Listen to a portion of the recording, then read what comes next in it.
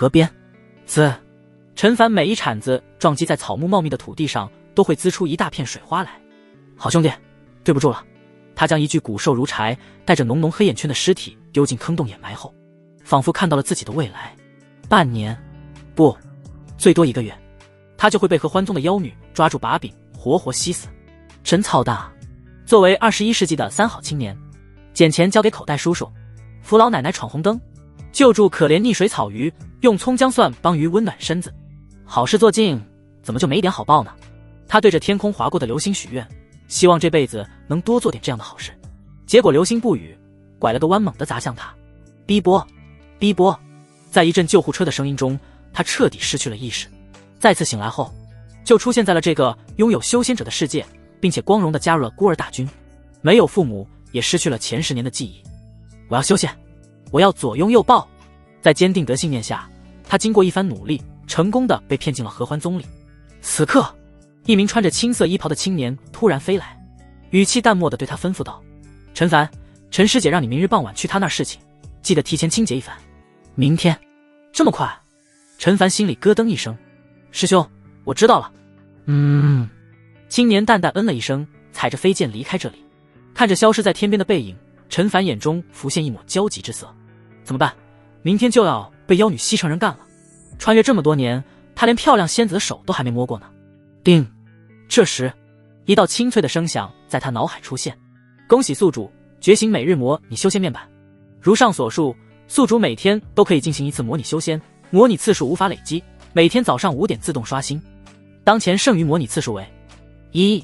每次模拟结束后，宿主可以选择继承模拟中的一切东西，包括但不限于修为、法宝、丹药、灵石、功法、年龄、一头苍老的白发、完全不举的2弟、帕金森等草。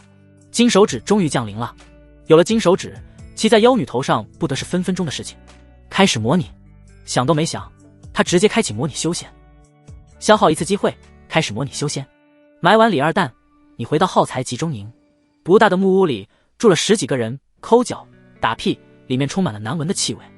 你觉得这严重违反了日内瓦公约，但没地方投诉。见你回来，以往看你不爽的人全都嘲讽你，他们已经知道你被陈师姐选中的事，就连你最好的兄弟基尔短也离你远远的，生怕被你连累。但你却无所谓，因为你知道这只是模拟。第2天下午，陈师姐最喜欢的男宠王师兄来找你了，他粗暴地将你提起，带到陈师姐住所。这是一个充满少女粉的房间，就连桌上插着一根香的香炉也是粉色的。你心想，该粉的地方却又是黑的。别误会，你说的是陈师姐的心。好俊俏的师弟，快过来让姐姐瞧瞧。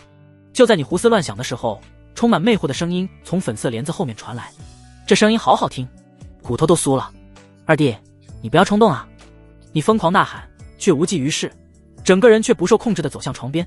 9条毛茸茸的尾巴从陈师姐身后伸出，将你牢牢捆住。我靠，玩得真花！突然9条尾巴收紧，你感觉身上的力气半点都用不出来了。完了，要死人了！师姐，其实我今天没洗澡，要不改日吧？你诚恳地问。没事，不干不净，吃了没病。陈师姐摘下面纱，露出一张足以魅惑众生的脸。你呆住了，你竟然醒来了。没死，只是下面没有了任何知觉。糟糕，重新穿越成女人了。你吓了一跳，急忙朝着胯下猛抓一把。好险，还在。感受到那巨蟒般的手感，你松了一口气。这时你突然发现陈师姐坐在一旁，目光悠悠地看着你，这让你感到头皮发麻。时间一点点过去，陈师姐就这么一直看着你，不说话，气氛愈发凝固。思来想去，你决定打破这凝固气氛，但你有些紧张，下意识询问道：师姐，请问你是做什么工作的？噗嗤，陈师姐笑了，一缕朝阳透过窗户洒在师姐的脸上，金灿灿的，非常好看。你看呆了，你突然觉得前世的所有明星加起来也没有师姐好看。下去吧，桌上有一瓶聚气丹，也一并带走，7日后再来找我。陈师姐说道。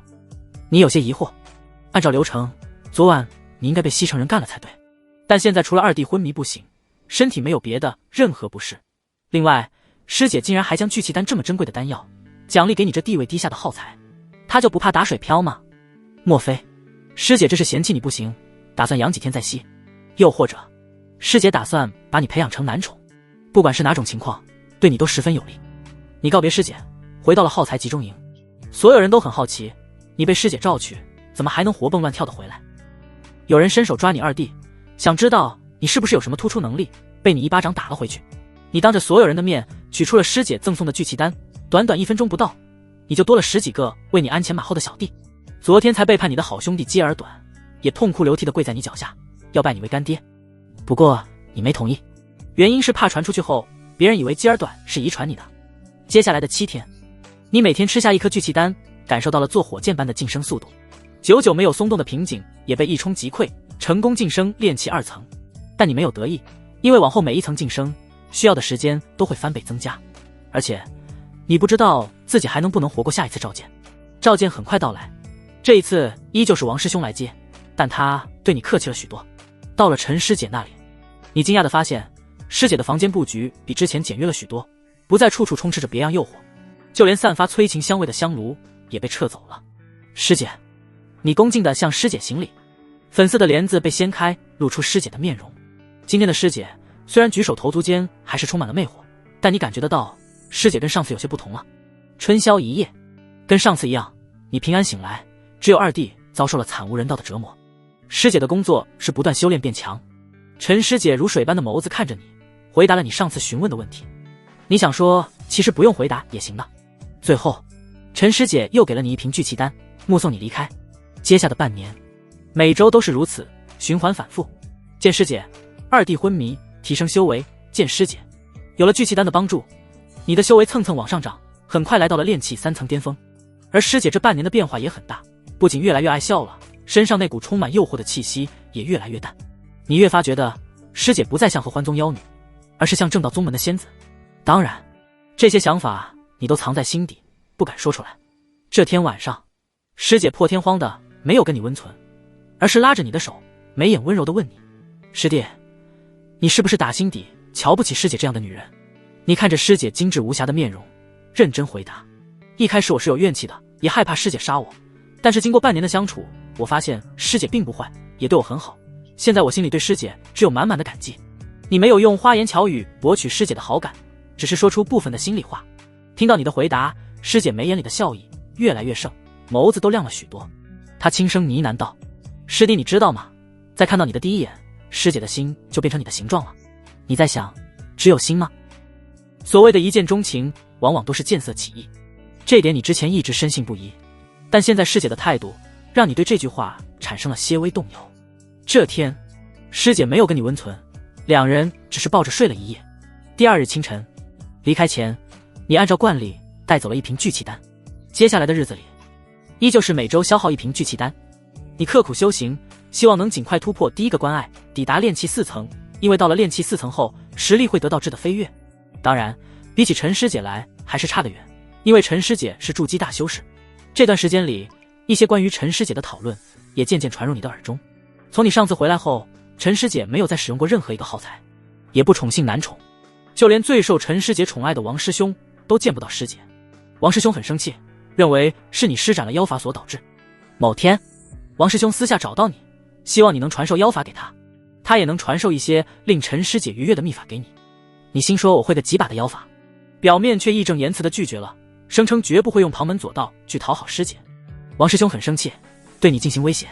第二天醒来，你听基尔短说王师兄被吊死在了一棵歪脖子树上，死状极惨。你知道这件事肯定是陈师姐做的。王师兄死后，往后的日子再也没人敢找你麻烦。冬去春来，1年过去，你借助源源不断的仙道底蕴，聚气丹终于成功突破炼气4层。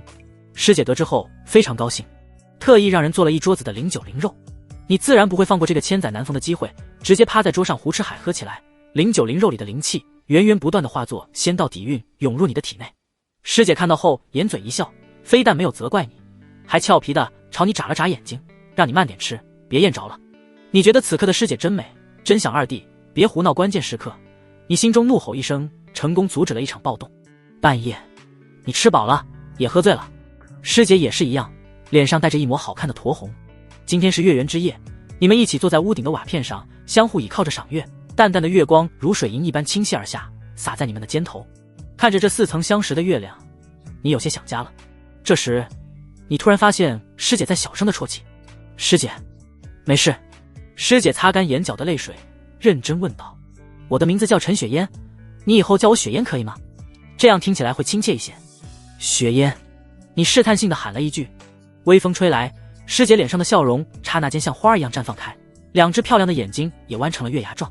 最终，你们就这么相互倚靠在一起，沐浴着月光静静地睡着了，就像是一对璧人。哦，不对，是璧人。在接下来的日子里，你跟陈雪嫣的关系突飞猛进。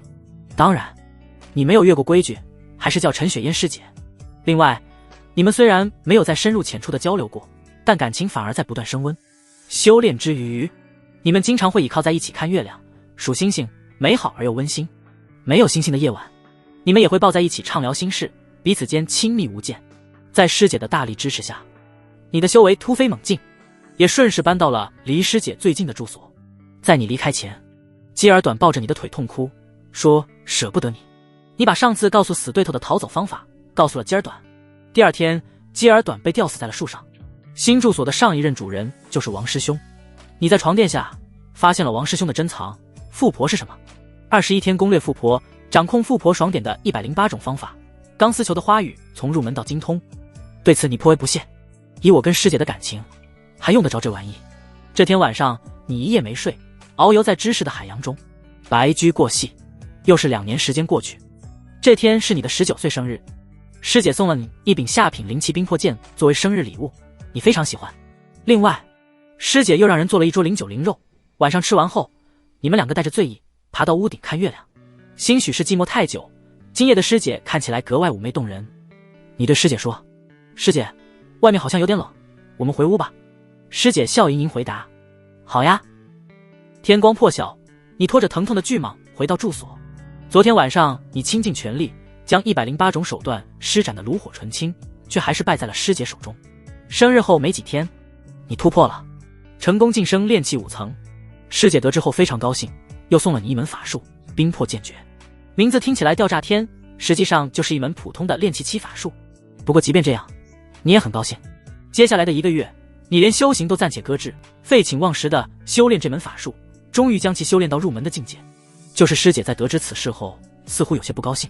当天晚上，师姐苦口婆心地劝你，修为才是立身之本，法术只是旁门左道，让你不要沉迷法术当中。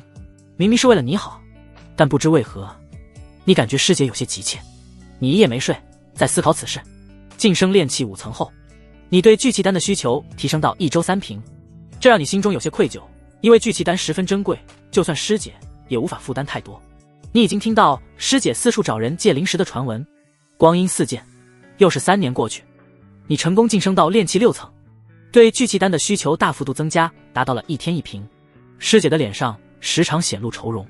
这3年里，师姐为了赚取灵石，接了不少的宗门任务，连自身修炼的脚步都放慢了，而且还经常有宗门女修来找师姐讨要灵石。这一幕加深了你的愧疚，但师姐却总是笑着说，只要能让你变强，拥有自保能力，那她做的一切就有意义。哭死，师姐真的太好了。这天，师姐这里来了个客人，长相跟师姐有几分相像。看到你的第一眼，客人眼中有惊讶之色一闪而过，这被观察甚微的你察觉到。他在惊讶什么？客人跟师姐交谈，言语间很羡慕师姐收了你这个优质男宠。师姐却毫不避讳的反驳，说你不是男宠。客人笑了。最后，客人取出一大袋灵石交给师姐。待客人离开，你才从师姐口中得知，原来这客人就是师姐的亲姐姐陈子妍。筑基中期的修为比师姐都要强得多。关于陈子妍的一切信息，你默默记在心中。这天晚上，师姐在房间里布下隔绝阵法，拉着你的手，语重心长地说道：“师弟，合欢宗不是久留之地，你应当尽早离去。”说完，师姐施展法术，将你手腕上的印记抹去。这一刻，你的心砰砰直跳，离开合欢宗的机会就在眼前。只是，你想到什么，热烈的心逐渐冷却。师姐问你：“师弟，你怎么不是很高兴？”你抓住师姐的手，眼神坚定道：“师姐，我哪儿也不想去，就想永远陪在您的身边。你呀，没看出来你还是个重情的人。”师姐笑面如花，既然你不愿意离开，那师姐也不强求你。师姐拉着你的手，又来到屋顶看月亮星星。只是今晚乌云密布，什么都没有。师姐只好兴致缺缺的作罢。回到自己的住所，你眼中露出思索之色。接下来的1年，你故意压低修行速度。整整1年，你只勉强巩固了炼气6层的修为。师姐检查了你的修为后，脸上有些不高兴，问你是不是又偷学法术了。你回答说没有。师姐没有过多追究，只是苦口婆心地劝了你一番，让你把心思全都放在提升修为上。另外，师姐还说，只要你能在5年内晋升炼气7层，她就带你离开合欢宗，找个凡人城池成亲，到时候给你生100个大胖小子。说到这里，师姐略显疲惫的眸子里露出一抹亮光，而你则是激动的手都不知道往哪放。最后，你拍着胸脯向师姐保证，5年内一定晋升炼气7层。又1年过去，距离你进入合欢宗一共过去了9年。同期进入合欢宗的浩才兄弟已经全部成了土里的肥料，而你除了变得跟读者老爷一样帅，其余的并没有发生太大变化。经过这1年努力，你的修为也成功提升到炼气6层中期。师姐得知后非常高兴，你借机向师姐提出请求，希望师姐下次执行宗门任务时带你出去玩一下。师姐犹豫片刻，同意了。为了防止外出时发生意外，师姐又教了你一门保命法术鬼影迷踪步。接下来的半年，你利用修炼空隙努力学习鬼影迷踪步，顺利将其炼制入门。师姐也很快通知你，3天后要外出执行宗门任务，让你做好准备。得知这个消息后，你十分激动，准备了这么久，这一天终于让你等到了。3天时间很快过去，出发的前一晚，师姐特意将你叫去，双方大战了数百回合。第2天一早，你紧紧抱住师姐柔软的腰肢，跟随师姐一同飞出合欢宗，看着一别3、8坤年的宗外风景，你心中激动不已，能不能把握住机会，就看眼下了。就这样，你跟随师姐飞了1天1夜，看遍了山川大河、秀丽景色，心中对自由的渴望也更加强烈。最后，师姐带着你降落到一处小山村当中，她找到老迈的村长，说自己想在村里住1个月，但被村长拒绝了。村长说祖宗之法不可变，他们村没有让外人留宿的先例。师姐丢下1两银子，村长面露难色，这不是钱的问题。师姐把银子加到10两，村长犹豫说村口有间破屋。师姐把银子加到100两，村长转身就往里屋走去。你好奇问，村长，你去哪儿？村长转过头来，满是皱纹的脸充满了严肃。我去修改祖法。就这样，村长安排你们住进了村子，还是一间独门别院的大屋子。飞了1天1夜，你有些疲惫，一早就睡了。第2天清晨，你被小孩子的喧闹声和猫叫声吵醒。来到外面，你发现师姐已经换上了一身粗布麻衣，带着一群村里的小孩子喂猫。院门处还有一个浑身脏兮兮的小女孩，正怯生生地往里看，不敢靠过来。见你出来，师姐拿出糖果，把小孩都打发走。门口偷看的小女孩也跟着离开了。昨晚睡得怎么样？师姐问你。很舒服，这是你进入合欢宗以后睡得最安心的一次。我也很享受这种惬意的生活，师姐说，尤其是刚才那群小孩子展现出来的青春活力，让我感觉到我是真正活在这个世上的，是一个有血有肉的人，而不仅仅是一个名字。师姐这是厌倦了在合欢宗的生活。你还没多想，师姐就已经倚靠在你的胸口上，满脸憧憬地说，师弟，以后师姐也给你生一群活泼可爱的孩子。生一个就够折腾了，还生一群，奶粉钱攒够了吗？你心中下意识吐槽，握紧师姐柔软的手。你摇头道，生小孩是很辛苦的，我不想看到师姐为我受累的样子。不吗？我就要生。师姐用近乎撒娇的语气说道。你有些错愕，与师姐四目相对。师姐的脸刷一下就红了，有些躁得慌。她也意识到自己刚才的话有点小女儿态。进村后的第3天，师姐正在喂猫，一柄巴掌大的飞剑突然落入师姐手中，师姐的神情变得凝重。我要离开1个月，你在这里等我。师姐嘱咐了几句，将一个储物戒指交给你，戒指里面有100两黄金、10块下品灵石、若干5颜6色的糖果，以及一块特殊材质打造的令牌。万一你出了意外，师姐可以通过令牌找到你的位置。看着师姐匆忙离开的背影，你眼中露出沉思之色。第2天，你嗑药修炼之余，在院子里练习鬼影迷踪步和冰魄剑诀。村子里的小孩似乎都害怕你，早上过来见师姐不在，就全都离开了。只有那个怯生生的小女孩依旧躲在门口偷看你练功。过来。你练完鬼影迷踪步，浑身大汗淋漓的对着小女孩招手。小女孩犹豫了片刻，朝你走过来。你仔细打量小女孩，问道，小朋友，你叫什么名字？哥哥，我叫小囡囡。小女孩脏兮兮的手捏着衣角，十分礼貌的回答道。你有些意外，从储物戒里取出一把糖果递给小女孩，结果小女孩小声的拒绝了。娘亲告诉我，无功不受禄，我不能随便拿别人的东西。这下你更意外了，没想到这么偏僻村子里的小女孩家教竟然这么好。你从屋内搬出竹椅，舒服的躺在上面，又将一把蒲扇递给小女孩。我们做个交易，你帮我扇风，我给你糖果，怎么样？谢谢哥哥。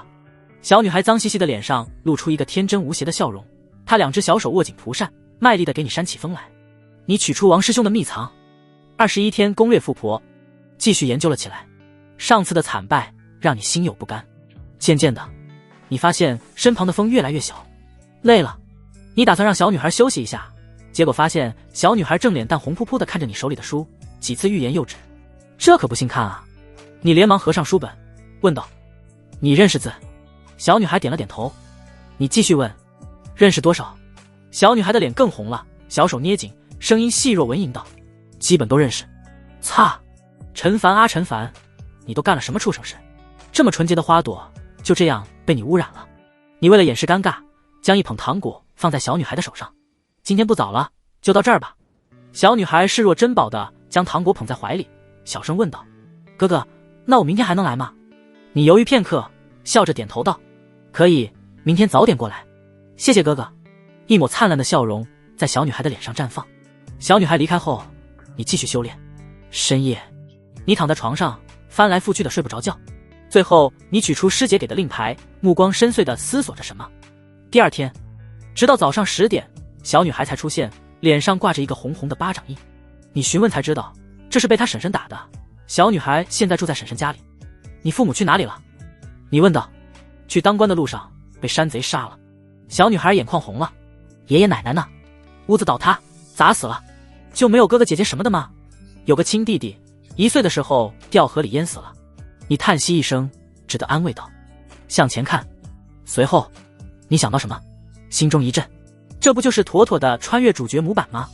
你冲着小女孩快速问道：“奇变偶不变的下一句是什么？”小女孩呆呆地看着你，不明白这是什么意思。看来不是。你笑道：“这是我家乡那边的一种说法，奇变偶不变，符号看象限，继续帮我扇风吧。”你躺在竹椅上看起书来。小女孩一边挥着蒲扇，一边偏过头去，不敢再看你手里的书，模样可爱极了。这是地方县志。你笑着提醒：“这书是你今天早上花钱跟村长买的。”说完，你沉浸书中。小女孩偷瞄了几眼，发现确实不是禁书后，就津津有味地跟着你看了起来。看得出来，她真的很喜欢书。就这样，转眼半个月过去，在这段时间里，你每天除了修行，就是研究地方县志。方圆100里内的方位基本已经被你弄清楚了。这天傍晚，小女孩临走前，你把储物戒里剩下的糖果全都给了她，并且跟她说明天不用来了。小女孩的眼眶很快就红了。你只好安慰，只是明天不用来，后天照旧。小女孩这才破涕为笑。目送小女孩离开后，你嘴里念道：“差不多了。”第二天清晨，你将令牌放在桌上，悄无声息地离开了石头村。你离开后1炷香不到，师姐就俏脸冰寒地出现在院子里。这时，小女孩的头从门口探了出来，怯声问道：“仙子姐姐，那位哥哥在吗？我来找他道歉，昨天我好像惹他生气了，今天我为他准备了礼物。”他的手里握着一个刚用木头雕好的小葫芦，只有大拇指1半大小，十分精致。师姐现身后，之前被他喂过的野猫也纷纷跳了过来，亲昵地舔舐师姐的鞋子。烦人！只是下一秒，一道剑光照亮小院，猫头全部被斩落，鲜血洒了一地。门外的小女孩也尸首分离，脑袋滚落在地，沾满了木屑和灰尘，只有那双明亮的大眼睛依旧睁，如琉璃般清澈。哪怕已经死去，脏兮兮的手仍然紧握着木葫芦，生怕掉在地上弄脏。师姐收起飞剑，看也没看，直奔你而去。终于，师姐在一处山坡追上了你。现在正值春天，绿油油的山坡上开满了5颜6色的野花，微风吹来，沁鼻的花香铺满整个山坡。看到师姐，你非常惊喜。师姐，您怎么提前回来了？你的双手始终放在身后，抓着什么东西。师弟，你太令我失望了。师姐面无表情地说道。师姐，我做错什么了吗？你十分不解，还有些委屈。你身后藏了什么？拿出来看看。师姐眼神冰冷地盯着你，并且一步步向你走来，这让你浑身紧绷，心中也是紧张不已。要藏不住了吗？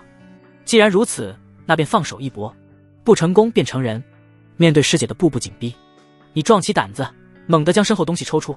就这，师姐看到你从身后拿出的一束野花，脸上露出错愕神情。你顺势朝着师姐单膝跪下，轻声说道：“师姐，我爱你。”师姐愣了几秒，问道：“你跑了30几里，就为了采摘野花？”你点头回答：“我翻阅了几本县志，只有这个地方，每到这个季节就会漫山遍野的开满野花。”师姐又问：“那你怎么不带着令牌出来？”我想给师姐一个惊喜，却没想到师姐突然来了。你毫不犹豫道。师姐目光落在你手中的野花上，话语中多出一丝不耐，以后不要再做这种无聊的事情了。等你突破炼气7层，我自然会与你成婚的。对不起，师姐。你低下头去，像是犯了错的孩子。我这样说也是为了你好，希望你能明白。师姐神色稍缓。师姐，我明白了，以后我不会再把时间浪费在这种没意义的事情上。你懂事的将野花丢掉，散得遍地都是。师姐没有注意到的是，刚才你手捧野花时，野花的中间位置是空出来一块的。任务已经完成，可以回宗了。师姐祭出飞剑，带着你离开。你疑惑询问：“师姐，放在石头村的令牌还没拿？”区区一块令牌，不要了。师姐无所谓的说着。是，师姐。你远远眺望了一眼石头村的方向，眼底杀机一闪而过。又是1天1夜后，师姐带着你回到了宗门。这一趟出门20来天，你连师姐接了什么任务都不知道。时光飞逝，又是1年过去。这1年里，你跟师姐的感情变得更好了，同时你的修为也成功突破了炼气6层后期，距离炼气7层已经相差不远。这天晚上，你陪师姐看完月亮后，悄悄来到了陈子妍的洞府外。洞府大门打开，身着一袭半透紫纱，身前波涛汹涌的陈子妍笑盈盈的将你迎了进去。第2日天光尚未破晓，你两眼发黑，扶着墙离开了陈子妍的洞府。黑洞都没这女人能吸。你心中对陈子妍做出评价，但即便你的状态再糟糕，嘴角却始终挂着一抹笑容。接下来的时间，你的修行速度变缓了许多，足足用了2年才跨入炼气6层大圆满。师姐得知后对此事颇为重视，不仅每天给你的聚气丹提升至2瓶，还许诺只要你突破炼气7层，就立马带你离开合欢宗，找个凡人城池完婚。对此，你自然是欢喜万分，开始没日没夜的努力修行。师姐看在眼里，也是十分满意。又是1年过去，这天，你感受到体内庞大的灵气漩涡，眼中露出惆怅之意。一晃眼，来到合欢宗已经15年了。今日，你终于突破了炼气7层。很快，你将突破的消息告诉师姐。师姐从未如此高兴过，决定3天后做一桌灵酒灵肉为你庆祝。3天时间很快到来，你将屋内所有的重要物品放进储物戒中，又将气海里的灵气凝聚成6团，分别移动到4肢、心脏、眉心处。最后，你简单回忆了一番这15年的经历，才将房门打开。落日的余晖挤过门缝，映照在你清秀的面庞上。修道15载，归来仍少年。10分钟后，你走进师姐房间，发现师姐什么东西都没准备，桌上空空荡荡的，而师姐正满面笑容地坐在床上，9条毛茸茸的狐狸尾巴在她身后晃呀晃，一如最开始时的那样。师弟，快来！师姐这师姐的语气中带着一丝激动和急切。你淡淡笑道：“师姐，我还是不过去了。”为什么？师姐疑惑问道。师弟，难道你不想师姐给你生孩子吗？并非不想，只是怕师姐把我吸干。你直视师姐的眼睛，从容笑道：“正所谓阴阳交融，化龙成凤，师姐是想将我身上的一丝龙气转化为您的凤姬吧？”师姐脸色大变：“是谁告诉你的？”这一刻，恐怖的气息从师姐身上倾泻而出，屋内的空气仿佛都要凝固，但你却毫不担心，不急不缓道：“师姐还是别胡乱动手的好，来时我便将灵气分布全身，可以瞬间引爆。师姐也不想跟一堆尸块阴阳交融吧？”师姐眼里的杀机浓郁的几乎化不开，全然没了当初的半点温柔。师姐目光森寒：“你到底想干什么？”我不想干什么，只是有3个条件想劝师姐听一听。你双手背负身后，缓缓开口：“第一，我要一本筑基期的功法；第2，我要筑基期的冰魄剑诀；第3，我会全力向师姐递出一剑，不管结果如何，事后任凭师姐处置。”师姐语气冷漠道：“你一个将死之人，要功法有什么用？”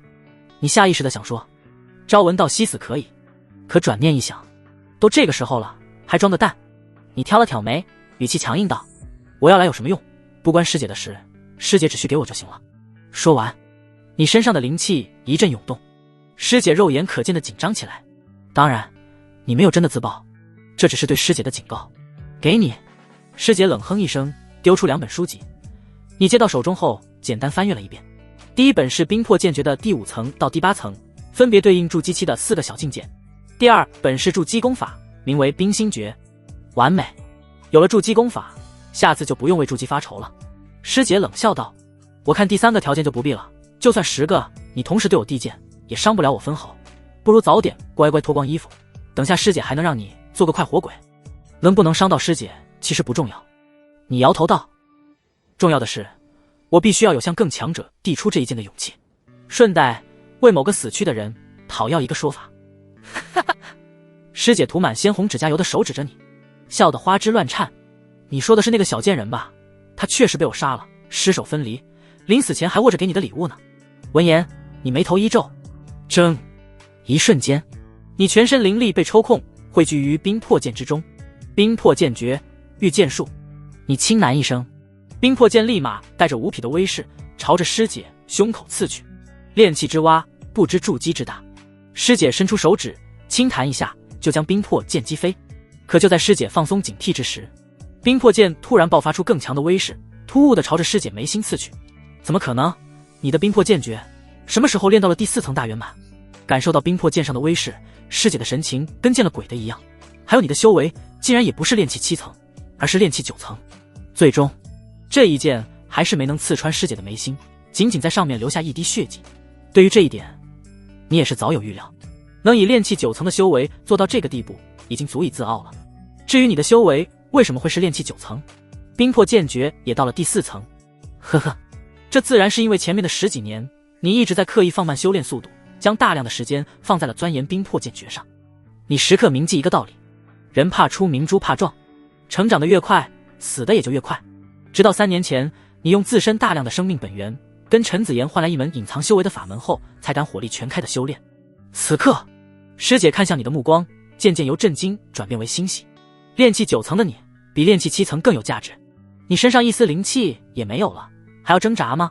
师姐的眸子里恢复了往日的温柔，就这么含情脉脉地看着你。不挣扎了，师姐随意吧。你摊手道，9条尾巴飞出，将你卷入床中。没多久，整张床都剧烈地晃动了起来。师姐难以置信的声音响起：这15年，你竟然没对我产生过一丝感情？没有感情，阴阳交合如何能推至巅峰？他的绝世凤姬又凭什么能炼成？听到师姐的话，你虚弱一笑，声音中充满得意：师姐，我的演技可还凑合？刚说完，你就听到师姐气急败坏的尖叫声，紧接着一股巨力勒在了你的脖子上，你逐渐失去了意识。你死了，本次模拟结束，请选择需要继承的物品。这还用想？通通给我继承。大河边上，陈凡面前的光幕快速闪烁，已继承15年间全部记忆，已继承炼气9层修为，已继承所有功法法术修炼进度，已继承储物袋，已继承下品灵气冰魄剑，已继承筑基功法冰心诀，已继承法术冰魄剑诀8层，已继承法术敛息诀，已继承聚气丹石瓶，每瓶7粒，已继承下品灵石7块，已继承黄金100两，白银11两，已继承书籍富婆是什么，21天攻略富婆，掌控富婆爽点的108种方法，钢丝球的花语从入门到精通，已继承木质的小葫芦。重要物品全部存放在系统空间中，可随取随用。随着继承结束，一股股汹涌的记忆争先恐后般的涌入陈凡脑海。别进来了，快撑爆了！陈凡抱着疼痛的脑袋在心中怒吼道。好在记忆的涌入没有持续太久，翻阅脑海里的记忆后，陈凡心中升起一种奇妙的感觉，就好像他亲身经历了模拟的15年一样，感受到了其中的喜怒哀乐，人情冷暖。他意念一动，一个用木头削成的葫芦出现在他的手中。这就是那个小女孩送给我的礼物吗？陈凡捏住木葫芦，将其收入空间中，目光有些深邃。放心，我会帮你讨要说法的。当然，小女孩死去是模拟中的事情，算算时间，现实中的小女孩还在娘胎里面。紧接着，下品灵气冰魄剑出现在他手中，随着体内汹涌的灵力被调动，一股强劲的剑气从冰魄剑上展出。轰！剑气在河面卷起一条长龙，然后炸开，水花四溅，久久不能平息。好强！看到眼前的这一幕，陈凡心中充满了信心。将来左手妖女，右手仙子不是梦，但是现在还不能太膨胀。想了想，他将冰魄剑收入系统空间中，又运转敛息诀，将将自身修为展现为炼气2层，这才扛着锄头回到耗材集中营。第2日凌晨，随着模拟次数刷新，陈凡果断开启第2次模拟，消耗1次机会，开始模拟。你盘坐修炼。傍晚时分，王师兄准时出现，将你带到陈雪烟的住所。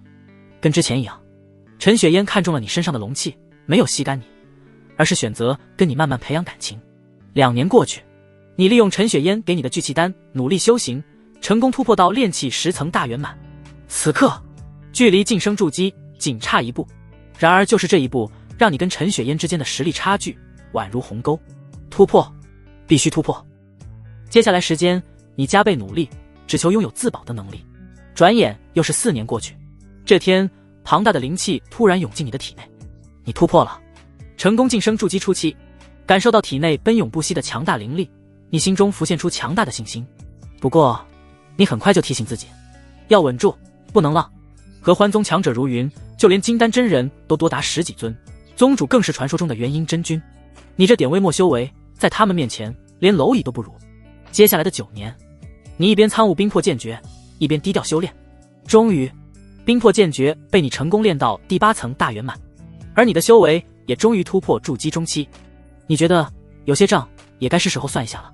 随着你将突破炼气7层的消息告知陈雪烟，陈雪烟脸上肉眼可见的浮现出喜色，说要在3日后为你庆祝。3日时间转眼便到，你跟之前一样，整理好房间内的重要物品后推门而出。太阳一如既往，少年的外貌亦是没有变化，但心境却是大不相同。来到陈雪烟住所，你懒得虚与委蛇，直接开口询问师姐，我们是走程序还是直接动手？陈雪烟目光温柔地看着你，掩嘴笑道，师弟这么迫不及待了吗？既然如此，那便快点上床吧，今晚师姐对你完全敞开大门哦，能不能让师姐怀孕就看师弟的本事了。你无动于衷，看来陈雪烟没有听懂你的话，当然你也没有过多解释的意思，只是摇头道，上一次我对师姐递剑，师姐说10个我也伤不到师姐分毫，所以这次我再来试试。你说完，根本不等陈雪烟反应，直接动用第8层大圆满的冰魄剑诀，一剑斩出。一瞬间，仿佛能将人灵魂冻结的灵力剑气密密麻麻地朝着陈雪烟席卷而去。你的修为为何比我还高？陈雪烟眼中的温柔消失不见，化是惊恐。她拼尽全力抵抗，最终还是失败，被剑气覆盖全身。密密麻麻的伤口在陈雪烟的体表浮现，整个人鲜血淋漓。你是正道的卧底？陈雪烟故意询问你，好拖延时间向外求救。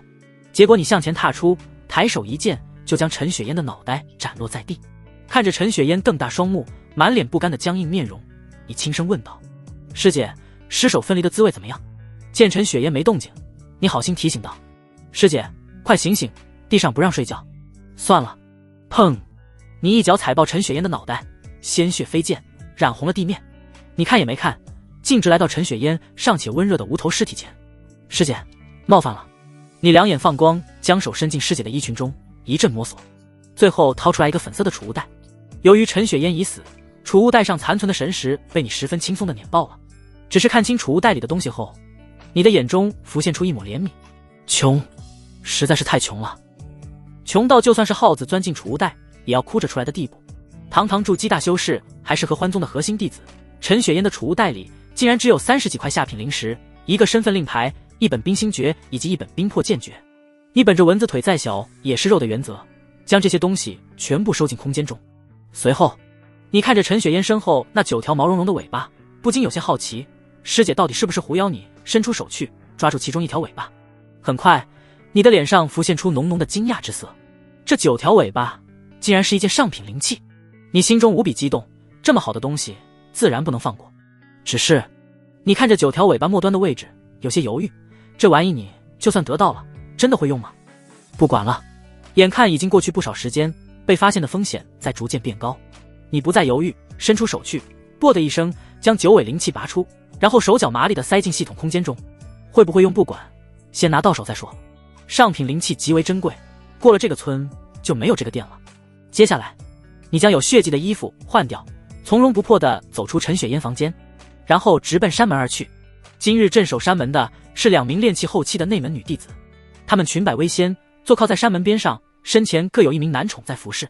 看到这一幕，你不禁感叹，不愧是合欢宗弟子，无论何时都在努力修行。看到你的到来，2名女弟子立马停止修炼，目光凌厉地看向你。你陪着笑，取出师姐的身份令牌。陈师姐命我出宗，为她办点事，还请放我通过。陈雪嫣的地位很高，2名女弟子不敢刁难，很快放你离开。出了宗门，你加快速度飞行，一口气飞出500里后，才短暂停顿。你看着手腕上的粉色印记，轻轻一抹，印记便消失不见。这种印记的构成很简单，最多约束一下炼气修士，对你这种筑基大修士来说，很容易就破解了。抹去印记后，你感觉四周的空气都变得香甜了许多。从今以后，你就是天高任鸟飞，再也不受羁绊了。最终，你挑选了一个与合欢宗完全相反的方向，快速飞去。另一边，陈雪嫣的死讯已经传开，在合欢宗内引发了一场不小的动荡。所有人都认为你是正道派来的卧底。事情败露后，杀死陈雪嫣，逃离合欢宗。合欢宗几位金丹长老得知此事后震怒，立马调动人手要将你捉回。不多时，一艘载着5位筑基大修士的飞舟快速驶出宗门，直奔你逃跑的方向追去。3天后，你躲进一座凡人城池中，伪装成一个正在卖菜的老农。余光瞥过头顶飞过的非洲，你嘴角浮现一抹冷笑。那天离开合欢宗不久，你突然察觉后面有人在跟踪，于是一边逃走一边寻找问题，最后发现从合欢宗穿出来的衣物上面都有某种特殊的追踪物。另外，在你原本有粉色印记的手腕上，还有一个十分隐蔽的印记。你抹去印记，又将衣物全部收进空间，这才躲过追踪。此刻，眼看非洲已经远去，你立马收摊。待进入一处无人小巷后，你摇身一变，又成为了一个泛着黑眼圈、脚步虚浮的公子哥，大摇大摆走进闹市。3天后，你彻底完善了自己的身份，在城中购置了一处房产，又花重金买了4个漂亮丫鬟，还是4姐妹，取名为春夏秋冬。为了不让灵气波动引起注意，你完全停止修炼。接下来的时间里，你每天除了跟春夏秋冬在房间里操练功夫，就是跟3、5个刚认识的狐朋狗友去勾栏厅去操花弄玉。当然，外面的野花质量肯定不如家花。你出去的目的也并非完全是勾栏厅去，而是暗中观察，看看合欢宗的人是不是还在城中找你。结果发现，到处都是合欢宗的暗哨，就连勾栏里新来的头号花魁，竟然也是一位合欢宗核心筑基弟子。你笃定对方不会轻易暴露身份，所以砸了10两黄金后，当天夜晚狠狠地欺负了一番这名新花魁。看着他一副被凡人脏区玷污，想出手教训却又只能乖乖忍受的模样，你心里别提有多舒爽了。1个月时间很快过去，不知道合欢宗是不是已经放弃了寻找，绝大部分的暗哨撤离了这座凡人城池。不过，去勾栏听取的你发现筑基期的花魁还在。你猜测，暗哨撤离可能是个烟雾弹，想借此骗你出去。你按兵不动。又是1个月过去，你明显发现城内的合欢宗暗哨突然又变多了起来。看来你的猜测是正确的。为了奖励自己的机智，你决定再入勾栏，狠狠地鞭挞惩罚合欢宗妖女。然而，出乎意料的是，合欢宗的妖女已经离开了。你心中猜测，这次合欢宗是不是真的打算放弃了？你耐住寂寞，又观察了整整1个月，发现合欢宗的暗哨确实在快速变少。不过，为了稳妥起见，你城中又多待了整整3个月的时间。在这段时间里，春夏秋冬因为家中父母重病，向你请假回去见父母最后一面。但奇怪的是，你没有在他们脸上看到任何一丝的悲伤情绪。你思索过后，不仅同意请假，还给了每人1两黄金巨款作为回家盘缠。4人同样也没有露出丝毫的喜悦神色。这天中午，你约上3、5好友去喝酒，结束后立马浑身酒气的叫了辆马车离开了这座城池。打劫，把身上的财物全部交出来，等下让你死得快活。出乎意料的是，这辆马车竟然是黑车。离开城池5里路不到，你就被一群蒙面人持刀包围了。你取出冰魄剑，剑光闪过，所有人头齐齐落地，将脸蒙住的黑布也全部掉落。你惊愕地发现，打劫的这些人正是跟你喝酒的狐朋狗友。好好活着不行吗？非要来找死？你摇了摇头，身上的酒气在一瞬间被蒸发。随后，你来到2公里外一处长满参天古木的森林中，将有追踪物的衣物挂在树上，自身则是隐藏了起来。才一炷香，时间不到，就有10来名合欢宗女修降临。躲在暗处的你看了一眼后，脑瓜子嗡嗡的，因为你发现向你请假回家探望父母的春夏秋冬，赫然就在其中。真能藏啊！深入交流了好几个月，你竟然没发现春夏秋冬是合欢宗的妖女。幸好你的伪装也不赖，他们同样没发现你的真实身份。一番观察，你发现来的合欢宗妖女中，只有春一人是筑基初期，其余只是练气，便彻底放下心来。你趁着他们的关注点都在被你挂树上的衣服上面，直接取出冰魄剑，发出最强一击进行偷袭。一瞬间，冰寒剑光将所有妖女覆盖，哪怕他们此时反应过来，也已经晚了。炼气境界的妖女几乎瞬间被剑气撕碎，那一名筑基妖女则是在这一击下重伤。原来是你！当你现身时，春满脸的震惊，但你却毫不手软，直接一刀斩去了春的脑袋。美滋滋，看着满地的尸体，你直接开启了快乐的摸尸行动。不多时，你手中多了一把充满香气的粉色储物袋，以及一个粉色肚兜。这是从春的身上扒下来的一件货真价实的中品防御灵器。若是春提前激活灵气，哪怕你出手偷袭，也不可能一击将春打成重伤。摸完尸后，你迅速将有追踪物的衣服收起，离开了这里。5个时辰后，你确定身后不再有追兵后，冲进了一处森林当中，开始清点战利品。发了。很快，你的脸上露出喜悦。除去一些不重要的东西，这次一共收获22瓶聚气丹、2瓶筑基使用的聚灵丹、1000余块下品灵石以及中品防御灵气粉肚兜，而其中一半的资源都是来自于春。同样的修为，春可比陈雪烟那个穷鬼强多了。当然，陈雪烟到底是怎么变成穷鬼的，你可不管。接下来，你将所有的资源存放进系统空间中，粉肚兜则是直接穿在了身上。闻着粉肚兜上飘来的香味，你感觉自己像个变态。呸，什么变态？要不是为了安全，我才不会穿呢。你心里自我安慰了一番，还是将粉肚兜收了起来。不是心里过不去那道坎，而是担心粉肚兜上也有某种追踪物。清理完现场痕迹后，你迅速离开。第二天中午，你来到了石头村，用神识扫过村子后，果然发现了2个和欢宗的炼气暗哨。清理完暗哨，你这才去村长家询问小女孩的下落。可你说出小女孩的外貌特征时，村长却是一头雾水，说他们村根本没这个人。怎么可能？你的第一反应就是不相信。上次模拟时，小女孩可是天天来找你玩。你离开村长家，亲自去村子四处寻找，结果还真没有找到小女孩。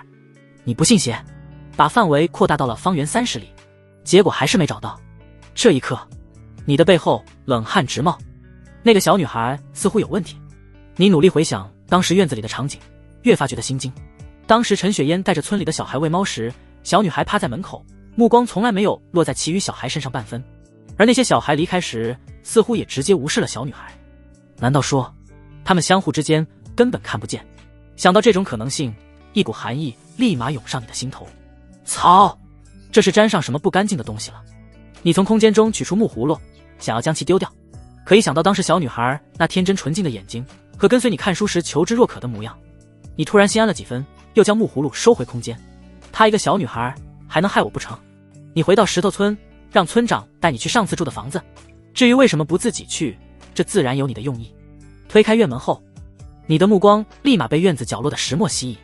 村长解释道，这个石磨是我们家祖传的，我太爷爷的太爷爷还活着的时候，石磨就已经存在很久了。你开口询问，石磨上的字也存在很久了吗？你的语气很平淡，但内心却不平静，因为刻在石磨上的那一行字赫然是：陈凡哥哥，我每个角落都找遍了，就是找不到你的踪迹。要知道，上一次模拟的时候，石磨上可没有这行字。村子仔细回忆了一番，点头道，至少在我小的时候，这行字就已经有了，不知道是谁刻在上面的。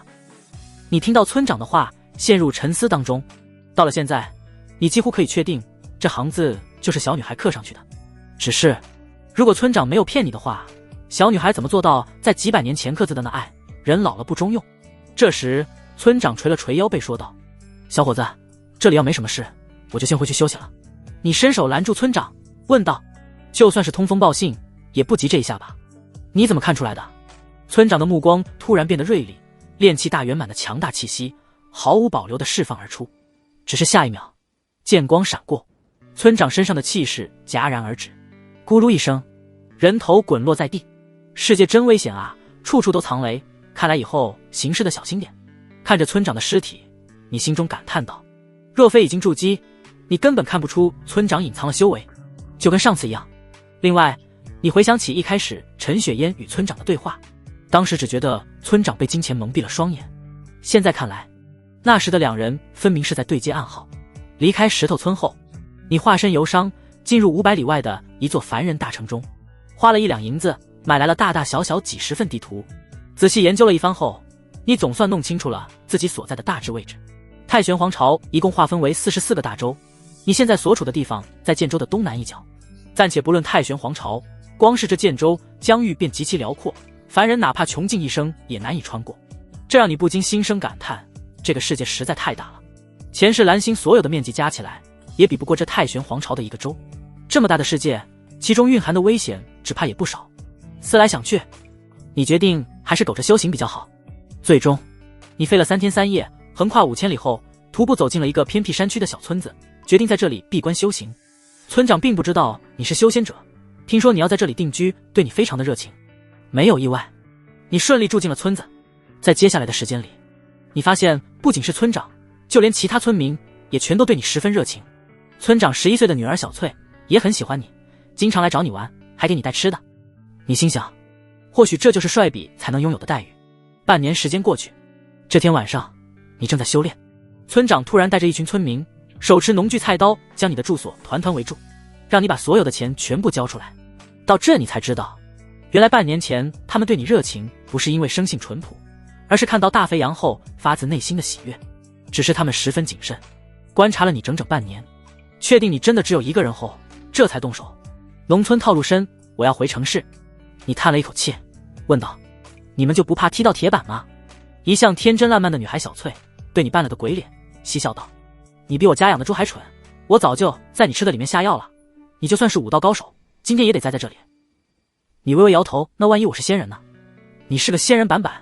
村民们哈哈大笑了起来，村长更是毫不留情地嘲讽你，除非是傻子，不然哪个仙人会来我们鸟不拉屎的村子定居哦？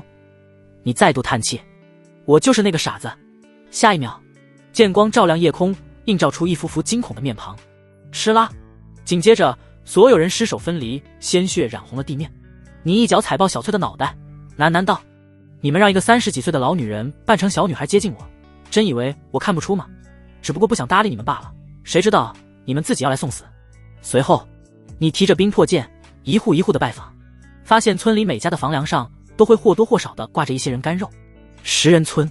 10分钟过去，当你来到村口时，整个村子已经像死了的一样寂静。你不觉得自己是个好人，但食人村让你感到恶心。离开村子，天空突然下起了大雨，整个世界都昏暗了下来。你深一脚浅一脚的在泥巴路上行走，浑身也被淋透。这一刻，你仿佛忘记了自己是个筑基大修士。很快，你步行到官道上，一队穿着黑色玄甲、浑身充斥浑厚煞气的军队从你身旁经过。你正要离去，却突然被为首的青年叫住。这人是魔修，就是他屠的城。青年手中长剑指向了你。有病！你心中暗骂一声，直接跑路，丝毫没有解释的意思。因为你知道，对方既然认定了你是魔修，就绝对不会有放过你的打算，任何解释都是徒劳的。他心虚了，果然是魔修。青年见你逃跑，直接将手中的龙形长剑甩出，惊人的白芒从长剑上迸发而出，宛如一条真龙缠绕在上面。你躲无可躲，用冰魄剑诀反击，锋利的剑气贯穿而出，与龙形长剑对碰在一起，仅仅才过去一息，剑气就被龙形长剑击碎。你大吃一惊，这龙形长剑竟然是极品灵气。另外，青年与你一样是筑基中期，但他的灵气要浑厚得多。你祭出手中的冰魄剑，抵挡龙形长剑。砰的一声，剑体炸开，化为碎片射向四方。好在龙形长剑也失去了力量，被青年召回。一个照面，你不仅剑气被破，就连下品灵气冰魄剑也被打碎，这让你的心中产生一抹阴霾。最终，你没有继续逃跑，而是转身朝着青年杀去。区区魔修，在我面前还敢还手，吃我一剑！青年手持龙形长剑朝你刺来，这本是必杀一击，但在关键时刻，一道龙吟声突然在你体内响起。龙！青年大脑瞬间空白了1秒，就是这1秒，你并指为剑斩去了青年的头颅。这10几年来，你时常研究身上那一丝龙气的运用，这一道摄人心魄的龙吟，就是你唯一的研究成果。今日终于大显神威，让你逆转生死局势。剩下的玄甲未见青年被杀，纷纷疯狂逃窜。在你这个筑基大修士面前，他们没有任何的胜算。你在随手杀死几个后，抓来一个活口审问。原来青年的名字叫云浩，是苍城云家的少城主。由于他的弟弟屠了3座凡人城池，受到剑宗执法的追查，为了保住弟弟，云浩决定外出寻找替罪羊。碰到你纯粹是偶然。你杀死了这名玄甲卫，开始对云浩进行摸尸。云浩的东西全部在储物袋里面。由于云浩已死，你不费吹灰之力就磨灭了云浩残留的神识。首先映入你眼中的是一大堆的灵石，你粗略估算了一下，至少有1万块。发了！你心中暗喜。除了灵石外，还有10个青色的玉瓶，上面写有聚灵丹3个字。聚灵丹是筑基修士使用的丹药，使用珍贵灵药炼制，每一颗都十分珍贵，吃下1颗可抵1个月的苦修。而这里足足有10瓶，60余颗，比1万灵石要值钱得多。不过你没有马上就吃的意思，要等测试一下是不是真的在吃。除了丹药和灵石，储物袋里只剩下了一本书、1个玉简以及1块玉牌。书上写有苍龙剑诀4个字，显然就是云浩所修炼的法术，这让你大喜过望。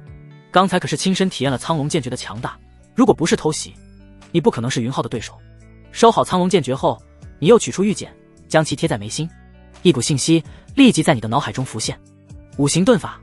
这玉简里面记录的竟然是一门高深至极的隐身之法，修炼到最高境界，可以身化五行，令人无迹可寻，也能隐藏自身，在关键时刻对敌人发出致命一击。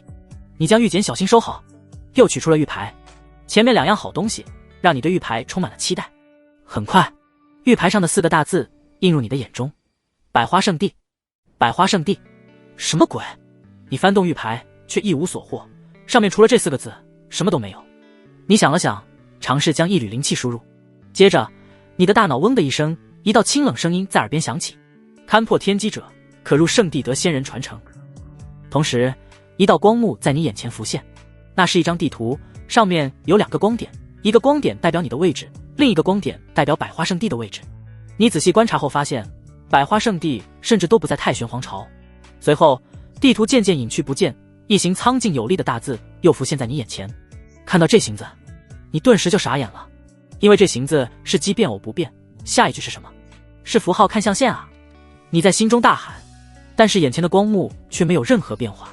看来必须要去百花圣地才能得到仙人传承，只是路途遥远，以你的实力大概率会死在路上。收好玉牌，你开始思索这句话的来源。莫非有人跟你一样被陨石砸中，穿越到了这个世界？除了这个，你实在想不到其他可能。毕竟在这个世界，你只对小女孩说过这句话，总不能小女孩跟百花圣地有关吧？你把东西全部取出来后，收进了自己的储物袋。临行前，还不忘将云浩手里的极品灵器苍龙剑重新认主带走。你从那名玄甲卫的口中得知，铸造苍龙剑的材料极为不凡，他日云浩若是晋升金丹，苍龙剑也会跟着晋升为法宝。这么好的东西，你自然不会放过。接下来的半年，你在四处躲避追杀的同时，不断修炼五行遁法和苍龙剑诀，终于将其修炼到入门境界。而聚灵丹在确定没问题后，也吃掉了6颗。当然，不是你舍不得吃，而是这具灵丹内蕴含着庞大的灵气，1个月只能吃1颗。不过即便如此，你的修行速度也翻了个倍，称得上是坐火箭了。这天，你在穿过茂密的森林时，一名穿着青色衣袍的中年男人挡住了你的去路。我乃黑云城城主云天战，特奉苍城主家之命，前来捉拿你这杀害少城主的魔修。感受到云天战身上筑基大圆满的气息，你顿觉不妙。可就在你打算动用五行遁法逃跑的时候，云天战却一巴掌拍在自己胸口，鲜血顿时染红了衣襟。只见他满脸震惊地指着你说道：好强大的魔修，一击就将老夫打成重伤，看来老夫今日要命丧于此了。说完，云天战取出一块流影石，记录下自己的惨状，然后擦了擦嘴角的血迹，转身离开了。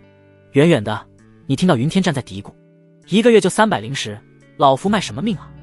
你感同身受，这该死的资本真是太可恶了。堂堂筑基大圆满的修士，1个月工资竟然才300块。想当年，你作为一名优秀的985毕业生，实习工资也只有1000块不到。1个月后，你为了躲避山雨，进入一座破庙当中，正打算修炼，却突然察觉不对，当即动用五行遁法中的土遁，钻入地下逃走。下一秒，5颜6色的法术出现，地面连同破庙一起被粉碎，你口中鲜血狂喷，一瞬间便身受重伤。但好在你最近对五行遁法有了新的理解，这才侥幸逃离。在你消失后，5名身穿白裙、仙气飘飘的女修出现，无一例外，她们全是筑基后期的大修士。其中一位女修的手上持有一面镜子，上面倒映出你的模糊相貌。大长老有令，无论如何不能放过这名正道卧底，继续追。5名女修锁定你的方向，快速追去。2个月过去，你好不容易逃脱和欢宗女修的追杀，准备离开建州时，却被云家修士挡住去路。一番大战后，你险些丧命。你心道不能再继续这样下去了。方圆千里，两大势力已经布下天罗地网，你必须要想办法突破封锁才行。又是4年时间过去，在这4年里，你数次陷入九死一生的境地。在聚灵丹的帮助下，你的修为终于突破筑基后期，但聚灵丹也消耗一空。在此期间，你将五行遁法和苍龙剑诀修炼到大成的境界，成功反杀3名来自两大势力的筑基后期修士，但也引来了金丹大修士的追杀。我乃合欢宗宗主最疼爱的弟子，你们敢杀我，云家迟早覆灭。这天，面对云家筑基大圆满修士的追杀，你怒而开口：合欢宗是什么东西？敢杀我云城少城主，谁来也不好使。对方丝毫没将合欢宗放在眼里。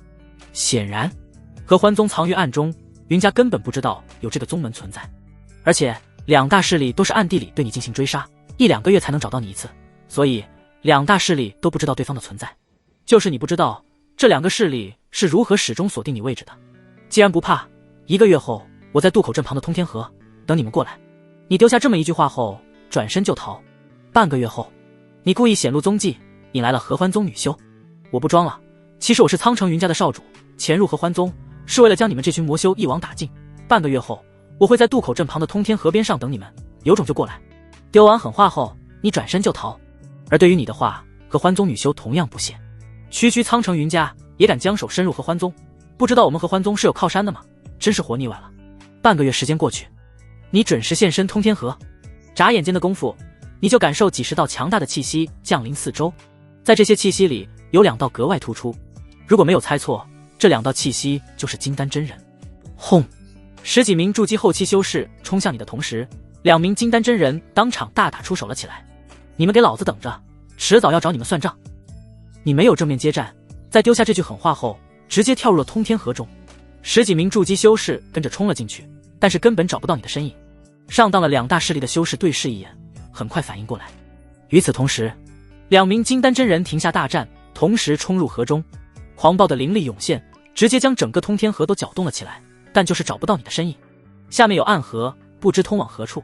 片刻后，2名金丹真人脸色阴沉的出现，他们此刻才知道自己被你给耍了。暗河下面充满了未知的危险，如果没有特殊手段，即便是金丹真人也不敢冒险。你利用信息差，将两大势力所有筑基以上的修士骗到这里，然后自身再通过暗河逃离。这样一来，你就可以顺利的突破封锁圈。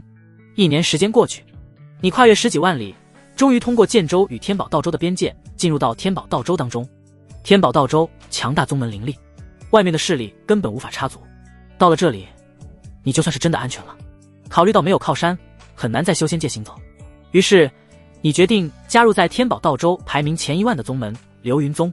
流云宗宗主赤炎真君对你的天赋十分满意，当场就将你收为亲传弟子。另外，他的女儿沈月离似乎也对你情有独钟。接下来的时间，你时常与沈月离见面，2人的关系越来越近。赤炎真君也越发看重你，对你许诺，只要你成功晋升金丹，就将女儿嫁给你。你怎么感觉这话有点熟悉呢？有了元婴真君当靠山，你在流云宗的地位大增。即便你的修为只有筑基后期，但大多数金丹长老只能跟你平辈相交。你也总算体会到了有靠山的好处，不用自己奋力奔波，资源功法女人自动会送到你的手上，而你唯一需要做的也仅仅是闭关突破。这一点也正合你意。转眼15年过去，你努力修炼，终于成功突破到筑基大圆满。这1年你52岁。赤炎真君很高兴，立即将小女儿沈梦离嫁给了你。至于为什么会是沈梦离，那是因为沈月离在一次剿灭魔修的行动中失手被擒，救回没多久就自尽了。婚礼当晚，你将掌控富婆爽点的108种方法用在了沈梦离的身上。第2日，沈梦离看你的眼神中充满了欢喜。21年过去，你成功将自身修为推至巅峰圆满，开始冲击金丹。结果你失败了。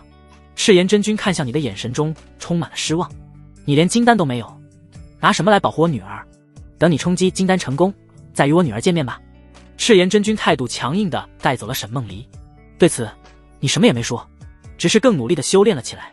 不成金丹，终究只是蝼蚁，所以必须要成就金丹。你苦苦闭关27年，终于在100岁生日那天成功晋升金丹。当天，雷云笼罩整个流云宗。赤炎真君见此欣喜无比，给了你最珍贵的渡劫丹。最终，你有惊无险地度过了雷劫，成为一名金丹真人。你手中的苍龙剑在经过雷劫洗礼后，也成功晋升为中品法宝。赤炎真君摆下庆功宴，派人叫你过去。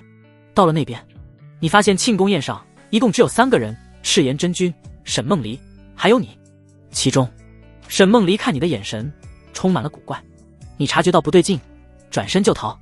结果，你哪怕全力施展五行遁法，也根本逃脱不了赤炎真君的手掌心。在他面前，你跟刚出生的婴儿没有任何区别。宝贝徒儿，为师会用你的身份替你好好活下去的。赤炎真君炙热的目光上下打量着你。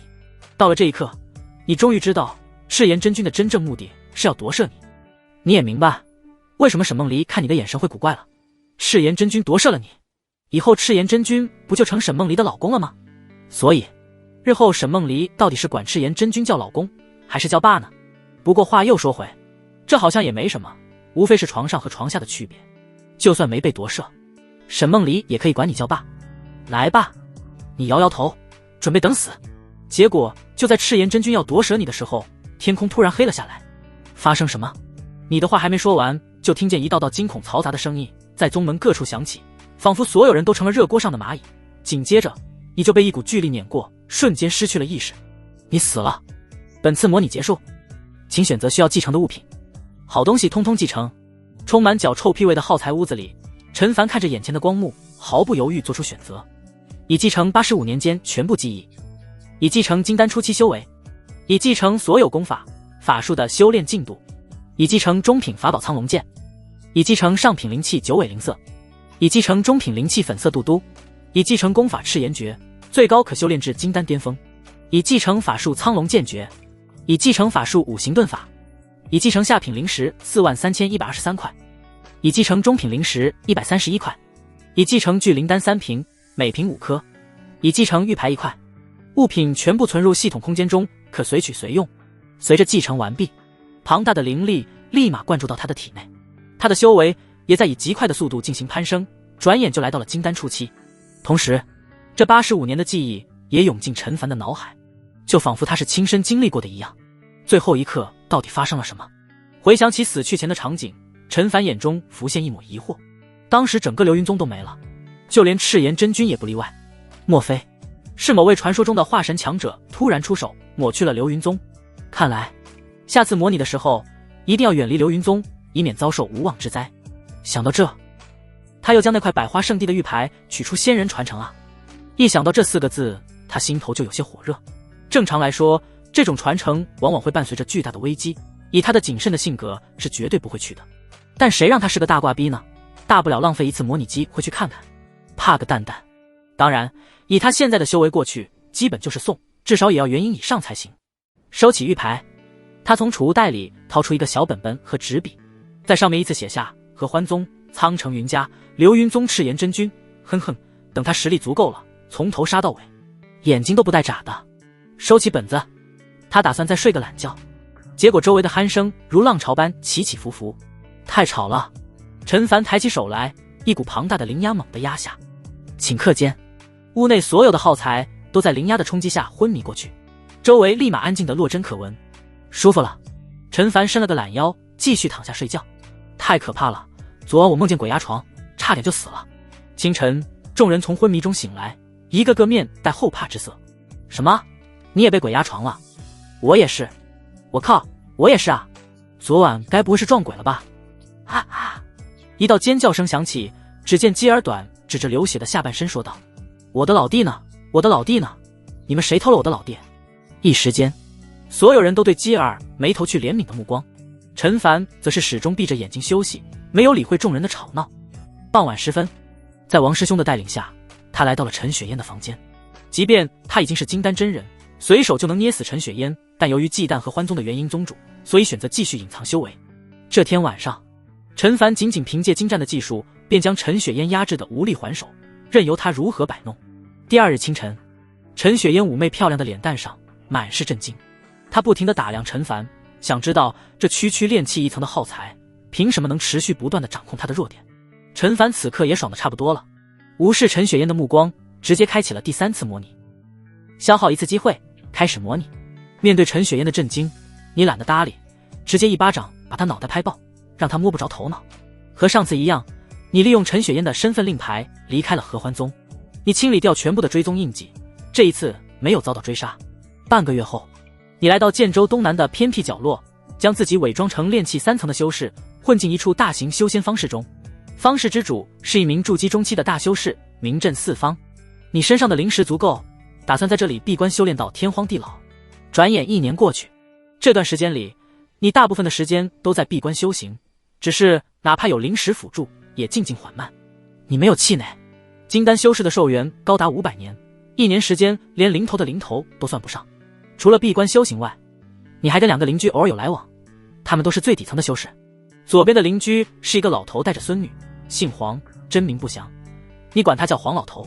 黄老头生性胆小，经常挂在嘴边的一句话就是风紧扯呼，方士稍微有点风吹草动，他就要带着孙女逃离方士。除了胆小外，黄老头还十分好色，卖灵芝的程仙子，福禄殿打杂的张仙子，很多老仙子都跟他有染。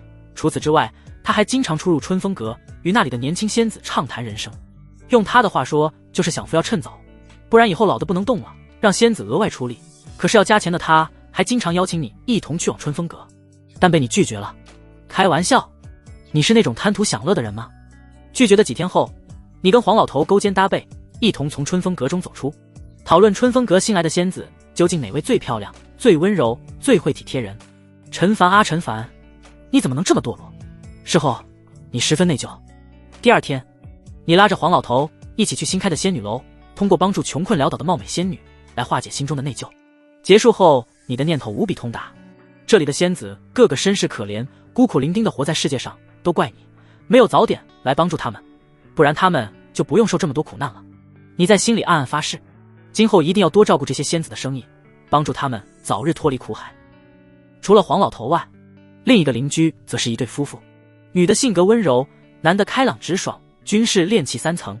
他们厌倦了外界的尔虞我诈，打算要个孩子，以后就在方氏定居下去。提到孩子，女人的眼里总是充满了期盼，他们对你很有好感，认为你不是坏人，所以经常邀请你到他们家吃饭，一来二去也就十分熟络了。在得知你也打算定居在这里后，他们更是高兴不已，毕竟出门在外，多个朋友就多条路。春去秋来，又是1年过去，女人的肚子渐渐大了起来，你每次见到她，都能看到她眼中不加掩饰的幸福和对未来生活的期盼，你也对他们发出由衷的祝福。只是才过去1个月，他们就突然向你告别，说方氏不是生活的地方，打算回到家乡，做一个富家翁，从此平淡的过完一生。说出这句话时，男人的目光有些闪躲，对此你也没说什么，只是祝福。当天晚上，他们收拾了一些重要物品，仓促离开了。第2天，你搬了根竹椅，在黄老头院子里晒太阳。提及此事，黄老头有些唏嘘，年轻人啊，终究还是太浮躁了点，容易上当受骗。你觉得黄老头知道点什么？询问过后，黄老头解释道，这2口子平日里不做事，也不种灵田，却能把日子过得有滋有味，灵石从哪里来？所以啊，他们身上肯定藏了不少灵石，这种情况下很容易就被有心人盯上。在方室里有筑基大修坐镇，没人敢乱来，但是被骗去了外面。如果我没猜错，那2口子现在已经横尸荒野了。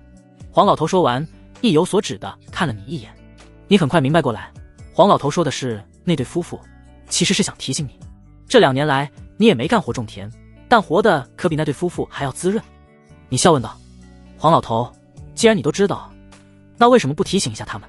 好言难劝该死的鬼，我说了他们也未必会听，甚至可能会记恨上我，觉得我断了他们的财路。黄老头斜瞥了你一眼，你不也没提醒他们？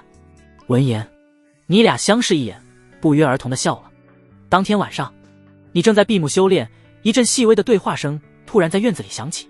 没时间了，先把秘境宝图藏在这院子里吧，反正也没人知道，等几天我们再回来取。你用神识扫过，发现说话的是2名全身隐藏在黑衣中的男子，眉目间带着狠厉之色，说话的同时还朝着你的房间张望，生怕你听不见，又加大声音说了一遍。等2人离开，你将他们埋在土里的秘境宝图取出查看，果然，这所谓的秘境在方室外面。几分钟后，黄老头的身影出现，见到你手里的秘境宝图，他嘿嘿一笑，你小子果然也被这群人盯上了，看来他们在那对夫妇手里捞到了不少好处。你没说话。深夜，你悄悄离开了方室，直奔所谓秘境而去。买宝图的2人跟在你身后，但你视而不见。最终，你来到秘境所在地，但是这里空荡荡的，什么也没有。不多时，5名黑衣人出现，将你团团包围。其中一个黑衣人笑道：“又来一只肥羊，这年头傻子太多，我们当骗子的都快不够用了。”说完，5人朝你攻去。这5人都是炼气5层的高手，联手收拾你区区一个炼气3层，自然是手拿把掐。但是你甚至都没动手，仅凭身上自然散发而出的灵压，就让5人跪倒在地上。不好，是筑基老左。5人骇然，但还没来得及多说，就七窍流血而死。你将5人的尸体摸干净，打出一道火球，将5人焚烧成灰。在查看5人的物品后，你得到了关于这5人的信息。他们正是方氏周围臭名昭著的杰修黑风岭武煞。你的神识在周边扫过，很快发现了那对夫妇的尸体。男人被吊死在一棵古木上，女人则是被开膛破肚，里面还未完全发育的婴儿被取出，用脐带同样吊死在树上。你将他们简单埋葬后，直接离开了这里。第二天，你拿出一块残缺的下品灵石，在方氏后山包了一块不入阶的灵田，然后购置一堆灵锄、灵镰等工具。你突然觉得修炼之余体验一下生活也不错，能更好的融入这里。黄老头的灵田和你的挨着。傍晚除草时，黄老头笑着说：“陈老弟，这下总算像个这里的人了，不再是宗门家族出来的大肥羊。”说完，他悄悄靠近你，压低声音：“陈老弟，你知道不？就在昨天晚上，臭名昭著的杰修黑风岭武煞失踪了，听说是惹到了不该惹的人，好多人拍手称快呢。”哦，还有这事？你十分惊讶。黄老头拍着你的肩膀，笑了笑，没再说什么。一切尽在不言中。时间一晃，又是2年过去。你的年龄来到19岁，但是容貌没有发生太大变化。这段时间里，你的修为终于有所精进，但是距离金丹中期还有很远的路要走。另外，你与黄老头的关系也越来越熟络。通过平日里的谈话，终于知道了黄老头的身世背景。原来，黄老头曾经是习武的，在一个凡俗王朝里面被称为武圣。作为天下武道第一人，还隐隐参悟了一点仙人之法。他的性格自然是有些倨傲的，也正是这份倨傲，最终给他带来了灭门之祸。3个儿子，6个女儿，全家上下73口人全部惨死，连家里的鸡蛋都被摇散黄了。只有他带刚出生的孙女侥幸逃出升天。由于仇人太强大，事后他连报仇的念头都不敢出现。心灰意冷之下，带着孙女四处逃窜。5年前，黄老头为了躲避追杀，带着孙女来到方氏，决定在这里将孙女抚养长大。除了黄老头外，你隔壁那对夫妇居住的房子住进来一个性格孤僻的人，经常独来独往，眼神阴冷，一看就不是省油的灯。不过只要对方不来惹你，你也懒得理会。你们双方就这样相安无事的做了2年邻居。这天晚上，你正在修行，突然察觉到隔壁传来一阵杀气。你用神识扫过，发现隔壁房间里多了3个人，2个浑身蒙面的黑衣人，以及1名沉睡的婴儿。3人的交谈声落入你的耳中。差不多可以离开这里了，小东西先别杀，带走还有一些用处。好，你们先走，我去把隔壁那人做掉，他见过我几次，以免给那些人留下线索。去吧。2名黑衣人抱着婴儿准备离开，你的老邻居则是打算将你除掉。见此，你的眼里闪过不喜之色。你都这么低调了，怎么还有人不开眼，找上门来送死呢？你直接起身，先他们一步，朝着方室外面的方向走去。看见这一幕，3人也是松了一口气。在方室里面除掉你，还有一定的风险，但到了外面，没有任何人会管你的死活。你离开方室后，又走了一段距离，这才故意放慢速度，让3人追上，一起出手弄死他。这3人十分谨慎，直接同时出手。只是下一秒，冰冷的剑光亮起，3人的脑袋齐齐飞了出去。哇！被他们抱住的婴儿掉落在地，嚎啕大哭了起来。放在这里，应该会被人发现的吧？你不愿多管闲事，转身离开。结果婴儿哭得更厉害了，让你有些心烦意乱。哭什么哭？想讹上我是不是？我可没钱给你买奶粉。你心中吐槽了一句，回到婴儿身边，将其抱起。婴儿的脖子上挂着一个玉牌，上面刻有3个字：江玉离。你心想，这名字真好听。旋即你又猛地反应过来，这该不会还是个女婴吧？你扒开将婴儿包裹的棉布，神情顿时一怔。操，还真是个女婴。你回想起前世看过的网络小说，只觉得这剧情太过经典。算了，先带回去，以后有机会了给她找户人家寄养。最终你还是心软了，将女婴带回。至于为什么不把女婴送回家，那自然是你隐隐猜到了一些不好的东西。送回去还不如直接把女婴了结了，免得她遭受更多痛苦。第2天早上，你找来黄老头，向他讨教育经验。黄老头挤眉弄眼道：春风阁还是仙女楼的仙子给你生的？你摇头。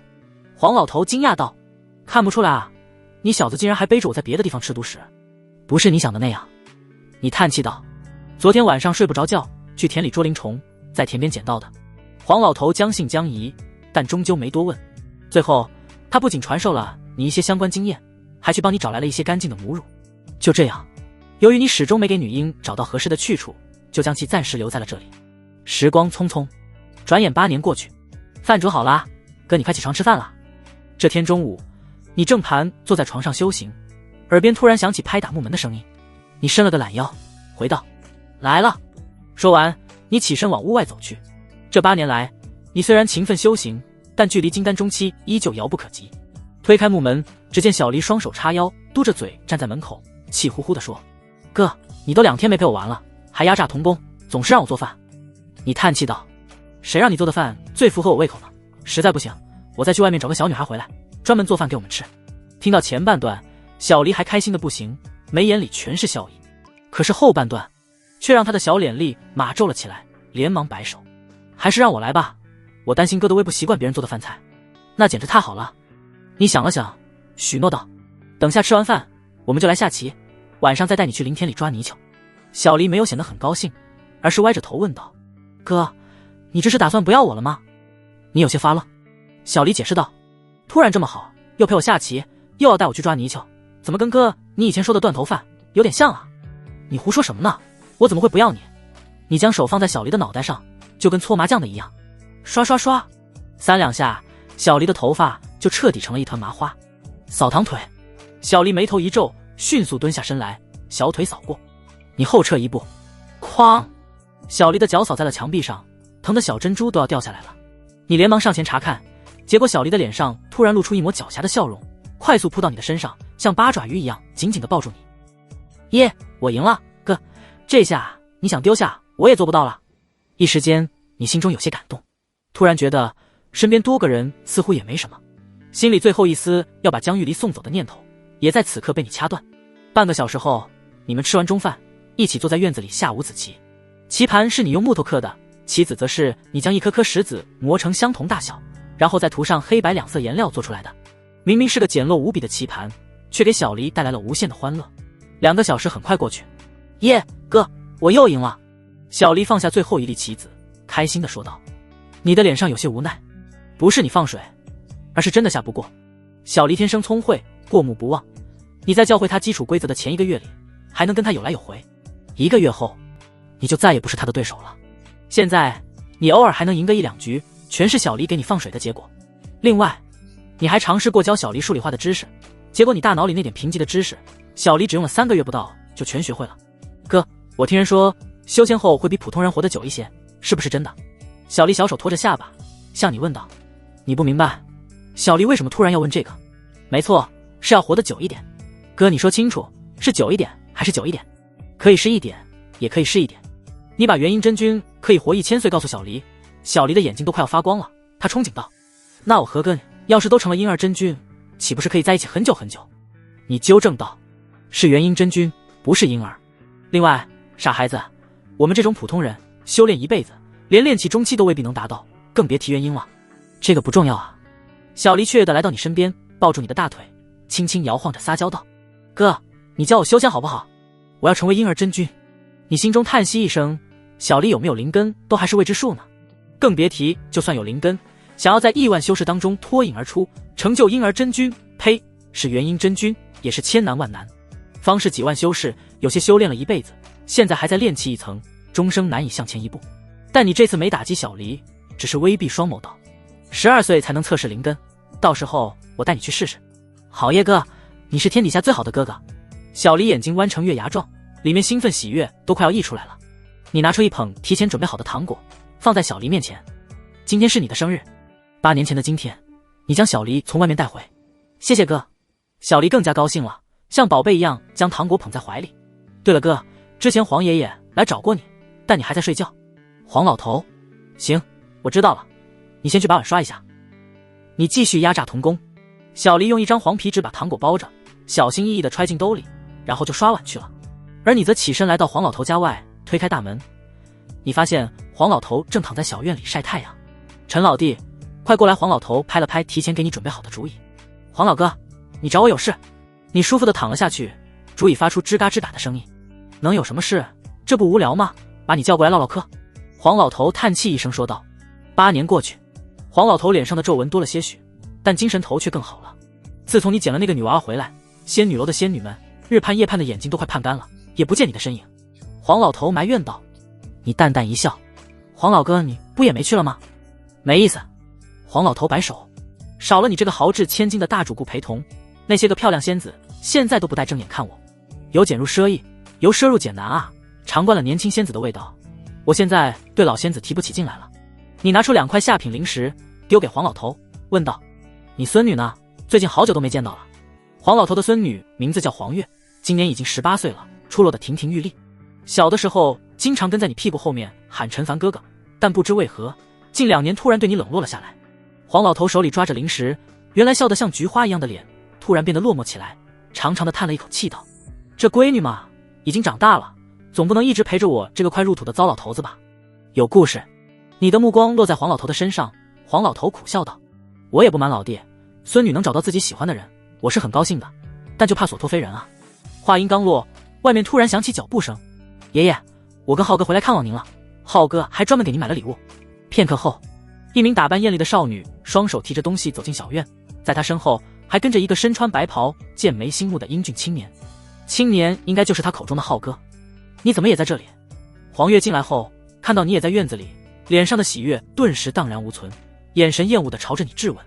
你不明白黄月为什么会对你如此厌恶，就像不明白路易16为什么摸不着头脑一样，都挺莫名其妙的。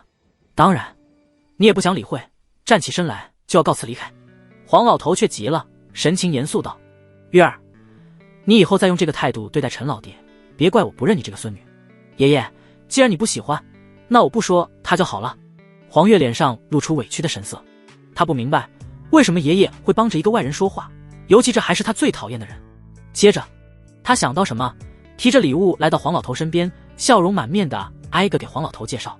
爷爷，这些都是浩哥特意给您挑选的呢。这个是百药堂最出名的补品16味天黄丸，吃下后能强身健体。这个是天元秘方独有的5灵露奶粉，拥有延年益寿的功效。最后这个则是醉仙楼秘酿的天地2号养生酒。您之前不是一直在念叨想喝这个酒吗？黄老头的嘴角渐渐泛起笑意，孙女能记得他，让他心里很高兴，以后能回来看望爷爷就行了，不用带这么多东西。黄老头说道。爷爷，这点东西不算什么，都是浩哥的一片心意。对了，我还没给您介绍一下浩哥呢。黄月指着身后的青年介绍道。浩哥的可厉害了，不仅拥有下品灵根，今年才21岁就已经是炼气4层了，将来很有希望成为炼气后期的大高手，不像某人都快30岁了，只有炼气3层，还妄想癞蛤蟆吃天鹅肉。黄月明里暗里的又戳了你一下。闻言，黄老头的脸上浮现一抹尴尬，赶忙训斥道。你又胡说八道了。黄月立马闭嘴，不敢再惹得黄老头不高兴。爷爷好，我全名叫10号。此时青年也走了过来，脸上带着和煦的笑容，向黄老头问好。好哈，好孩子。黄老头笑着点头，看起来很高兴。当然心里的真实想法究竟如何，你就不得而知了。对了爷爷，我有个天大的喜讯要告诉你。青年打完招呼后，黄月快速走了过来，拉着黄老头的手说道。黄老头的神色一下子变得狐疑起来。天大的喜讯？该死，这小逼崽子该不会把他孙女肚子搞大了吧？眼看黄老头的脸越来越沉，黄月急忙解释道。爷爷，您可别想歪了，我说的喜讯是我检测出下品灵根了。什么？黄老头的脸上骤然爆发出一抹惊喜之色，只是他很快又冷静下来，狐疑地看向黄月问道。所以你这次回来的目的并不只是看望我吧？黄月顿时变得有些扭捏起来。是这样的爷爷，我也想踏入修行，以后将我们黄家发扬光大，只是修行需要的资源实在太多了。此话一出，一旁的你心中立马乐呵起来，怪不得突然回来看望黄老头了，感情是想抱黄老头的金币啊。黄老头闻言沉默了片刻，嘴里吐出3个字来。要多少？越多越好。黄月毫不犹豫地说。黄老头许久没说话，最终叹息一声，从兜里把刚才的2块下品灵石拿出来。黄月眼前一亮，说道。爷爷，原来你有这么多灵石啊，不过以后可不能再这样随意放身上了，得防着点小偷才行。说完，黄月又看了你一眼。黄老头脸上露出一抹尴尬，心说这零食就是你口中的小偷给的。随后他脸色微冷地训斥道：“你还想不想要了？要，我错了，爷爷，以后我再也不说樊叔坏话了。”黄月连忙应下，然后看了你一眼，那意思很明显，我都管你叫叔了，你以后就别惦记着我了，这让你和路易16一样，都有些摸不着头脑。我什么时候惦记你了，爷爷？我们还有事，就先走了。拿到零食后，黄月立马向黄老头告别：“不吃饭了吗？”“不吃了。”3两下的功夫，黄月就拉着10号离开了。“陈老弟，是我对不起你啊。”黄老头向你道歉。你摆了摆手，示意自己没往心里去。黄老头掏出旱烟抽了一口：“我说的不是这个，而是当年。”黄老头将事情的原委说了出来。原来当年黄老头见你不凡，想撮合你和黄月，好给自家孙女找个归宿，结果没想到这件事引起了黄月的极大反感，甚至黄月以为是你让黄老头去说的，所有也就有了后来黄月突然对你态度大变的事情。你瞪大眼睛指着黄老头说道：“黄老头啊，黄老头，没想到你是这样的人，我把你当兄弟，你却想做我爷爷，超级加倍是吧？”黄老头顿时尴尬不已，随后他想到什么，摇头道：“陈老弟，刚才那2块零食算我借你的，会尽快还给你，我们之间还用得着说这个？”你摆手拒绝：“你系统空间里的4万多块下品零食还没怎么动呢。”但黄老头却不答应：“陈老弟，我知道你很有钱，但1是1，2是2，倘若是老头我自己用的，倒也心安理得，但被那不孝孙女拿走了。更何况要不了几年，小黎那孩子也要测试灵根了吧？我看他天资聪慧，大概帅灵根不会差，到时候也是个吞金兽。你再有零食，估计也不够用，所以这2块零食我必须得还给你。”见黄老头态度坚决，你也不好再拒绝，只好说道：“我也不着急，你以后什么时候充裕了，再给我也不迟。”“好嘞。”黄老头露出2颗大黄牙，心里也落下了一块大石头。他一向不喜欢欠别人的。紧接着他想到什么，朝你问道：“陈老弟，如果我没猜错的话，你应该是哪个宗门家族跑出来的吧？”“宗门？合欢宗算不算？也确实是跑出来的。”你点了点头，算是默认了。黄老头又问：“那黑风岭5煞？”对此你笑而不语。黄老头心中的猜测得到验证，瞪大眼睛道：“没想到啊，绝世高人就在我身边。”紧接着他朝你伸出一只手，比了个6的动作。你摇头。黄老头将手势改成7。你依旧摇头。黄老头神情变得严肃起来，改成了8。这下你总算点了点头。黄老头一惊，直言道：“我那闺女是有眼不识真龙啊，不过命中注定如此，强求也强求不过来。”你摇头道：“认识也没用，我根本没有跟人成亲的打算。”“我懂，老弟你将来可是有成为筑基老祖可能的，哪会把时间花在无关紧要的儿女情长上面？”黄老头小鸡啄米般的点头。筑基老祖？你心想，你要是亮出金丹真人的身份，黄老头会不会吓得当场对你五体投地？这时黄老头指着你的房子问道：“那这个怎么办？”你沉默片刻，毫不犹豫地说道：“我永远都只会是他的哥哥。”说完你直接闭上眼睛，沐浴阳光小睡了起来。黄老头也不再说话，没多久跟着睡着了，只是睡得不太香甜，脸上总是带着愁容。白驹过隙，2年时间转眼便过。这2年里，你依旧在没日没夜的勤奋修炼，可修为还是只提升了那么一点，距离金丹中期遥遥无期，这让你不禁感叹人生之艰难。当然你心里清楚，其实这才是正常的修炼状态。相比之下，你还算幸运的了，至少能一直有进步。有多少金丹在踏入金丹初期后，前路直接断绝了，一辈子都在原地踏步。就这样慢慢磨吧，总有一天能金丹中期的。你在心里提醒自己。2年过去，小黎的年龄也来到10岁，如今他正是长个子的年纪，每天都在蹭蹭的往上涨，跟林田里的稻子一样。他每天清晨起床做的第一件事就是跟你比身高，然后嘴里念叨着快了。而黄老头这2年的日子过得可就没以前那么悠闲了，孙女隔3差5的找他报金币，让他的压力很大。这2年来，黄老头一次春风阁都没去过，实在忍不住了，就去找卖灵芝的程仙子排忧解难一下。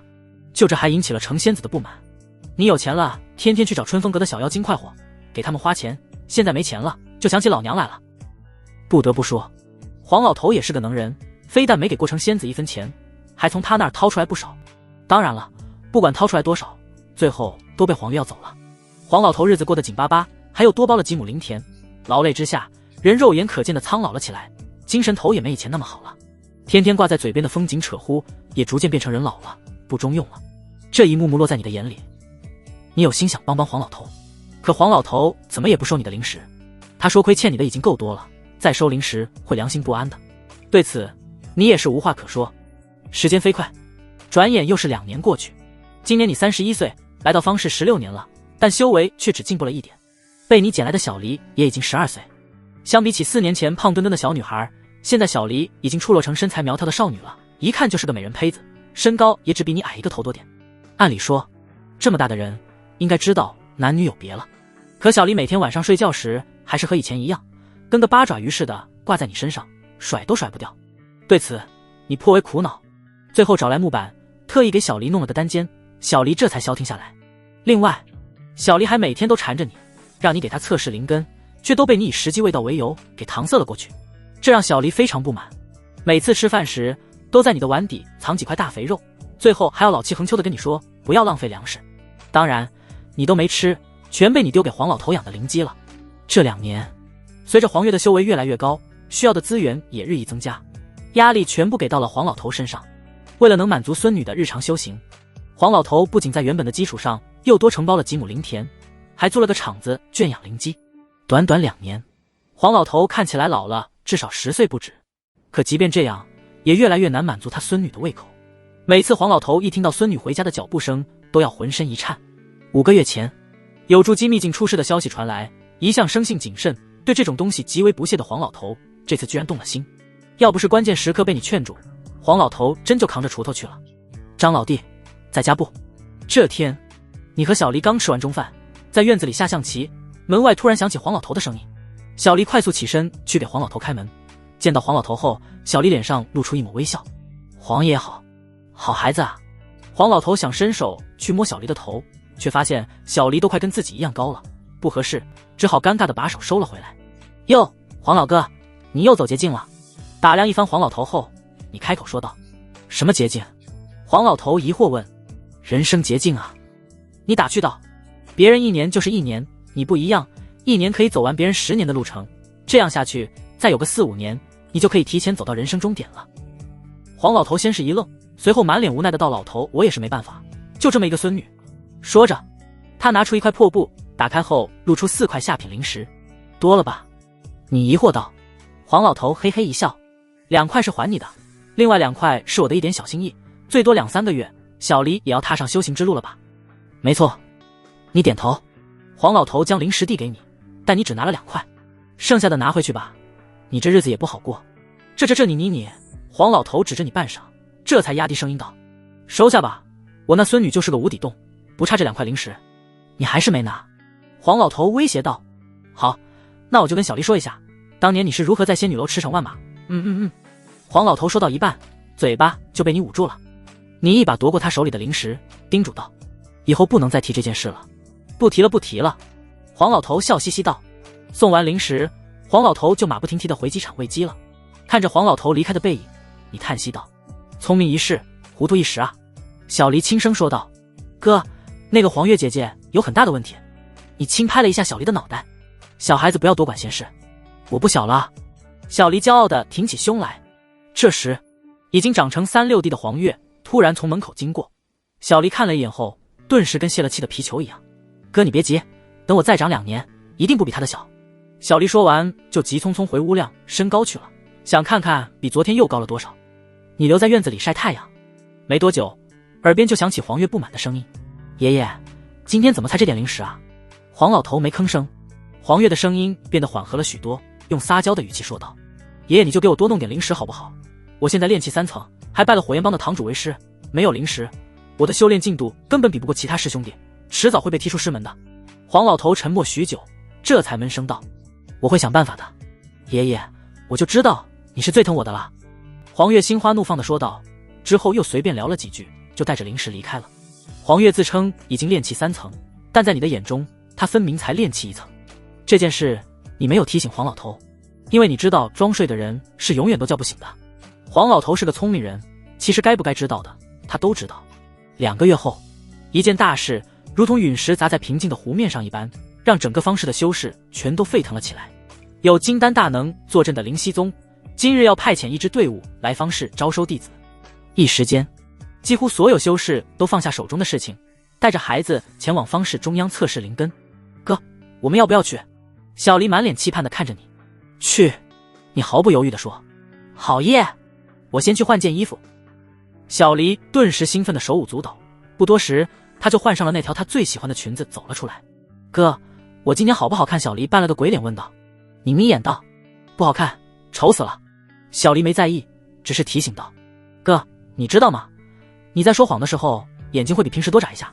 说完，他兴冲冲地拉着你往外面走去。路上，他看到挑担子卖糖果的，立马缠着你买了一大袋。他从中取出一颗，高兴地说道，从现在起，我一年只吃1颗，要和哥你一起把这袋子里的糖吃完。你看了一眼，估摸着袋子里的糖不会低于1000克。你拍了拍小黎的脑袋道，你真笨，糖都是会变质的，最多吃上2年，剩下的就要坏了，到时候还不如买点新的糖吃。小黎撅着嘴委屈道，我就要吃这些，坏了也要吃，反正就是不吃新的糖。你没说话。这次你带小黎来这里测试天赋，其实是想送他去见识更广阔的天地，见识更多优秀的同龄人，到时候他的眼里就不会只有你了。毕竟你是他的哥哥，有些东西不合适。小黎有远超同龄人的智慧，想必也早就猜到了这点。哥，我一定要成为婴儿真菌，然后跟你一起吃完这些糖果。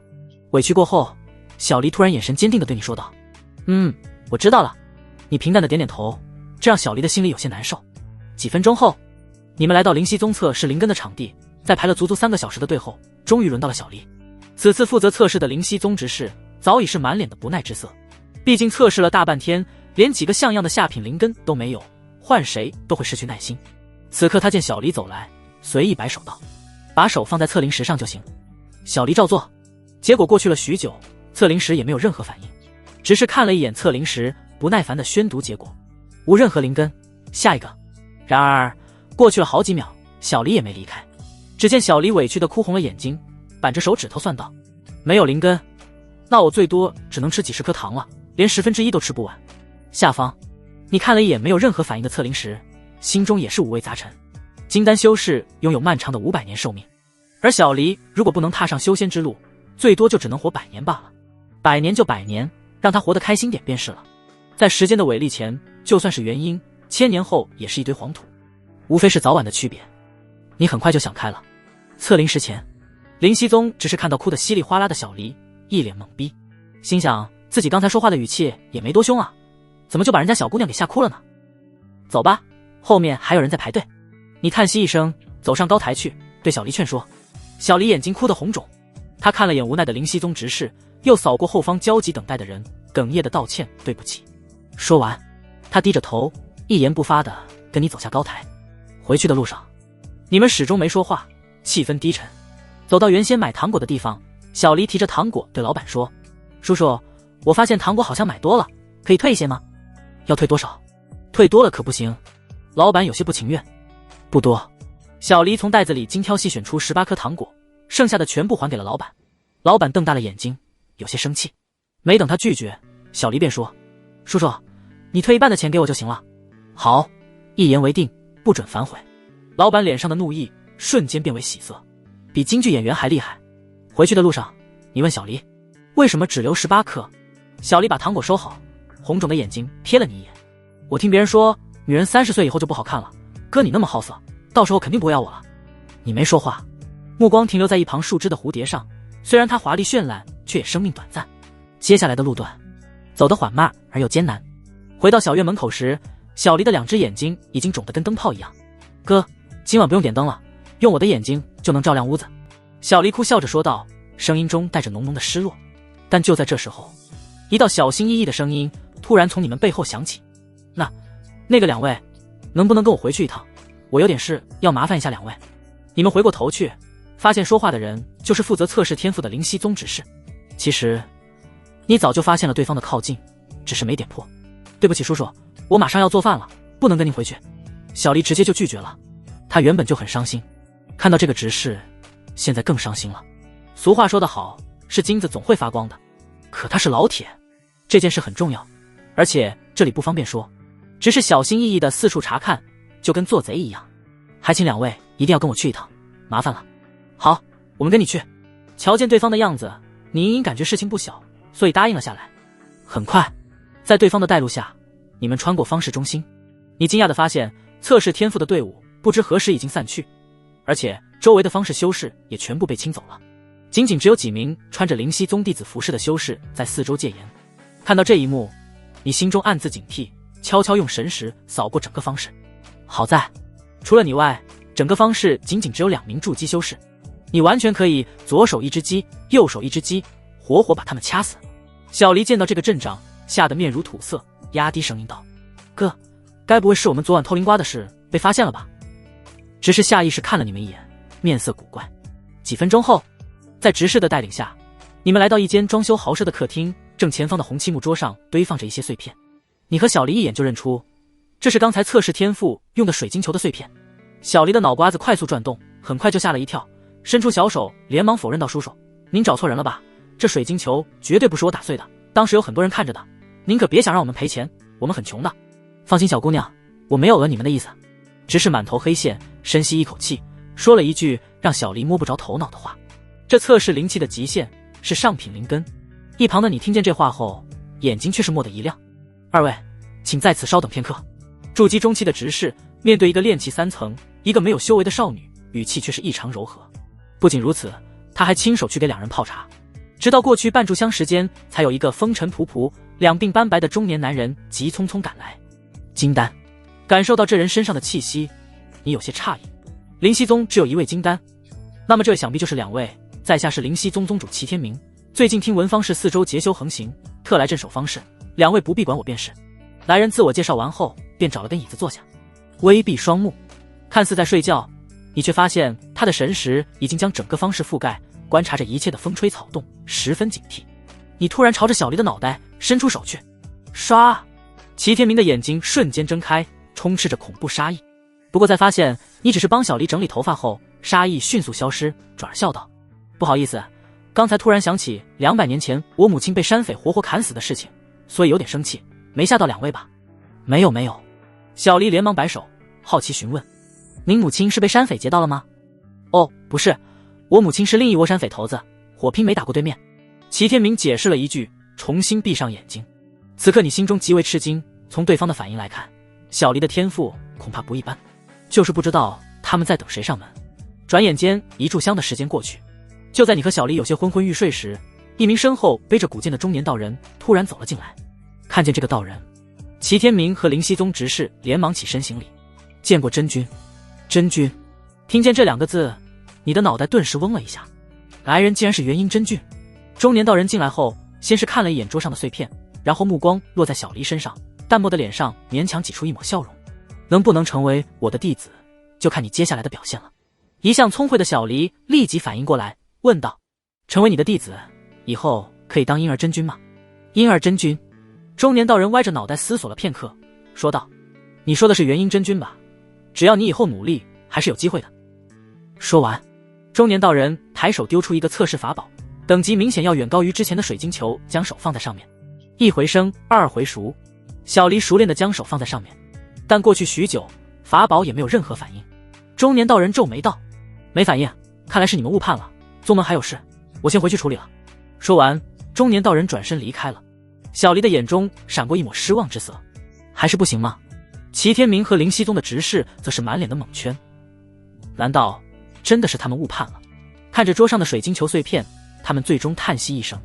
眼看小黎的眼眶里再度有泪水打转，你伸手打算帮他擦去，结果这时一道怒吼声响起：“谁也不允许碰他，离他远点！”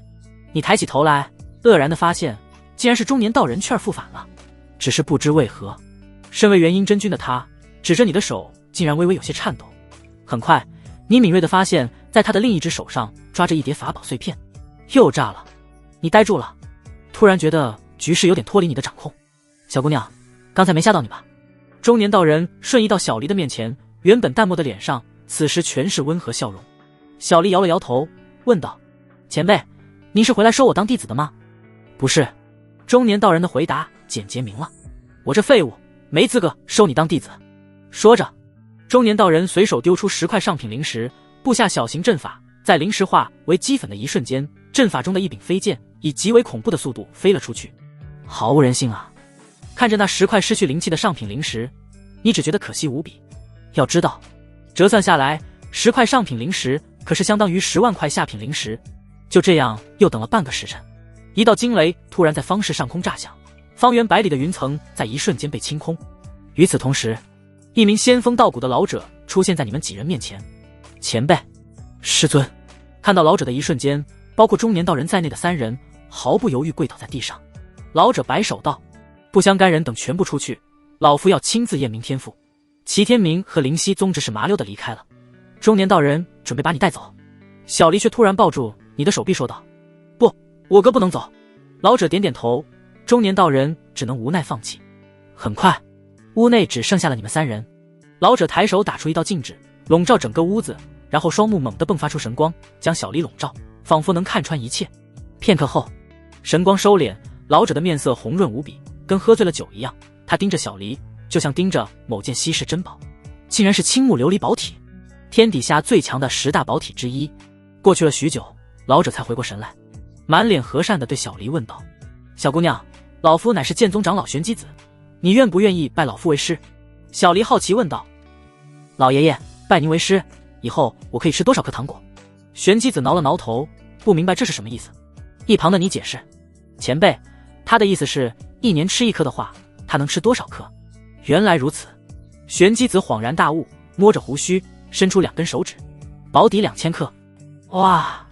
这一刻，小离枯肿的双眸突然变得无比明亮。接着他又忐忑问道：老爷爷，那我哥呢？5。玄机子的话就要脱口而出，却看见你在朝他眨眼。玄机子笑着改口：你能吃多少颗，他就能吃多少颗。小离的眼眸又亮了几分，眉眼弯弯，嘴角的笑意几乎要藏不住。紧接着，小离扑通一声跪倒在地上：老爷爷，我要拜您为师，我要吃好多好多的糖果。好好好。玄机子非常满意，他摸了摸小离的脑袋，说道：拜师一事暂且不急，你先出去等待片刻，老夫有话要与你哥哥交代。呐，老爷爷。小离听话的离开了。转眼间，房间里只剩下你和玄机子2人。小家伙，你不适合进入剑宗修行。玄机子开门见山道：我知道，我也并不打算进入剑宗。你回答道：你很聪明，也会审时度势。玄机子直言道：倘若你的天赋稍微好点，我也愿意将你收为记名弟子。说吧，你需要什么，老夫会尽量满足你。你没有丝毫犹豫。前辈，晚辈需要大量的灵石，前路还长，你需要很多灵石来修行。不，你真正需要的不是灵石。玄机子双目迸发出神光，将你覆盖。片刻之后，神光消失。玄机子叹气道：你的天赋上限已经被锁死，给你再多的灵石，你将来也难以突破到金丹后期。你且耐心等待，老夫会去替你寻找改善灵根的法子。若是不成，届时你也可以另提要求，只要不是太过分，老夫都会答应。你连忙感谢。玄机子让你在屋内停留，自己则是走了出去。片刻后，你听到玄机子要带走小离的话语。小离想见你一面，但被玄机子拒绝了。玄机子向小离承诺，只要他好好修行，每2年允许他回来见你一次。另外，若是小离能尽快达到元婴，他便允许小离将你接去剑宗。最后，小离同意了。玄机子带着小离离开了这里。回想起刚才玄机子的话，你嘴角浮现一抹苦涩。在你看来，玄机子的承诺大概率是哄骗小离的。2年时间，已经足够小离适应剑宗，并且见到各种各样优秀的天骄了。届时，你的存在会逐渐淡忘在小离的记忆中。时间可以铸就一切，也可以磨灭一切。你和齐天明打了个招呼后，就离开了这里。回去的路上，当你经过一个制作棉花糖的摊位时，下意识对身边问道：小离，吃不吃棉花糖？说到一半，你突然怔住，因为你的身边空空如也，根本没有小离的身影。卖棉花糖的老板好心提醒到小兄弟，看你的样子，应该是修炼走火入魔了吧？要不要尝尝我用特殊灵材制作的棉花糖，有静心凝神的功效？你摆手离开，回到冷冷清清的院子后，你更是感觉到一股前所未有的孤寂感从四面八方挤压而来，让你非常不适应。你尝试修炼，结果久久无法入定。正当你打算去灵田散心的时候，黄老头过来了。陈老弟，小离的情况怎么样了？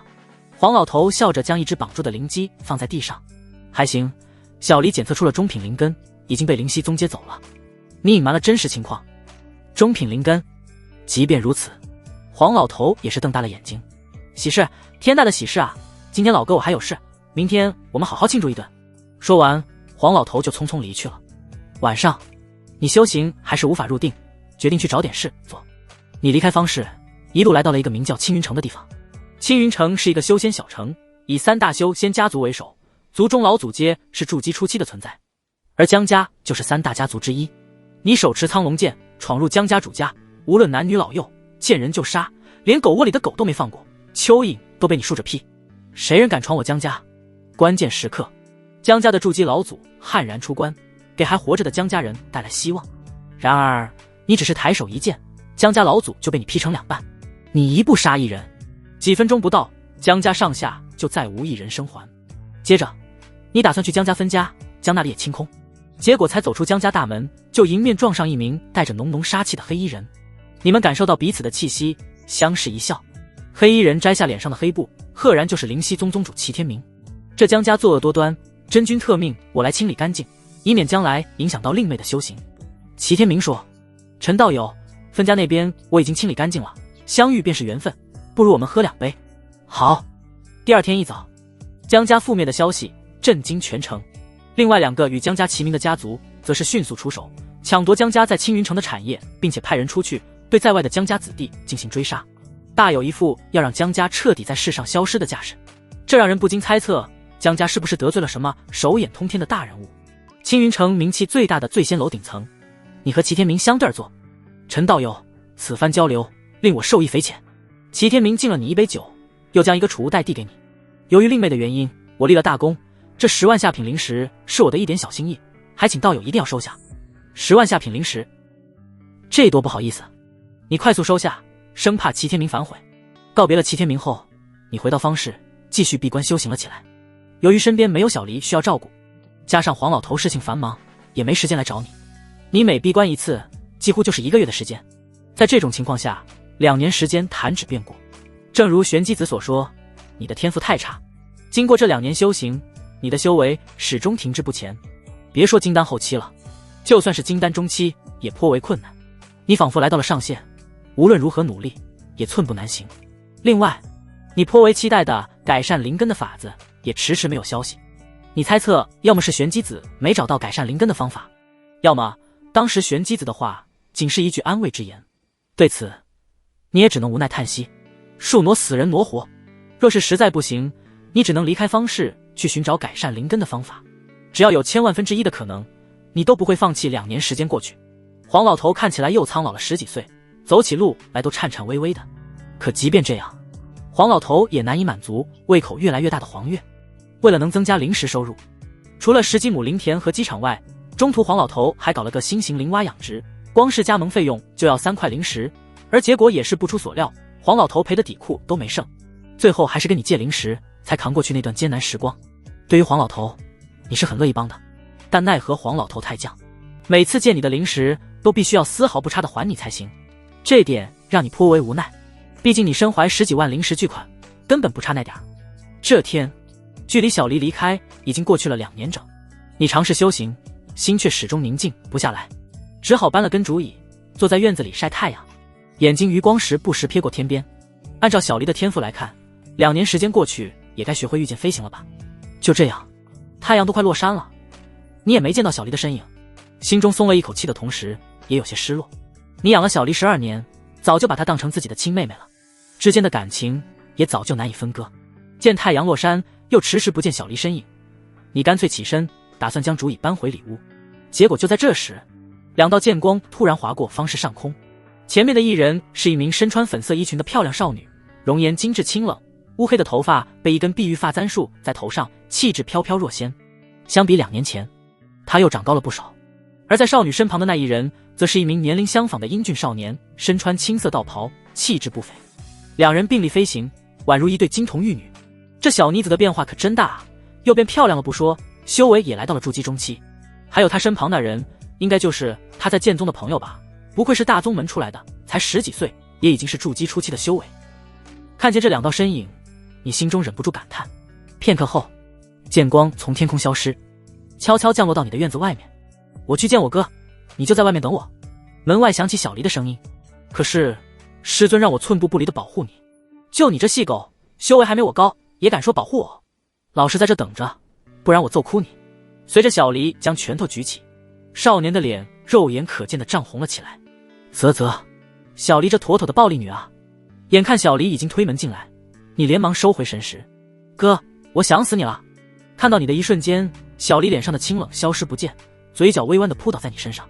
都这么大的姑娘了，注意形象。你提醒道。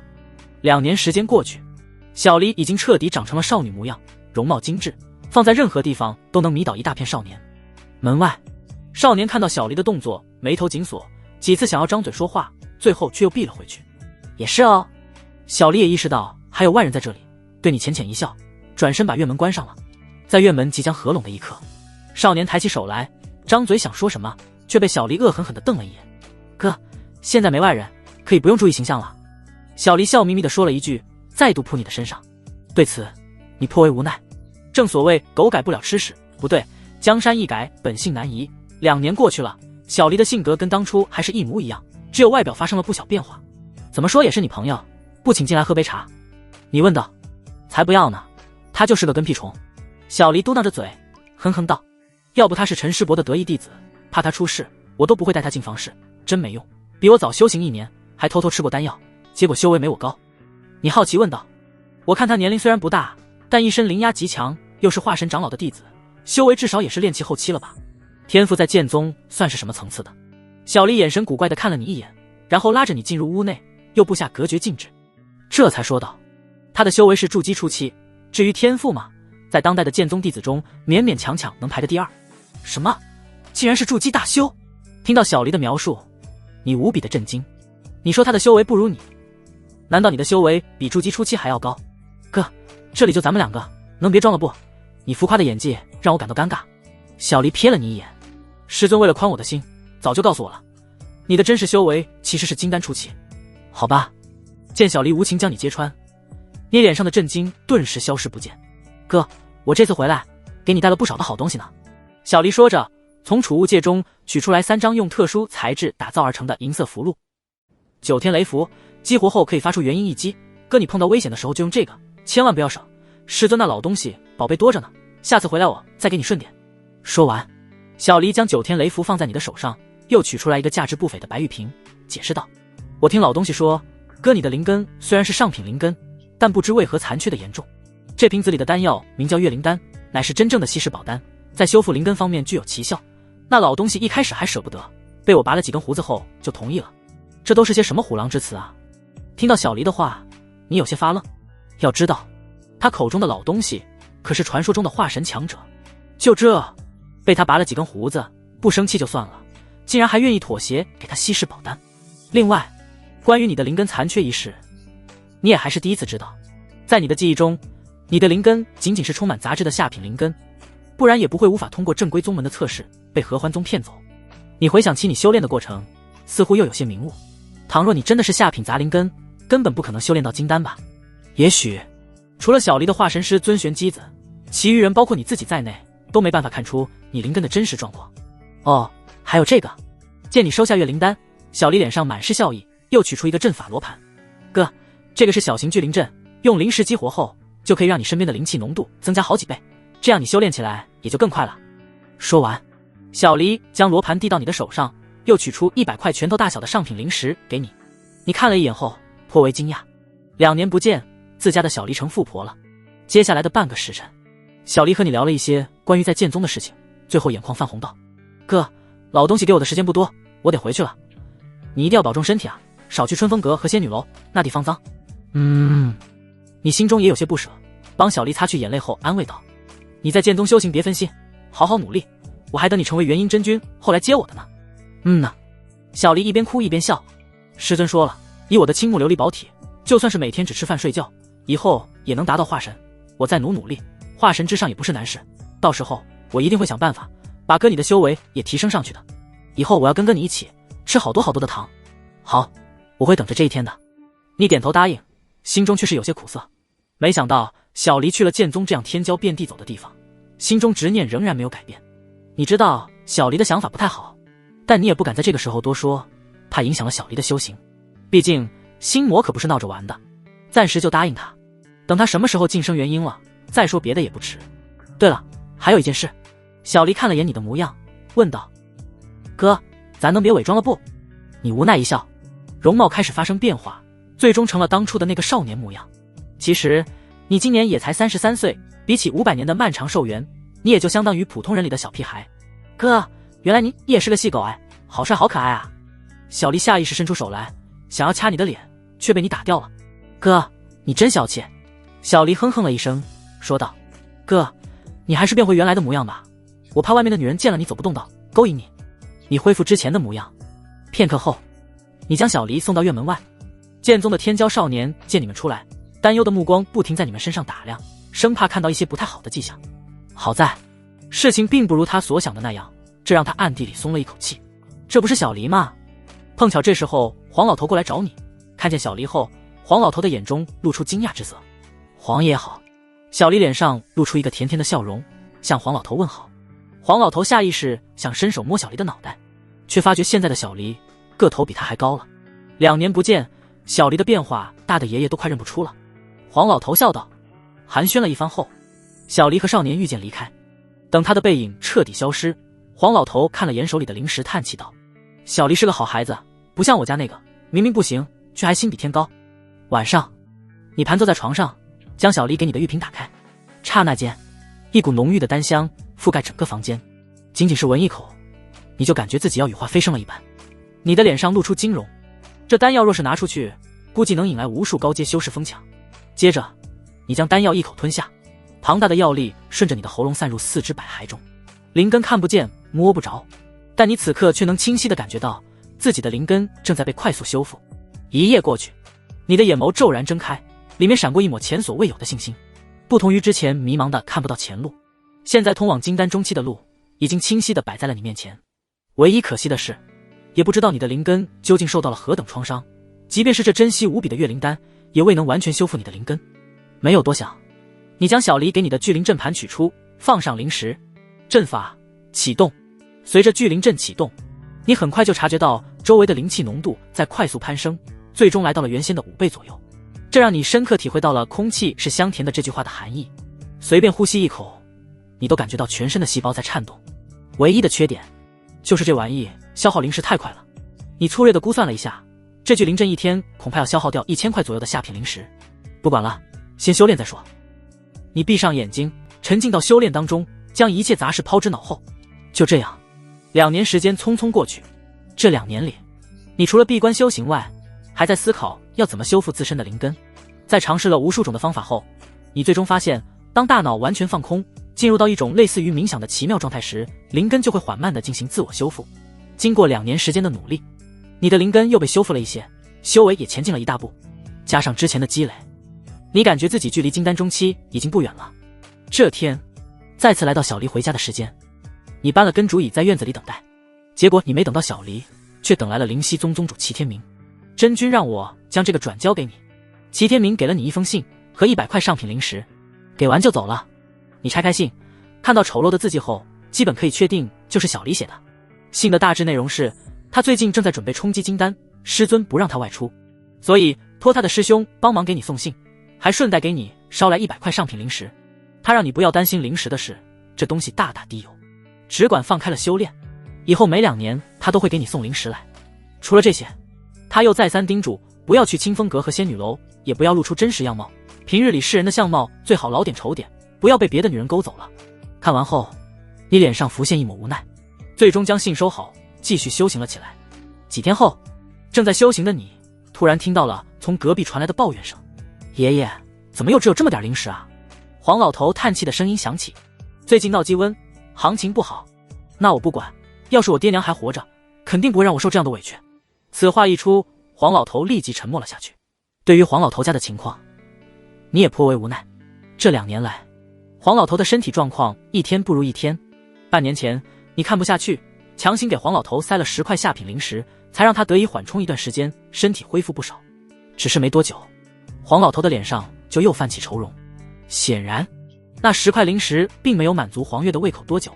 待黄月走后，你停止修炼，来到黄老头的家里，问道：到底发生什么了？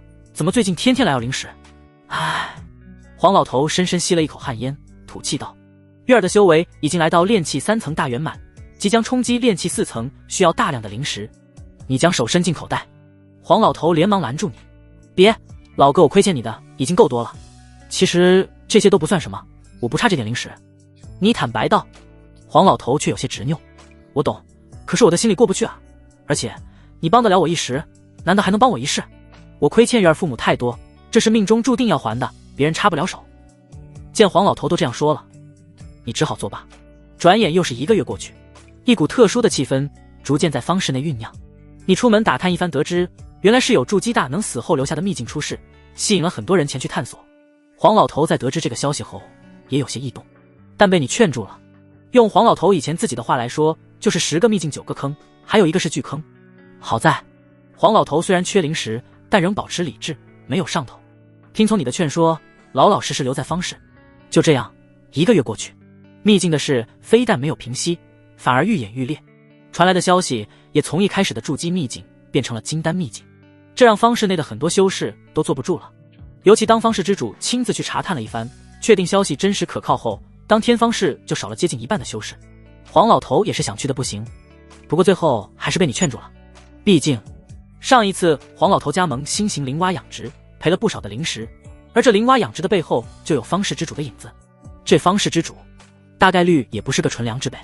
这波金丹秘境的风暴又持续了1个月，好不容易快要过去，一个如同惊雷一般的消息出现。根据几位筑基大修的查探，最终发现这秘境根本不是所谓金丹修士留下的秘境，其真正来历竟然是一个突然消失1000年的元婴宗门。这个宗门的修士曾经仿佛被某种神秘力量抹杀了一样，人全没了，但各种秘藏、灵石、丹药等重要资源却都保存完好。此消息一出，四方震动。这一次别说是黄老头了，就连你也有些心动。陈老弟，这一次别劝我了，我心意已决。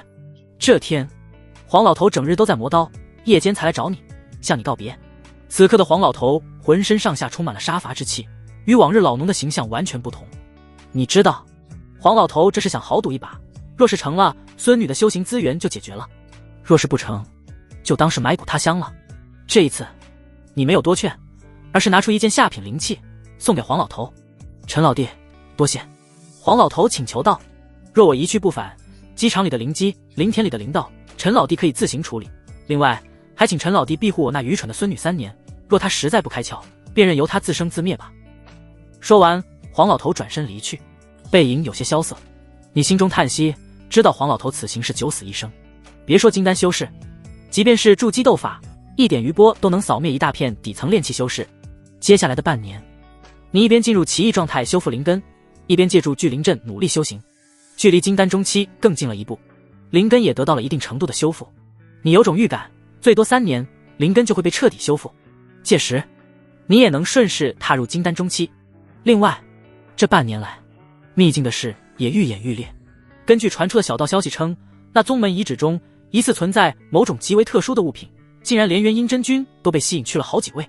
最离奇的是，哪怕几大元婴真君联手，也花了足足3个月时间才堪攻破宗门遗留的护山大阵。等元婴真君搜刮完最重要的资源后，成千上万的修士冲进宗门当中，展开了一场腥风血雨的争夺。直到1个月前，随着该宗门地面的草都被薅秃，这次的秘境之事才逐渐平息。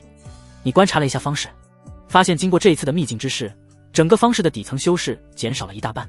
不得不说，这非常残酷。而黄老头到现在还没回来，只怕也已经没了。在黄老头前往秘境的这段时间里，黄月来找过黄老头几次，只是都没有找到。最后神情不耐的黄月将黄老头的机场灵田全部打包卖了出去，又将黄老头的屋子翻了个底朝天，只是半块灵石都没找到。对此你当作没看到，毕竟那是黄老头的遗物，黄月有权处理。又是3个月过去，这天晚上你正在修行，院子的门突然被敲响，你用神识扫过，却突然神色一怔，竟然是黄老头回来了。他没死你，迅速起身来到院子里，将门打开。入墓地是浑身血迹的黄老头，他佝偻着身子，形容枯槁，气息极度紊乱，在他身后背着一大一小2个包裹。见到你后，黄老头露出一口黄牙，笑道：陈老弟，没想到我还能活着回来吧？确实没想到。你见黄老头伤势严重，想帮他疗伤，结果黄老头却摆手拒绝，活不过今晚了，没必要白费力气。你叹气一声，黄老头说的没错，他本源耗尽，伤势极重，全靠一口气撑着，即便你出手帮忙也是无济于事。你想问一下黄老头到底经历了什么？结果这时一道身影突然从院子外经过，看到黄老头后惊呼道：爷爷！没错，来人正是黄月。爷爷，你这段时间去哪了？我到处找不到你。黄月走了过来，神情不满地说着：我马上就要冲击炼气4层了，需要好多灵石呢，你快帮我想想办法吧。黄老头眼神无喜无悲地看了他一眼，淡淡道：我去了宗门秘境。什么？宗门秘境？那地方很危险的，爷爷，要是死在那里，我以后可怎么办啊？黄月吓了一跳，随后目光落在黄老头身后的2个包裹上，惊吓变成了惊喜。爷爷，你既然活着回来了，有没有在宗门秘境捡到宝贝什么的？说着，黄月朝包裹伸出手去。黄老头轻哼一声：我都要死了，你却只顾着宝贝。黄月顿时有些心虚，不过很快就调整了过来，满脸悲伤情绪：爷爷，我什么东西都不要，只要您健健康康的活着。虽然知道黄月的话是假的，但黄老头的神色明显变缓和了许多。行了，别哭了，过来拿东西。黄老头说。黄月立马伸出2只手来。黄老头眼睛一横：只能拿一个，而且只能拿大的那个。哦。黄月虽然舍不得，但还是只拿走了大的包裹。打开后，上百块的下品灵石以及2块中品灵石立马映入黄月眼中。黄月几乎抑制不住嘴角的笑意：爷爷，另外一个包裹装的什么呢？我不要，我就是好奇。黄月小心翼翼地包住灵石，询问道：我的2件破衣服和给你陈叔叔准备的2块下品灵石，你要跟你陈叔叔换吗？黄老头淡淡问道。黄月不相信，走过来用手抓了一把，发现里面确实是衣物后，笑着说道：爷爷，我不贪心，只要这一个包裹就行了。黄老头呵呵一笑，将仅剩的包裹取下递给你。你本想拒绝，但被黄老头硬塞到手中。黄老头欠声道：陈老弟，我亏欠你太多，现在就要死了，只有这2块灵石报答你，还请你不要嫌弃。其实不必如此的。见黄老头态度坚决，你只好将包裹收下。陈老弟，下辈子有机会，我带你去找最漂亮的仙子畅谈人生。黄老头咧着大黄牙笑道。到了这里，他已经疲态尽显。月儿，走吧。啊，去哪儿？送爷爷最后一程。黄老头和黄月离开了院子，10号的身影也跟着出现，和黄月一起去送黄老头最后一程。你尾随其后。很快，在黄老头的指路下，几人来到方氏后山一处僻静的角落。这是黄老头早在几年前就为自己选好的目的。到了这儿，黄老头已经快连话都说不出了，嘴唇发青，浑身颤抖。黄月挖坑挖到一半，黄老头就突然双眼一闭，没气了。行了，浩哥，我们回去吧。黄月停下手里的动作。那你爷爷的尸体就放这吧，最近周围很乱，就算埋进去，要不了多久也会被人挖开的。黄月无所谓地说道。好。10号突然抱住黄月亲了起来。浩哥，你好坏，我爷爷还在呢。没事，你爷爷又看不见。天雷勾动地火，一场白花花的大战就此爆发，持续了1炷香才结束。黄月将装满灵石的包裹递给10号，欣喜道：浩哥，你快要突破炼气6层了吧？没错。10号笑道。有了这些灵石，突破炼气6层不在话下。月儿，等我成为炼气后期的大高手，就立马风风光光的娶你为妻，让所有人都知道你是炼气后期强者的妻子。谢谢浩哥。黄月满脸期待之色。黑暗中，他浑然没注意到10号眼角的冷笑。等2人离开，本应该死去的黄老头突然睁开了眼眸，只是在叹气一声后又给闭上了。你从黑暗中现身，查探黄老头的状况，结果发现黄老头这一次是真的死去了。唉，你摇了摇头，将没挖完的坑挖好，把黄老头埋进去，盖上土，又给黄老头敬了一杯酒后，才离开这里。从此以后，你就要彻底失去这个邻居了。回到家中，你很快进入到修炼的状态中，眼睛一睁一闭，就是半个月过去。这天，你突然记起黄老头给你的包裹，虽然只有2块灵石，但也是黄老头的一片心意。念及此处，你将包裹从随身空间中取出，打开。很快，你轻咦一声，因为你发现在黄老头团团衣物包裹下的，除了2块下品灵石，还有一张磨损严重的羊皮纸以及一个沉重的黑木盒子。在好奇心的驱使下，你将羊皮纸摊开，查看上面的字迹。下一秒，你的呼吸骤然变得急促起来，就连双手也微微有些颤抖，只因为这丢在路边都没人会捡的羊皮纸上，竟然记载了一种后天炼就庚金通幽宝体的秘法。庚金通幽宝体与青木琉璃宝体一样，并列为10大宝体之一。你心中涌现出疑惑，以黄老头的修为，怎么能得到这么重要的宝物？你没记错的话，当时可是有好几位元婴真君参与的，难道真的是黄老头气运来了？对此你倒也没多想，毕竟大千世界无奇不有，什么事情都可能发生。紧接着你将目光放在羊皮卷上，开始仔细查看庚金通幽宝体的达成条件。这不看还好，越看眉头锁得越紧。想要铸就庚金通幽宝体根基，第一要去仙虚极境，采取极阳庚金之气。仙虚是什么地方？呵呵，世上最恐怖的境地，据说里面埋葬着不下万计的仙人。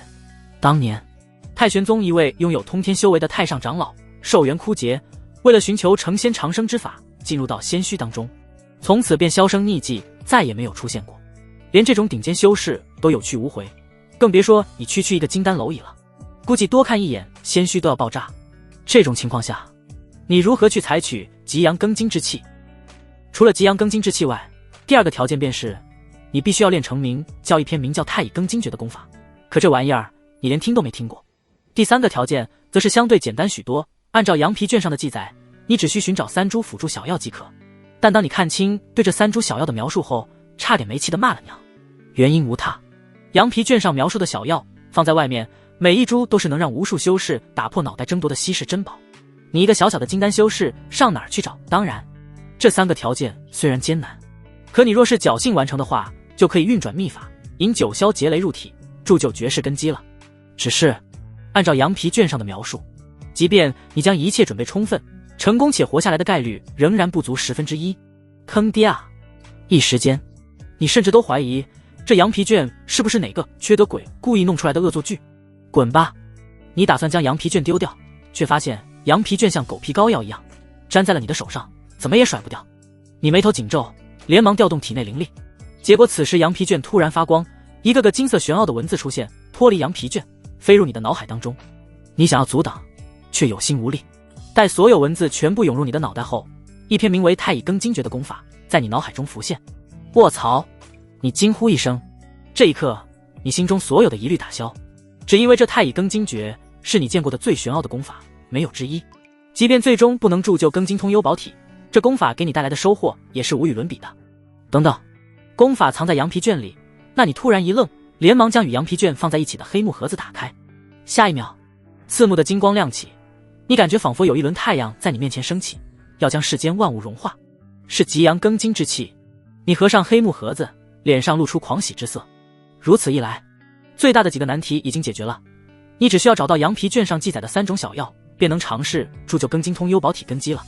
1/10的成功率对别人来说很可怕，稍有不慎就要灰飞烟灭，但对你来说不过是重新再来一次罢了。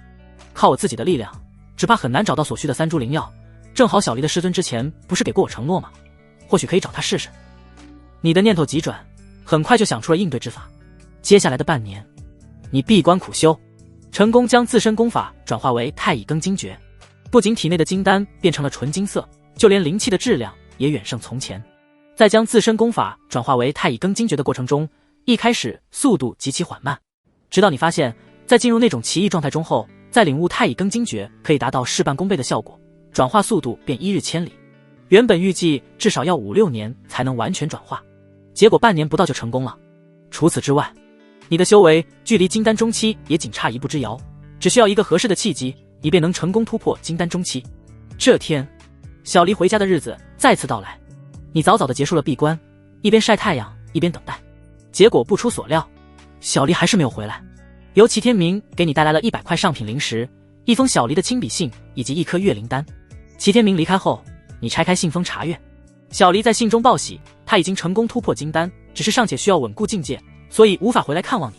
见此，你忍不住惊叹一声，18岁的金丹简直是骇人听闻。你相信这个消息要是传到外界去，绝对能惊掉一地下巴。除了报喜外，小离还说了一些他在剑宗的所见所闻，有好的有坏的，但整体来说小离过得还算是不错。看完后，你将信封收进随身空间，突然想起来自己好像忘记了一件十分重要的事情，于是你快速离开院子，追上了正准备回灵溪宗的齐天明。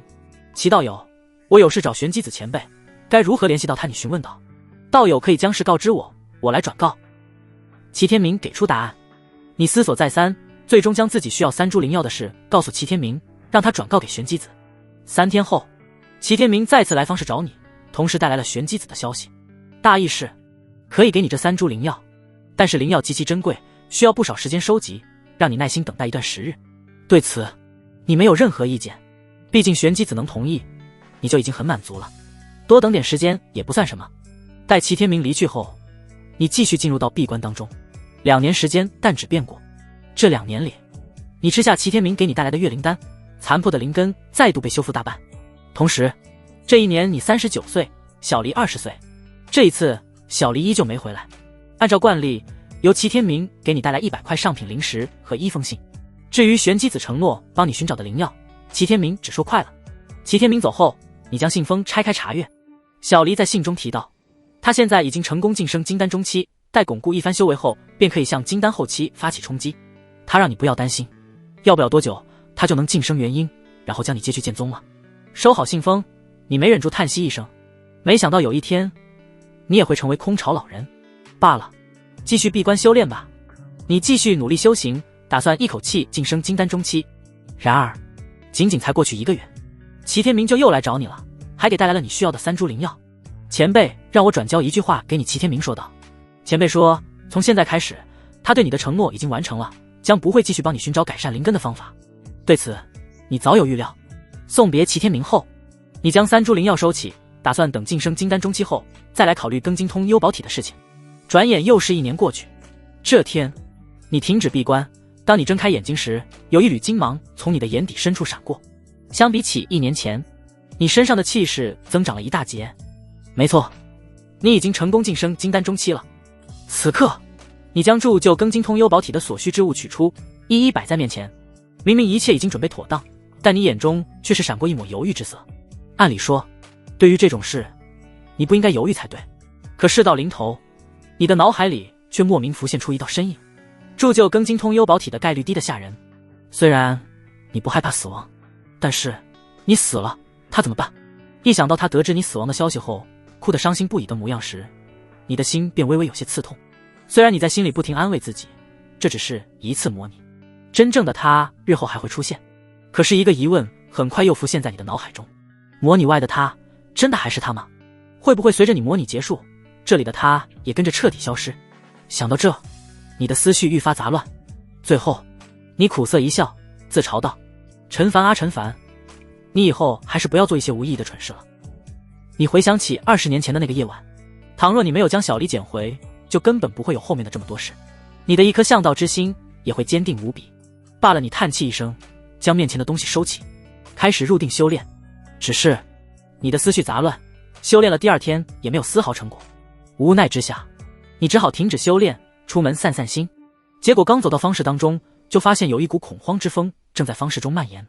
找人询问得知，原来是前段时间剑宗举全宗之力突然向天宝道宗开战，2大巨无霸之间的战争对2大洲造成了巨大的影响，前线大量的资源被消耗，如今方室内的一切修行资源价格都上涨了好几倍，这也导致很多的底层修士连日常修炼都有些难以维持了，到处都是怨声载道。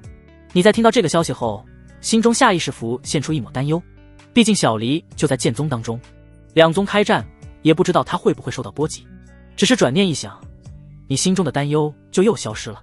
说到底，小离作为剑宗的顶尖天骄，身后还站着化神师尊，肯定会受到重点保护，根本不需要你担心什么。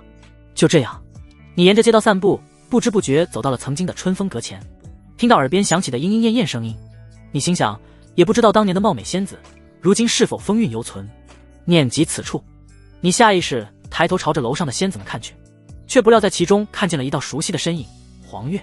一时间，你甚至怀疑自己看错了，擦了擦眼睛后继续看去，结果发现没错，就是黄月。此时的黄月化着浓妆，穿着暴露的透肤黑纱衣裙，满脸的风尘气，倘若你不是对这张脸十分熟悉，还真认不出她来。怎么回事？黄月就算混得再差，也不至于进春风阁做这种勾当吧？回想起黄老头当时的嘱托，你忍不住蹙眉。此刻黄月也注意到了你，下意识朝你看来，只是当四目相对时，他的目光又有些闪躲，急忙偏过头去。你想了想，直接走进春风阁当中。稀客啊，陈公子，什么风竟然把你给吹来了？你刚进去，一名中年模样的女人立马满面笑容地迎了上来。你认识我？可你无论如何回忆，也记不起这人来了。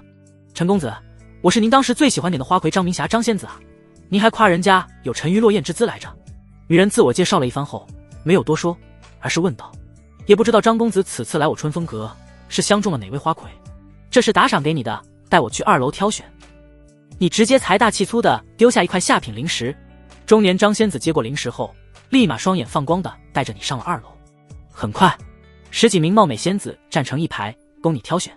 黄月赫然就在其中，眼看你满脸笑意的走向他，他的眼中满是恳求之意，但你却不管不顾，径直走到他的面前，用手一指：“他倒就这个了，给我开一间最好的房。”刹那间，黄月的娇躯微微颤抖了一下。“陈公子，您的眼光还是一如既往的好啊。”张仙子指着黄月介绍道：“这是我们春风阁新来不久的黄仙子，不仅相貌优秀，身材出众，服务客人的技巧更是一绝，待会儿保管让您爽到飞起。”听着张仙子的介绍，黄月紧紧低着头，满脸羞愧之色。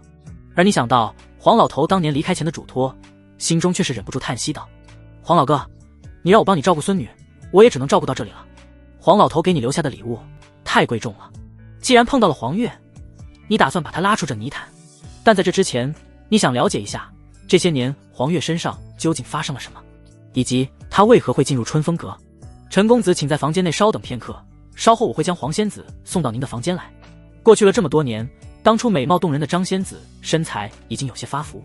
随后你在小厮的带领下进入到一个装饰豪华的房间内，在房间的4周墙壁上摆放着一些奇奇怪怪的道具，也不知道是做什么用的。你真的不知道？等待了约莫1炷香时间后，已经梳洗打扮好的黄月被送到你的房间。黄月一身透肤黑纱，诱人无比，相比起之前在大厅的时候，领口拉得更低了，一举一动间也充满了成熟女人的气息。只是此时的她有些生气，愤怒地对你说道：“你就是故意想看我笑话的吧？陈凡，你这个人怎么这么恶心？当年没能得逞，现在就想用这种肮脏的手段逼我就范，看来你还没想明白。”你淡淡说了一句，就无视黄月离开了房间。这一下倒是让黄月化身路易16摸不着头脑了。到了外面，张仙子见你这么快出来，心中有些忐忑。“陈公子，可是还需要点什么？”“不需要了。”你摇了摇头，丢给张仙子几块下品灵石，直接离开了。张仙子还没来得及挽留，你的背影就已经消失在门口，而张仙子的脸色也瞬间变冷了起来。她冲进房内，对着黄月冷冷地呵斥道：“跪下！妈妈，我……”啪！张仙子拿出鞭子，狠狠的一鞭子抽在黄月的身上，疼得她眼泪直流。“妈妈，别打我，我知道错了。”眼看张仙子继续抬手，黄月吓得浑身颤抖，连忙跪倒在地上。“错哪儿了？我不该让客人生气的。”黄月低着头，满脸的恐惧。张仙子冷哼道：“当了婊子还立牌坊的狗东西，那可是1个月能消费几10块灵石的贵客，把你一身贱肉剐了都抵不上这么多灵石，你竟然敢把贵客气跑，今天看我不好好教训你！”说完，张仙子手里的鞭子如雨点一般抽打在黄月的身上，疼得她满地打滚。“妈妈，别打了，我知道错了。呜，下次我一定要会好好服侍贵客，让他满意的。”黄月被打得痛哭流涕，苦苦求饶。她怎么也想不明白，你天天游手好闲，修为也不高，是如何做到1个月能在春风阁消费几10灵石的？离开春风阁后，你无心散步，便直接回到家中开始修炼。然而和之前一样，无论你如何努力，都难以入定，会被脑海中纷杂的念头打断。紧接着你又尝试进入到那种奇异状态中修复灵根，结果也是困难重重。心不静啊，再这样强行修炼下去，走火入魔都不是没有可能。想到这，你干脆停下修炼，开始认真思索要如何处理这件事。就这样，你左右权衡了3天时间，终于做出决定。你打算将庚金通幽宝体的事放到一旁，先提升修为，等小离晋升元婴后，你再悄悄离开，去尝试修炼秘法，铸就庚金通幽宝体根基。反正小离晋升元婴之后，也算是基本站稳了脚跟，到时候有没有你都不重要，你也能放心的去放手一搏了。想明白这件事后，你的念头突然变得无比通达。不过今天你没有修炼的打算，离开小院后直奔春风阁而去。“陈公子，您来了。”张仙子远远的见到你，立马恭敬的迎了上来，除了你上次给的灵石，还额外增添了几块，全部递给你。“陈公子，上次的事情是我们的不对，我再次向您赔礼道歉。另外，黄仙子也认识到了错误，今天打算向您展示一番诚意。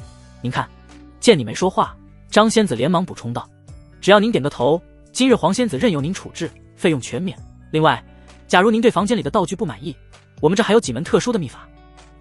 临时就不必了，我不差这点。你淡淡吩咐道。带我过去。片刻后，你被带到上司的房间。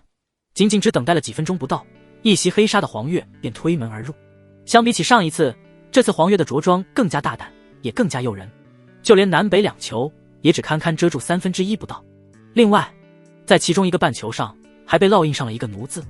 经常来春风阁的你知道，身上被烙印有奴字的女人，意味着这个女人是春风阁的奴隶，终生受到春风阁控制。主人。黄月进来后直接跪伏在地上，面红耳赤地说出了这2个字。你冷冷问道：你叫我什么？我叫您主人。黄月还以为又引起了你的不满，吓得连说话都结巴了起来。你从床上站起身来，问道：黄月，你爷爷要是知道你现在的模样，他会怎么想？爷爷，一瞬间，黄月的苦楚涌上心头，竟低声呜咽了起来，娇躯亦在发颤。你朝着外面唤了一声张仙子。黄月立马吓得脸色苍白，朝你苦苦求饶道：求求您了，让我做什么都可以，别生我的气好吗？你没有理会。仅仅片刻时间不到，张仙子便推门而入。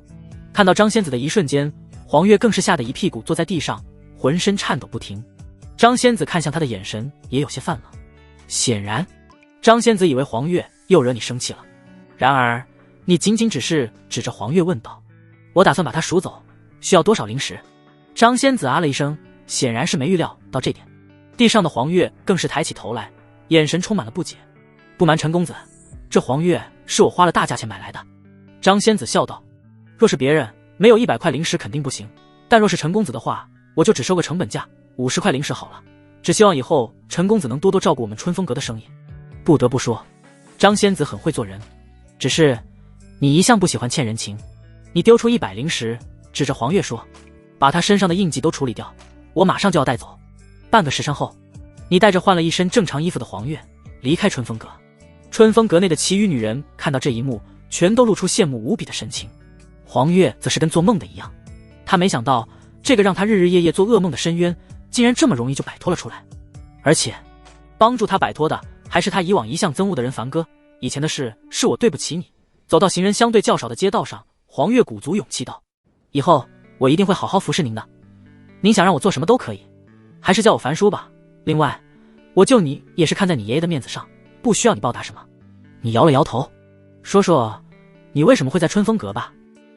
听到爷爷2个字，泪水再度止不住的从黄月眼角滑落，接着他将自己失足进春风阁的经过全部详细的说了出来。原来前段时间随着剑宗与天宝道宗2大巨无霸开战，方氏物价飙升，原本10号准备用来冲击炼气7层的灵石突然变得不够用了，于是哄骗黄月，将黄月卖到春风阁为奴，并且承诺等他晋升了炼气7层，一定会第一时间来将黄月赎回，并且娶她为妻。到了这一步，沉没成本太大，黄月别无选择，只能同意了。结果10号成功晋升了炼气7层后，翻脸不认人，不但没有履行承诺，还转头娶了青龙帮帮主的女儿为妻。黄月去找10号，结果10号却说：我堂堂炼气7层的大高手，娶你一个风尘女子为妻，说出去不得让人笑掉大牙。10号还让黄月好好在春风阁待着，以后他会带人去照顾黄月的生意，让黄月即便在春风阁也能混得风生水起。黄月不同意，想要大闹一场，结果当场被打了一顿，给拖走了。回到春风阁后，也不知道是不是10号的授意，黄月不但遭受了惨无人道的凌辱折磨，身上还被烙下了终生的奴役。听着黄月的描述，你的心中始终古井无波，毕竟你一早就看出了那个10号是别有用心。10号现在在哪里？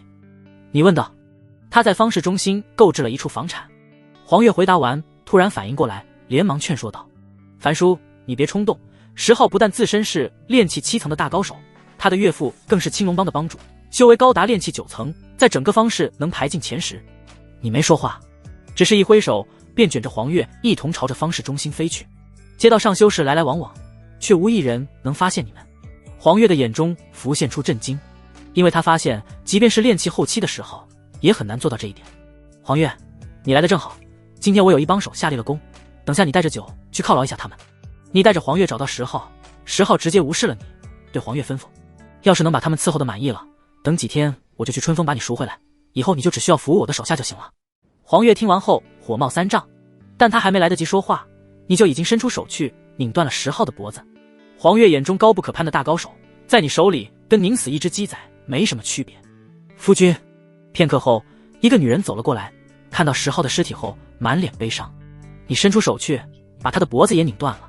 好大的胆子，竟敢杀我女儿！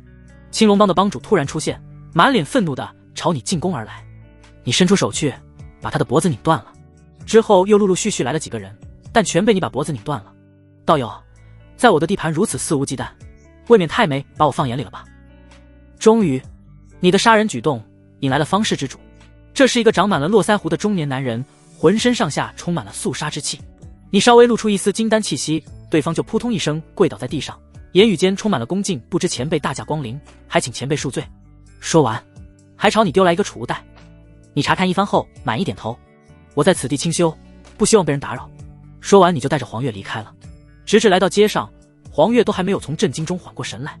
爷爷骂我目光短浅，有眼不识真龙，真的一点都没错。黄月苦涩地说道。能让筑基中期的方氏之主下跪叫前辈，修为至少也在筑基大圆满，甚至有可能是传说中的金丹真人。这种层次的人物，他一辈子都难以见到。接下来怎么打算？是我替你找个炼气后期的大高手嫁了，还是给你大笔资源修行？你开口问道。有黄老头这层关系在，只要黄月提的要求不是太过分，你都会答应。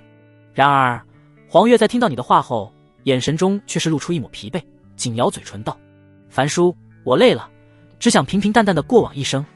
你有些意外，想了想，你丢给黄月100块下品灵石，结果黄月从中取出1块，剩下的又全部还给你，并且朝你跪下，认真的磕了3个头，感激道：谢谢樊叔的帮助。以后有什么事可以来找我，终究是黄老头唯一的血脉，既然已经懂事了，那帮一帮也没什么。你在留下这句承诺后，转身离开了这里。1年时间转眼过去，在这1年的时间里，你绝大部分的时间都在闭关修炼以及修复灵根，多年的努力也总算是有了结果。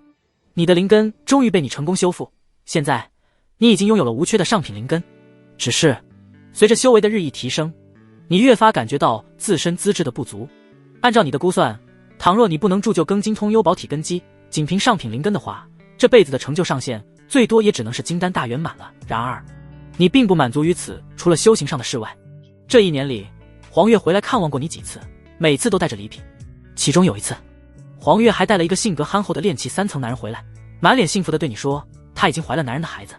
对此你自然是表示祝福，毕竟如此一来，黄老头的血脉也算是得到了延续。黄老头当年的嘱托你也已经超额完成，你爷爷要是知道这件事，一定会很高兴。你叹着气说了这么一句，结果黄月当场就泪崩了，浑身颤抖的忏悔，说是他当年的无知害死了爷爷。对此你也只是安慰他，事情已经过去了。另一边，这1年来，剑宗与天宝道宗的大战越发激烈，2州的几万宗门全部被卷入其中，死伤惨重。而这一次，小离依旧没回来。给你的信中提到，他现在已经突破金丹后期，宗门大战激烈，即便是他这样的宗门天骄，也必须要参战了。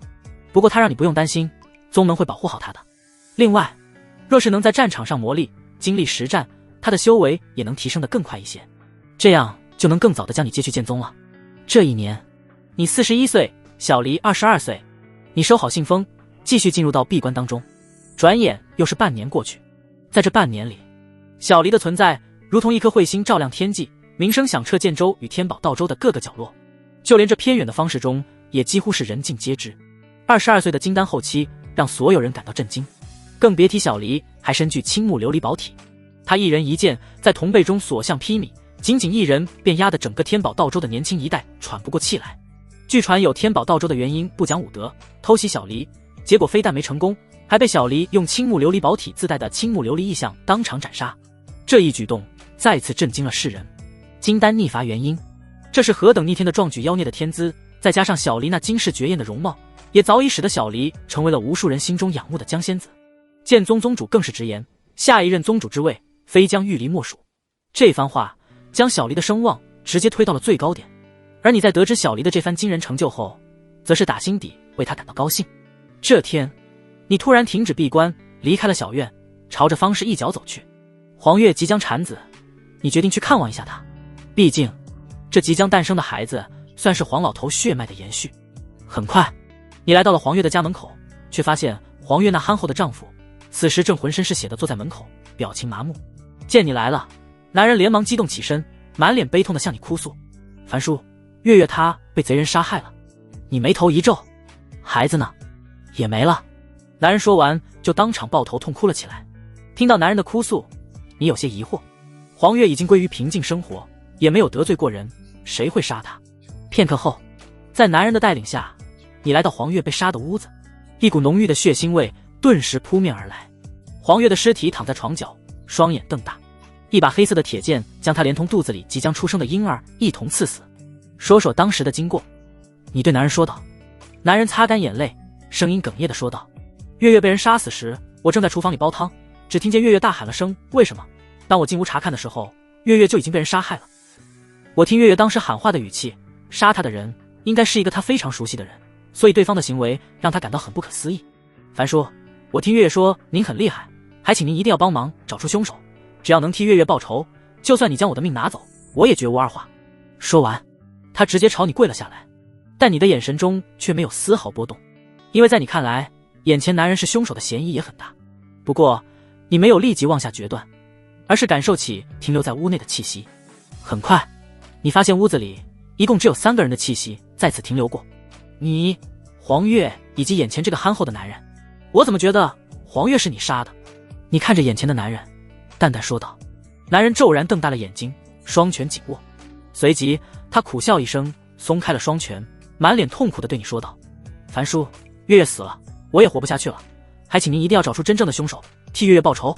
说完，他突然一巴掌拍在自己的天灵盖上，砰的一声，鲜血从七窍中喷涌而出，速度之快，连你都没反应过来。男人的尸体很快倒在了地上。看着男人的尸体，你的眼中浮现出一抹复杂。就凭这份敢自绝的勇气，你就基本可以判定不是他杀的黄月。可若不是他的话，还能是谁呢？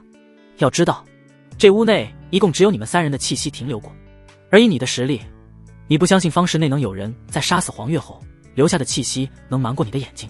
方室外确实有这样的存在，可那都是金丹真人，甚至元婴真君，他们何必这样拐弯抹角的来杀一个普通的炼气女人呢？你思索许久，猛然想起男人之前说的话，杀死黄月的人是黄月的熟人，并且对方的出手让他感到不可思议。黄月成长的轨迹很简单，你仔细回忆，发现能够达成这个条件的人，一个是以前的10号，一个是黄月现在的丈夫，一个是黄老头，一个是你。可是10号和黄老头早早的就死去了，黄月丈夫也已经用死自证了清白，那么嫌疑最大的人就只剩你了。但如果黄月是你杀的，你又怎会不知道？突然你想到什么，眼睛突然微眯了起来。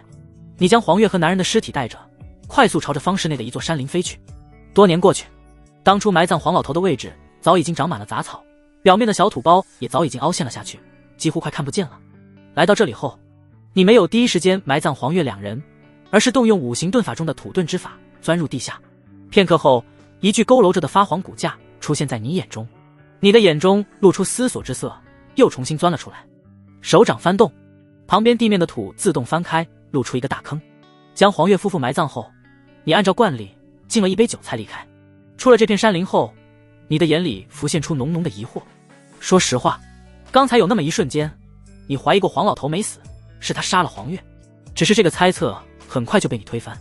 首先，你刚才钻入地下查看了，那骨架确确实实就是黄老头的，他已经死得不能再死。其次，就算黄老头没死，也不应该杀黄月才对，毕竟黄月不但是他唯一的孙女，还即将替他延续皇家血脉。黄老头哪怕绘图转生，也没有任何理由杀黄月。想到这里，你感到颇为头疼。凶手究竟是谁？这似乎成了一个无解的难题。罢了，最终你叹息一声，没有再继续思考了。能做到这一步，你已经对得起黄月。回家后，你继续盘坐在床上修炼。自从上次秘境动荡之后，方氏人口大减，直到现在也没恢复过来，以至于你家边的2座屋子现在都还没有人住进来，让你这里显得十分冷清。当然你乐得如此，不希望有人来打扰你的修炼。冬去春来，转眼又是1年多的时间过去。1年对于普通凡人来说，已经能在他短暂的生命中留下浓重的一笔。然而对于你这寿元高达500年的金丹真人来说，1年时间不过是弹指一挥间，随便闭个关，眼睛一睁一闭，1年就过去了。只是这1年里，你的修为进步甚微。到了金丹中期后，你能清晰地感觉到自身天赋的不足，每次想往前踏出一步都是千难万难。你推测，没有机遇的情况下，以你目前的修炼速度，想要达到金丹后期，至少需要100年的时间。100年，这已经是普通凡人的极限寿命了，而你却只能用来提升一个小境界，这让你心中对住就更精通幽宝体的渴望更上一层楼。只是眼下时机还不成熟。几日后，眼看小黎送信的时间即将到来，你停止闭关，每天就在院子里晒太阳闭目养神。然而距离以往的时间都超过好几天了，齐天明的身影都始终没出现，这让你心中浮现出一抹担忧，莫非是小黎出事了？想到这点，你迅速起身，连被你弄翻的竹椅都懒得管，直接离开小院，来到方室中探听消息。在2块下品灵石的攻势下，你得到了一切关于小黎的消息。原来这2年时间里，小黎在2宗战场上再度大放光彩，以金丹大圆满的修为，同时逆伐2位成名已久的元婴真君，将名声推至最巅峰，被世人尊称为玉离仙子，是无数人心中倾慕的存在。另外，被剑宗雪藏多年的天生剑众李建恒也在1年前出世。李建恒一身剑意已经凝练至巅峰，年仅49岁，修为就已经来到元婴中期，出现在2宗战场上的第一天就剑斩天宝道州的元婴天骄，震惊世人。与玉离仙子一起被称为剑宗的绝代双骄，甚至有好事者称，只有李建恒这样的绝代天骄才能真正配得上玉离仙子。此话一出，立马在整个剑州涌发了不小的共鸣，众人皆表示玉离仙子和李建恒2人确实是郎才女貌，天生一对。此番浪潮在剑州盛行了2个月，甚至有修士来到剑宗山门外大喊，若是玉离仙子能与李建恒结为道侣，必然是剑州的一大幸事。当然，无论外界舆论如何，剑宗内部都始终没有透露出任何一丝消息。直到1个月前，一个重磅消息从剑宗传出，如同陨石砸在平静的湖面上一样，在整个剑州掀起了滔天巨浪。这个消息就是玉离仙子已经和天生剑众李建恒结为道侣，不日便会在剑宗举办婚礼，宴请4方来客。届时，这场婚礼会由剑宗当代宗主萧战天亲自主持见证。这个消息在剑州持续了整整1个月时间都没有平息下去，哪怕是在这偏远的方室之中，你都能听到不少人在热议此事。也好，既然小黎已经找到他的归宿，那我也可以慢慢消失了。你在听到这个消息后，虽然心里有些不是滋味，但更多的是祝福，因为你知道你跟小黎是真的不合适，做一些逾越界限的事情只会伤害到小黎，保持一定距离才是最好的。想到这，你直接转身离开了酒楼，回到家中修行。只是你心绪杂乱，久久无法入定，你感觉空气中充满了别离的气息。之所以如此，是因为你已经做好了明天就离开方室的打算，你要去尝试秘法，铸就更精通幽宝体根基。只是你这一去，以后或许就再也没有跟小黎见面的机会了。要不要去剑宗跟小黎见最后一面呢？你的脑海中下意识浮现这个念头，只是很快就被你否定了。现在这个时候去见小黎，不是平白给他添乱吗？罢了，你叹气一声，最终决定在方室里再停留一段时间，等小黎成婚后，你就写信一封，托人送去给小黎。到那时候，你就可以彻底消失在小黎的世界中了。转眼又是1个月过去，这天，你正躺在院子里晒太阳，结果一个意想不到的身影突然降落在院中。小黎回来了，看见这道身影，你还以为自己看错了，猛地揉了揉眼睛，结果发现那站着的身影就是小黎。相比起上一次，眼下的小黎更加成熟漂亮了。她穿着一袭淡青长裙，衣袂飘然，似山间云雾般轻盈流转，肌肤银白如玉，眉若远山寒带，眸似秋水凝烟，眼角微微上挑，带着几分清冷。仅仅是看了一眼，就你有些难以挪开视线。太美了，真就仿若天上仙子下凡一般。只是不知为何，此时小黎的脸上满是疲惫，见你目光看来，她的秋水双眸中充满了歉意，紧咬红唇道：陈凡，对不起。陈凡，这一刻你甚至怀疑自己是不是听错了，小黎竟然直接称呼你的名字。难道说小黎这是打算彻底跟你划清界限了吗？这样也好，你能成功找到自己的另一半，我是很开心欣慰的，你不用向我道歉。你笑着摇了摇头。对于小黎即将成婚这件事，虽然你心里偶尔有点不是滋味，但整体上还是祝福支持的。所以在你看来，小黎的道歉完全没必要。然而小黎在听到你的话后，眼眶却是迅速泛红了起来，他哽咽着向你询问：陈凡，你就这么希望我跟别人在一起是不是？小黎再次直呼你的名字，似乎在刻意回避着一些什么。你微微一愣，还没等你开口，小黎就再次说道：“我说的道歉，是指我很久没有回来看你了，而不是我假装跟那个贱种结为道侣这件事。”说完，眼泪哗哗的从小黎眼中滑落，他朝着你走来，最终扑在了你的身上，轻声哽咽了起来。陈凡，我等这一天真的已经等了很久了，等很久了。什么意思？你觉得小黎抱得有点紧，想要挣脱，却发现自己完全动弹不得了，就连体内的金丹此刻也仿佛被冻结了一般。直到此刻你才意识到，小黎似乎已经原因了。小黎抬起头来，含泪的眼睛看着你，质问道：“我们根本没有任何血缘关系，我也从来没把你当过哥哥，你为什么要一直坚守所谓的虚假道德呢？你就不能把我当成养成女友吗？”你不敢去看小黎的眼睛，想要转过头去，却发现自己根本做不到，只得闭上眼睛。这样不太好，你轻声说道。有什么不好的？小黎倔强地抬起头来，泪眼婆娑道：“你觉得这样不好？难道就真打算让我嫁给李建恒吗？他今年50多岁，比你都大得多，嫁给他就好了。另外，这是修仙界大把几百岁的老怪物，那10几岁的少女为妾，难道会有人指责他们吗？还是说，你希望我嫁给一个我丝毫提不起兴趣的人，然后孤苦难受一辈子？”小黎的一番话让你沉默。是啊，小黎仅仅只是你捡来的，你们之间没有任何的血缘关系，只是陈凡，你就是一个胆小鬼。小黎见你沉默，眼中的泪水如珍珠一般掉落，白玉般的手掌不停地拍打着你的胸膛，似乎是泄气的一样。最终，小黎的动作突然停顿下来，他看向你的眼睛，眼神坚定道：“不管你同意还是不同意，今天我都吃定你了。”说完，他直接把你扛了起来，朝着里屋跑去。你尝试挣扎，却发现自己依旧无法动弹，这让你有些无奈。感情自己堂堂一个大男人，这是要被霸王硬上弓了。另外，自己养了这么多年的江玉离，竟然还是一个潜在病娇。进了屋内，小黎不管不顾地将你丢到床上，眼看事情正在朝着不可挽回的地步发展，你连忙阻止：“别这样，给我点时间，让我好好想一想，先解开对我的控制。”你的话刚说完，就发现自己已经能动了。小黎擦了擦通红的眼眶，语气坚定道：“接下来我会有1个月的时间留在这里，在此期间，你必须要像对待女友的一样对待我，不许再让我矮你一个辈分。如果你不同意，我就立马跟你生米煮成熟饭，让你没有选择的余地。”听到小黎威胁式的话语，你只能无奈同意。玉离，在江玉离的要求下，你更改了对他的称呼。呢。他应下一声后，脸上很快就泛出明媚的笑容来，这让你不得不感叹，江玉离是真的长大了，不再是从前的那个小女孩，变回你真正的模样。江玉离进一步要求道。你仅仅迟疑了几秒，他就开口威胁：“不同意，那就生米煮成。”行。你恢复了最开始来到方氏时的容貌，修仙几十年，岁月丝毫没有在你的脸上留下痕迹，你依旧是那个俊秀不凡的少年，真可爱啊，看起来就是个臭弟弟呢。江玉离定住你的躯体，捏了捏你的脸，要求道：“叫姐姐，倒反天罡了不是？这一次你怎么也叫不出口来了？你再不叫，那就生米煮成熟饭，好吧，不叫就算了。”还没等你拒绝，江玉离自己就放弃了这个充满恶趣味的念头。当天晚上，虽然你们什么也没做，但在江玉离的强制要求下，你们相互拥抱着睡了一晚。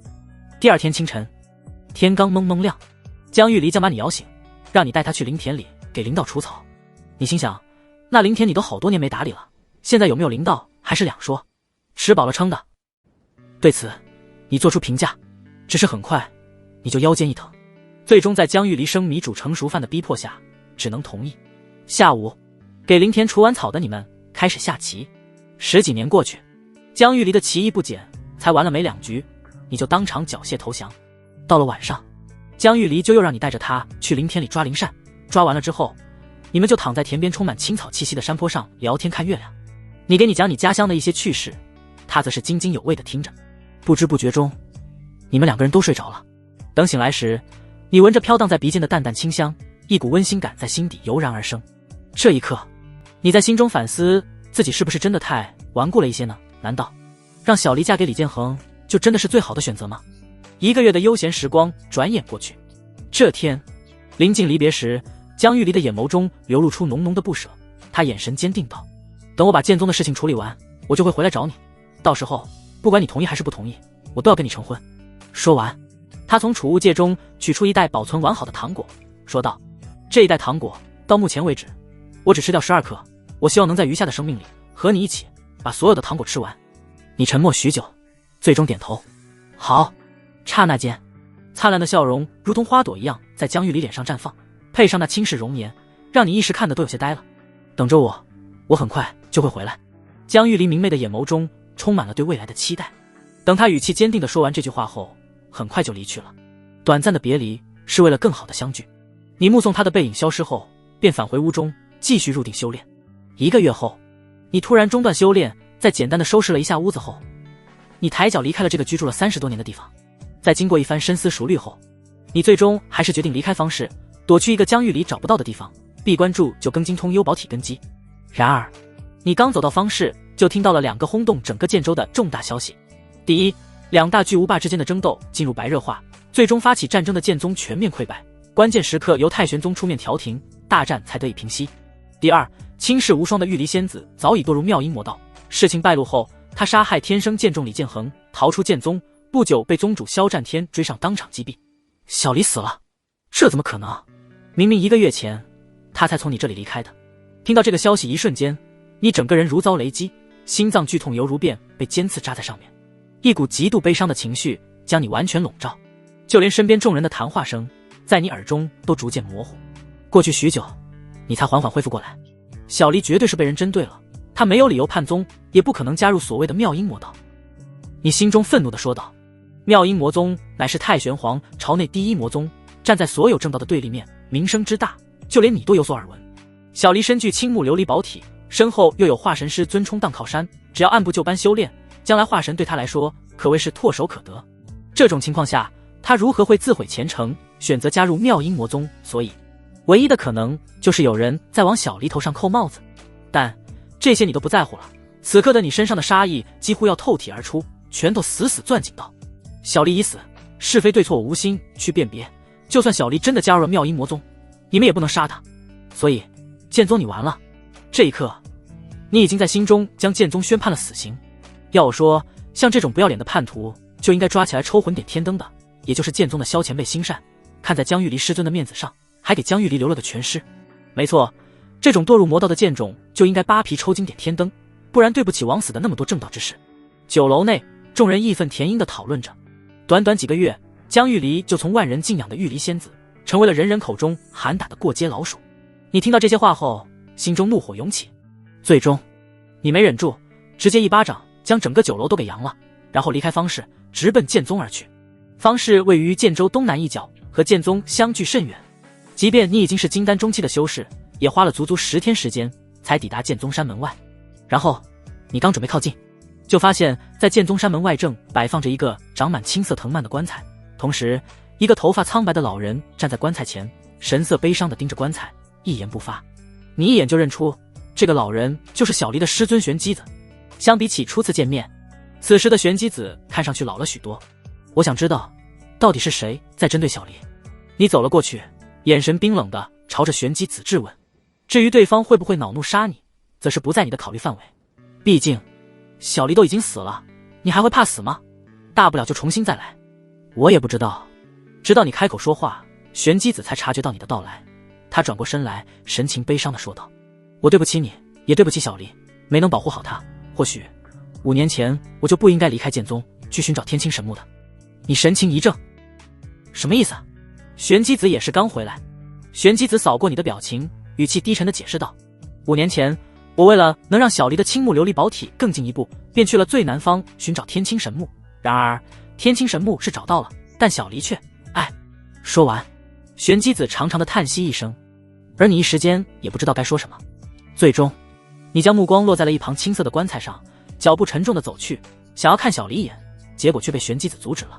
刚才我用天青神木制成棺木，以其强烈的生机强行吊住了小离的最后一口气，所以现在不宜开棺。玄机子解释道。而你在听完后先是一愣，随后眼中爆发出无与伦比的惊喜之色来。原来小离没死。正当你无比欣喜时，玄机子很快就朝你泼了一盆冷水。小离伤势太重，即便是天青神木也只能稳住他的一口气，一旦等天青神木的勃勃生机耗尽，小离也会跟着死去。玄机子叹气道：那到底要如何才能救小离？你抓住玄机子的手，神情激动地问道：除非找到真正的仙药。玄机子苦笑道：可仙药又岂是好找的？那是有绝顶修士成仙时诞生出来的最顶尖灵药，如今世上已经几万年没人成仙了，又哪来的仙药？听到玄机子的话，你一颗热切的心立即冷了下去。仙人不显，仙药也根本无从找起。这一刻，你的心中充满了绝望。给你。这时，玄机子突然朝你丢来一枚粉色的戒指，这是小离的星辰戒，是我当年送给他的成年礼物，他想要转送给你，但我没同意。现在就由你来保管吧。说完，玄机子又丢给你一个储物袋，这里面有1万块上品灵石，算是老夫给你的补偿。还没等你反应过来，玄机子双手结印，一旁那青色的棺材突然爆发出强烈的青光，紧接着在玄机子的操控下，棺材迅速缩小，化作一缕青光射入你的体内，最终停留在灵海当中。小离尚有生机，是无法收入储物界的，只能放置在你的灵海中温养。接下来，你带着小离离开剑宗吧，越远越好。前辈，那你呢？我。听到你的问话，玄机子的双目中骤然爆发出可怕的神光。我的弟子不能就这么不明不白的死了，就算他真的堕入妙音魔道，也不允许任何人对他进行处置，只因为他是我的弟子。说完，玄机子转身抬头看向剑宗，浑身爆发出极其恐怖的气势来。你抓紧离开，我要上山为我无辜死去的弟子讨个说法。轰！玄机子伸出手去，万道剑光在他的手心爆发，直接将剑宗的整个山门抹去。看到这一幕，你心中生出一抹敬意，对玄机子仅剩的一丝怀疑此时也烟消云散。前辈请先行。你眼神坚定道，终有一日，我也会如前辈一般踏平剑宗山门。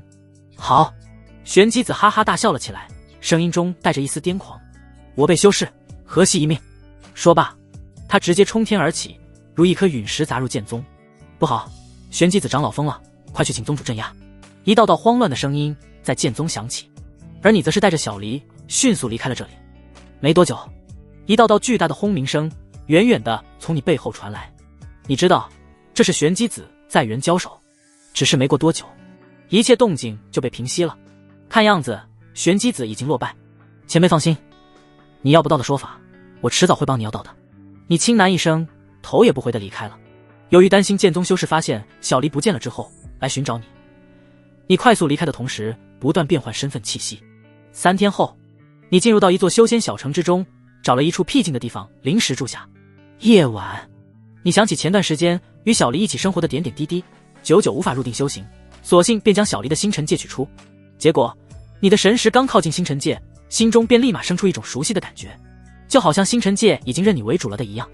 一番观察后，你发现竟然是小离在星辰戒上留下了你的气息，无论你什么时候得到星辰戒，都可以畅通无阻的使用星辰戒。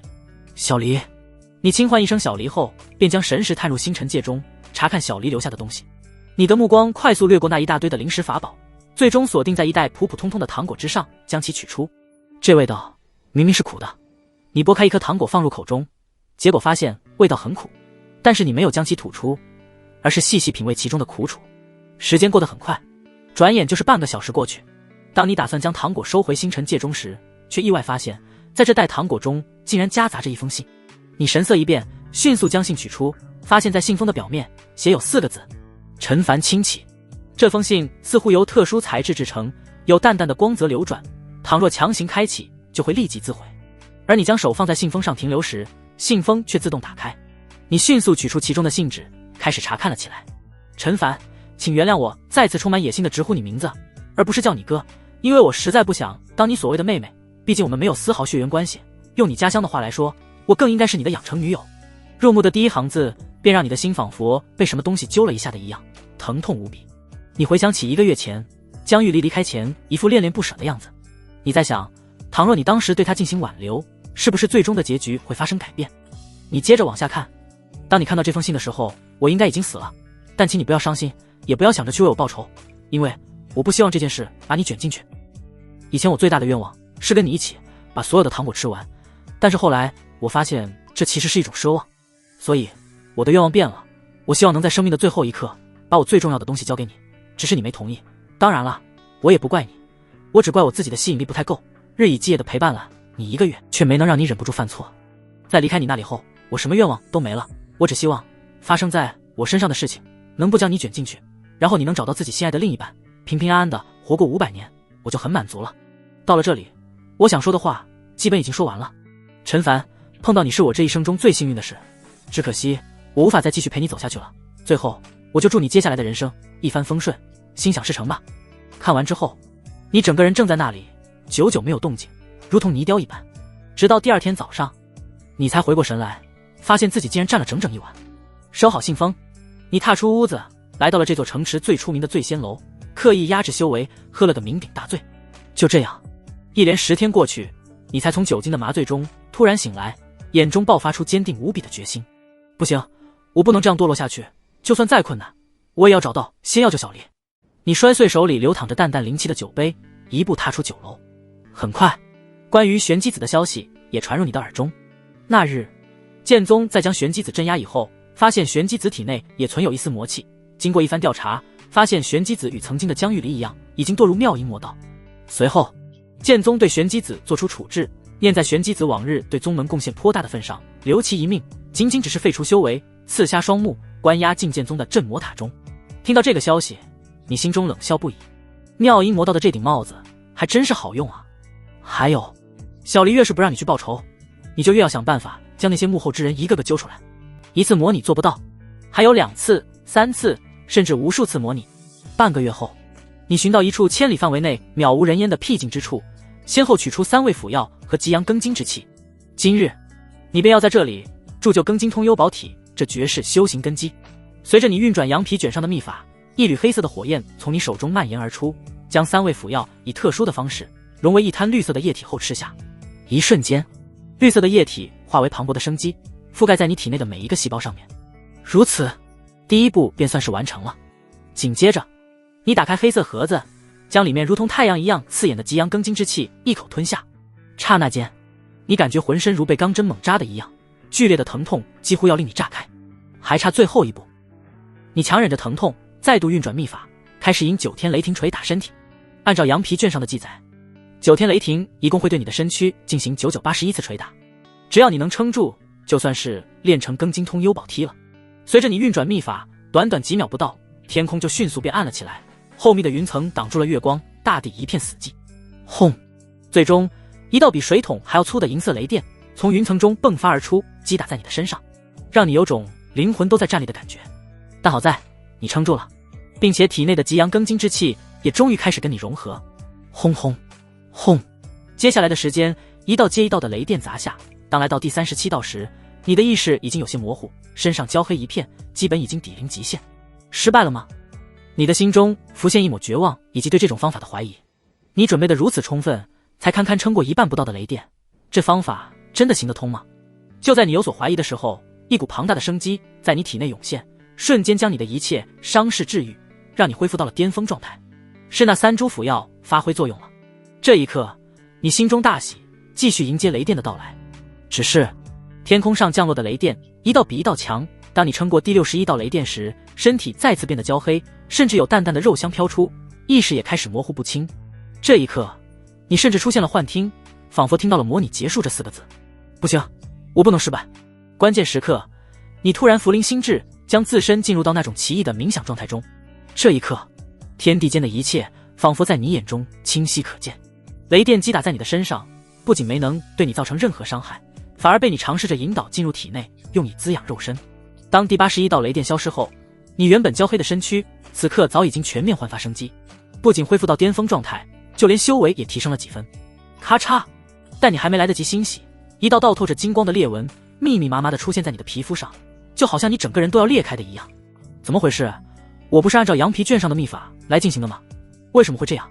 你连忙调动体内灵力，阻止自身裂开的过程。你很不解，按理说你现在应该已经成就庚金通幽宝踢了，但是事实上却并没有，身体也要炸开了，命悬一线。小子，你这样是行不通的，得不到大道认可，你准备的再充分，也成不了庚金通幽宝体。就在你万分不解的时候，一道沙哑的声音突然响起。与此同时，一个2米多高，表面长满绿锈的青铜棺材，就这么突兀地出现在你面前。你小子也是个人才，别的修士苦苦追求一辈子的悟道状态，你却能跟吃饭喝水一样随意进入，如此一来，死掉倒也可惜了，让我来帮帮你吧。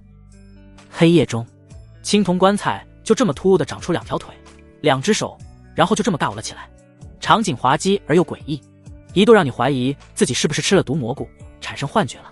不过，你很快就不这样想了，因为随着青铜棺材开始尬舞，一股玄之又玄的气息缓缓将你笼罩。这一刻，你仿佛与天地融合在了一起，即将炸开的你，不仅皮肤上的裂痕消失，体内的灵海和金丹也开始出现翻天覆地的变化。一层层的皮从金丹上剥落，最终缩小了1倍多，只剩下一颗散发着炽烈金光的小金丹。而金丹上散发出的每一缕金光，都仿佛是至阳庚金之气一般，带着恐怖的杀伐之意。原本青色的灵海，此刻则是完全被渲染成了金色，浪潮起伏，宛如一片神秘的海洋世界。最后，一朵金色的莲花从灵海中生长而出，上面篆刻有密密麻麻的神秘符文，奇异无比。我好像能看到小离了。你内视灵海，发现即便不用揭开由天青神木打造而成的棺材，也能看到里面脸色苍白，始终闭着双眸的江玉离。轰！最终一声巨响将你的内视中断。你这时才发现，你头顶上的天空不知何时已经彻底化为了金色的海洋，一朵朵白云也被渲染成了金色，美轮美奂。甚至你能隐隐约约间听到有龙鸣声从金色的海洋中传出。还看你小子不要命了！一旁的青铜棺材早已停下尬舞，对你提醒道：你成就庚金通幽宝体，引发了天地异象，再不离开，很快就会有强大的修士降临这里了。多谢前辈提醒。你打算飞离这里？青铜棺材却恨铁不成钢地说道：你小子真蠢，化神修士神识可以轻松覆盖千里，你靠飞能飞出他的神识范围吗？过来，我带你走。说完，方方正正的青铜棺材再次长出2条腿来，不停地在地上滑动。最终，一个传送阵成型，在青铜棺材的示意下，你与他一起站在传送阵上。随着传送阵亮起，你的大脑一阵眩晕，等恢复时，发现自己已经出现在一个破庙中了。哎呀，位置好像有点偏离。同时，你听到了青铜棺材的嘀咕声：前辈大恩，晚辈铭记在心，敢问前辈名讳？你感激地向青铜棺材问道：今天若非是对方出手帮忙，你不仅成不了庚金通幽宝体，就连小命也得当场交代。我的名讳，我就是一个棺材成精，哪来什么名讳？你也不要叫我前辈，叫我关兄就好了。青铜棺材长出一只手来，摆手说道：关兄，你觉得这个称呼有些奇怪，但既然对方这样说了，你只能这样叫。关兄，你知道哪里有仙药吗？仙药？青铜棺材上露出2只眼睛，瞪得老大。那玩意儿我怎么可能知道？最后一个仙人都死了几万年了，也没有新的仙人诞生，这世上有没有仙药还是两说。听到这话，你心中不由得一沉。没有仙药，小离怎么办？行了，我还有事，先走一步了。青铜棺材长出一条腿，在地上画了个圈圈，随着一阵微光亮起，青铜棺材消失在了你的面前。不管如何，我都不会放弃寻找仙药。你深吸一口气，也离开了破庙。2天后，你在一座修仙城池中得知自己现在所处的位置乃是太玄皇朝的最北边，倘若当时传送的位置再往北偏离一点点，你就要进入传说中的生命禁区了。这让你突然觉得这位关兄的传送似乎有点不靠谱。当然你也没多想，毕竟对方帮了你天大的忙。接下来的时间，你一边修行一边行走四方，寻找仙药的线索。然而2年时间一晃而过，关于仙药的线索却是半点都没找到。至于你的修为则是突飞猛进，短短2年时间直接让你晋升到了金丹后期，而且你体内的灵力浑厚无比，灵海的大小几乎是同等级修士的10倍。你能施展一种名为庚金剑气的东西，前段时间有一个金丹大圆满的修士打你主意，被你祭出一缕庚金剑气，直接势如破竹的将对方斩杀。而这样的庚金剑气，你能同时祭出上百缕，当然庚金剑气并非是你最大的杀手锏，你身上最厉害的东西是与小离天青琉璃异象齐名的庚金通幽异象，一旦施展出，即便是逆伐元婴也不在话下。不过修为实力的提升并没有为你带来多大的喜悦，因为你发现2年时间过去，为小离源源不断提供生机的天青神木暗淡了许多。据你推测，最多1年多点的时间，天青神木就会彻底枯萎，这让你十分担忧，心中也感到一丝紧迫，想要尽快寻找到仙药。另外，你一路寻找仙药的线索，不知不觉中来到了与剑州相邻的天宝道州，一些关于剑州的消息也渐渐传入你的耳中。这2年里，随着太玄宗的不断出面调解，剑宗和天宝道宗正式握手言和，并且相约在1年后2州共同举办一场年轻弟子的大比，前10名皆有丰厚奖励。比试其实是次要的，关键还是要让2宗增进交流，缓和关系。你在天宝道州没有停留多久就离开了，进入和天宝道州相邻的青州，继续寻找仙药。1年时间很快就过去，你连续辗转多地，不知不觉回到了原点剑州，关于仙药的线索却还是一无所知。而你的修为此时已经来到了金丹大圆满，距离晋升元婴仅差一步。另外，1年过去，以天青神木打造而成的棺材已经开始出现腐朽的迹象，而在天青神木中的江玉离身上的气息也越来越微弱，仿佛随时要生机断绝一般。这让你心中无比焦急，可又没有任何办法。毕竟这个世界上不只有你在寻找仙药，一些修为通天彻地的老怪物同样在寻找，也没有找到。或许真让你区区一个金丹找到了才是不正常的事。这天，你进入到一座修仙小城中打探消息，却听到了一番让你无比气愤的话。原来前几日的2宗弟子大比中，剑宗一名被雪藏多年的天才横空出世，直接以无敌姿态横扫了天宝道宗的一切同辈，压得天宝道宗的年轻一辈喘不过气来。而上一个做到这一点的则是小离。如此一来，小离无法避免的又被提了起来。然而那名天才在听到议论之后，却是十分不屑地说出了这样一番话：什么天青琉璃宝体，在我眼中就是垃圾罢了，倘若我早几年出世，他只配及我当端茶倒水的奴婢。此话一出，剑宗上下纷纷表示赞同，就连萧战天也站出来公开表示，在我儿面前，江玉离确实只有当奴婢的份，当然我们剑宗乃是正道大宗，这种堕入魔道的贱女人是连进宗的资格都没有的。好好，萧战天的儿子是吧？正好，我这次就上剑宗，先收点利息回来。你放弃了继续寻找仙药的打算，听到消息后立马朝着剑宗赶去。你预计天青神木最多只能支撑1个月了，这么短的时间内想要找到仙药，跟天方夜谭没什么区别。与其浪费时间继续寻找，不如趁着这个机会好好跟剑宗算一下账。想到这，你直接朝着剑宗赶去。只是在去剑宗的半路上，青铜棺材突然出现，拦住了你的去路。小子，你很有胆魄，若是你这次能横扫剑宗所有元婴以下的弟子，我就给你指条明路。青铜棺材承诺道。还请关兄详说，究竟是什么明路？你开口询问。青铜棺材没有立即回答，而是长出一只手来，先指了指你的灵海位置，然后说道：当然是救人的明路。你浑身一震，当真？自然。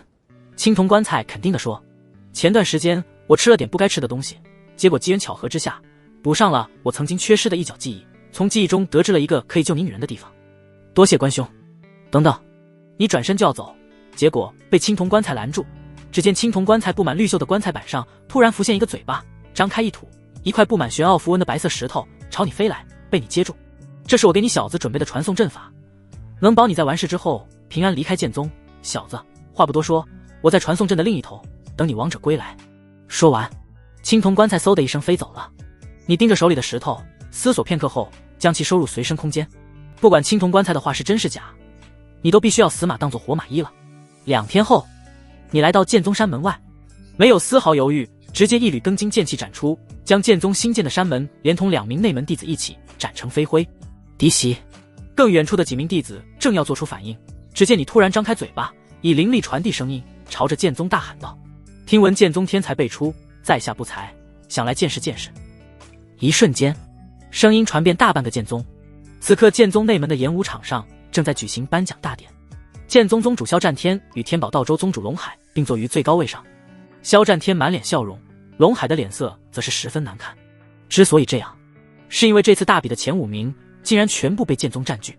龙兄，仙路漫长，一时的领先算不了什么。贵宗这次虽然没人能进前3，但也是能人辈出，相信不久的将来必然会有一条真龙从中脱颖而出。萧战天喝了一口灵茶，笑着安慰道。然而就是这番话让龙海的脸色更难看了。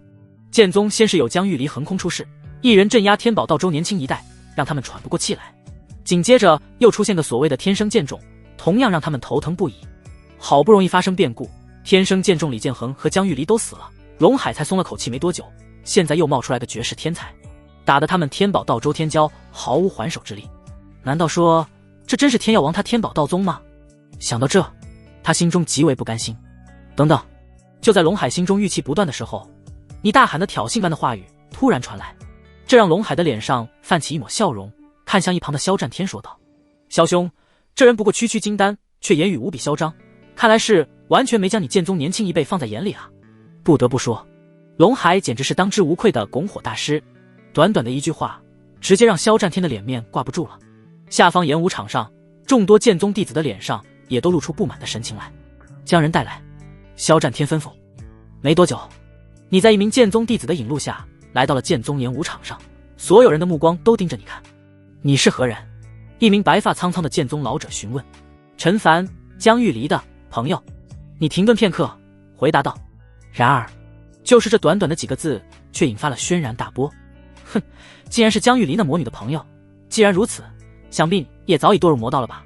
今日便让我来斩你。一名剑宗弟子果然出手，朝你进攻而来。然而你随手一挥，强大的灵压就在这名弟子的身上炸开，使其当场血肉横飞。这一幕惊呆了在场的众人。吾乃剑宗弟子吴青山，本次大比位列第29，就让我来收拾你这个魔道之人。一名剑宗弟子报出姓名后，抽出一把青色长剑，携带着漫天剑气朝你而来。好，有吴师兄在，定能一举拿下这个不知天高地厚的魔道中人。人群中有剑宗弟子激动的大喊。然而你随手打出一缕庚金剑气，便将这吴青山连同他的漫天剑气一同击穿，血洒当场。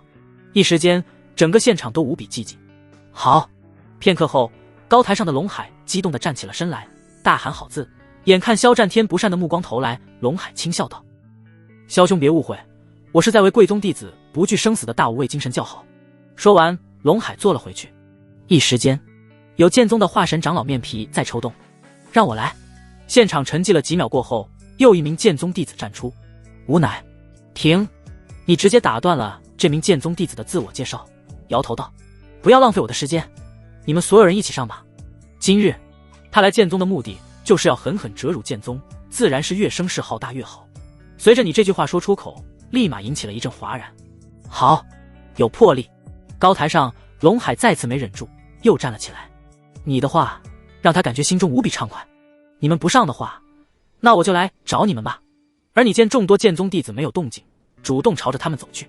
这些剑宗的年轻一代弟子，少部分是金丹大圆满，其余都是金丹后期、金丹中期，一个原因都没有。因此其中哪怕包含了最近风头无两的剑宗绝世天才，你也毫不畏惧。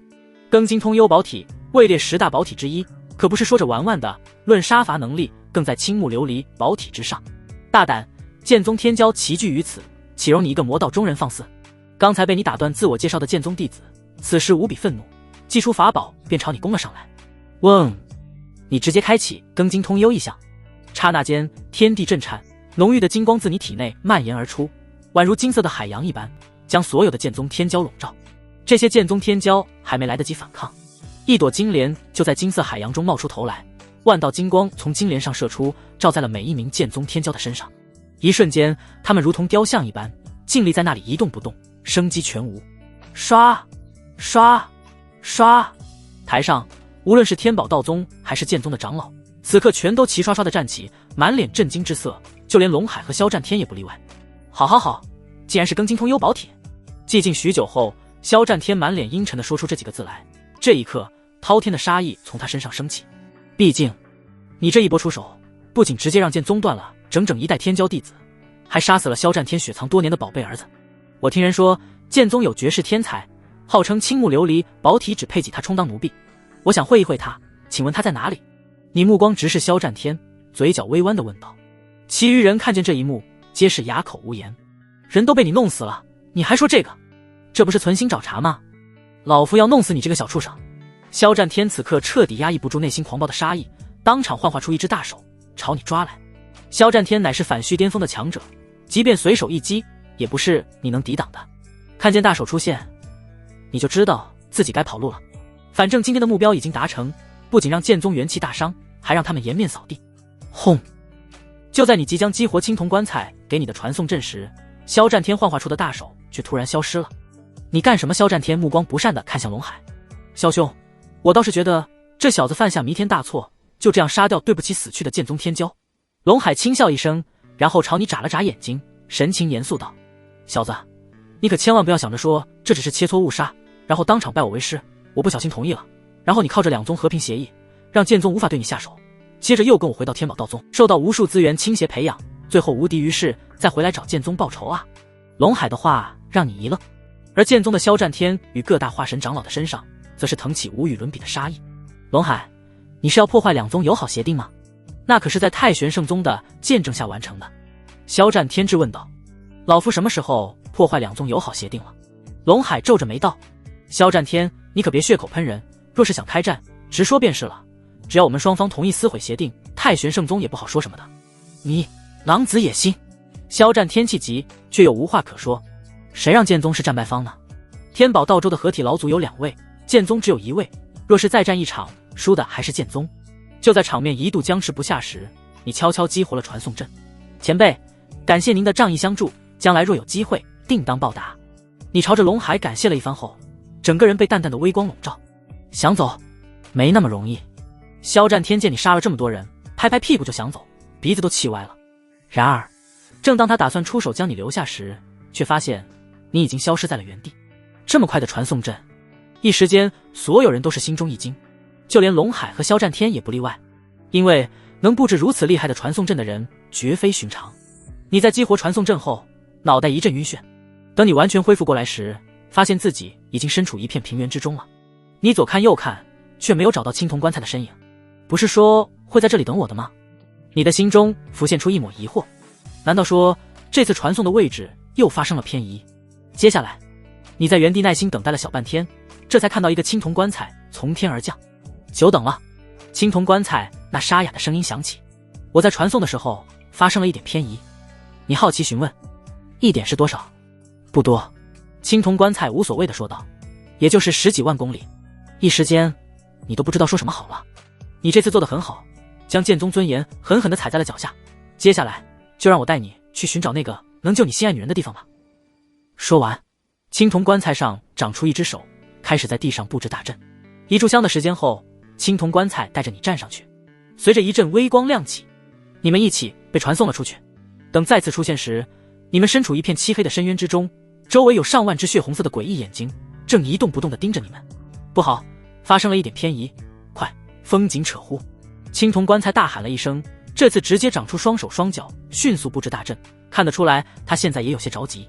眼看那些诡异的血红色眼睛距离你们越来越近，青铜棺材终于布置好了大阵。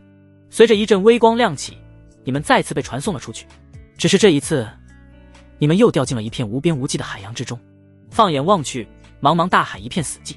你尝试了一下，结果发现体内的灵力丝毫都调动不了。糟了，好像不小心进入禁地了。这一次，青铜棺材上直接长出嘴巴，吐出36杆阵旗，发出剧烈的光芒，将你们裹在其中，然后传送离开了这里。就在你们离开后的一瞬间，一只覆盖了整片天空的金色树瞳眼睛突然出现，一动不动地盯着你们刚才所在的位置。刚才传送的距离相对远了一些，所以才会出现失误。你们这一次出现在一片原始森林当中，虽然又发生了偏移，但好在这次没遇到什么危险。青铜棺材在一阵反思之后，决定缩短传送距离。你虽然觉得这位官兄不太靠谱，但眼下也没有别的选择。接下来的2天，你们多次传送，最终有惊无险地来到了一处残破的废墟当中。百花圣地。你的目光落在一块残破的石碑上，当你看清上面的4个大字时，却是没忍住浑身一震。当初你杀死云城少主后，从他身上得到的百花圣地玉牌，上面标记的仙人传承的不就是这里吗？不应该啊。一旁青铜棺材疑惑道，这才多少年，百花圣地怎么就没了？那位留下的秘境该不会也没了吧？他的话让你心中一紧，不由自主地担忧了起来。只是很快，青铜棺材突然恍然大悟道，我知道了，百花圣地确实是消失在历史的尘埃当中，但那位一手缔造的秘境肯定还在，只是藏起来了。小子，你等我一下。青铜棺材说完后就消失了。足足过去半个时辰，他才再次出现。他的棺材板上再次长出双手双脚，然后在地上布置传送阵。最终，随着一阵微光亮起，你们一起消失在这片废墟上。等你再次睁开眼睛时，已经身处一个密闭的空间当中，四周都是石墙，只有在正前方有一个青铜大门。青铜大门的左边刻有奇变偶不变5个大字，右边则是什么都没有。你想了想，对着大门轻声的喃道：符号看象限。轰隆，伴随着一声巨响，秘境大门突然打开。一旁的青铜棺材吓了一跳，你小子怎么就通过考验了？我原本是想带你偷摸进去的来着。刚说完，一股寒意就涌上青铜棺材的心头。我靠，那家伙该不会还没死透吧？不行，我要先走一步了，小子，我们以后有缘再见。青铜棺材手脚慌乱地在地上刻画传送阵，随着微光亮起，他快速消失在了这里。这一幕看得你哑口无言。然而你不知道的是，就在青铜大门打开的一瞬间，一道轻微的叹气声突然在秘境深处响起。这秘境怎么不开灯啊？你朝着青铜大门里面看去，入目一片漆黑。等等，一番观察后，你突然发觉不对劲，好像不是里面没开灯，而是你的眼睛看不见了。试着神识探出后，发现四周也是一片漆黑。紧接着，你突然感觉自己好像是被什么东西包住了，身体失重，不受控制。最后砰的一声，你被狠狠地甩在地上，摔了个灰头土脸。小老弟，你怎么也出来了？你耳边响起青铜棺材的声音。出来了。你心中一惊，急忙起身朝四周看去，结果发现自己真的回到了那片废墟之中。在你身前的不远处，还立着那块写有百花圣地的残碑。怎么回事？你不是成功打开青铜大门了吗？为什么会被丢出来？哎，看来是秘境主人拒绝你了，所以才把你丢出秘境。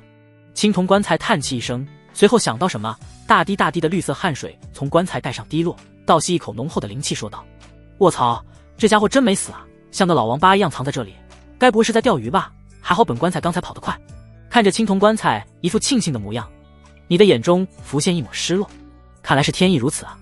说完，你神情颓废的一屁股坐在地上。过去了约莫10几息时间，青铜棺材安慰你说：小老弟，别担心，你关哥虽然实力不咋地，但是点子多，我再给你想想办法。听到青铜棺材的话，你的眼中浮现出一抹期待来。有了。苦苦思索的青铜棺材上露出一双眼睛，眼睛上发出高爆亮光。既然找不到仙药，那我们带他去真实之地，先将他放在那里不就行了？你心中疑惑，真实之地是什么？真实之地就是仙墟，不同人有不同的叫法。青铜棺材的意道：我曾经因为传送偏移，不小心进入到仙墟当中，并且在里面发现了一片时间近乎停滞的区域。时间停滞。闻言，你的脸上浮现出期待之色。倘若真是这样，你完全可以将小黎放在仙墟当中，等以后实力上去了，得到仙药再去救小黎。关兄，快带我去吧。你迫不及待道。天青神木近乎腐朽，已经撑不了多久。青铜棺材也没浪费时间，迅速摆弄传送阵。没多久，随着一阵微光亮起，你们被一同传送离开了这里。而在你看不见的秘境深处，有一蛋室。石室的里面长满了五颜六色的各种鲜花，美轮美奂。而在石室的中央，则是摆放着一副水晶棺材，里面正躺着一个容貌轻视的白裙女子。此刻，白裙女子忽然睁开眼睛，眸子里浮现出一抹深深的疑惑。她轻声的：难道这是何人编织的幻境，竟如此真实，就连她也跟当年一模一样。安静许久，白裙女子再度叹息一声：在相也是幻境中的虚假存在，根本不是我要寻找的那个人。说完，她便再次闭上了双眸。你跟随着青铜棺材连续传送了不下10次后，终于来到传说中的仙墟前。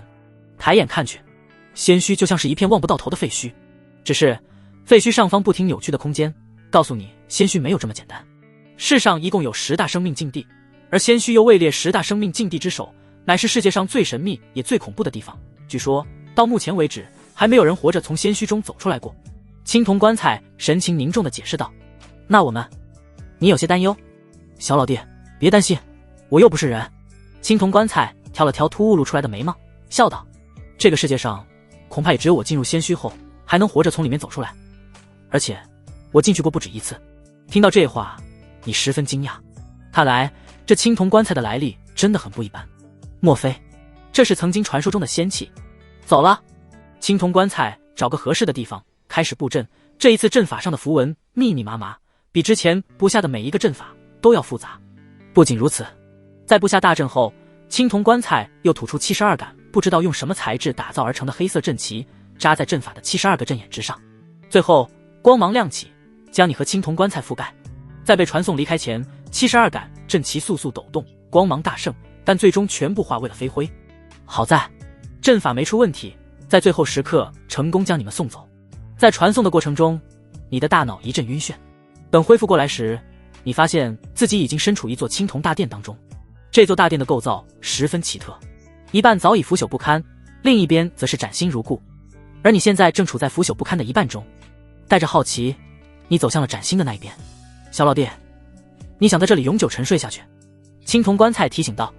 你蓦然一惊，立马反应过来，原来大殿的另一半之所以会崭新无比，那是因为另一半处在青铜棺材所说时间停滞的区域当中。把你女人弄出来。青铜棺材提醒道。你照做。放置着小黎即将腐朽的天青神木棺材被你从灵海中牵引了出来，落在地上。青铜棺材上弥漫出一圈圈青光，将天青神木棺材笼罩，然后猛地朝着大殿的另一边推了进去。好了，我们赶紧走吧，仙墟待久了，容易沾染上不祥。青铜棺材做完这一切后，开始在地面构建传送阵。没多久，一阵淡薄无比的微光浮现，将你和青铜棺材笼罩。你虽然不舍，但也知道这不是久留之地，只能等你以后找到仙药了，再回来救小丽。很快，你们的身影从大殿中消失，回到了仙墟外面。关兄，多谢了，以后有机会，我一定会好好报答你的。你感激地说道。这一路上，青铜棺材帮了你不少的忙，咱们谁跟谁，也不是特别熟。总之，我是不需要你报答的，因为我沾了你不少的光，只是你不知道而已。青铜棺材顶部弯曲了几下，算是摇头了。没等你多说，青铜棺材的声音便再次响起。行了，我还有一件重要的事情要处理，时间紧迫。倘若我能在处理完这件事后还活着，我会去找你的。说完，青铜棺材再次构建出传送阵，随着光芒亮起，青铜棺材很快就消失在你面前。奶奶的，怎么又歪到仙墟里去了？还好本棺材反应快，结果才几息时间不到，青铜棺材就又骂骂咧咧的出现。紧接着，他重新构建传送阵，这一次离开后很久没有再出现。你知道，这次他真的是走了。你叹息一声，最后看了一眼仙墟的方向，便转身离开了。3天后，你在一片茫茫原野中发现了一座修仙大城，立即进入其中打探消息。很快，打探到消息的你离开城池，朝着东南方向飞去。你现在所处的位置是一个名叫大鱼皇朝的地方，跟太玄皇朝不知道相隔多远。这里的普通修士甚至都没有听过太玄皇朝这个名字。既来之则安之，反正你回太玄皇朝也没什么事，索性便打算在这大鱼皇朝寻找一番仙药。转眼间20年过去，这20年里，你一边修炼提升修为，一边寻找仙药的线索。如今你的修为已经来到元婴后期，只是关于仙药的线索却是一点着落都没有。就如同玄机子和青铜棺材所说，这世上或许真的没有仙药了，这让你心中非常失望。当然，你并没有放弃的意思。今年你才69岁，还能活900多年，等以后晋升化神返虚了，还能活得更久一些。你就不信，这么长的时间，你会找不到仙药？就算是将整个世界掘地3尺，你也必须要把仙药找出来。半年后，你通过大鱼皇朝的边境，进入到与大鱼皇朝相邻的大眼皇朝中，继续寻找仙药。时光飞逝，转眼间又是23年过去。这23年里，你走遍了大鱼皇朝的各个角落，打探关于仙药的消息，却还是一无所得。如今的你，年龄也已经来到了92岁，换成普通人，就算不死，也早已经老得走不动路了。然而，你却还是当年的少年模样。相对漫长的1000年寿命来说，现在的你正值青春年少。只是，经过这么多年的四处奔波，你的眼中早已充满了疲倦。你觉得寻找仙药这件事，就如同大海捞针一样，几乎是不可能的事。我不会放弃。最终，你的眼中重燃斗志。在1个月后，你穿过大眼皇朝的边境，进入到与之相邻的武朝当中。武朝气运浓厚，修士的整体实力强大，有更多关于仙人的传说，所以你想去武朝碰碰运气。进入武朝后，你马不停蹄地奔走四方，探寻仙药的线索。然而8年过去，你却始终一无所获。这天，距离你100岁生日只差3天，青铜棺材突然找到了你。你小子可真是个将中啊！青铜棺材评价了一句，然后长出一只嘴巴，将一个青铜令牌吐了出来。收好这个令牌，将来会有大用，具体的我现在还不能说，你也别问，会招来不好的东西。你听从青铜棺材的话，将令牌收起。之后，青铜棺材什么也没说，就直接离开了。这让你有些不解，难道大老远跑来找你，就为了送一个看起来不咋样的令牌吗？在青铜棺材离开后，你思索了许久，最终还是没有丢掉令牌。毕竟说到底，青铜棺材如果要害你的话，就不会帮你这么多了。而且，对方的实力再不怎么样，也绝对要比你高出很多。收好令牌，你继续朝着下一个目的地赶去。3天后，你100岁生日的时间到来。此刻，你正穿行在一片原始森林中。突然，整片天空都黑暗了下来。卧槽，这天黑的怎么有点熟悉？你猛然想起，上次模拟时，在流云宗就遭遇了同样的事情，直接让你结束了模拟。不应该是流云宗惹了化神强者，被一巴掌拍碎，然后我被殃及池鱼了吗？怎么还跟到这里来了？而且看这样子，也不像是化神的威势啊！此刻，你心中疑惑无比。你现在已经来到元婴大圆满，若是施展庚金通幽异象，即便是逆伐化神，也不是没有可能。然而，在这铺天盖地的黑色天空面前，你却有一种浓浓的无力感。我还不想死啊，小丽还在等着我去救呢。黑色的天空覆压而下，你调动体内的一切力量，就连庚金通幽意象都施展出来了，想要抵抗，结果却如同泡沫一样被瞬间碾爆。完了！意识消失前的最后时刻，你的脑海里只剩下了这2个字：你死了。本次模拟结束，请选择需要继承的物品。选择成功，已继承85年间全部记忆，已继承元婴大圆满修为，已继承所有功法法术的修炼进度，已继承空间戒指星辰戒及其内部的全部物品，已继承功法太乙庚金诀，已继承上品灵石4561块，已继承下品灵石33913块，已继承黄金912833两，已继承青铜令牌1块。充满特殊幽香的房间内，师弟，过来帮师姐捶捶背哦。昨晚你把师姐的骨头都快弄散了呢。陈雪烟充满诱惑的声音在陈凡耳边响起。捶背？好啊！眼看陈雪烟半路相间的背对着他，他直接提起拳头，猛地一拳过去。砰！陈雪烟的背被打穿了个洞出来，鲜血狂喷。师姐，力道满意否？陈凡将脸探到陈雪烟布满惊恐的面容前，笑着问道。前辈，饶了我！陈雪烟浑身颤抖不停，眼里再无猫系老鼠的从容，全是恐惧。到了现在，他哪里还不知道，这个看似普通的耗材其实是强者假扮的。当然，陈凡假装成耗才混入合欢宗的目的是什么，他不在乎，他只希望今天能逃过这一劫。我再问你，力度是否满意？陈凡一挑眉，淡淡问道。满意，满意，只要是前辈说的都满意。陈雪烟连忙说道。见此，陈凡叹了一口，摇头道：没劲，我还是喜欢以前那个桀骜不驯的师姐。我不明白您说的是什么意思。不明白没事。陈凡打断了陈雪烟的话。下一秒，一缕淡金色的庚金剑气飞出，直接将陈雪烟的眉心穿透。砰！陈雪烟的尸体重重砸在床上，原本就半遮半掩的衣服现在全都打开了。看着陈雪烟那火爆的身材，陈凡下意识想着，要不要趁热呢？呸！我一生行的正坐的端，怎么能做这种没有底线的事？他很快就在心里否定。紧接着，他将手伸到陈雪烟的身后，啵的一声拔出那9条尾巴来。虽然只是上品灵气，但蚊子腿再小也是肉。紧接着，他走出陈雪烟的住所，朝着整个合欢宗大喊道：打雷了，下雨了，等等，串台了，谁让你大声喧哗的？你是谁的男宠？陈凡才刚喊到一半，就有2名合欢宗的筑基女修现身，对他进行质问。啪叽！陈凡伸出手去，强大的金色灵力瞬间将2人抓爆，搓成肉球，将合欢宗的山门砸烂。那2名带着男宠在山门口一前一后修炼的合欢宗弟子，也是当场炸开，死的不能再死了。不好，有滴血！弄出这么大的动静，很快就吸引了合欢宗修士的注意。当，清脆的钟声响起，一道接一道的强大气息从合欢宗内出现，朝着陈凡而来。放肆！一名金丹中期、面容妩媚的女修士率先赶到，祭出一把表面布满凸点的长棍型法宝，要将陈凡击杀这种宝贝都舍得掏出来。你也不怕被我弄坏了，以后寂寞难耐？陈凡本来是想抬手去抓的，但是一想到这法宝的来历，心中就感到一阵恶寒。随即，苍龙剑出现在他的手里，抬手一剑，刺了。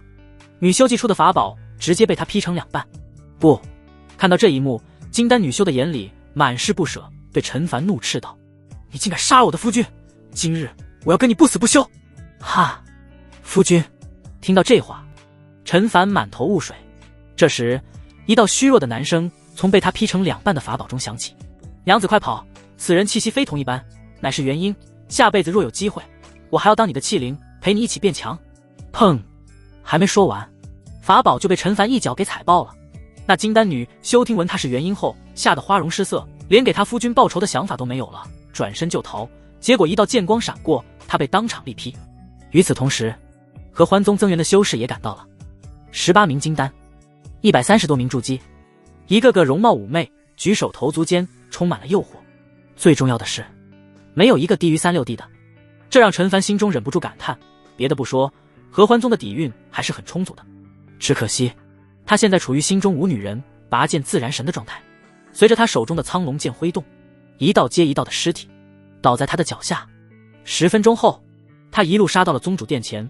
此时整个合欢宗只剩下了最后一个活人。还不出来吗？陈凡问道。道友，今日之事有些过了。一名面容妩媚，举手投足间充满了诱人气息的女人出现，在她的身后还有9条淡粉色的尾巴在轻轻摇曳。跪下！一缕缕可怕的气息从陈凡身上显露而出。什么？你竟然是元婴大圆满？感受到气息，女人张大了诱人红唇，扑通一声跪倒在地。不错，识时务者为俊杰。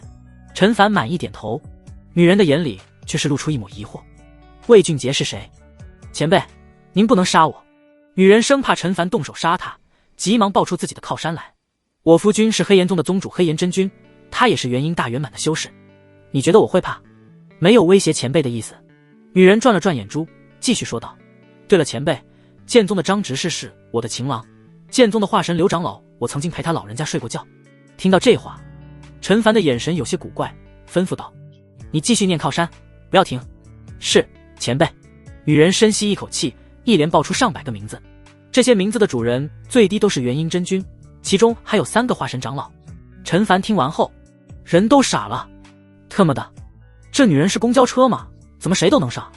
还有，也就是他根本不惧报复，换成别的元婴大圆满修士来，还真是捅了个马蜂窝。前辈，妾身真的没有想威胁您的意思，说这些只是想向前辈证明妾身的能力。妾身精通上百种特殊术法，每一种都已经修炼到圆满层次，若是前辈不嫌弃，妾身只需一口就能让前辈爽到不能呼吸。一道庚金剑气突然飞出，洞穿了女人的眉心，连同神魂元婴一起毁灭。砰！尸体倒在地上。不好意思，我嫌弃。陈凡摇了摇头，以他现在的修为，斩杀元婴初期的合欢宗宗主跟屠鸡宰狗没什么区别。片刻后，他将一个粉色的储物袋拿在手里，离开了合欢宗，朝着苍城而去。路上，他怀着好奇打开了储物袋，结果发现里面除了500来块的上品灵石外，就只有一颗通体呈现粉色的丹药。丹药约莫有婴儿拳头大小，整体散发着诱人的丹香。陈凡仅仅闻了一下气味就知道，这种层次的丹药远远不是元婴修士能拥有的，很可能是合欢宗宗主碰到了某种奇遇的来的。找个人试试。他路过一处山林时，随即从里面抓了个山贼出来，寻到一处僻静地点后，从丹药上刮了点粉末下来喂给山贼吃。几秒过后，山贼的身体开始出现巨大变化，皮肤变白，身高缩水，短短10分钟不到，山贼就变成了一个前凸后翘的妩媚女人。这一幕看得陈凡目瞪口呆。操，用心险恶啊，人都死了还埋个这么大的雷在储物袋里。还好他比较谨慎，没有直接开吃，不然他不也得变成大雷女人。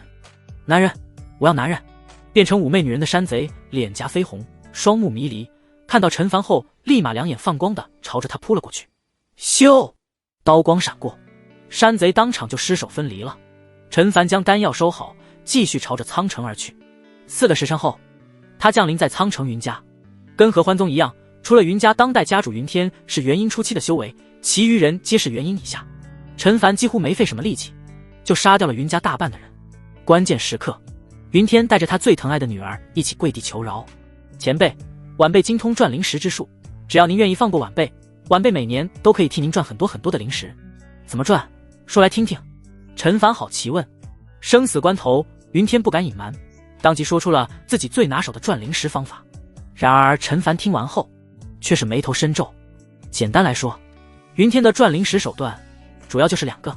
第一，跟魔宗的魔修合作，借着角魔的名头搜刮底层修士的灵石，然后3期分成。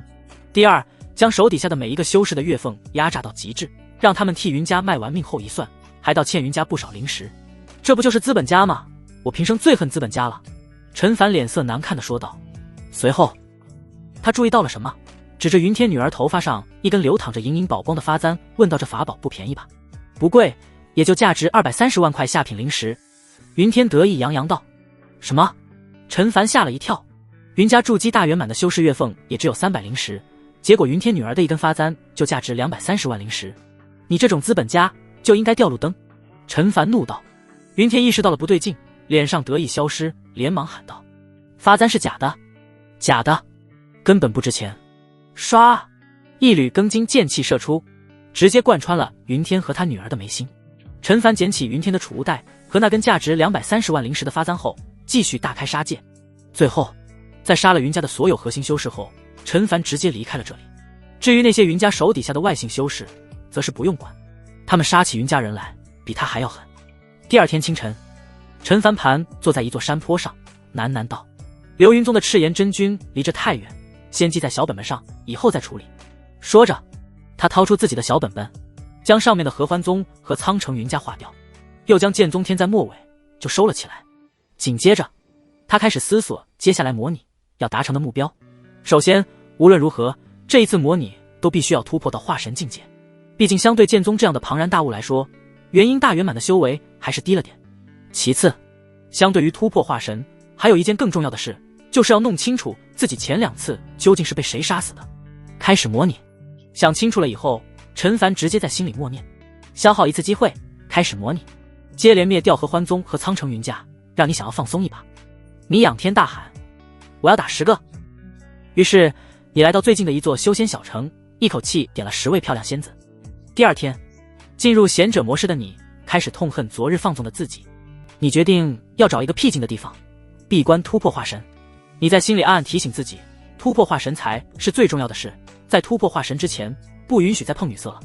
2天过去，你折返这座修仙小城，原因无他，正准备闭关的你突然想到其中一位仙子的可怜身世，不禁生出万分同情，于是决定再来帮她最后一把。第2天，你再次心满意足地离去。半个月后，你从一处凡人村庄上空飞过，发现在村庄外的田野小道上，正有一名被布包裹着、嘴唇发青的婴儿。现在天气比较冷，如果这名婴儿在夜幕降临前还没有被发现，那就基本没了。你在心中默念着不沾因果后，将婴儿放进一户农家里，就飞走了。这名婴儿勾起了你的某些回忆。接下来的半个月时间里，一道身影始终在你脑海中挥之不去。最终，你不知不觉地来到了方室外面。方室让你有种回到家的熟悉感觉，你也懒得再重新找地方闭关了，干脆就住进了方室中，而且还鬼使神差的买下了上一次模拟时住的地方。你在心中不停告诫自己，这一次老老实实修炼，不要再做一些无意义的事了。很快，你再一次扎根在这个方室当中，只是相比起上一次，这次遇到的情况有些出入。不知道发生了什么，黄老头这次没有出现在方室。你左边的邻居从黄老头变成了一个5大3粗的汉子，性格豪爽，跟你十分投缘，你们经常聚在一起喝酒聊天，偶尔还会组队去春风阁关怀失足仙子。而住你右边的邻居依旧是那一对夫妇。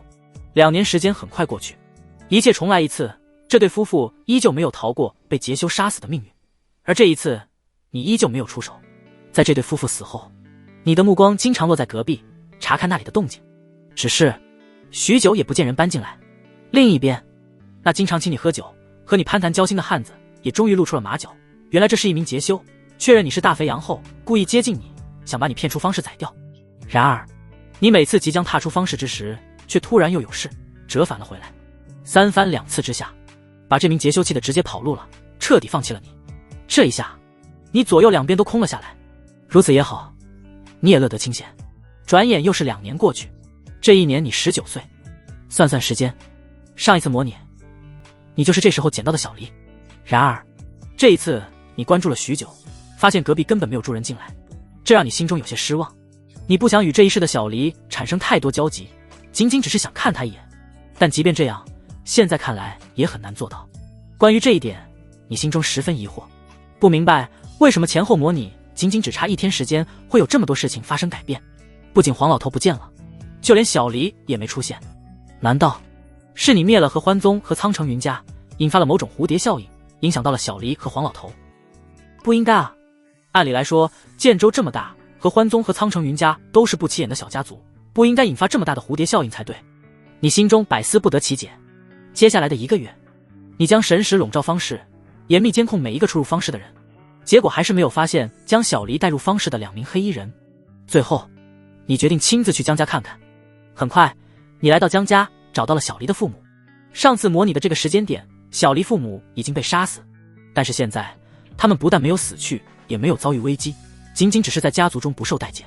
最重要的是，最近1年内他们根本没生过孩子。你找了个合适的时机降临在小黎父母面前。你是谁？看到你突兀出现，2人大惊失色。然而你没有回答，目光被小黎的母亲彻底吸引。小黎那么漂亮，她的母亲自然也是一个十足的大美人。最重要的是，2人至少有7分相像。也正是这份相像，让你一时间晃了神。阁下未免太没礼貌了。看到你的行为，小黎父亲江源满脸的愤怒，只感觉自己的头上有一顶绿帽子正在绿油油的发着光。随后，江源提起拳头朝着你冲了上来，没有杀气，仅仅想教训你一顿。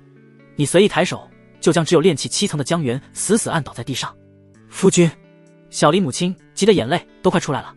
你也在这时放开了江源，解释道：“我没有恶意，之所以盯着你老婆看，是因为你老婆跟我的一位朋友长得很像。”说完，你展露出自身的一缕气息，两人的脸上立马露出惊骇无比的神色。你带给他们的压迫感，竟然比家中的筑基老祖还要可怕。你们在江家的日子应该不好过吧？你对两人说道。接下来你们替我做一件事，我扶你们当江家的话事人。小离父母面面相觑，不信，你摇摇头，离开了这里。约莫1分钟过后，你提着死狗一样的江家老祖出现，将其丢在地上后询问道：“现在相信了吧？”江家老族眼里露出强烈的求生欲，没等小离父母开口，就快速抢答：“我相信，我相信，前辈说什么就是什么，我江家子弟全力配合。”啪！你给了江家老祖一巴掌，没让你说话。这一幕把小离父母看得目瞪口呆，他们何时看到过老祖这副模样？前辈有何吩咐，但请直言。江源说完，想要拉着小离母亲一起跪下，却被你阻止了。跪我不合适。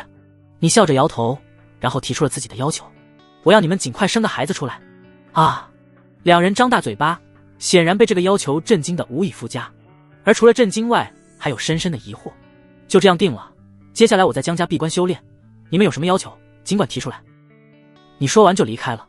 这天晚上，在江家老祖的催促下，小离父母圆了整整一夜的房。清晨时分，江源两眼发黑，扶着墙出门。小离的母亲则是面色红润。3天后，身为炼气后期修士的江源走路时双腿都在颤抖。你这没出息的东西，才3天就顶不住了。想当年老夫可是跟10名仙子大战了整整半个月，江家老祖恨铁不成钢的教训江源。你适时出现，给了江源一块上品灵石，让他无论用什么手段都必须尽快让小离母亲怀上。江源当天下午就买来了一堆贵重补品，晚上又生龙活虎了起来。10天过去，小离母亲终于怀上了。与此同时，一场大清洗也在江家内部展开，由江家老祖亲自主导。杀了一大批人后，江家老祖把江源扶上了家主之位。见江家老祖如此上道，你也没有小气，一番指点下，成功助江家老祖突破到筑基中期，成为3大家族当中的实力最强者。时间过得很快，转眼就是10个月过去。小离母亲10月怀胎，终于生了。听到这个消息，你立即赶去查看，结果却大失所望。怎么是个男婴？你叹息一声。小离父母的眼中浮现出一抹古怪，这一刻，他们都怀疑你是不是有什么特殊癖好。接下来，你给男婴检查天赋，结果发现男婴虽然天赋不错，拥有上品灵根，但根本不具备青木琉璃宝体，说明这根本就不是小离。你的眼里浮现一抹迷茫。既然如此，那小离去哪了？最终，你留下一些灵石资源，离开了江家。1个月后，你按照黄老头的描述，找到了他口中的凡人王朝。然而，你再一次蒙圈了。黄老头的家族不难找，是这个王朝南方的一个练武大家族，随便找人问一下就知道了。只是这个家族里面根本就没有黄老头这个人，也没有黄月。妈了！一时间你都不知道该说什么好。黄老头和小离2个人就好像硬生生从世界上消失了的一样，无影无踪。罢了，你无计可施，最后叹气一声，只好寻找了一个僻静渔村，开始冲击化神境界。接下来的2年，你始终在渔村中闭关，哪里也没去，最多是偶尔跟随渔民一同去海里打鱼，体验生活。渔村的村民十分朴素，2年来，哪怕你几次故意露财，他们也没有对你有非分之想，反而好心提醒你收好财物，与之前的10人村天差地别。然而2年过去，你却十分苦恼，因为你无论如何努力，都始终摸不到化神门槛，就好像与化神之间始终隔着一层难以逾越的天堑，这让你有些摸不着头脑。从开始模拟到现在，一共过去了7年，哪怕拥有庚金通幽宝体，你也不敢奢望7年就能突破化神，但是也不应该完全看不到前路啊。眼下这给你的感觉，就像是你这辈子都突破不了化神的一样，肯定有我不知道的原因。你一咬牙，决定再好好摸索一番。春去秋来，又是3年过去。这一年你25岁，经过一番研究摸索，你终于发现了自己突破不了化神的原因，竟然是你的身体深处藏着一道难以愈合的大道伤。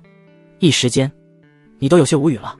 失忆，灵根严重受损，体内还藏着可怕的大道伤，这简直就是天崩开局啊！也不知道在你10岁前究竟发生了什么。不过既然发现了，就必须得想办法修复才行。你想到之前灵根的修复过程，立马进入悟道状态中，开始全力对大道商进行修复。时光匆匆，又是3载过去。这一年你28岁，在这3年里，你没有修炼，所有的时间都用来修复大道商，最终效果还算是不错。伤势被修复了小半，你能明显感觉到化神的瓶颈正在悄悄松动。你有种强烈预感，等哪天你彻底修复好了大道伤，就能顺水推舟地进入到化神境界当中了。而除了大道伤被成功修复一部分外，还有一件事让你感到十分困惑，就是在你大道伤的地方，竟然长出了一截银白如玉、小拇指大的骨头，骨质增生。你脑海里下意识浮现这4个字，但是很快就被你否定了，因为你发现在这截银白如玉的骨头上，竟然刻有密密麻麻的玄奥符文，这让你联想到上一世看过一本玄幻小说里的主角，自幼被挖骨放逐，最后凭借过人的天赋毅力，要回了属于自己的一切。对了，那主角的哥哥好像还是个白内障。接下来，你继续修复大道伤，花费了整整1年时间，终于又成功修复了部分大道伤，而那银白如玉的骨头也从小拇指成功变成了大拇指大小。这天晚上，你正在悟道状态中修复伤势，布满符文的骨头突然发出亮光来，并且隐隐间产生了某种牵引。你中断悟道状态，开始思索这道牵引的原因。很快，你心中有了某种猜测，大概率是你曾经真的被抽出过一块骨头，现在这块骨头是新生的骨头，它感应到了老骨的位置，想要带你过去。我吃饱了撑的才去你心中吐槽道，你要是受重视，就不会失踪这么多年，没人来找你了。现在回去，大概率还要再被抽一次骨头。想到这，你无视了骨头的牵引，继续进入悟道状态修复伤势。然而几天过去，骨头上的光芒越来越盛，甚至几次中断了你的悟道，差点让你走火入魔。这一下，你不得不重视起这件事来了，就去看一眼，了解一下情况，不行的话立马就逃。第二天清晨，你悄悄给每个村民留下一辈子花不完的钱，离开了村子，朝着骨头牵引的方向而去。转眼间就是2个月的时间过去，经过一番折腾，你最终竟然来到了太玄皇朝的皇城。感受到骨头的牵引指向皇城，你心中有种不太好的预感，毕竟这里可是太玄皇朝除了太玄宗外高阶修士最为密集的地方。在缴纳了1000下品灵石，并且验资身上的下品灵石不低于1万块后，你得到了一块用特殊材料打造而成的令牌，才得以进入这传说中的太玄皇城。进去后，你终于感受到了什么叫做金丹遍地走，筑基不如狗。在这皇城之中，就连路边要饭的乞丐都至少是筑基修士，每走2-3步就有一名金丹修士与你擦肩而过。远处蹲在地上吹牛打屁的10来人里面，就有3名金丹，5名筑基大圆满。这位道友应该是第一次来皇城吧？要不要看看我的灵气面罩？很便宜的。你走出没多远，就有一名金丹后期的圆脸修士上前，向你兜售面罩一样的东西。对此，你十分困惑。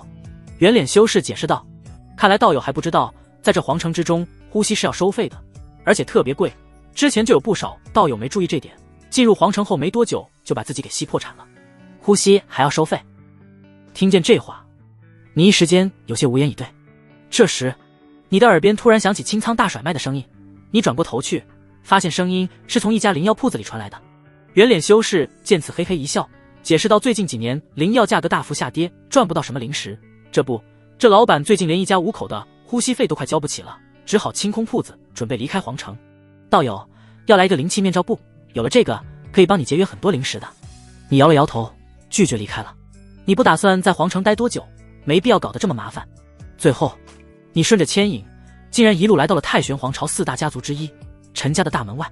要知道，这4大家族可不是普通家族，在皇城内最强大的莫过于皇族，其次便是这4大家族了。而4大家族随便拧出来一个，整体实力都要在剑宗之上，没想到体内骨头将你牵引来了这里，如此一来，那便有些麻烦了。你皱着眉头，准备离开，打算先找个地方打探一下关于这陈家的信息再说。结果陈家看守大门的元婴修士突然上前一步，拦住了你的去路，皱眉道：你先别走。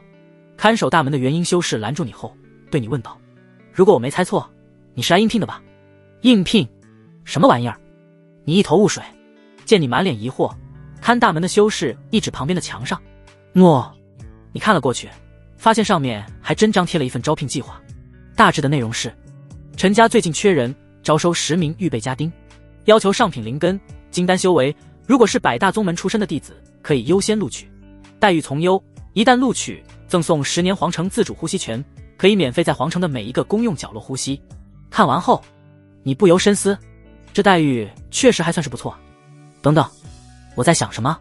那名元婴修士悄悄对你传音：小兄弟，等下我推荐你去报名，不管有没有被录取，我都有零食拿，到时候我分你一半，如何？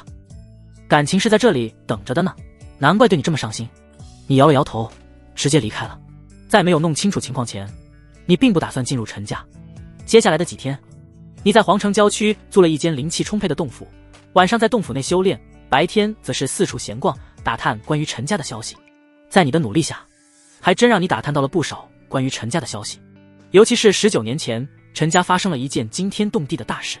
当年妙音魔宗在太玄皇朝北部肆虐，陈家家主陈玄霄凤凰命前去清剿妙音魔宗，谁料家中次子竟受妙音魔宗蛊惑，趁机动手杀死了天赋异禀拥有先天道骨的兄长，并将先天道骨移植到自己的身上。先天道骨据传乃是由大道凝聚而成，不弱于10大宝体，是世间万千修士中最顶尖的体质。可以说，拥有先天道骨的陈家长子，若是不出意外，在陈家的全力扶持下，将来必然又是一尊恐怖无边的大修士。而陈家次子也正是看中了这点，才会在妙音魔宗的蛊惑下杀兄夺骨。移植成功后，陈家次子成功拥有了先天道骨，本以为木已成舟，就算所有人知道他是兄夺骨的事，多半也不会处罚他。毕竟对陈家来说，死去的天才远远没有活着的天才有用。然而，令人意外的是，陈玄霄得知此事后勃然大怒，当日便赶回皇城，不顾一切阻拦，当场处死了是兄夺骨的次子。之后，更是发了疯似的对此事背后的妙音魔宗进行大清洗。3日时间，将妙音魔宗数十个隐藏分部连根拔起，接着又将妙音魔宗的一位副宗主围堵在银色平原上，当场镇杀。此事一出，整个太玄皇朝震动。可即便这样，陈玄霄也没有放过妙音魔宗的意思，四处清剿妙音魔宗的人，直到妙音魔宗的宗主亲自出手，差点将陈玄霄击杀，此事后面才作罢。而在陈玄霄长子死后，整个陈家青黄不接。18年过去，再无一个出彩的族人出现，这让陈家的高层全都颇为苦恼。当然，18年时间对于一个动辄存在万年以上的家族来说并不算什么，只是外界有传言说，自从18年前陈玄霄长子死后，陈家祖弟中原本展现出勃勃生机的气运金莲，一夜之间全部枯萎死去。当然，这只是传音，并不知道真实性如何。真狗血啊！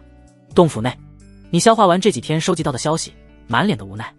根据你打探到的消息来看，当年死去的陈家长子名字也叫陈凡，这一刻你都不知道该说什么好了。走了。想了想，你还是没有去陈家认亲的打算。陈家作为太玄皇朝的4大家族之一，里面的水必然很深，你不想踏足其中。不兄，你要来我已经带你来看了，以后别再闹腾了。你在心中呢喃一声，似乎在和体内新生的骨头说话。而后你简单收拾了一下东西，准备退掉洞府，离开皇城，之后找个合适的地方慢慢休养伤势，晋升化神。然而你刚起身，笼罩洞府的阵法突然打开，一对中年夫妇走进了洞府。看见这对中年夫妇的相貌，你心中咯噔一下，有种即将喜单的不好预感。果然，中年夫妇在看到你的一瞬间，立马热泪盈眶了起来。反而是你吗？中年男人眼眶泛红，一步来到你的身前，还没等你反应过来，男人就已经对着你的胯下抓了一把。随即，男人脸上露出惊喜的神色来，对身后的贵妇人喊道：很大，是我们陈家的种。贵妇人顿时激动不已，也走上前来抓了一把。你有心想躲，却发现自己竟然已经动弹不得了，这让你心中有些无语。别人都是滴血认亲，再不济通过相貌来判断，结果你们就靠这玩意儿认亲。儿子，娘想死你了，18年了，娘日盼夜盼，总算盼到了你回来。贵妇人一把将你抱住，伤心哭泣了起来。男人也是满脸的激动。直到过去半个时辰，两人才从伤感的情绪中回过神来，开始拉着你的手，询问你这些年的经历，以及为什么不回陈家。到了现在，你基本已经看出，眼前的男人就是名震太玄皇朝的顶尖强者陈玄霄，一身修为早已到达合体后期，哪怕是剑宗那已经闭关2000多年的活化石合体老祖，实力也远远不如陈玄霄。在这样的人物面前，你自然没有隐藏修为的必要，因为对方一眼就能看出。因此你只隐瞒了模拟器相关的东西，然后编造了一段侥幸觉醒庚金通幽宝体的经历，一路打拼，最终晋升到了元婴大圆满。我儿子的命真苦啊！听完你的描述后，贵妇人又开始泪流满面了起来。陈玄霄则是叹气一声：凡儿，当年我和你娘亲以为你已经被那个畜生彻底杀害了，这才没有派人去找你，结果没想到，就是因为我们的一时疏忽，让你白白遭受这么多年的苦难，是我们对不起你啊。一时间，你有些沉默。陈玄霄继续说道：“法儿，跟爹娘回陈家吧，爹一定会想办法帮你恢复记忆的。”你张嘴就要拒绝，毕竟你对10岁前的记忆并不感兴趣。另外，你也早就习惯了一个人的修炼。哼，只是你的话还没说出口，你母亲沈清霜就冷哼一声，不满道：“等我宝贝儿子回去后，一定要跟那些老家伙好好谈谈。这些年陈家缺了我宝贝儿子的东西，必须全部补上。没错，按照1年1万块上品灵石来算，18年过去了，怎么也得补个100万块的上品灵石。”陈玄霄接话：“光是灵石还不够，顶级灵药灵丹也必须得管上。我儿子这些年吃太多苦了，以后就用顶级灵药丹药给我儿子当饭吃吧。对了，你再去外面找100个漂亮的高冷仙子，每天换一个给我儿子暖床用，你好这一口，我儿子肯定也喜欢。”两人你一言我一语的，将你嘴里的话硬生生堵了回去。对了，宝贝儿子，你刚才想说什么来着？沈清霜看向你，满脸关心的问道。你热泪盈眶道：“我太感动了，想跟爹娘回陈家。”两人刚才的话，让你突然觉得去陈家貌似也没什么不好的。当然，仙子灵石什么的你并不在乎，你只是单纯喜欢陈家这种朴实无华的气氛。半个时辰后，你被便宜爹娘带回了陈家。在踏进陈家大门的一瞬间，你的眼中浮现出一抹醉意。你身为元婴大圆满的顶尖修士，这一刻竟然有点晕灵气，这让你有种乡巴佬进城的感觉。这陈家外围的灵气浓度竟然比你去过的所有地方都要高，这该死的修仙界老地主简直太可恶了。什么？我就是地主家的傻儿子？那没事了。你回到陈家的消息很快就传遍了陈家，令整个陈家震动。没多久，一个个连眼睫毛都空了的老头全部过来找你。是我们陈家的种没错。在挨个抓了一把你的胯下后，全都眼睛在发光。这是世间绝无仅有的天之骄子啊！被挖了先天道骨后，竟然还能再生。不仅如此，自身又觉醒了庚精通幽宝体，身怀2种逆天体质，将来成就不可限量。什么2种体质？分明是3种。别忘记了，当年的先天道骨还在呢。若是植入进去，反而就能拥有2根先天道骨以及庚精通幽宝体了。什么？清霜要申请100万上品灵石给凡儿？这么点，瞧不起谁呢？给，直接把我陈家宝库打开，里面的灵石全砸凡儿身上。顶级灵药宝丹当饭吃可不够，还有点新小灵石什么的，也必须给我用最顶级的天材地宝制作。才100个仙子，糊弄谁呢？这可是我老陈家的种，一晚上至少就要3个以上，怎么也得找1000个仙子吧。另外，必须要找最漂亮的，天赋修为也不能差，一般的歪瓜裂枣可没资格上我陈家最强天骄的床。听到周围老头们的谈话，你有种被巨大幸福包围的感觉。你在想，要是知道陈家的人个个这么朴实无华，你就应该早点回来的。在老头们走后，跟你同辈的陈家子弟一个个全都来拜见你，并且给你带来了丰厚的礼物，这让你心里十分满意，越来越喜欢这陈家的气氛了。第二天，陈玄霄丢给你一个储物袋，里面有足足100万块的上品灵石。另外，他还给你找来了一位擅长炼丹的陈家供奉，为你规划1日3餐该吃些什么顶级灵药。接下来的半年时间里，你每日顶尖灵药丹药不断，再配合上悟道状态，体内的新生的先天道骨直接以一种恐怖的速度进行增长。至于原本的先天道骨，陈玄霄让你先别着急，等你晋升化神后再给你与新生的先天道骨融合。对此你倒也没什么意见，反正你已经身怀新的先天道骨和庚金通幽宝体，突破化神并不算太难，只差伤势恢复就能一举跃升化神了。转眼间又是半年过去，这天你体内的大道伤彻底根除，而那新生的先天道骨也变成了婴儿手臂大小，上面布满了玄奥的金色符文，而你化神的瓶颈在此刻也彻底松开。你直接借机一举晋升化神初期，实力再度大幅度提升。只是在你晋升化神后，你的便宜爹并没有立即将原本的先天道骨交给你，而是说他打算为你炼制一炉宝丹，等你以后冲击反虚时，借助这一炉宝丹将2大先天道骨完美融合。一旦成功，你的天赋将会史无前例的强大，而随着你晋升化神成功，你回归陈家的消息也逐渐传遍了整个皇城。与此同时，另外一则关于你的消息也不胫而走，那就是当今太玄皇朝的皇帝在得知你回归陈家并且突破化神后，立即与陈家重谈当年的娃娃亲，要将最受他宠爱的小公主龙清堂嫁给你。这个消息一出，瞬间引爆了整个皇城，所有人都在幸灾乐祸，等着看好戏。没有别的原因，只因为这小公主龙清堂虽然天赋优秀至极，又是皇城第一美女，但性格骄纵，一向目中无人。即便你是陈家的第一天骄，她估计也不会买账，大概率会找个机会狠狠教训你一顿，让你知难而退。这天，你正在巩固修为，一封请帖突然送到了你的手上。原来是那小公主龙清堂3日后将会举办一场诗会，特意派人来邀请你过去。黄鼠狼给鸡拜年，没安好心，你不打算理会。然而你的便宜爹娘很快就找到了你，让你务必要去一趟，多跟龙清堂了解熟悉一下。毕竟不出意外的话，这龙清堂就是你以后的妻子了。另外，母亲沈清霜还悄悄塞给了你一包粉末，这是娘特意给你准备的，到时候如果有机会，就让龙丫头吃下这个，直接来个生命煮成熟饭，免得皇宫里的那老东西突然又反悔了。听罢，你满脸的震惊。3天时间很快过去，你按照规定带了2名元婴狗腿子，按时来到了诗会地点。请出示请帖。诗会门口，2名护卫将你拦下。没等你取出请帖，身边一名护从上前一步，嚣张无比的跳起来，一巴掌甩在护卫脸上，呵斥道：瞎了你的狗眼，这位是陈家大少，参加个破诗会还用得着请帖？不用不用，请进。护卫吓得嘴唇发颤，连忙让路。看到这一幕，你怎么感觉自己跟小说里仗势欺人的反派有点像？不过话又说回来，仗势欺人的感觉还挺爽。你指着剩下的一名护卫吩咐道：给他也来一巴掌。这名护卫一脸懵，明明他什么也没说，怎么也要挨打？啪！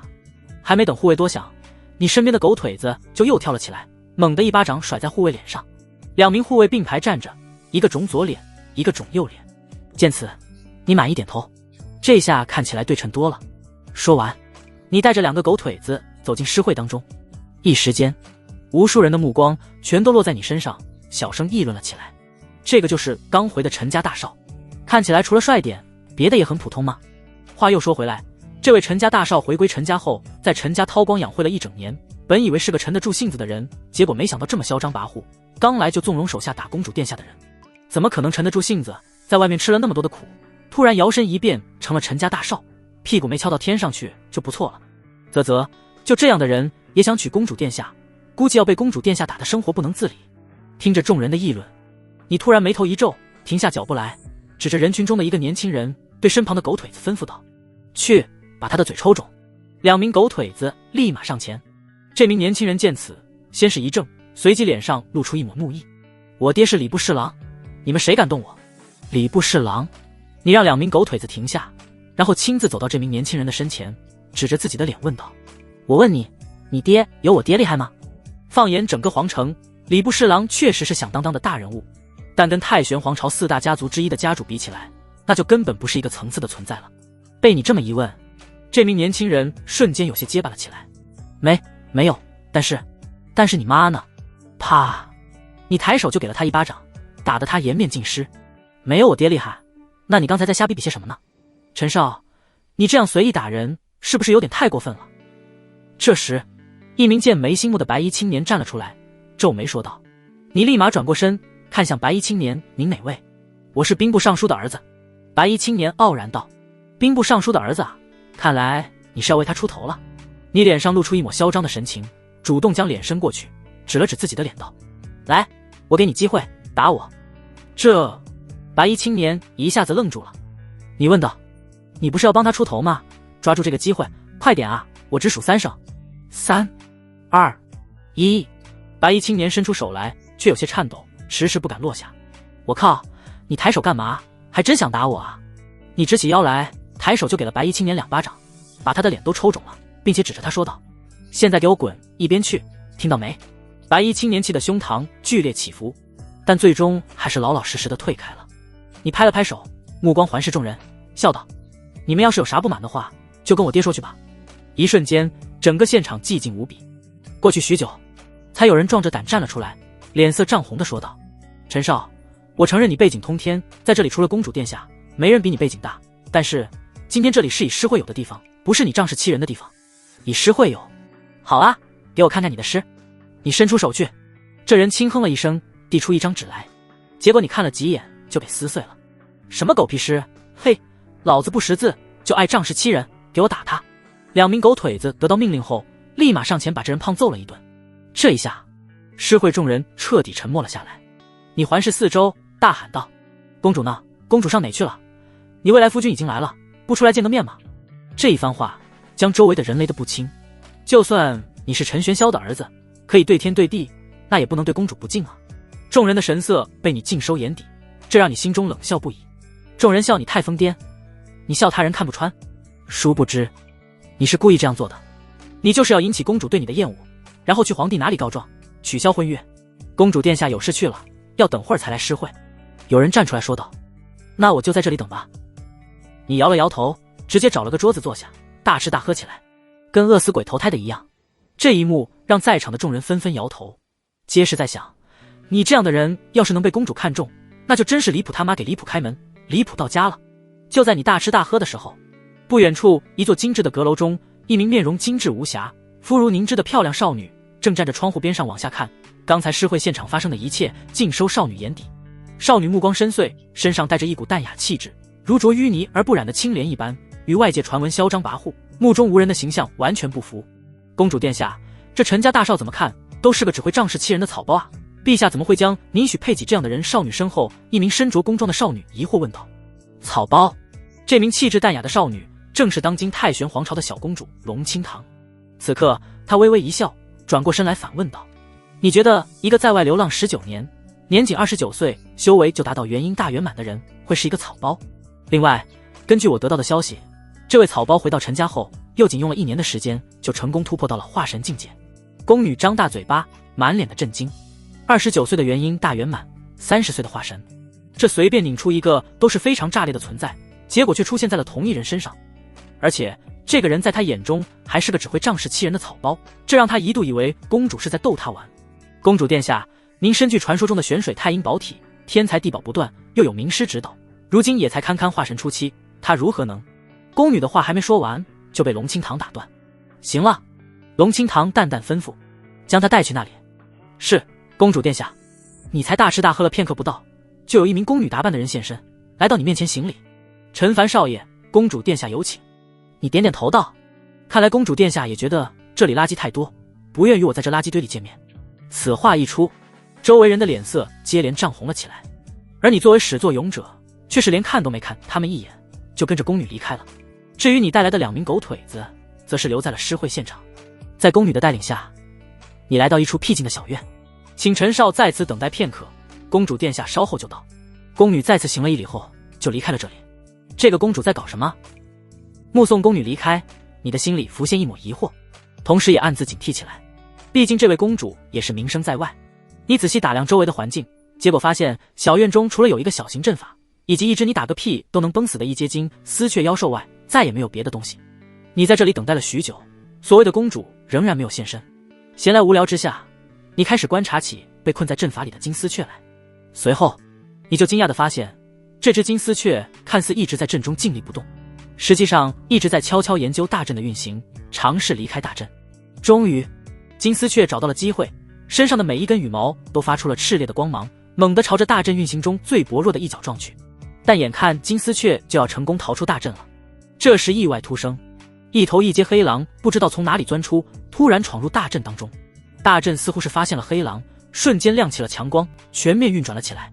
而那即将突破而出的金丝雀当场就被弹了回去。最终金丝雀和黑狼一起全部被彻底的围困在激活的大阵当中。小金小黑，这下你们被我抓住，可跑不掉了。这时先前引路的宫女匆忙赶来，一只手一个将金丝雀和黑狼提起。陈少，抱歉，公主殿下让我转告您，今日她身体不适，提前回宫休息去了，你也请回吧。宫女朝你行了一礼，你脸上露出不满之色，浪费我时间。说完你直接转身离开了，留下一脸诧异的宫女。你的表现让她怀疑公主殿下是不是看走眼了。你带着2名狗腿子在远离了诗会地点后，下意识回头看了一眼刚才小院的方向，眼底闪过一抹深邃。刚才小院里发生的一幕似乎意有所指。少爷，还有什么事吗？其中一名狗腿子问道。没有，回去吧。你摇了摇头，带着狗腿子回了陈家。接下来的1年里，你大门不出，二门不迈，将所有时间全部放在了修炼上面，不仅巩固了化神初期的修为，还略有精进，只是距离化神中期仍有一段路程要走。另外，在这1年的时间里，再也没有人提起过婚约的事，这让你心中松了一口气。看来那日你在诗会上的表现让你公主对你十分反感，如此一来，这门婚事基本算是吹了。转眼又是1个月过去，就在你以为婚约已经被默认解除了的时候，一个突如其来的消息让你无比愕然。这个消息就是1个月后你就会和公主龙清堂完婚，彻底结为夫妻。这一刻你有心拒绝婚约，但却突然又感觉自己已经被大势裹挟，这件事貌似已经由不得你了。这一刻你的脑海中突然浮现出1年前在诗会小院里看到的那一幕，心中似乎有所明悟。1个月的时间很快过去，这天陈家和皇族龙家共同举办了一场空前盛况的婚礼，整个皇城内有头有脸的势力全都来了。往日里凤毛麟角的化神修士几乎是随处可见，就连传说中已经站在太玄皇朝顶端的合体修士也来了不少。夜晚，你和龙清堂进入婚房，开始洞房。掀开红盖头后，面容精致无瑕的太玄皇朝小公主就这么水灵灵地出现在你面前。此刻的龙清堂显然有些紧张，小手不安地抓着衣角，请求道：“事情太突然了，我还没有做好准备，你能不能以后再对我做那种事？”龙清堂的话还没说完，烈焰红唇就被你彻底堵住，你的手也开始变得不老实起来。一开始龙清堂的娇躯还在不停地颤抖，随着渐入佳境后，他的身子彻底变软，几乎是予取予夺了。第二天清晨，龙清堂看向你的目光中带着一抹嗔怒，问道：“陈凡，昨晚你为什么不听我的话？你这样做会让我们陷入……别说话！”你将2根手指放在龙清堂的红唇上，阻止他继续说下去。接着你伸出手去，一边笨拙地帮龙清堂整理杂乱的头发，一边提醒道：“我们已经成婚了，从今天起你应该叫我夫君，而不是陈凡。”你……龙清堂想到了什么，略显凌厉的目光逐渐变软，最终紧咬嘴唇，轻唤一声：“夫君。”乖，就是这样。你伸出手来摸了摸龙清堂的脑袋，感受到你双目中的那一抹温柔，龙清堂娇躯为之一颤。你真擅长演戏。最终龙清堂歪过头去，咬着嘴唇低声道：“我是真心实意的。”你笑着回应。这一次龙清堂没再说什么，调整了一番后，他的眸子恢复往日的平静沉稳，说道：“对于这种事情我目前还不太适应，如果你以后实在忍不住，我可以帮你找一些漂亮女人来。”你伸出手去将龙清堂抱在怀里。龙清堂想要挣脱，你此时开口道：“我们已经成婚，是一对真正的夫妻了，若是长时间不洞房，难免会让人说闲话的。”闲话2个字的音你咬得稍微重了一些。龙清堂漂亮的眸子看向你，最终叹气一声：“也好。”这2个字就好似是认命了一般。很快你的手就变得不老实了起来，龙清堂眼里的平静沉稳消失不见，画是迷离，脸颊也变得绯红，口中更是没忍住发出轻哼声：“你别这样！”龙清堂想要推开你，玉手却被你牢牢抓住。紧接着你顺势将龙清堂推倒在喜庆的大床上。时至中午，你起床穿好衣物，而龙清堂却还是如同烂泥一般躺在床上。眼看你就要离开，龙清堂叫住了你：“陈夫君，既然我们已经结为夫妻，不管是不是我们自己的意愿，日后都要守望相助才行。”当然。你点头。还有，龙清堂又补充了一句：“我现在暂时没有要小孩的打算，所以以后我们再做这种事情必须要预防好才行，这一点想必夫君你也能理解的吧？”能理解。你再次点头，之后便离开了房间。看着你离开的背影，龙清堂忍不住叹息了一声：“1年前我已经提示的那么清晰了，你为何还要这样呢？”春去秋来，转眼间1年时间过去，在这1年里，你始终和龙清堂生活在一起，就连修炼也经常是在同一个地方。慢慢的，你们之间越来越熟悉，感情也在迅速升温。龙清堂从一开始的打卡上班，变成了整天和你腻歪在一起，舍不得分开。往日的高冷，在你面前也荡然无存，偶尔还会在你面前撒个娇什么的。你便宜父母对此非常满意，除了关心你修为上的事外，偶尔也会旁敲侧击地询问你打算什么时候要小孩。对此你自然是敷衍过去，毕竟龙清堂暂时还没有要小孩的打算。他身怀玄水太阴宝体，如今正是修行的黄金年龄，不宜将时间浪费在生小孩上面。算起来他比你还小1岁，而化神修士的寿元长达2000余年，就算再晚个100年生小孩也不影响什么。这天你和龙清堂正在陈家开辟的洞府中闭关修炼，龙清堂突然睁开双眸，来到你的身边，抓住你的手，必轻晃道：“夫君，别修炼了，今天我带你去见几个重要的人。”重要的人？你睁开双眸，眼底浮现一抹疑惑。比修炼提升实力还重要吗？当然。龙清堂朝你眨了眨眼睛。你看着面容精致、气质淡雅如青莲的龙清堂，突然说道：清堂，我们很久没有交流过了吧？龙清堂一愣，可是夫君今日要去。没事，打一炮再去也不迟。龙清堂正欲开口，烈焰红唇却突然被你堵住。紧接着一阵阵球饶声从龙清堂的口中发出。2个时辰后，你和龙清堂整理了一番杂乱的衣物，一同来到皇宫之中。龙清堂带你来见的人，竟然是当今一手掌控整个太玄皇朝的超然存在玄帝。玄帝看起来是一名中年男人，面容不怒自威，只是在看到龙清堂后，却是面色温和无比，打量了一番你们。玄帝笑着打趣道：你们2个可不能只顾着自己玩，得早点弄个孩子出来才行。陈玄霄那家伙想抱孙子都快想疯了。父皇。龙清堂走到玄帝身边，摇着玄帝的手臂撒娇道：人家现在还不想吗？再给人家几年时间好不好？好好，等几年就等几年，你快别摇了，朕的手臂都快被你给摇没了。玄帝无奈地说道：太玄圣宗的几位前辈不出，父皇您就是这天下第一人，手臂哪能这么容易被儿臣摇没了？龙清堂哼哼道。听到他的话，玄帝眼底深处闪过一抹阴霾，随即快速将其掩盖，指着龙清堂笑道：你啊你，这次回来肯定是有什么目的的吧？龙清堂笑而不语。玄帝叹气一声，从衣袖中掏出一本古老的书籍，解释道：这是草字剑经，据传乃是曾经的一位仙人所创造，若是能彻底领悟其中的剑意，翻江倒海不过是随手之间的事。说完，古籍飘到你面前。龙清堂拉着你的手，连忙提醒道：夫君还不快谢谢父皇？多谢陛下。你对着玄帝行大礼。一炷香时间后，你和龙清堂一起离开皇宫。龙清堂嘟着嘴，有些不满道：父皇真小气，就给了这本没什么用的垃圾。你疑惑道：这草字剑经不是仙人所创吗？是仙人所创没错，但是……龙清堂停顿了一下，咬牙道：但是这草字剑经放在皇宫上万年了，至今无人能从中领悟半分剑意，这不是没用的垃圾是什么？无妨，说不定陛下是对我寄予了厚望，才将这本剑经交给我。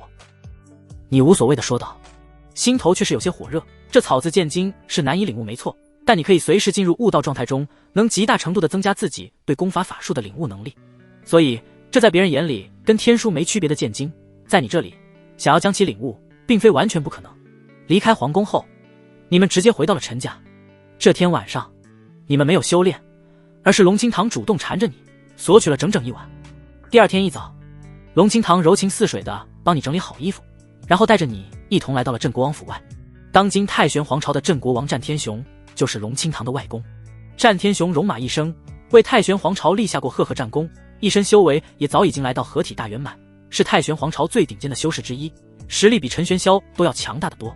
只可惜时运不济，战天雄虽然妻妾不少，但由于自身的缺陷，最终只有正妻为他诞下一儿一女，其中的儿子天资平庸，脑袋也不太灵光，而且还继承了他自身的缺陷，一辈子都无法拥有后代。女儿倒是十分争气，不仅嫁给了当今执掌太玄皇朝的玄帝，还为其生下一女，只可惜命途多舛，早早的就去世了。正是因为这多种原因，战天雄对龙清堂的宠爱已经到了令人发指的地步。龙清堂早年间的嚣张跋扈、目中无人，也都是战天雄惯出来的。当然，现在你早已经知道，龙清堂以前的目中无人都是装出来的。外公是不管发生什么事，我都能依靠的人。一会儿见了外公，你要热情一些，给外公行礼，拉近你们之间关系。进入镇国王府前，龙清堂传音提醒外公，见到了这传说中的镇国王后，你按照龙清堂的吩咐，第一时间给他行礼。好孩子，快起来吧。战天雄满脸笑容的将你扶起，看样子对你十分满意。外公，夫君他得知今日要来见您，一晚上都睡不着觉，想着要给您准备一份大礼呢。龙清堂撒娇似的对战天雄说道：哈哈，小凡能有这份心意就好了，老夫这么大年纪了，也不好意思收你们的礼物。战天雄笑着拒绝：是呢，我也是这样想的，所以我就让夫君他别准备了。龙清堂小鸡啄米似的点头。战天雄闻言后却是神情一滞，所以真的没准备。没等他多想，龙清堂就拉着他的手臂撒娇，替你索要好处。外公，夫君这大老远的来一趟也不容易，你有没有给他准备什么礼物呀？战天雄的额头冒出几条黑线，你这丫头这么快就胳膊往外拐了。最终战天雄笑着点了点龙清堂的额头，从身上取出一块龙形玉佩，介绍道：此乃一块十分特殊的异宝，激活后能够抵挡合体一击，多谢外公。你顺势上前一步，接过龙形玉佩。战天雄先是一怔，随后笑道：“你们还真有夫妻相啊！”在镇国王府停留了约莫1炷香时间后，你们一同离开了这里，回到陈家。今晚依旧没有修炼，龙清堂再次缠着你，索要了整整1晚。第二天，你扶着墙从房间里走出，转头问道：“清堂，今日去拜访何人？”已经梳妆打扮好的龙清堂从房间走出：“夫君，今日我们去拜访一位很厉害的前辈，你可以尝试拜他为师，若是能成功的话，那便再好不过了。”拜师。你点点头。走。这一次，你们依旧是来到了皇宫，只是没去玄帝那儿，而是找到了一个看守藏书阁的瞎眼老人，身怀更精通幽宝体和先天道骨2大天赋，当真是难得一见的奇才啊！得知你的来意后，瞎眼老人在你身上简单摸了一番，十分满意的点头。夫君，还不快给前辈行礼？龙清堂在一旁提醒。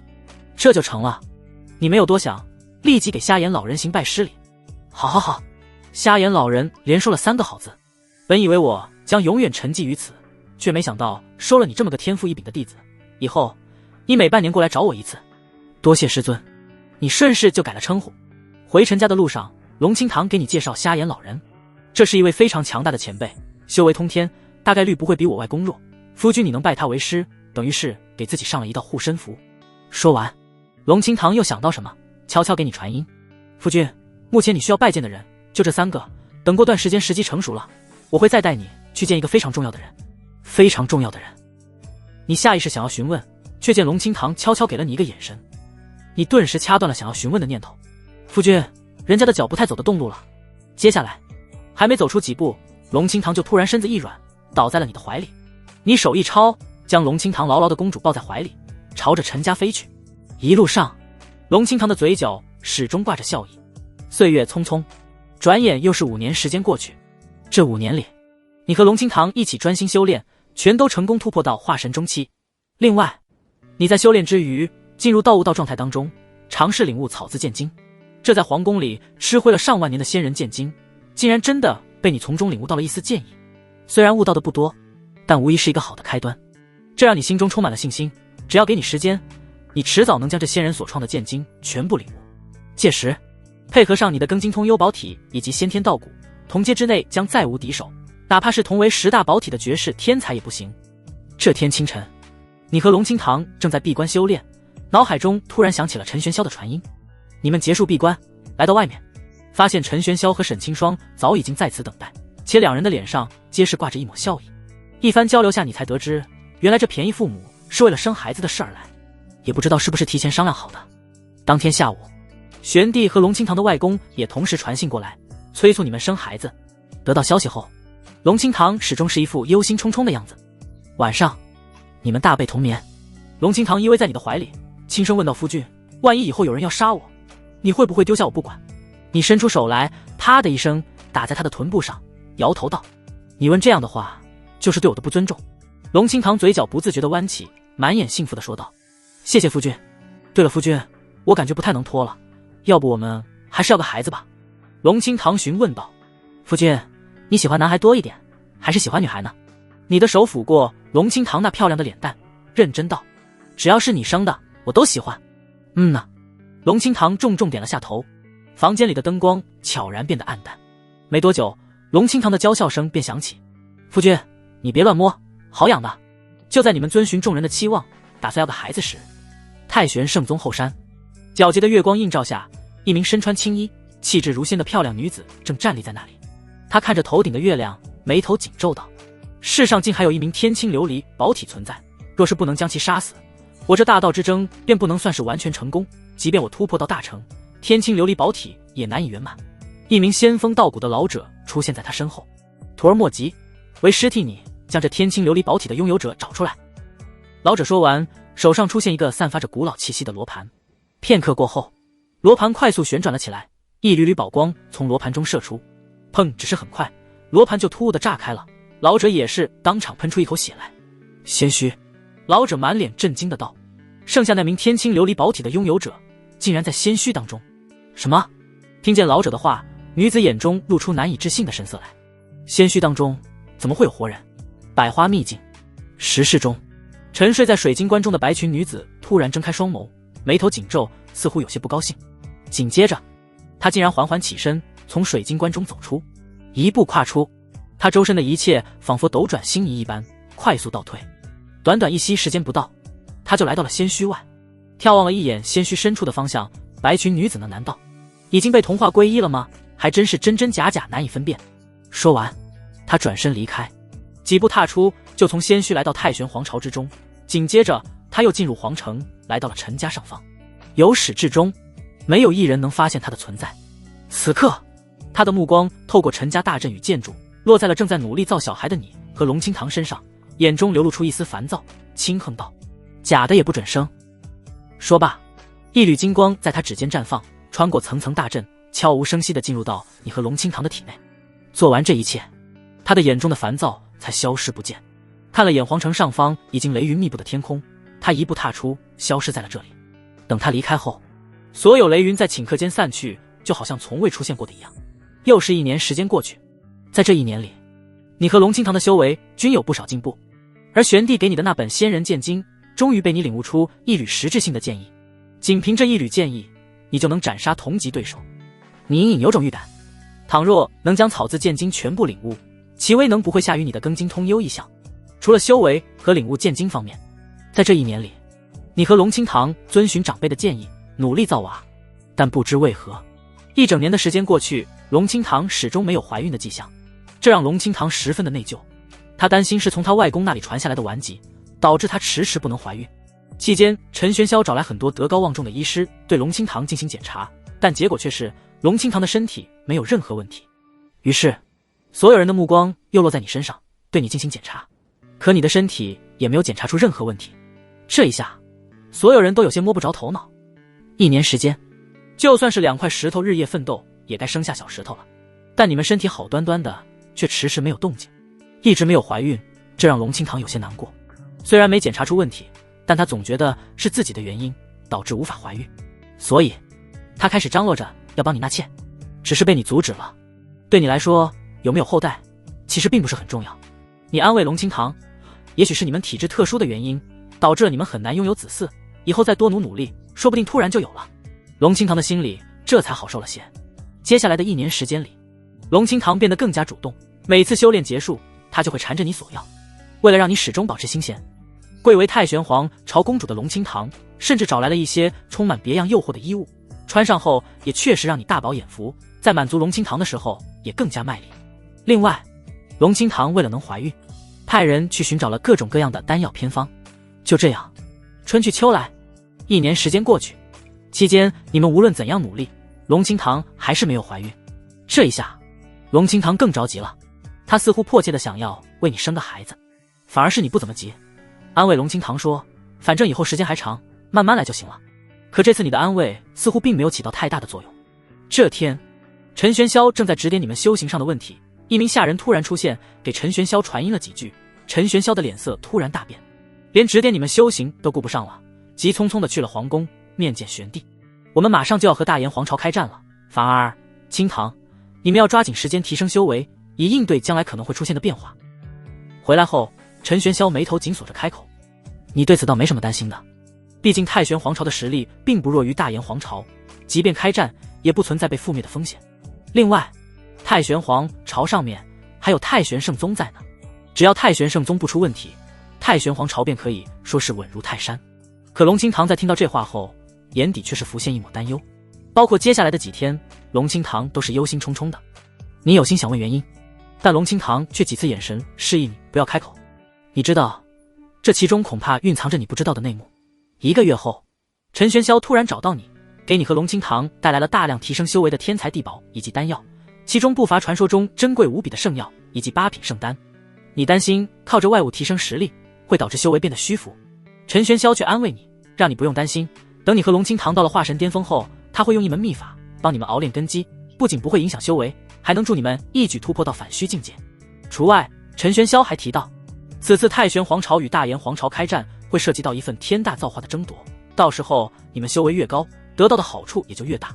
见陈玄霄都这么说了，你也只好点头应下。于是，接下来的3年里，你和龙清堂开始疯狂嗑药修行，外界打破脑袋得不到的天材地宝，在你们这里不过是家常便饭。而为了让你们能快速提升修为，陈玄霄甚至将自身的闭关的让给了你们，那里灵气浓厚的几乎要液化了。在这种地方修炼更加的事半功倍。你们也没令陈玄霄失望，修为提升几乎是一路高歌猛进，没有任何阻碍，双双突破到了化神后期。只是你们能清晰地感觉到，突破后的修为非常虚浮，就像吃成了大胖子一样，空有一身的肉，却发挥不出太多的力量。按理说，就算是天天嗑药，也不应该这样虚浮。在不动用庚金通幽异象的情况下，你现在的实力甚至都不如之前化神中期的时候。龙清堂也碰到了同样的问题，只是他对此表现得十分镇定，似乎早就知道会发生这种事。陈玄霄在得知你们成功突破化神后期后，表现得十分高兴，再次为你们带来了大量的天材地宝以及圣药和8阶宝丹，并且安慰你说这是正常现象，只要到了化神巅峰，他就能动用秘法帮你稳固修为，到时候你依旧能同阶无敌。3年过去，如今的你42岁，龙清堂41岁，除了修炼外，在这3年里，龙清堂依旧没有放弃生孩子，修炼之余疯狂向你索要，只是天不遂人愿，整整3年，他都没有一丝要怀孕的迹象，这让龙清堂一度有些怀疑人生。这天，你们刚刚缠绵结束，龙清堂依偎在你的怀里，轻声说道：“夫君，我们去三仙庙拜一拜吧，我听人说那里球子特别灵验。”你想说，以你们现在的修为，在低阶修士的眼里，已经跟仙人没什么区别了，拜了估计也没用。可当你与龙清堂那充满渴望的眸子对视时，却什么拒绝的话都说不出来了，最终点头道：“好。”你们找到陈玄霄，将去三仙庙的事说给他听。陈玄霄犹豫了片刻后，拒绝了你们的提议。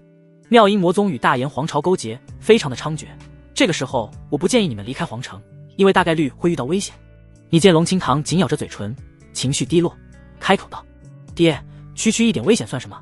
以后与大炎开战，我们还要上战场的，总不能因为有危险就不去了吧？”行吧。陈玄霄见你执意要去，叹了一口气道：“不过我还是不放心，到时候我派孙供奉跟着你们一同前去吧。”孙供奉是一位真正的合体大能，虽然实力远远不如陈玄霄，但放眼整个太玄皇朝也是顶尖存在了。有他跟着，除非是妙音魔宗的宗主妙音尊者亲自出手，否则你们想出事都难。谢谢爹。如此一来，此事便算是确定下来了。接下来的3天，你和龙清堂什么也没做，仅仅只是沐浴焚香3日，为去三仙庙求子做准备。时间一到，你们便乘坐大型飞舟，在众多护卫的保护下前往三仙庙。三仙庙位于皇城以南的5万里处，即便是大型飞舟也足足飞了3日才到。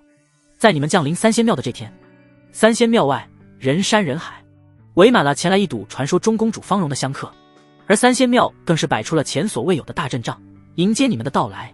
你和龙清堂进入三仙庙，烧香参拜完三仙后，三仙庙的方丈突然提醒，若想愿望应验，最好再诚心一些。他们三仙庙有一处净仙之地，可以在那里近距离聆听仙人的教诲。听方丈这么一说，龙清堂的眸子里立马露出一抹亮光来，毫不犹豫地答应。只是方丈很快就提出，若是人多了，恐会惊扰仙人，所以这处净仙之地只能由你和龙清堂2人进入。对此，孙供奉十分不满，皱眉对方丈质问道：“倘若公主和我家少主出事了怎么办？”在孙供奉的可怕的威势笼罩下，方丈浑身冷汗直流。关键时刻，龙清堂笑着对孙供奉说道：“孙爷爷，此处虽远，却还在皇朝辐射的范围内，再加上有您在此坐镇，想必是没人敢乱来的。”也罢。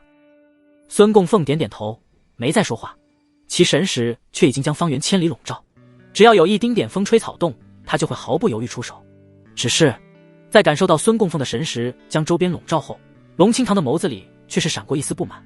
紧接着，在方丈的带领下，你和龙清堂进入到一处封闭的密室当中。随着密室大门关上，一道道刺目的阵纹骤然亮起。夫君无需担心，这三仙庙其实是我暗中培养的势力。龙清堂开口解释，包括这密室也是我花费了大代价打造，目的是为了隔绝外人的探听。对此你其实早有猜测，所以也没有太多惊讶。到了这里，夫君有什么想问的，全部都可以问了。龙清堂走到你面前，踮起脚尖在你脸上亲了一口，你顺势将龙清堂揽入怀中，闻着从龙清堂身上飘来的淡淡清香，你询问道：“那一年诗会，你让宫女将我带入小院，目的是想借着那2只异阶妖兽以及大阵，向我发出某种警示吧？”这个问题在你心中酝酿许久，以前几次想问，但都被龙清堂用眼神阻止。没错，此刻龙清堂神色凝重，点头道：“当时我是想提醒夫君你。”他的话才说到一半，突然脸色微变，从手指上青色的空间戒里将一个不知道用什么材质打造而成的黑色圆球取出。此刻圆球正在不停地向外发着幽光。还请夫君稍等。龙清堂手握黑球，直接盘坐在地，双目闭合了起来。也不知道龙清堂在做什么。接下来的一炷香时间里，龙清堂的脸色几次大变。就在你等待的有些无聊时，龙清堂突然睁开了双眸，黑球上的幽光也在此刻散去。见你疑惑，龙清堂解释道：“夫君，还记得我当初说等时机成熟了，会带你去见一个很重要的人吗？”你点头，记得。龙清堂叹了一口气，摇头道：“事情超出我的掌控，这个时机永远不会成熟了。不过也没事，刚才我已经与这人交谈了一番，得到了想要的信息，并且也已经与他达成了交易。时间不等人啊。”说完，龙清堂再度叹气一声，走到你的身前，紧紧地将你抱住。你意会到了龙清堂的意思，开始上下其手。没多久，一道道轻哼声便从龙清堂鼻尖响起，龙凤交织。转眼间就是1个时辰过去，原本空旷的密室中，不知何时出现了一张柔软的大床。你和龙清堂躺在床上，龙清堂双手紧紧地抱住你，不知道从什么时候起，他的眼睛里早已经全是泪水，就连身躯也在不停地颤动。夫君，在你没有出现前，我的前路虽然一片黑暗，但我却从来不会害怕。龙清堂有些哽咽地说道。但是我现在是真的怕了，我怕失去眼前的一切，更怕失去你。你叹气一声，抬手帮龙清堂擦去眼角的泪水，问道：“清堂，我想知道到底发生了什么。另外，刚才与你对话之人究竟是何人？”夫君，我与此人共同发过大道之誓，没有他的允许，暂时不能将他的身份告诉你。不过，我可以告诉你另外一件事。龙清堂抬起头来，向你问道：“夫君，你可知32年前夺走你先天道骨之人是谁吗？”你脸上浮现一抹疑惑，难道不是陈轩？陈轩就是你的亲弟弟，早在32年前就已经被陈玄霄当众处死。不是陈轩。龙清堂抓住你的手，眼神凌厉道：“32年前，真正夺你先天道骨之人，其实是你的父亲陈玄霄。”什么？闻言，你的瞳孔骤然一缩。听到龙清堂的话后，你心中震惊万分。这些年来，你的心中有过很多猜测，但唯独就是没想到，陈玄霄竟然会是当年夺你先天道骨的始作俑者。陈玄霄表面重情重义，但实际上他是一个非常自私的人，为了自身的大道可以舍弃一切。当年陈轩也不过是一个背锅之人罢了。龙清堂摇头道：“这些东西都是他利用自己的身份从搜集到的一些隐秘信息中推断出来的。陈玄霄夺我先天道骨的目的是什么？”你疑惑询问。龙清堂那绝美的面容上浮现出一抹冷笑，说道：“夫君，根据我得到的隐秘消息，陈玄霄得到你的先天道骨后，大概率是将先天道骨融入体内，然后尝试突破大成境界了。倘若没有先天道骨，以他自身的资质，这辈子是很难突破大成的。”你心中更加疑惑了。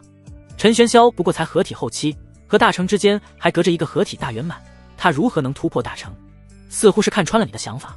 龙清堂摇了摇头：“夫君，陈玄霄的实力绝对没有表面看起来的那么简单。如果我没猜错的话，他很可能早就跨过合体大圆满，得到了大道授予的半尊印记，距离大成尊者境仅有一步之遥。”此话一出，你再度吃惊不已。原来陈玄霄的真实实力已经如此恐怖了吗？随后你想到什么，继续询问。不过如果我没记错的话，太玄圣宗是不允许任何太玄圣宗外的人突破大成的吧？陈玄霄又如何敢这样做？表面上，皇族和4大家族是太玄皇朝的最顶层的掌控者，但实际上，他们不过是太玄圣宗用来统御太玄皇朝的工具罢了。太玄圣宗为了能始终维持自身的统治地位，早就颁发过法旨，不允许任何宗外之人晋升大成。太玄圣宗内拥有一件完整的仙器，时刻在监视着太玄皇朝内的一切事物。一旦有人敢在太玄圣宗的眼皮子底下突破大成，仙器就会立即激活，将其抹杀。700多年前，太玄皇朝内就曾诞生过一位惊世奇才，在极短的时间内得到了半尊印记，并且对大成尊者境界发起冲击。然而就在他即将成功之际，一道仙光从太玄圣宗内射出，跨越几十万里山河，瞬间将其抹杀。我不知道陈玄霄为何敢犯太玄圣宗的忌讳，但我知道他突破大成大概率是失败了。龙清堂摇头道。紧接着他想到什么，神情凝重道：“夫君，现如今我们的处境极为危险，那陈玄霄之所以让我们快速提升修为，很可能是想利用一种特殊的写法，将我们2人炼制成人丹。闻言，你的心头再度一震。人丹，都说虎毒不饲子，但这陈玄霄的离谱程度似乎有些超乎你的想象。你回忆起最近几年陈玄霄的异常，不用多想，都能知道龙清堂所说大概率是真的。陈玄霄和我父皇是一起的，他们都掌握了这种特殊的写法，可以将拥有特殊体质的血脉至亲炼制成人丹，助他们突破大成。这点是我在一个偶然的机会下得知的。龙清堂继续说着，一开始仅仅是我父皇打算将我炼制人丹，但自从你回来后，你也就成了人丹材料的一份子。说到这里，龙清堂摇了摇头。我本想找个机会将此事告知太玄圣宗之人，可无奈的是，以我的身份根本接触不到太玄圣宗的核心存在。可其余人，父皇在太玄圣宗里又安插了不少的案子，万一运气不好联系到了案子，那我就真的没有任何翻身的余地了。说完，龙清堂叹气一声。你问道，所以清堂你让我拜孤独老人为师，目的就是让我有个靠山，让他们不敢轻举妄动。没错，龙清堂点头承认。独孤老人和我外公一样，也是合体大圆满的顶尖存在，虽然实力不如我父皇和陈玄霄，但多少能起到一些震慑的作用，再加上我外公的存在，即便父皇他们想对我们动手，也得掂量一二。话是这样说没错，但即便是独孤老人和外公加在一起，也仅仅只能让玄帝和陈玄霄忌惮吧。真要下手的话，我们一样难逃被炼成人丹的命运。自然，所以还有一人至关重要。龙清堂俏皮地朝你眨了眨眼睛，说道，整个太玄皇朝在太玄圣宗不出面干预的情况下，唯有那一人能正面对抗父皇和陈玄霄，只有一人。你思索片刻后，眼中露出一抹惊讶之色。你好像知道龙清堂口中的这人是谁了。清堂，你真聪明，接下来的一切我都听你的安排。你伸出手去，捧着龙清堂那绝美的脸颊，就这么亲了下去。龙清堂很快就说不出话来了，直到过去了10来分钟，你才将龙清堂放开。此刻他的脸上早已绯红一片。夫君，如果我们这次能侥幸逃过一劫，就远走高飞，离开太玄皇朝，去一个谁也找不到我们的地方，过我们自己的生活。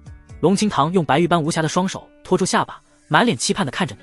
好啊，你在龙清堂的额头亲了一口，到时候你可一定要给我生一堆的大胖小子。龙清堂连连点头，眼里全是幸福。眼看时间还早，你揽住龙清堂纤细的腰肢，再次扑倒下去。夫君，我们离开太玄皇朝的时机就在3年后。龙清堂的话刚说完，嘴里就发出呜呜声来。3天时间很快过去，公主殿下可有收获？三仙庙的大殿内，随着你们走出，方丈满脸恭敬地询问。收获不错。龙清堂如冰山般的面容上，罕见地露出一抹笑颜，朝着方丈丢出一个储物袋。这是本公主赏赐你的，此次本公主聆听到了3位仙人的教诲，如果所料不差，要不了多久，本公主的愿望就能成真。多谢公主恩赐。方丈大喜行礼。此刻，一旁的孙供奉催促道：少主，公主殿下，我们此次出来已经有不少时日，只怕已经被妙音魔宗的魔修盯上，应当尽快回皇城才是。孙爷爷所言极是。龙清堂点头。片刻后，你们登上飞舟，快速朝着皇城飞去。回到陈家后，你们一刻也不耽误，迅速进入闭关状态中。3年时间一晃而过，这一年你45岁，龙清堂44岁。相比起你们漫长的寿元来说，这点年龄连个零头都没到。可你们的修为却在这3年里双双突破到了化神巅峰，不到50岁的化神巅峰，这在整个太玄皇朝的历史记录中都算是相当罕见的。只是比起1日千里的修为，你们的实力再度下滑不少。明明境界已经来到化神巅峰，但实力却最多与你们化神初期的时候相当，这让你们怀疑陈玄霄很可能在圣药或者8品圣丹中添加了某些特殊的药物。当然，你们肯定不会傻到将此事说出，只当是不知道，默默等待着时机的到来。这天，随着一名供奉来报，陈玄霄很快就匆匆忙忙地离开了陈家。然而，龙清堂却没有行动的意思，反而眼神示意你也不要轻举妄动。果然，陈玄霄出去了，仅仅才半天不到，就又返回陈家，并且第一时间过来寻找你们。表面上是关心你们的修为，但实际上在经过了龙清堂之前的提醒后，你感觉陈玄霄大概率是在试探你们。你们如往常一样，没有露出丝毫马脚。3天后，陈玄霄再次匆忙离开陈家，你们还是按兵不动。果不其然，这一次才过去3个时辰，陈玄霄就又回来了。老狐狸，你在心中暗骂一声，表面却是如往日一样修行，假装什么事也没发生。转眼间1周时间过去，这天陈玄霄来到你们闭关的密室，说他要出去一段时间，嘱咐你们在这段时间里一定要好好修炼。等他回来后，就动用秘法帮你们稳固修为，一举突破反虚境界。说完后，陈玄霄就离开了。在龙清堂的暗示下，你们继续修炼，直到第3天的时候，龙清堂才突然给你传音，声音中带着一丝激动：“夫君，时机已到。”你不知道龙清堂是如何知道时机已经成熟的，但你选择无条件相信他。随后，你们找了个探望外公战天雄的理由，离开了陈家。但走到一半时，你们却突然又拐了个弯，离开了皇城。夫君，我们身上必然有陈玄霄和父皇留下的印记，一旦离开皇城，就会被他们察觉，所以我们必须要加快速度离开。出了皇城后，龙清堂提醒道：“好，接下来的1天时间里，你们不遗余力的加速飞行，短短1天就飞行了接近2万里的距离，来到了一处荒凉的平原之上，就是这里了。”龙清堂带着你来到平原中心，见玄帝和陈玄霄的身影迟迟没有出现，他悬着的一颗心总算是落下。随后，他双手掐诀，你们脚下的平原立马颤动起来，土地翻涌，露出一个巨大的传送阵。看样子，这个传送阵是龙清堂很早以前就布置在这里的。乖孙女别走。然而，就在你们准备启动传送阵离开的时候，一道充满威严的声音突然从远方出来，是外公。听见这道熟悉的声音，龙清堂顿时一愣。这时，战天雄的声音再度传来：“乖孙女，那2个畜生要将你们炼制成人丹，突破大成的事情，外公已经知道了。外公将此事汇报给了太玄圣宗的一位尊者大人，尊者大人已经下山，成功抓捕到了那2个畜生。你们快随外公一同回去，指认这2个畜生的罪行。”听见此话，龙清堂那绝美的容颜上浮现出一抹错愕。他布局这么多年，结果这件事这么容易就解决了。果然还是从小就宠溺自己的外公，对自己最好。外公，龙清堂下意识要迎上去，结果却被你一把拉住。你大喊道：“清堂，你外公跟你父皇是一伙的，快激活传送阵离开。”听到你的话，龙清堂第一反应就是你会不会弄错了。毕竟在他的印象中，外公是他从小唯一能靠得住的人。当然，怀疑归怀疑，他手上的动作可一点都不慢，迅速激活了传送阵。刹那间，一阵强烈的空间波动出现，将你们笼罩。远处的战天雄看到这一幕，脸上的慈祥迅速消失，话变成了阴冷。嗡！刹那间，一只遮天蔽日的大手从他身前浮现，朝着传送阵抓来。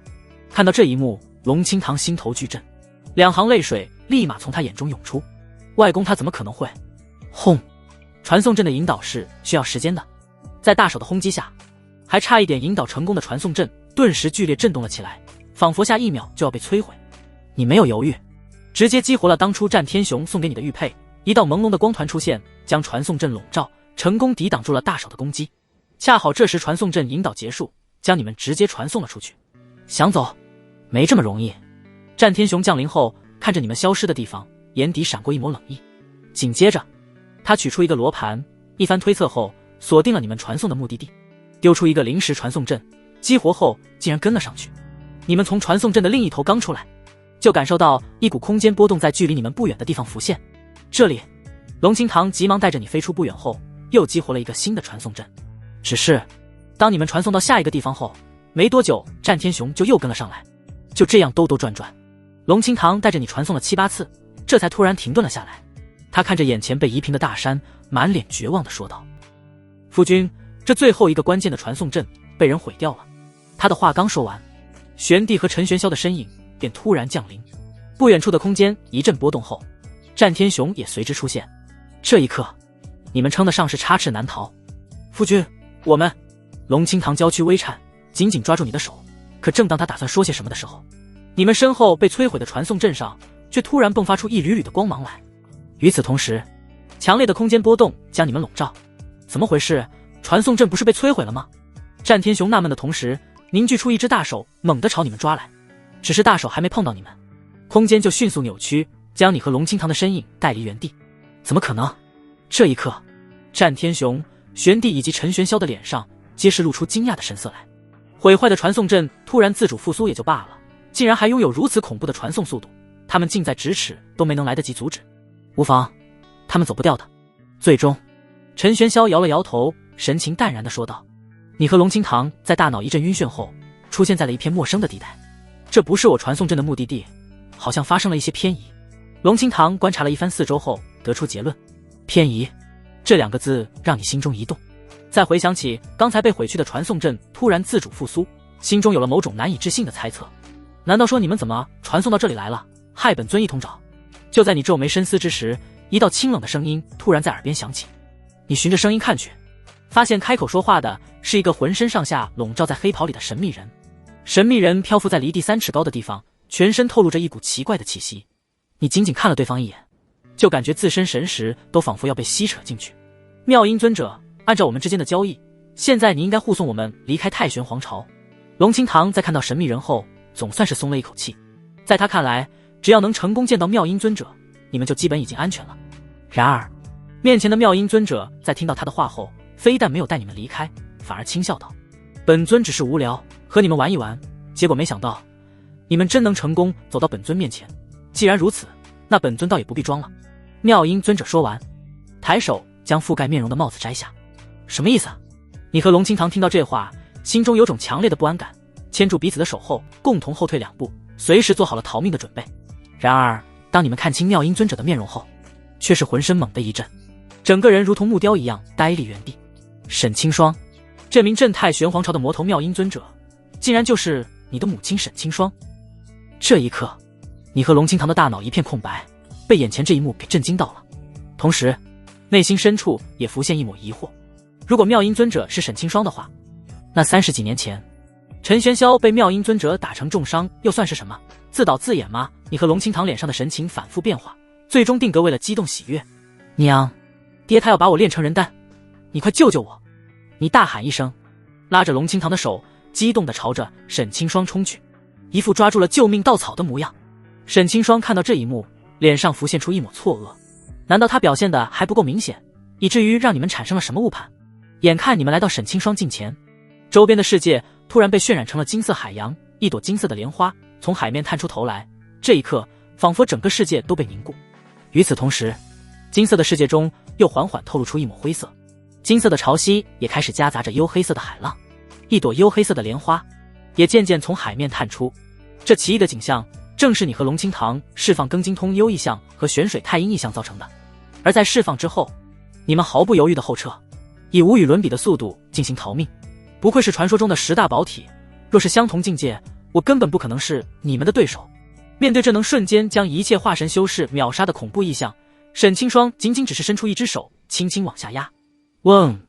一瞬间，整个世界都颤动了起来，金色与黝黑色交织的海洋在这颤动中寸寸崩碎，连同那2朵莲花一起消失得无影无踪。而正在逃命的你和龙清堂，这一刻直接七窍流血，两眼发黑的栽倒在地上。在昏迷前的最后一刻，你们隐隐约约听到了陈玄霄等人的声音。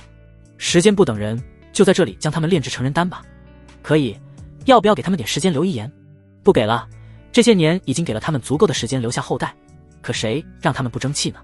脚步声渐渐接近，陈玄霄走到你的身边，语气淡漠道：“凡儿，别怪爹狠心，爹当年已经留了你一条命了，可谁让你自己又跑回来呢？”砰！你听到陈玄霄的话后，甚至还没来得及愤怒，大脑之中就响起一道闷响，整个人昏迷了过去。模拟就要结束了吗？昏迷前的最后一刻，你脑海中浮现出这个念头。夫君，夫君，你好像睡了一觉，并且睡了很长很长的时间。当你醒来时，你发现自己已经身处一间木屋内，并且耳边隐隐约约响起龙清堂的呼唤声。我不是被炼成人丹了吗？这是在哪里？你的心中浮现疑惑，莫非眼下出现的一切仅仅只是濒死前的幻觉？你下意识朝着声音的方向看去，一身粗布麻衣，但却依旧掩盖不住高贵气质的龙清堂出现在你眼中。夫君，你醒了。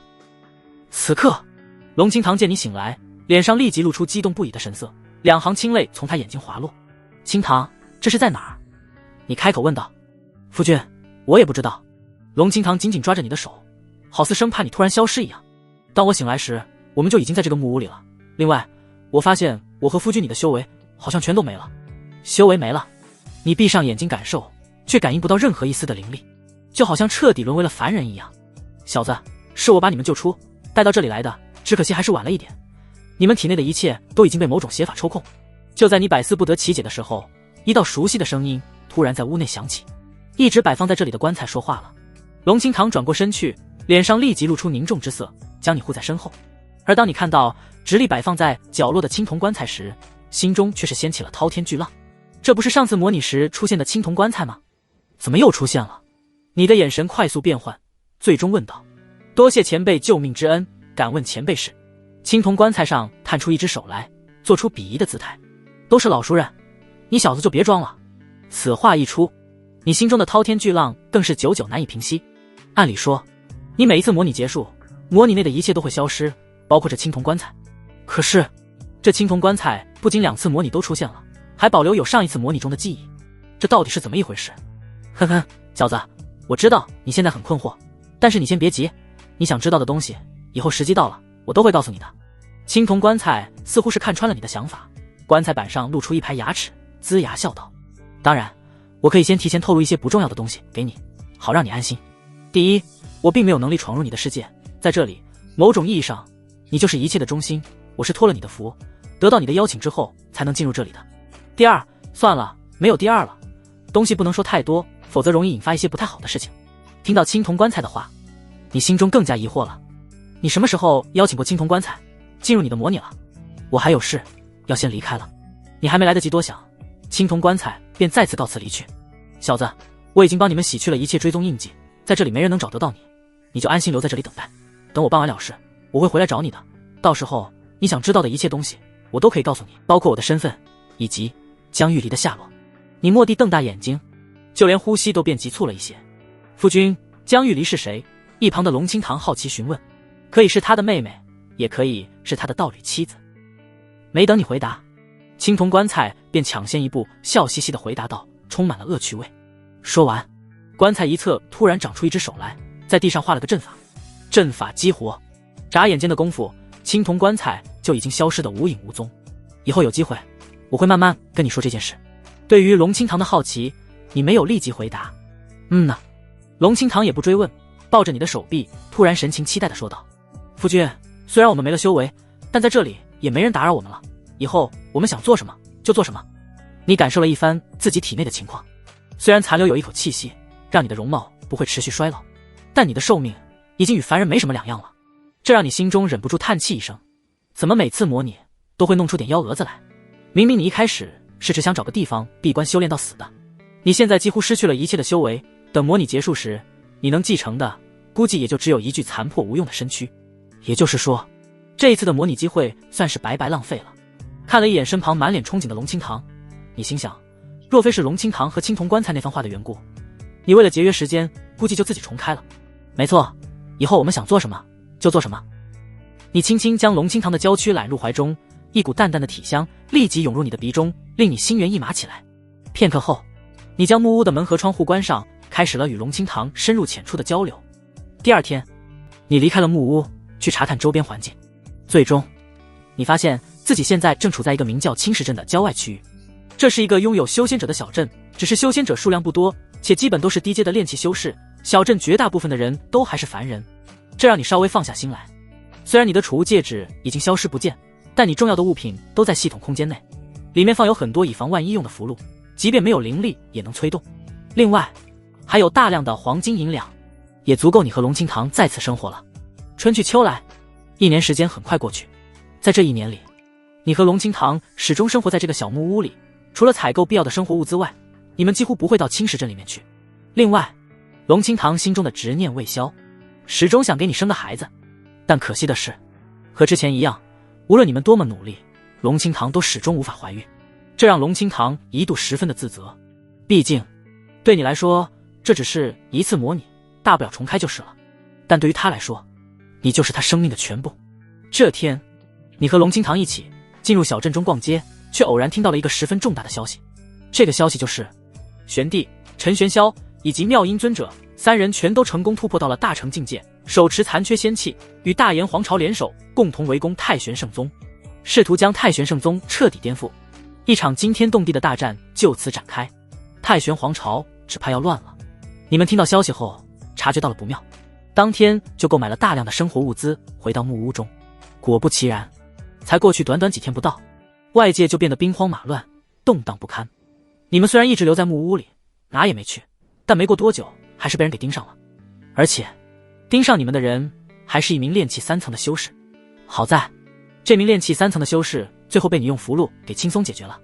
接下来的3年时间，周围越来越乱，你手中能用的符箓也越来越少。就在你决定带龙清堂离开，寻找一处深山老林避难之时，一个炼气后期的修士突然出现在小镇，以雷霆之势出手，平息了小镇及周边的一切动乱。与此同时，这名炼气后期的修士带来了外界的消息。原来，就在玄帝几人联合大炎皇朝将太玄圣宗逼至绝境之时，突然有周边另外2大皇朝的顶尖修士从天而降，配合太玄圣宗一起将所有来敌围杀。就连大炎皇朝唯一的渡劫天尊也被3大天尊手持仙气围攻，陨落在太玄圣宗外。这名渡劫天尊带来的镇国仙气同样被打碎。解决了外敌后，太玄圣宗很快就重新掌控太玄皇朝，立下新的皇族，并且与2大皇朝联手攻入大炎皇朝内，彻底将大炎皇朝从世界上抹去。大炎皇朝的疆域则是被3大皇朝共同瓜分。玄帝死了，陈玄霄死了，沈清霜也死了。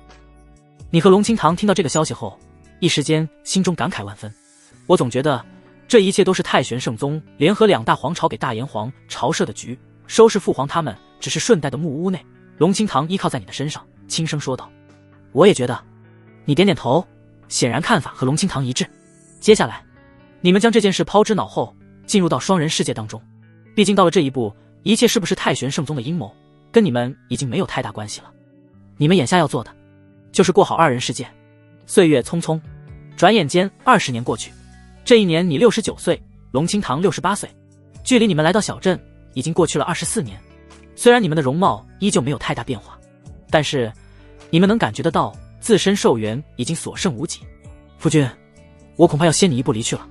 这天晚上，龙清堂虚弱地倚靠在你身上，眼中充满了不舍。唉，对此你也只能叹气一声。毕竟现在的你已经成了普通人，除了叹气你什么都做不了。最终你紧紧地将龙清堂抱住，说道，我会陪着你一起走的。青铜棺材这么久了还没出现，这次模拟大概率是不会来找你了。所以一旦龙清堂死去，你也会毫不犹豫重开。夫君，谢谢你的陪伴，跟你在一起的这几十年我过得很开心，如果有来生，我还想跟你在一起。龙清堂哭了，泪水打湿了你的衣襟。你隐隐感觉到，也许就是这几天的时间，龙清堂就要彻底离你而去了。接下来的2天，你们没有在行房中之事，一个是龙清堂的身体已经十分虚弱，难以承受冲击，另一个则是在这最后的时光里，你们早已经没了那种原始的欲望，只想安安静静地陪伴在一起。白天，你们并肩而行，一同前往青石镇的花谷赏花。到了晚上，则是搬了梯子爬到屋顶上，倚靠在一起看月亮数星星。天公作美，这几日都是大晴天，灿烂星星在夜空中清晰可见，月光温柔如水一般倾洒在你们的肩头上。这一幕似曾相识，只是上一次你的感动都是装的，但这次你的心里确实是充满了伤感。而龙清堂在每次看完月亮后都是满脸的泪水。夫君，假如我突然变老了，你会不会嫌弃我？龙清堂将脸埋进你的胸膛，小声地啜泣着。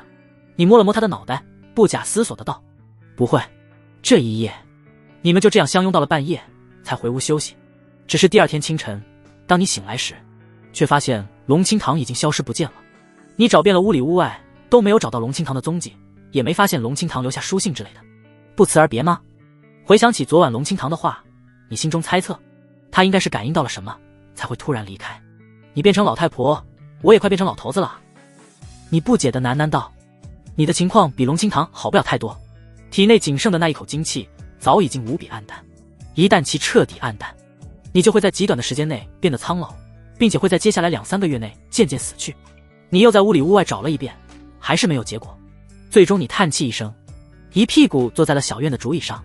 沉默半晌后，你再次起身，还是决定去找找。接下来的1个月，你拖着虚弱的身躯，步履艰难地找遍了方圆百里，能问的人都问了，但还是没有找到龙清堂的踪迹，就好像龙清堂突然从世上消失了的一样。最终你放弃了，因为你感觉得到自己也快差不多了。你回到了家，接下来的半个月里，你大部分的时间都是躺在院子里的竹椅上晒太阳，偶尔起身也是看着院子里熟悉而又陌生的一切发呆。这一刻，你仿佛回到了方氏的那个小院，整个人再一次被无穷无尽的孤寂包围。1个半月过去了，还没有回来，应该是不会再回来了吧。这天清晨，你没有将老旧的竹椅搬到院子里晒太阳，而是把家中生锈的菜刀取出，沙沙沙的反复磨着。你感觉自己的身体已经快到极限，体内的那一口精气也暗淡至极，是时候该了结一切了。你将刀磨得发亮，又搬了根板凳到院子里，抱着刀坐在板凳上发呆，回顾与龙清堂一起的经历。这刀磨得如此锋利，应该不会太疼吧？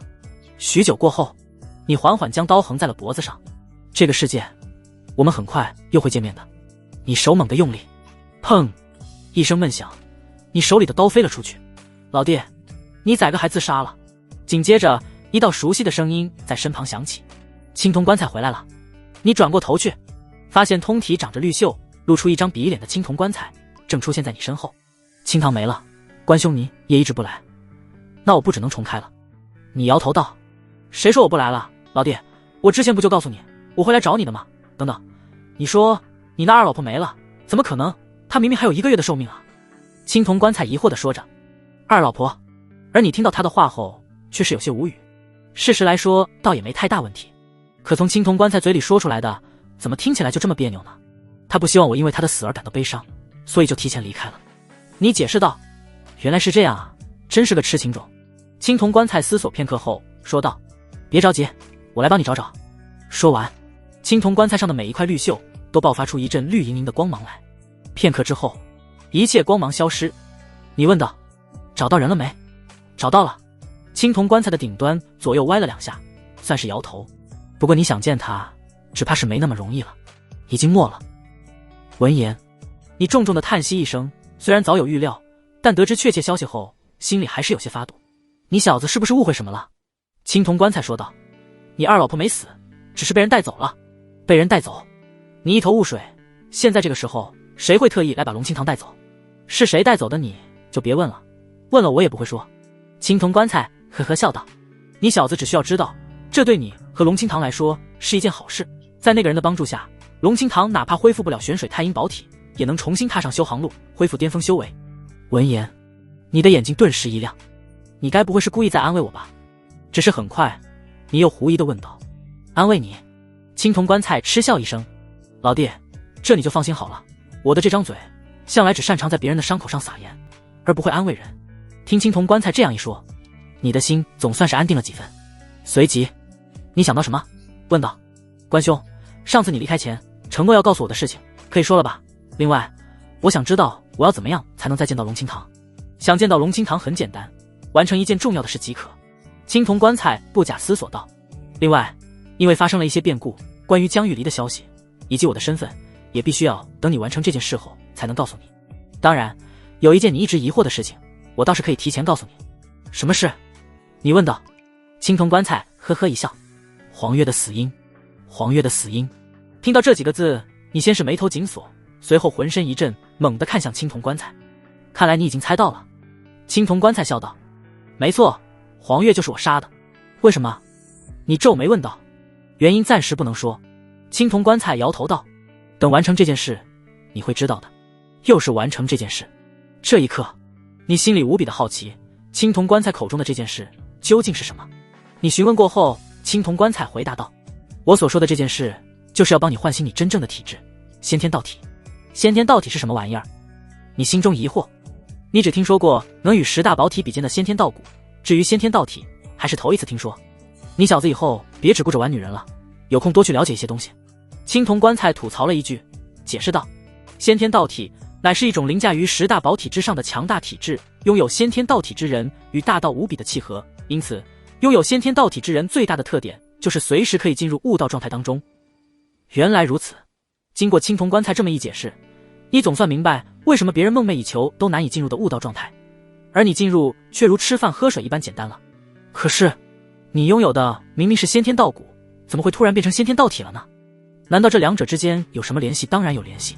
似乎是看穿了你的想法，青铜棺材给你解释道：如果说先天道体是一棵参天大树，那么先天道骨最多只能算是这参天大树上的一颗果子。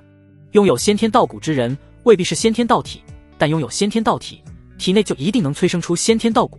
这也是你在幼时被取走了先天道骨，后面又能生出新的先天道骨的原因。古籍上曾记载了一位远古时期的天才，他就是跟你一样拥有先天道体，在他成仙前，他身上的骨头已经全部变成了先天道骨。举手投足间都在与天地大道共鸣。据说有真正的仙人将士阻他的道，结果被他力劈了，鲜血洒满长空。听完青铜棺材的解释，你怔怔无言。这所谓的先天道体，竟然如此逆天吗？我已经成废人一个了，真的还能唤醒先天道体？你好奇问道。青铜棺材嘿嘿一笑，没解释，只说出了4个字：破后而立。你的眼中浮现出一抹古怪之色来，问道：所以当初你救我的时候，并非是来晚了，而是故意等我快死了才出手的吧？毕竟在那之前，你悄悄出过一次手，用残破的传送阵将我们救走，这证明你其实早就到了。看破不说破。青铜棺材轻咳一声，其实我这也是为了你好，不经历低谷，又如何能走上巅峰？小子，你的寿命没剩多少了，我们赶紧开始吧。青铜棺材扯开话题。布满铜锈的棺材侧板上长出一只手，在地上画出一个玄奥的传送阵来。但是你看着这个传送阵却有些发怵，毕竟青铜棺材的传送阵是出了名的不靠谱，随时都有可能把你带坑里去。别怕，我很稳的。青铜棺材安慰道。最后你没得选择，只能跟随青铜棺材踏入到传送阵中。随着一阵光芒亮起，你和青铜棺材一起消失在院子里。事实证明，青铜棺材是真的不靠谱。接下来的3天，你们几次传错目的地，如果不是青铜棺材反应快，你可能就直接重开了。但好在的是，你们最终还是来到了目的地，一座无边无际的黑色大山外。青铜棺材在山脚下继续布置传送阵，这一次的传送阵格外复杂，用了整整3天才布置完成。可以了，我带你进去取点东西。最终，随着光芒在传送阵上亮起，你们的身影消失，然后来到了一处充满沁鼻香味的地方。这个地方与外面看到的黑色大山截然不同，不仅头顶是蓝天白云，就连地面也是绿水青山。而你们现在所处的地方四周正有许多片人为开辟出的农田。你的目光扫过农田后，整个人呆滞在原地，因为你发现，在这些农田里栽种的并非是普通的粮食作物，而是一株又一株的圣尿。看着青铜棺材上露出一张不停流着口水的嘴巴，你心中有种不祥的预感。特么的，这是进别人药田里来了吧？能成片成片栽种圣药的存在，你实在不敢想象其会有多强大。关兄，我们就这样偷东西，会不会不太好？你开口问道。你实在是有些忌惮这药田背后的主人，担心和青铜棺材被留在这里，这次模拟再也见不到龙清堂。毕竟下一次模拟进来后，龙清堂就未必在了。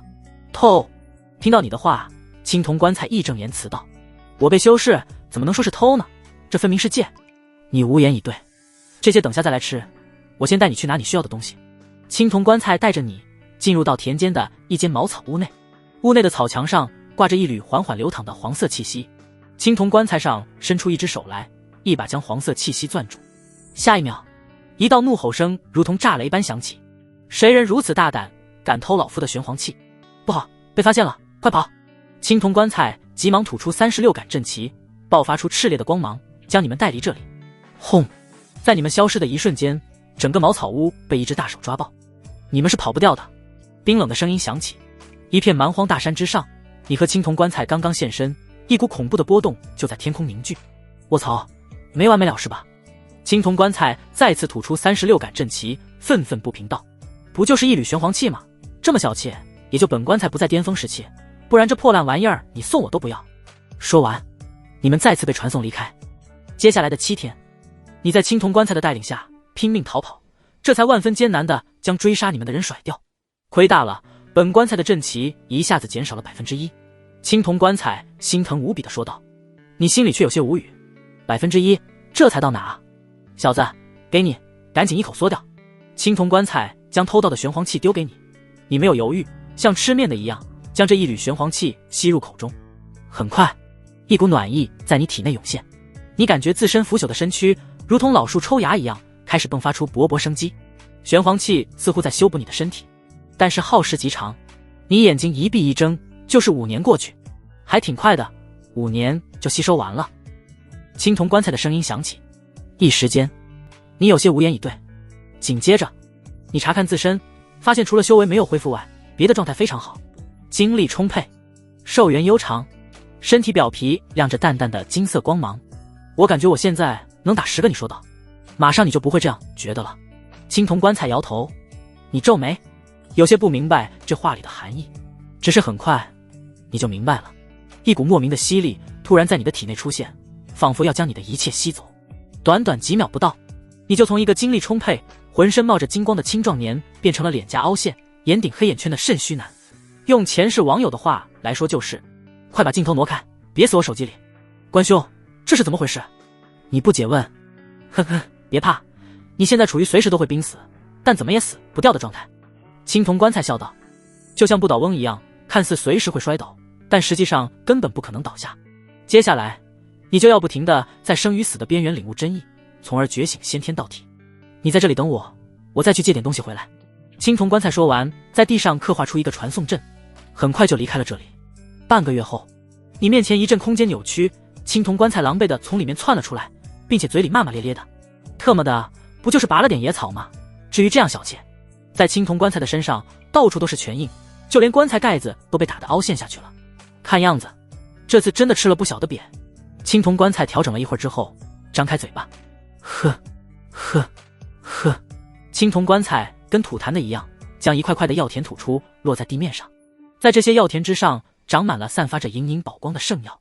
看到这一幕，你顿时倒吸一口冷气，感情这是连人家的地皮都给薅走了啊，难怪人家气急败坏的追着打。而且这些药田你都十分眼熟，都是上次在那黑色大山里面见过的，这让你心中忍不住为那人默哀3秒。被青铜棺材盯上，连底裤都得给你薅干净。关兄，你是黄虫城的精吧？你好奇问道。哼，本来我还秉承着做人留一线的原则，只接他一半的，谁知道他追上来哐哐就给我2拳，那我能忍。青铜棺材说完，伸手从棺材底下掏出来2条内裤，这不，内裤我都给他掏走了。牛！你无言以对，干脆竖起了大拇指，开始特训了。青铜棺材说了一声，一股力量裹挟着你快速升空。你好奇问，听闻万米高空之上存在猛烈罡风，这是要让我在罡风中磨练吗？差不多。青铜棺材呵呵一笑，当你来到1000米高空时，将你包裹的力量突然消失，你直接脸朝下开启了自由落体运动。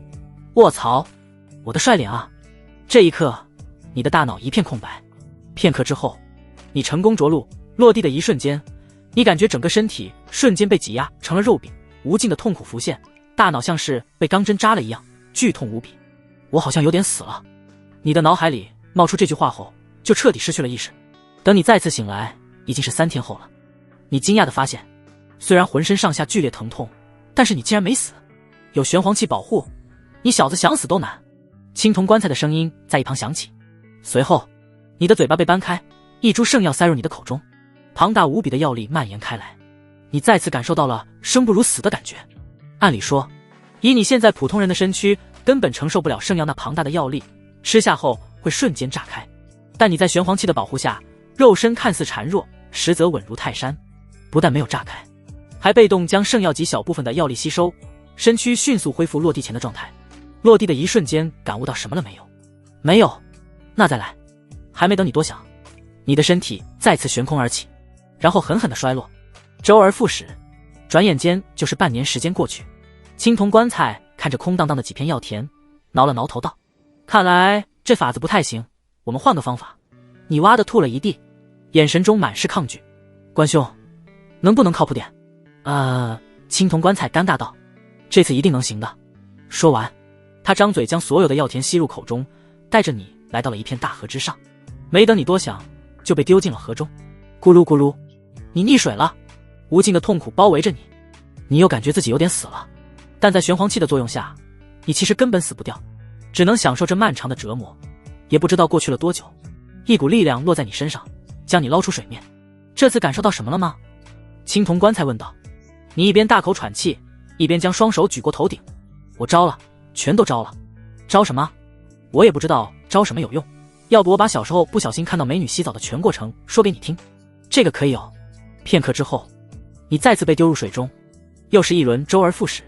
半年过去，青铜棺材有些疑惑地说道：我看那些小说里的主角不都是在极限中突破自我的吗？怎么到你这里就不行了？小说里学到的方法。这一刻，你心中仿佛有千言万语想要喷发而出，不过到了嘴边却是：关兄，人跟人的体质是不能一概而论的。有的人在极度愤怒的情况下能连续战斗75分钟后跑30公里，有的人一个滑铲就能打死老虎，但有的大学生打哈欠都能脖子骨折。显然我就是后者，所以咱们能不能换点温和的方法？青铜棺材歪了歪头部。什么是大学生？就是一种吃了睡，睡了吃的特殊生物。当然，这个不重要。你说道。重要的是，眼下的这种方法对我来说貌似没什么用。也是。青铜棺材沉思许久，叹气道：既然如此，那只能尝试冒险一搏了。说着，他伸出一只手来，开始在地面布置传送阵。是又要去找人借东西了吗？你突然觉得借东西也挺好的，虽然危险，但收益也高。片刻之后，随着一阵光芒亮起，你和青铜棺材离开了这里。在经过了连续3天的传送后，你们出现在一片无穷无尽的海洋上空。但这不是普通的海洋，海上没有一丝微风，海面也是死寂一片，一个活着的生物都看不到。你仔细观察了一番四周的环境后，突然一阵头皮发麻。卧槽，这不是10大禁地之一的死亡之海吗？怎么给我干这里来了？快放开我，我要下车！唰！就在你冷汗直流的时候，一张人脸从在棺材盖上浮现，悲伤的眼睛直视死亡之海深处。老朋友，你还记得我吗？你是谁？一道浑厚的声音呼啸而来，嗓音似金铁交鸣，铿锵烈云。老朋友，你连我都不记得了吗？我是二蛋啊！青铜棺材激动地说道。二蛋？二蛋是谁？死亡之海深处的存在疑惑道。就是跟你关系最好的那个二蛋，你忘记了吗？当初我们还一起偷看过师姐洗澡来着，有点印象了。难道你是龙云浩？是兄弟，我就是龙云浩，你总算想起我来了。青铜棺材叹气一声，这么多年过去，当年的熟人就只剩我们2个还活着了。哎，岁月如刀斩天骄啊！老朋友，我这次过来还为你带来了一些礼物。说罢，青铜棺材张嘴一吐，那些已经被你吃吐了的药田全部飞向了死亡之海的最深处。老朋友，你来找我有什么事吗？声音很快传来。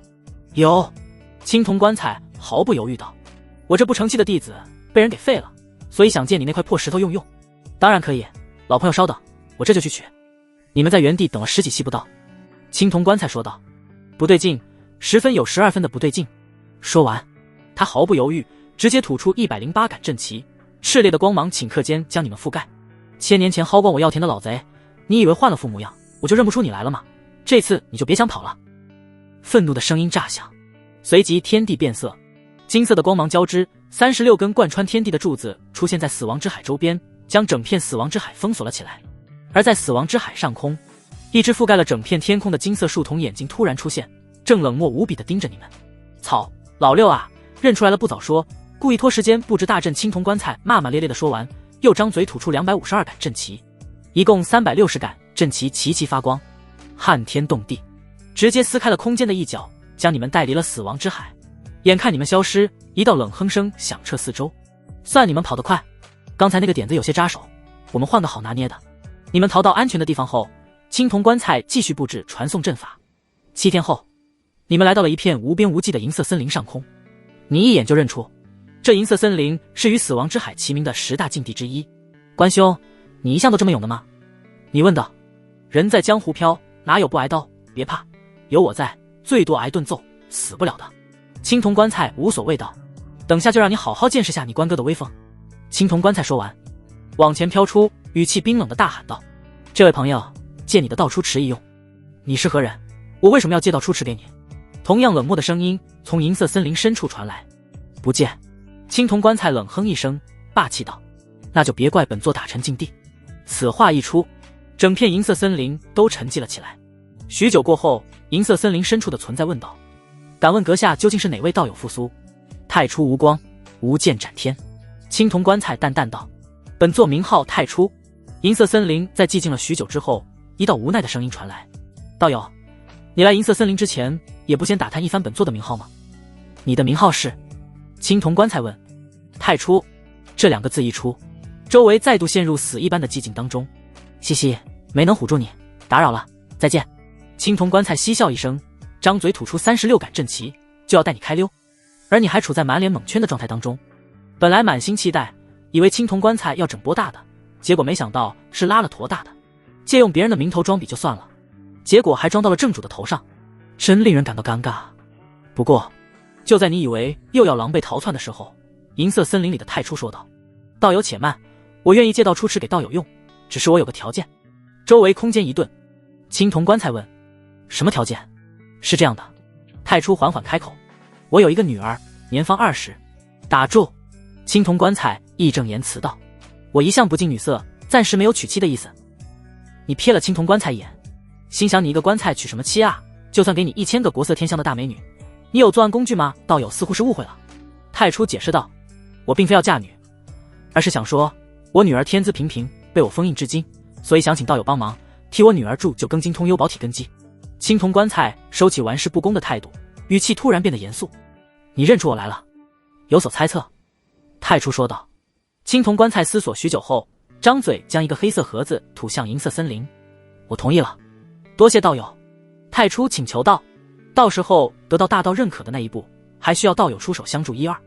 没问题。青铜棺材一口答应下来。紧接着，青铜棺材带着你直接飞向银色森林，一路上无数层层叠叠的阵法禁制打开，让你们畅通无阻的通过。最终，你们来到了一个面积只有100平大小的水池面前，跳进去泡澡，什么时候醒来，先天道体就成了。青铜棺材说道。就这么简单？那之前费那么大的劲干嘛？你心中忍不住吐槽，关兄，万一那人突然反悔了怎么办？你担忧问道。放心，他不敢。这一句青铜棺材是直接说出来的，随后又在你脑海里传音，这家伙认错人了，以为我是某个传说中的禁忌存在，只要我们自己不说漏嘴，他不会拿我们怎么样的，你就放心泡澡吧。听青铜棺材这样一说，你的心总算安定了几分。随后你纵身一跃，跳进了倒出池当中。刹那间，你感觉自身仿佛被无穷无尽的道意冲击，两眼一黑就昏迷了过去。好强！等你醒来时，你发现体内充满了力量，并且举手投足间仿佛都在与天地大道发生共鸣。你知道自己的先天道体已经成了，你连忙尝试内视，结果当场吓了一跳。1、2、3、4、5，在你的体内竟然有足足5根先天道骨。另外，你的修为不知何时也已经来到了反虚中期，这简直是太爽了。这一刻，你心中有种说不出的舒畅感。只是你很快就发现，被你泡完澡之后的倒出池里面液体的颜色暗淡了大半。不会被算账吧？关兄呢？你连忙跳出倒出池寻找青铜棺材，只是没见到青铜棺材，反而看到了一名20岁左右的少女正静立在倒出池边上。少女拥有一头柔顺的金色长发，如瀑布般披散在肩头，身姿纤细优雅，肤如凝脂，整个人散发着一种不惹尘埃的纯净气质。你出来后，少女那明亮的眸子不停地在偷偷打量你。你好，我叫楚明熙。随后少女嫣然一笑，自我介绍后说道，我父亲和前辈有事暂时离开了，吩咐我如果你醒来就先带你去太初殿等待。好。你没有多说，只是点了点头。紧接着你被楚明熙带到一处充满古朴气息的巨大宫殿当中，给你安排好住处后，楚明熙就离开了。就这么等待了3个月左右，楚明熙突然出现，说他炼丹遇到了麻烦，想请你帮帮忙。对此你没有拒绝，只是在密室炼丹的过程中，楚明熙突然手一滑，一株药材不小心掉落在你的脚下，你下意识弯腰去捡，结果一只白皙的手很快就落在了你的手上，轻轻地抚摸着你的手。与此同时，楚明熙动听的声音响起，哥哥，你手挺白的，以前有没有教过道侣呢？你想要将手收回，结果却发现被楚明熙抓得牢牢的。你抬头看去，发现楚明熙掩嘴一笑，充满觊觎的眼神正在不停地打量你，这让你感到发毛，自己这是遭遇女流氓了。这时楚明熙拉着你的手，轻声安慰道，哥哥别害怕嘛，妹妹又不觊觎你的身子，只是想跟你吃个嘴子而已。此刻一旁的丹炉里突然冒出一阵粉色的烟雾来，你皱眉问，这是什么？楚明熙轻笑道，这是妹妹对哥哥的爱化为了实质，哥哥你是甜筒吗？为什么我总是想舔遍你的全身？哥哥你知道我最喜欢什么酒吗？和哥哥你的天长地久。哥哥知道你和星星的区别吗？星星在天上，哥哥在我心里。听到这无比肉麻的土味情话，你心里一阵恶寒，想了想，你用力甩开楚明熙的手，告辞道，仙子我还有事，就先走了。说完你直接转身离去，结果没走出2步，密室大门就砰的一声突然关上，同时一道道玄奥的阵纹浮现，将整个密室彻底笼罩。将密室笼罩的阵纹玄奥无比，你仅仅只是看了一眼，就感觉大脑晕眩不已。这可是仙阵一脚，哥哥你今天就算是叫破喉咙，也不会有人听见的呢。嘻嘻。楚明熙舔了舔嘴唇，活脱脱的痴女模样。哥哥你就从了妹妹吧，妹妹会很温柔的。见你皱着眉没说话，楚明熙张开双手，就像调戏你的一样，朝你扑了上来。哈哈哈，哥哥，让妹妹亲手来帮你更衣吧。就在他张开双手的同时，一道道玄奥的仙阵符文从大阵上脱离而出，化作秩序仙链，将你牢牢捆住，同时封锁了你体内的灵力，让你成为了待宰的羔羊。然而，就在楚明熙即将要将你衣服脱掉的关键时刻，他的手突然停顿了下来，神情变得端庄高冷，语气淡然道：“哥哥，我不道友，最近有点无聊，所以跟你开了个玩笑，没吓到你吧？”听到这话，你一头雾水，这又准备玩哪一出了？角色扮演还没等你多想，楚明熙就挥手将覆盖密室的仙阵一脚撤去，将你灵力封锁的秩序仙链也随之消失。吱嘎，密室大门也被打开。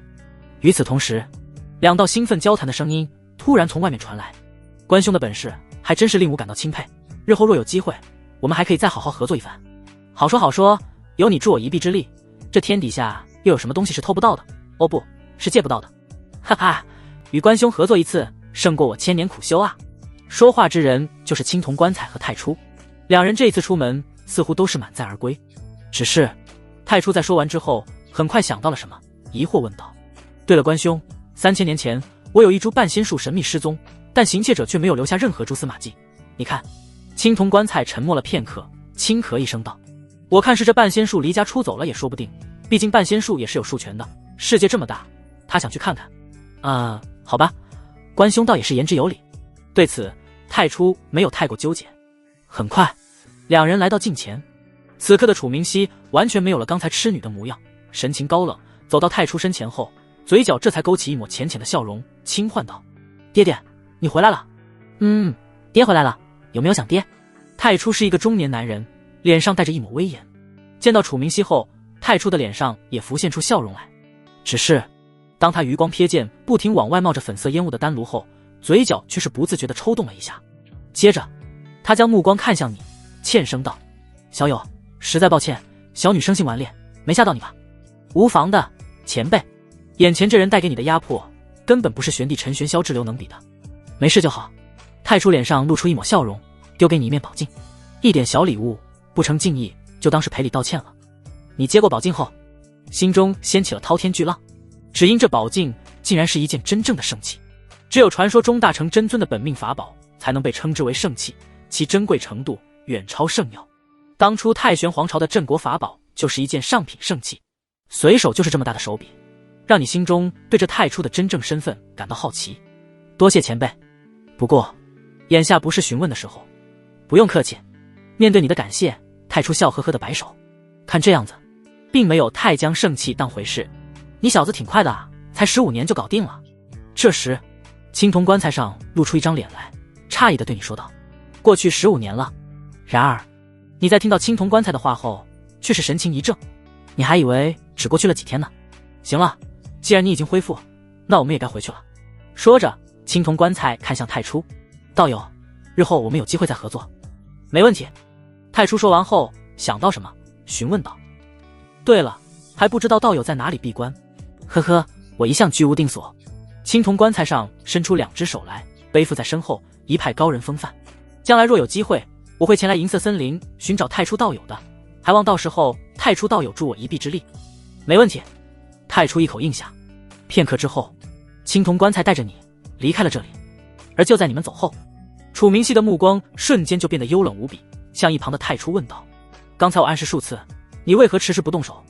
那小子是先天道体，我若是将其吃掉，能得到巨大的好处。”太初皱眉道：“那青铜棺材给我的感觉实在太诡异了，我几次在外面给他挖坑，但都被他躲过去了。”楚明熙诧异道：“你到现在还没弄清楚那青铜棺材的来历？”“没有。”太初摇头：“那青铜棺材狡猾的就像一条泥鳅，错过这次机会，我日后再想吃到这美味的先天道体就很难了。”楚明熙轻哼一声道。太初没说话。片刻之后，整座金碧辉煌的巨殿突然昏暗了下来，四周的墙壁也迅速变得腐朽不堪，到处都是残垣断壁。赶紧跑！青铜棺材带着你离开银色森林后，通体绿汗直冒。唰！青铜棺材张嘴吐出360杆阵旗，开启后炽烈的光芒亮起，当场将你们传送离开。在经过好几次的传送之后，青铜棺材这次吐出一口绿袖气来。好险，差点就栽了。关兄，到底发生了什么？你好奇问道。青铜棺材布满绿袖的脸上露出无比凝重的神色来。没想到本棺材也有看走眼的时候，刚刚才发现，那所谓的太初和他女儿，其实早就被某种诡异存在取代了。我说，怎么第一次进银色森林的时候，就感觉银色森林比起3000年前多了股奇怪的味道？卧槽！听到青铜棺材的话，你吓了一跳，后背也是冷汗直流。感情之前在密室的时候，楚明熙是真想吃了你啊！走了。青铜棺材瞥了眼还在恍神中的你，安慰道：“别怕，出了银色森林，他们就算追上来也没用。”说完，青铜棺材撅着屁股开始在地上刻画阵法。你好奇问道：“关兄，我们这次去哪里？”去人少的地方，帮你打造庚金通幽宝体。青铜棺材随口道：“打造庚金通幽宝体。”你眼底闪过一抹疑惑，这玩意儿是说弄就能弄的？你小子那是什么眼神？青铜棺材不经意间透露出一个让你疑惑许久的秘密来。呵呵，你小子该不会真以为一个练气的小老头能得到铸就庚金通幽宝体的方法吧？你喉结滚动，有些口干舌燥。所以那玩意其实是我故意让那小老头发现的。青铜棺材的意道。那小老头虽然惜命谨慎，但要是没有我的暗自关照，他就算得到这宝贝，能一路平安的给带回房室。你沉默了下来，许久后，你突然问道：“你这样帮我的目的究竟是什么？”缘分呗。青铜棺材随口答道。但你显然不信。小子，别想太多。青铜棺材笑道：“我要是真想害你，何必这样弯弯绕绕？另外，你觉得我真能害得了你？”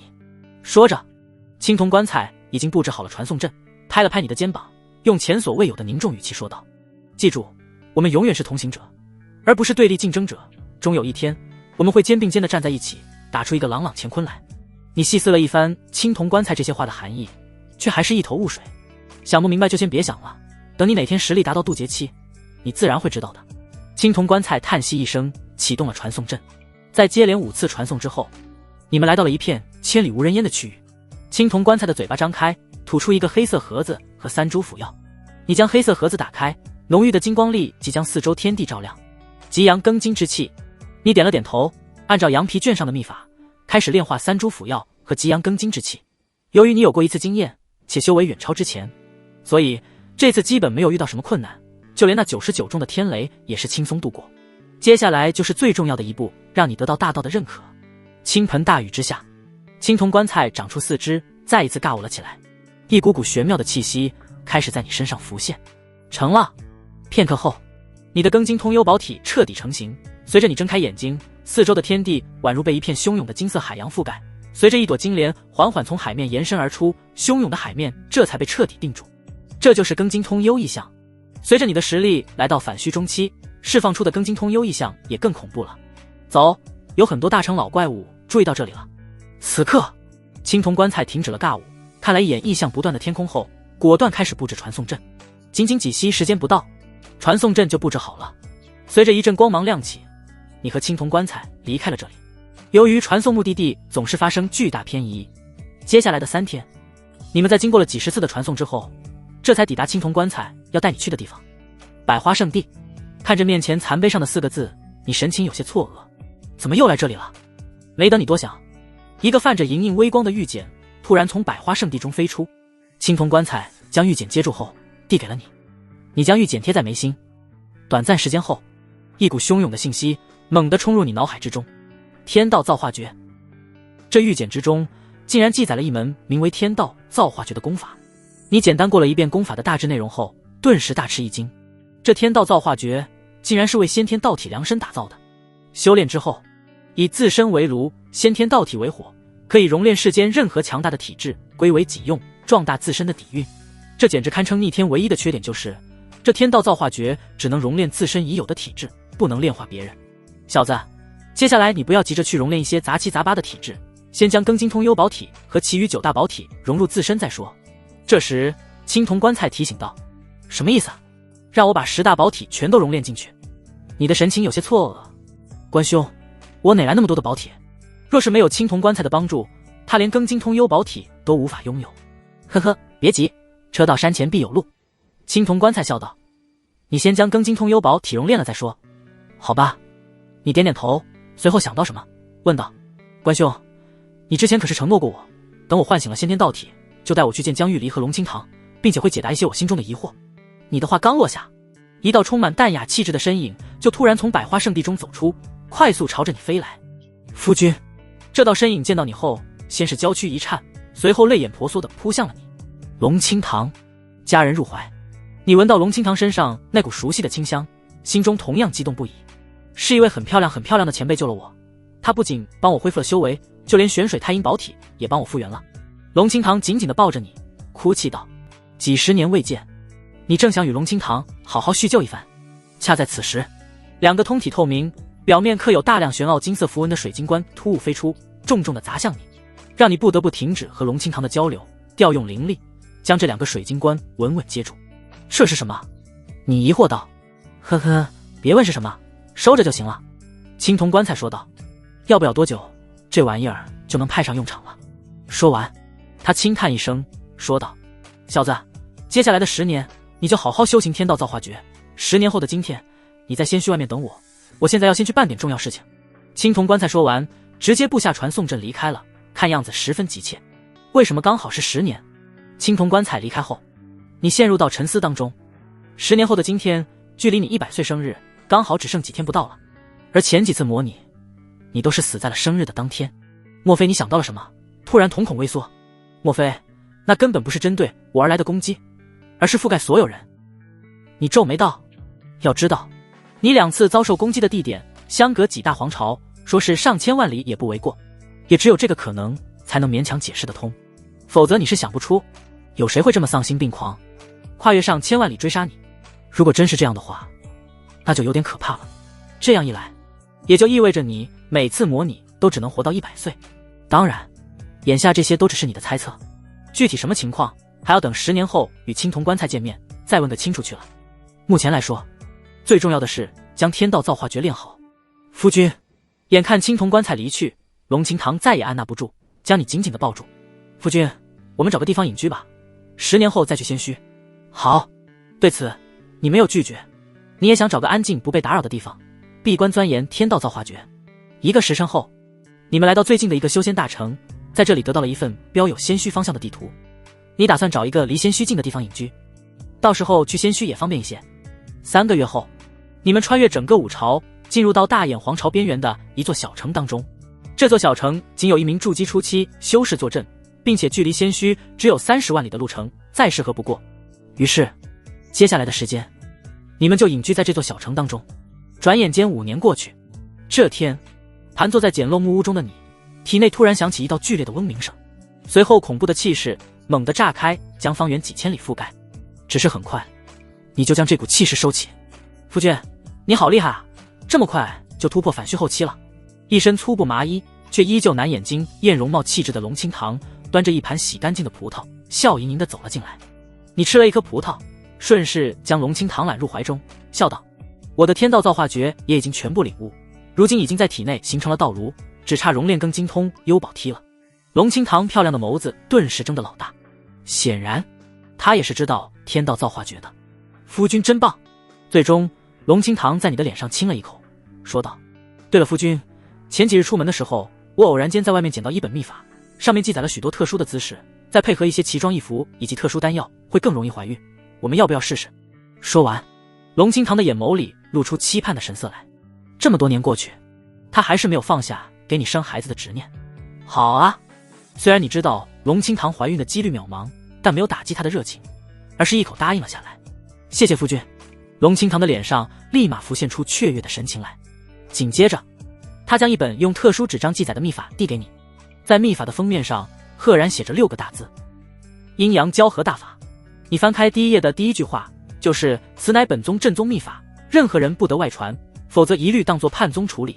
看到这里，你的眼神有些古怪，这玩意儿真是捡得你继续翻页，发现后面的内容除了记载有一些口诀外，还有很多的姿势插画，看了没几眼，你就感觉自己血脉喷张了起来。卧槽，这玩意儿竟有点大啊！你有点按捺不住了，对龙清堂说道：清堂，我再学习一下，你先去换身衣服吧。那夫君。龙清堂立马欢天喜地的进屋换所谓的奇装异服去了。没多久，龙清堂就从房间里走出。黑丝，你看了一眼后眼睛都直了。龙清堂不仅是顶尖大美女，还是反虚中期的修士，肌肤白玉无瑕，气质淡雅出尘，放在前世随随便便就能碾爆所有的知名女明星。现在再配上这一身穿着，杀伤力更是拉满，让你恨不得立即扑上去。只是你心里很快就疑惑了起来，这个世界怎么会有黑丝？夫君，好不好看？龙清堂过来后，直接钻入了你的怀中，你伸出手去摩挲了一番，这才发现原来这根本不是你记忆中的黑丝，而是长得很像黑丝的轻薄袜子罢了。漂亮，天下第一漂亮。你抬手将门窗关上，又打出禁制，彻底封闭整座木屋，然后就对龙清堂发动了狂风暴雨般的进攻。接下来的1个月，你们大部分的时间都投入到造娃当中。龙清堂每日更换着不同的奇装异服，再加上秘法里记载的口诀姿势，每次都能给你带来新奇的体验。唯一的缺点就是，无论你们怎么尝试，龙清堂还是没有怀孕。这天晚上，你轻轻抱着龙清堂说道：这个秘法没什么用，以后还是别尝试了。你能明显感觉到这是特殊的魔道秘法，浅尝一下还行，用多了怕给龙清堂带来不好的副作用。好，龙清堂先是点头，然后话锋一转道：不过夫君，我看你挺喜欢上面的姿势和奇装异服的，这些倒是可以保留下来。你在龙清堂额头亲了一口，都听你的。龙清堂的脸上顿时露出甜蜜的笑容来。第二天早上，龙清堂犹豫地对你说，他想回太玄皇城看看。虽然他父皇和外公把他练成了人丹，但是他还有很多关系很好的兄弟姐妹以及朋友在那里，所以他想回去看看。好，你没多想就答应了下来，反正现在时间还充足。确定好了后，你们立马就动身离开。只是刚出去不远，一则消息就传入你的耳中。这消息是1个多月前，有一位神秘强者突然闯入臭名昭著的阴阳合欢魔宗之中，即便阴阳合欢魔宗有化神修士坐镇，也被这位神秘强者从下往上屠戮一空。可奇怪的是，神秘强者在清剿了合欢宗之后，并没有将合欢宗内的灵石资源取走，反倒是合欢宗弟子的特殊修炼服饰以及合欢宗宝典、特殊丹药这些没什么大用的东西，全部被神秘强者取走了。你听到这则消息后，神色更加古怪了。外面传闻的神秘强者出手方式，怎么感觉跟龙清堂很像？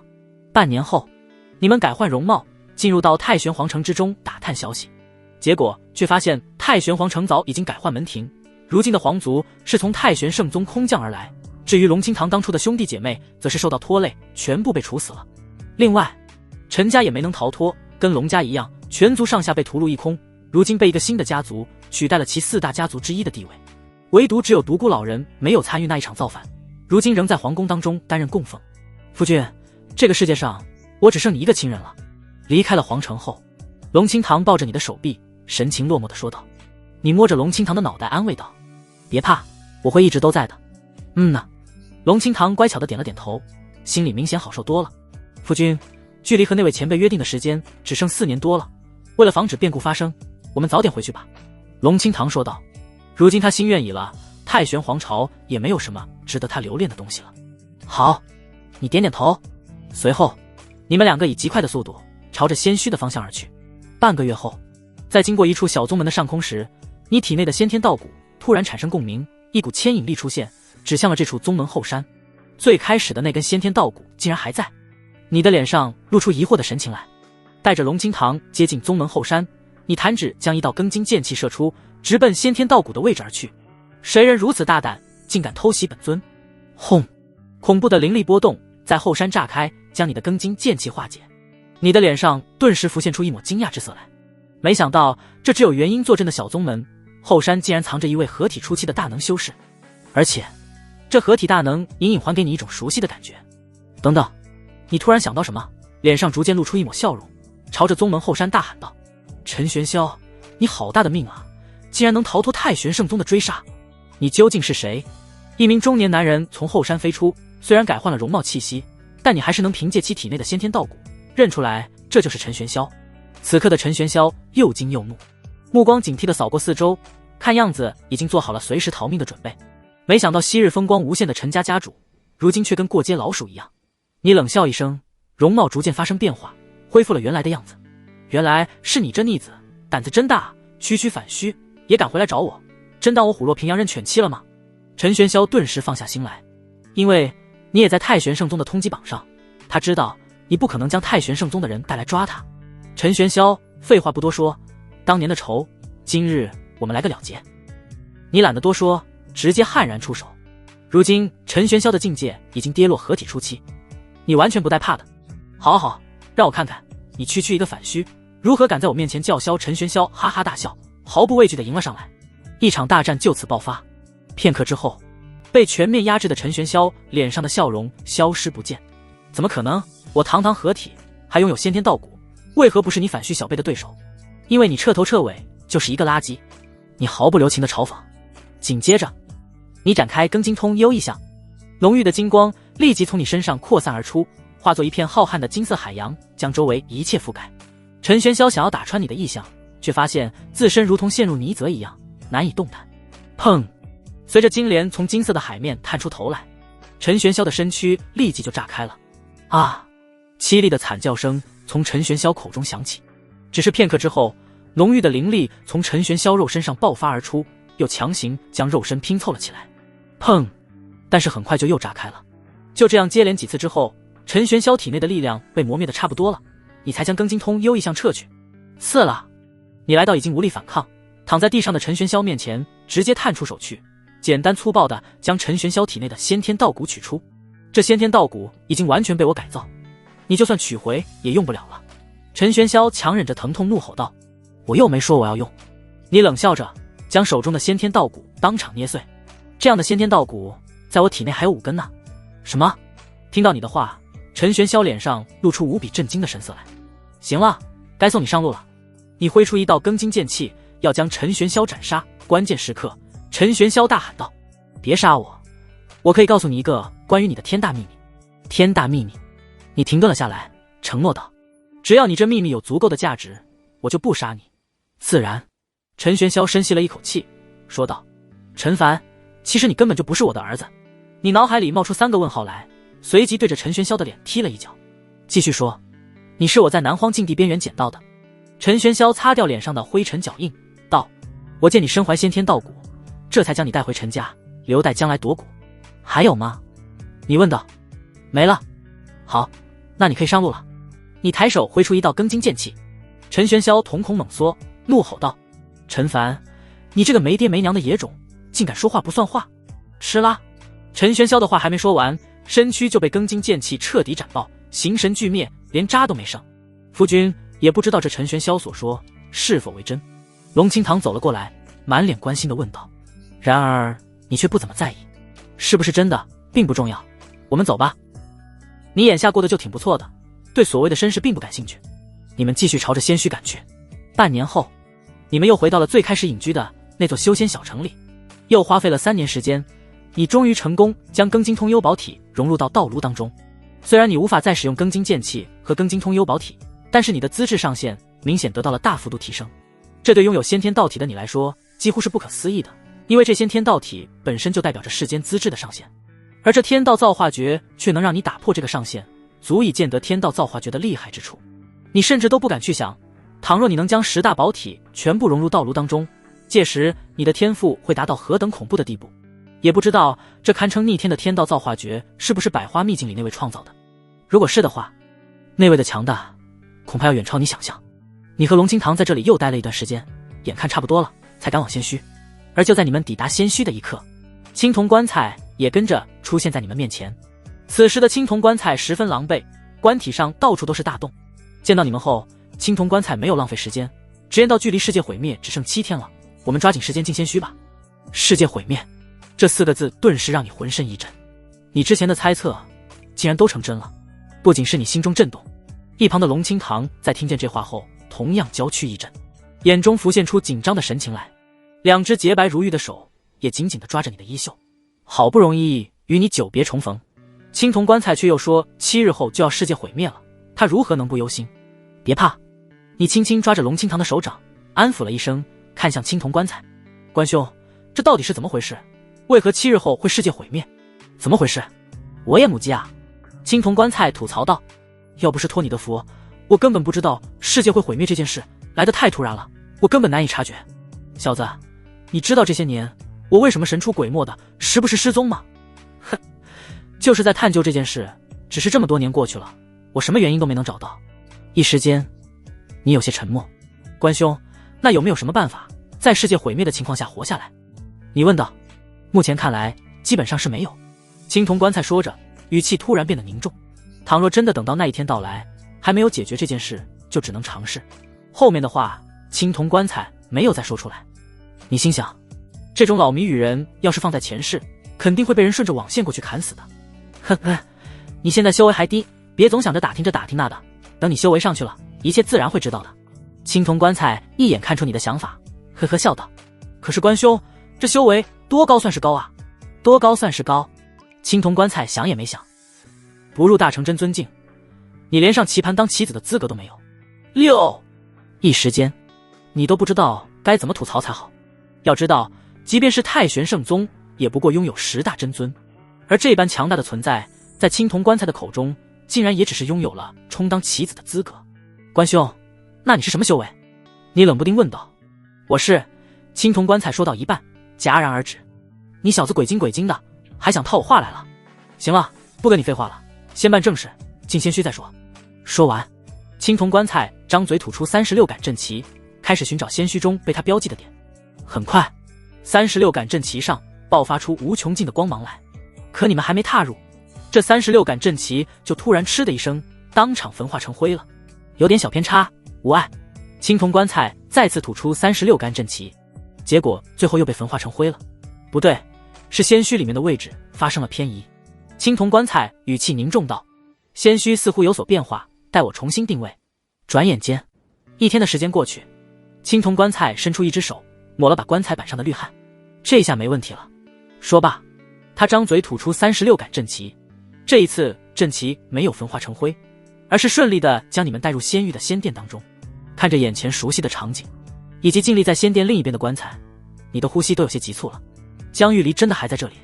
此刻，龙清堂在打量一番四周的环境后，目光也定格在棺材上，好奇问道：夫君，这位姐姐的名字叫什么？显然都不需要你解释，一向聪慧的龙清堂就已经自己猜到了很多东西。不是姐姐，是妹妹。你迟疑片刻，说道：她的名字叫江玉离，性格有点叛逆。我小时候性格也很叛逆呢。龙清堂轻笑道：我想我跟玉离妹妹应该会很聊得来，你们以后会有机会见面的。你摸了摸龙清堂的脑袋，然后看向青铜棺材。关兄，这到底是怎么一回事？很疑惑是吧？既然如此，那我便告诉你。青铜棺材长出2只手，背负在身后，缓缓说道：倘若你将整个世界看成是一条奔流不息的河流，那么一切因果、时间就是河水，推动着世界上的一切事物顺着河道漂流而下。但这仙虚不同，仙虚就等同于是这河流中的一块顽石，万因不加其身，时间虽不恒定，但也与外部世界没有任何关联，仍由世界的河水冲刷，仙虚始终能保持岿然不动。这也是你去江家寻找江玉离，结果却找不到他的原因。江玉离的一切因果已经进入仙虚，外面世界已经没了他的因果。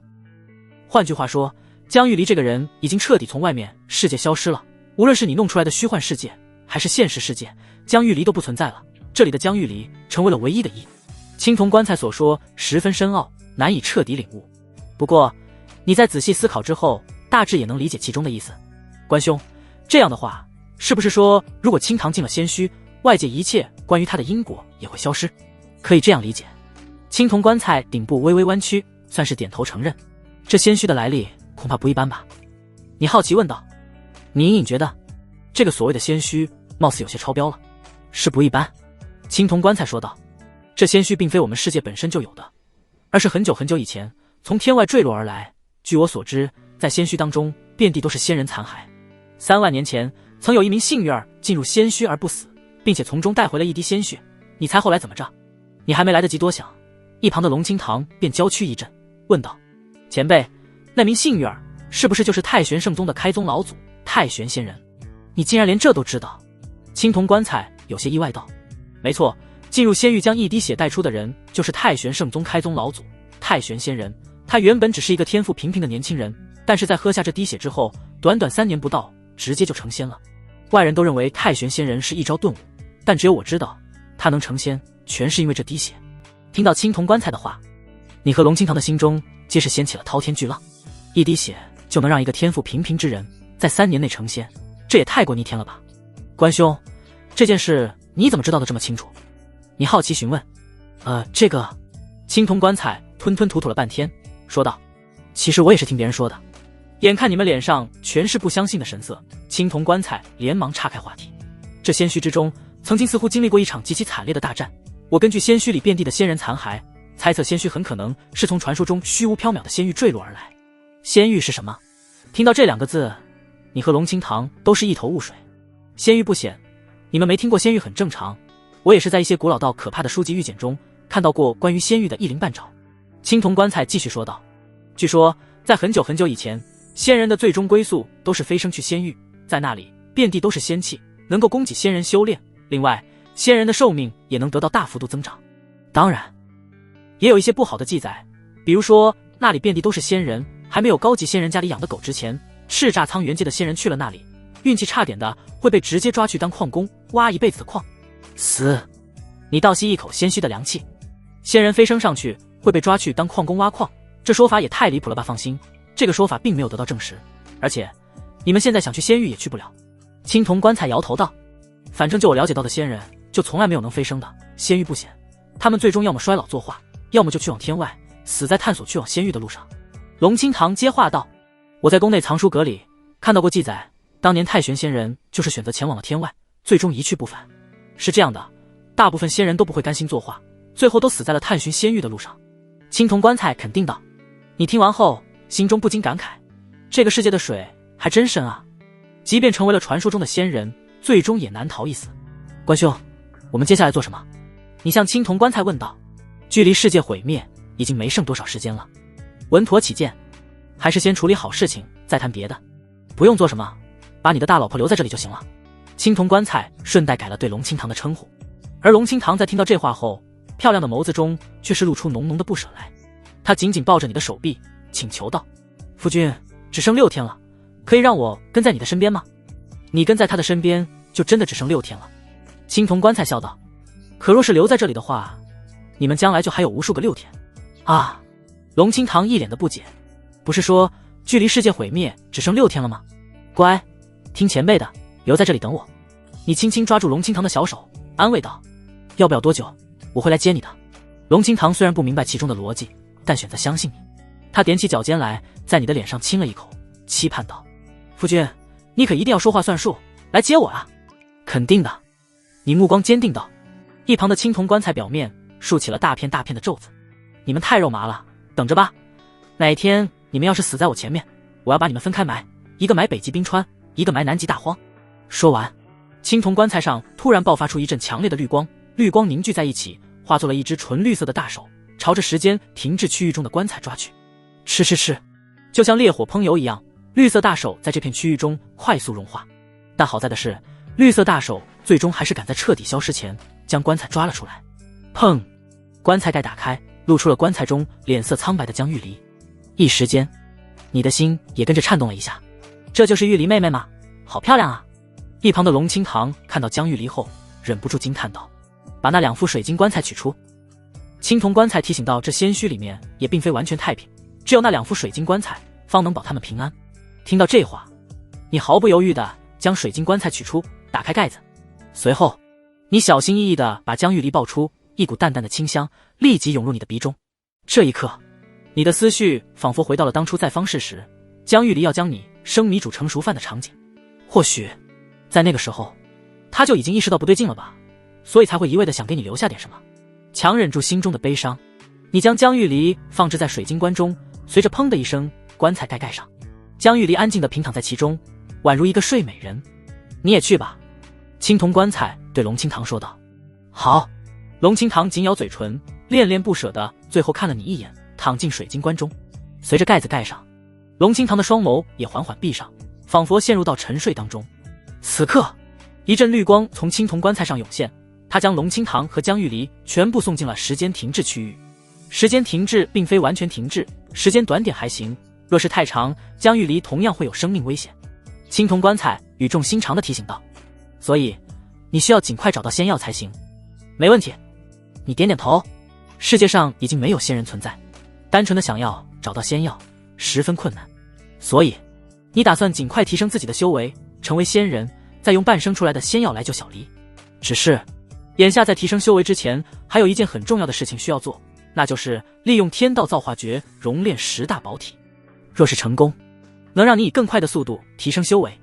你对青铜棺材问道：关兄，如今我已经成功熔炼庚金通幽宝体，那接下来的9大宝体该怎么铸就？这不着急，青铜棺材卖了个关子，另外的9大宝体会有人来帮你搞定的，你只需要耐心等待即可。说完，青铜棺材吐出36杆阵旗。你知道，你们这是要离开仙虚了。片刻之后，随着阵旗发光，一股空间之力将你们笼罩，带离了这里。仙虚外，你在这里等我，我离开一趟。青铜棺材交代了一句，就又匆匆离开了。转眼6天过去，眼看距离世界毁灭已经没有多久，青铜棺材才再次现身。只是原本整体呈现绿色的青铜棺材，此刻全部变成了红色，就像是被人给强行上了一层红漆。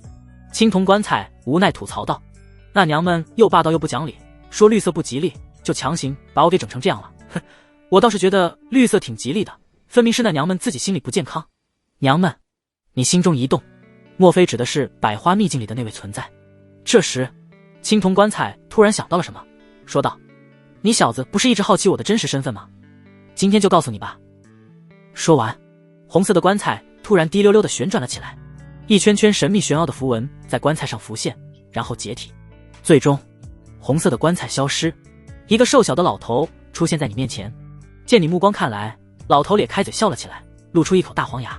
看到这标志性的一口大黄牙，这一刻你心中掀起了滔天巨浪，口中更是没忍住爆出一声国粹：卧槽，老黄！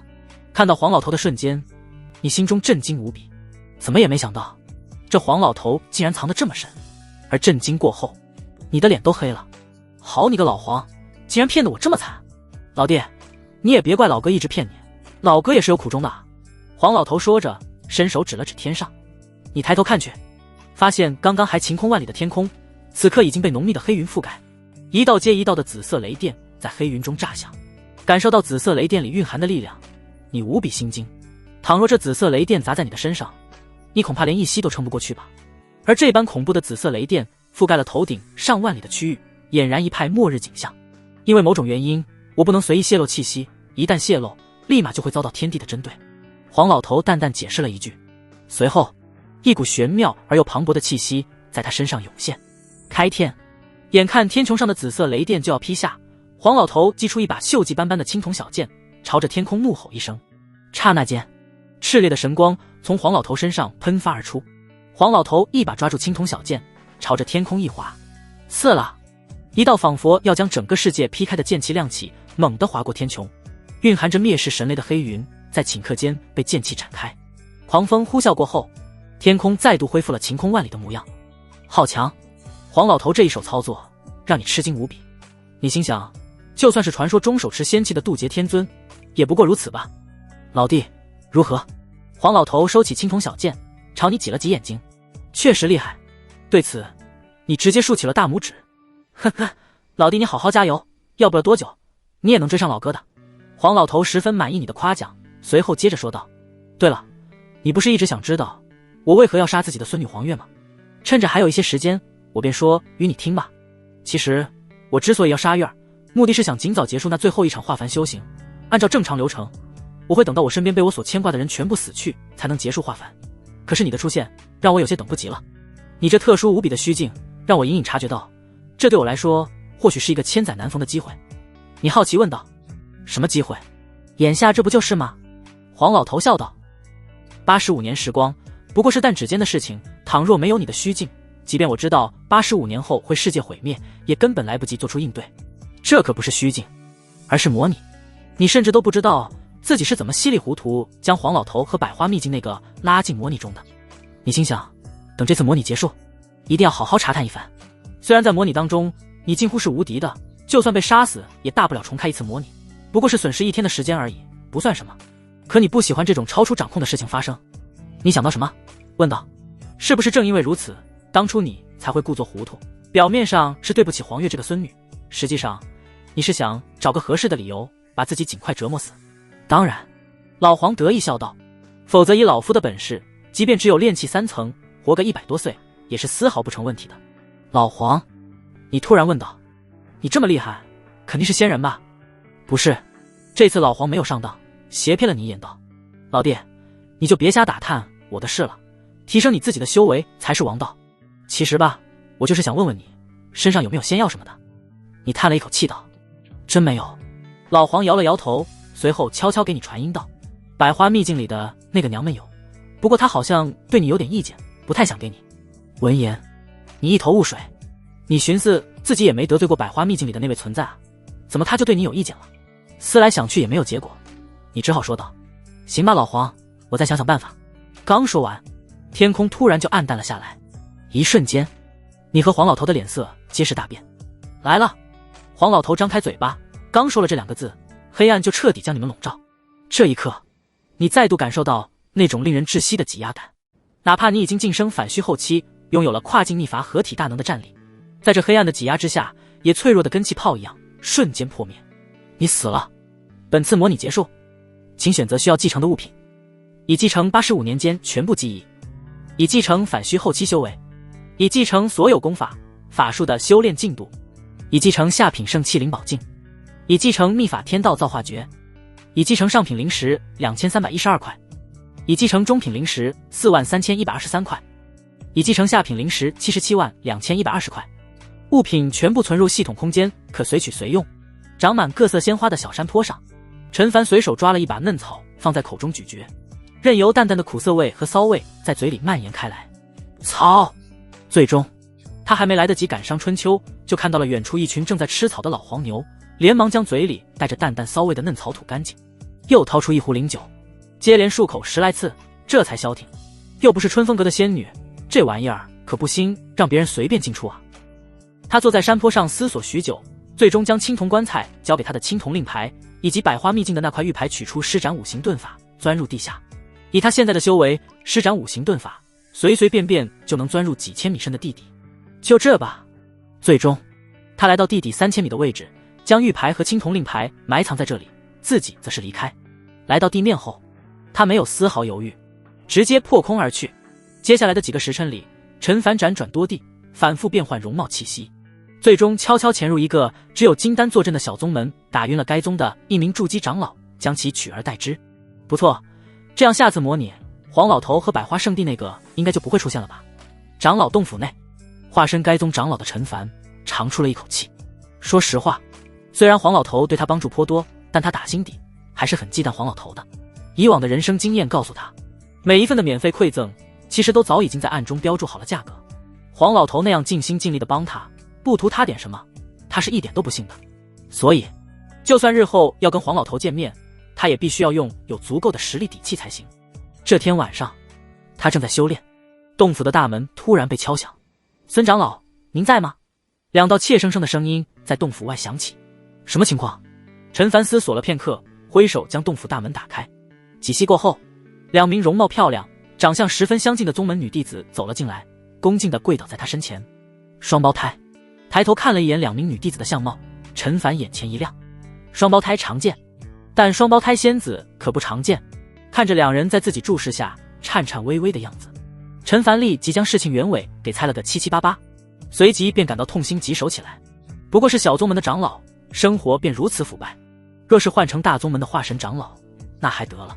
这一刻，陈凡有种将那些大宗门长老取而代之的冲动。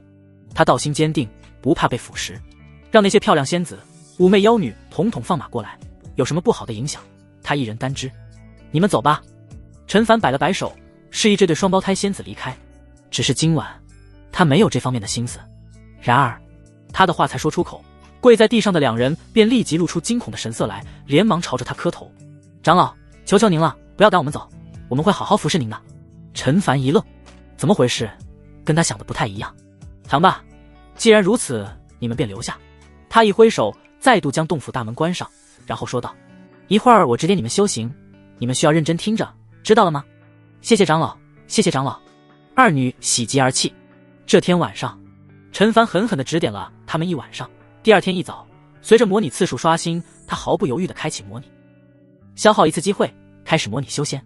你从温柔乡中醒来后，开始计划这一次模拟，最终你决定这一次哪里也不去，就留在这个小宗门里面，一直闭关修炼，直至世界毁灭。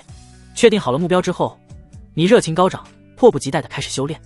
只是很快，昨晚被你指点了整整1夜的双胞胎姐妹也跟着醒来，诱人的芳香在你鼻间萦绕，你开始有些心猿意马起来。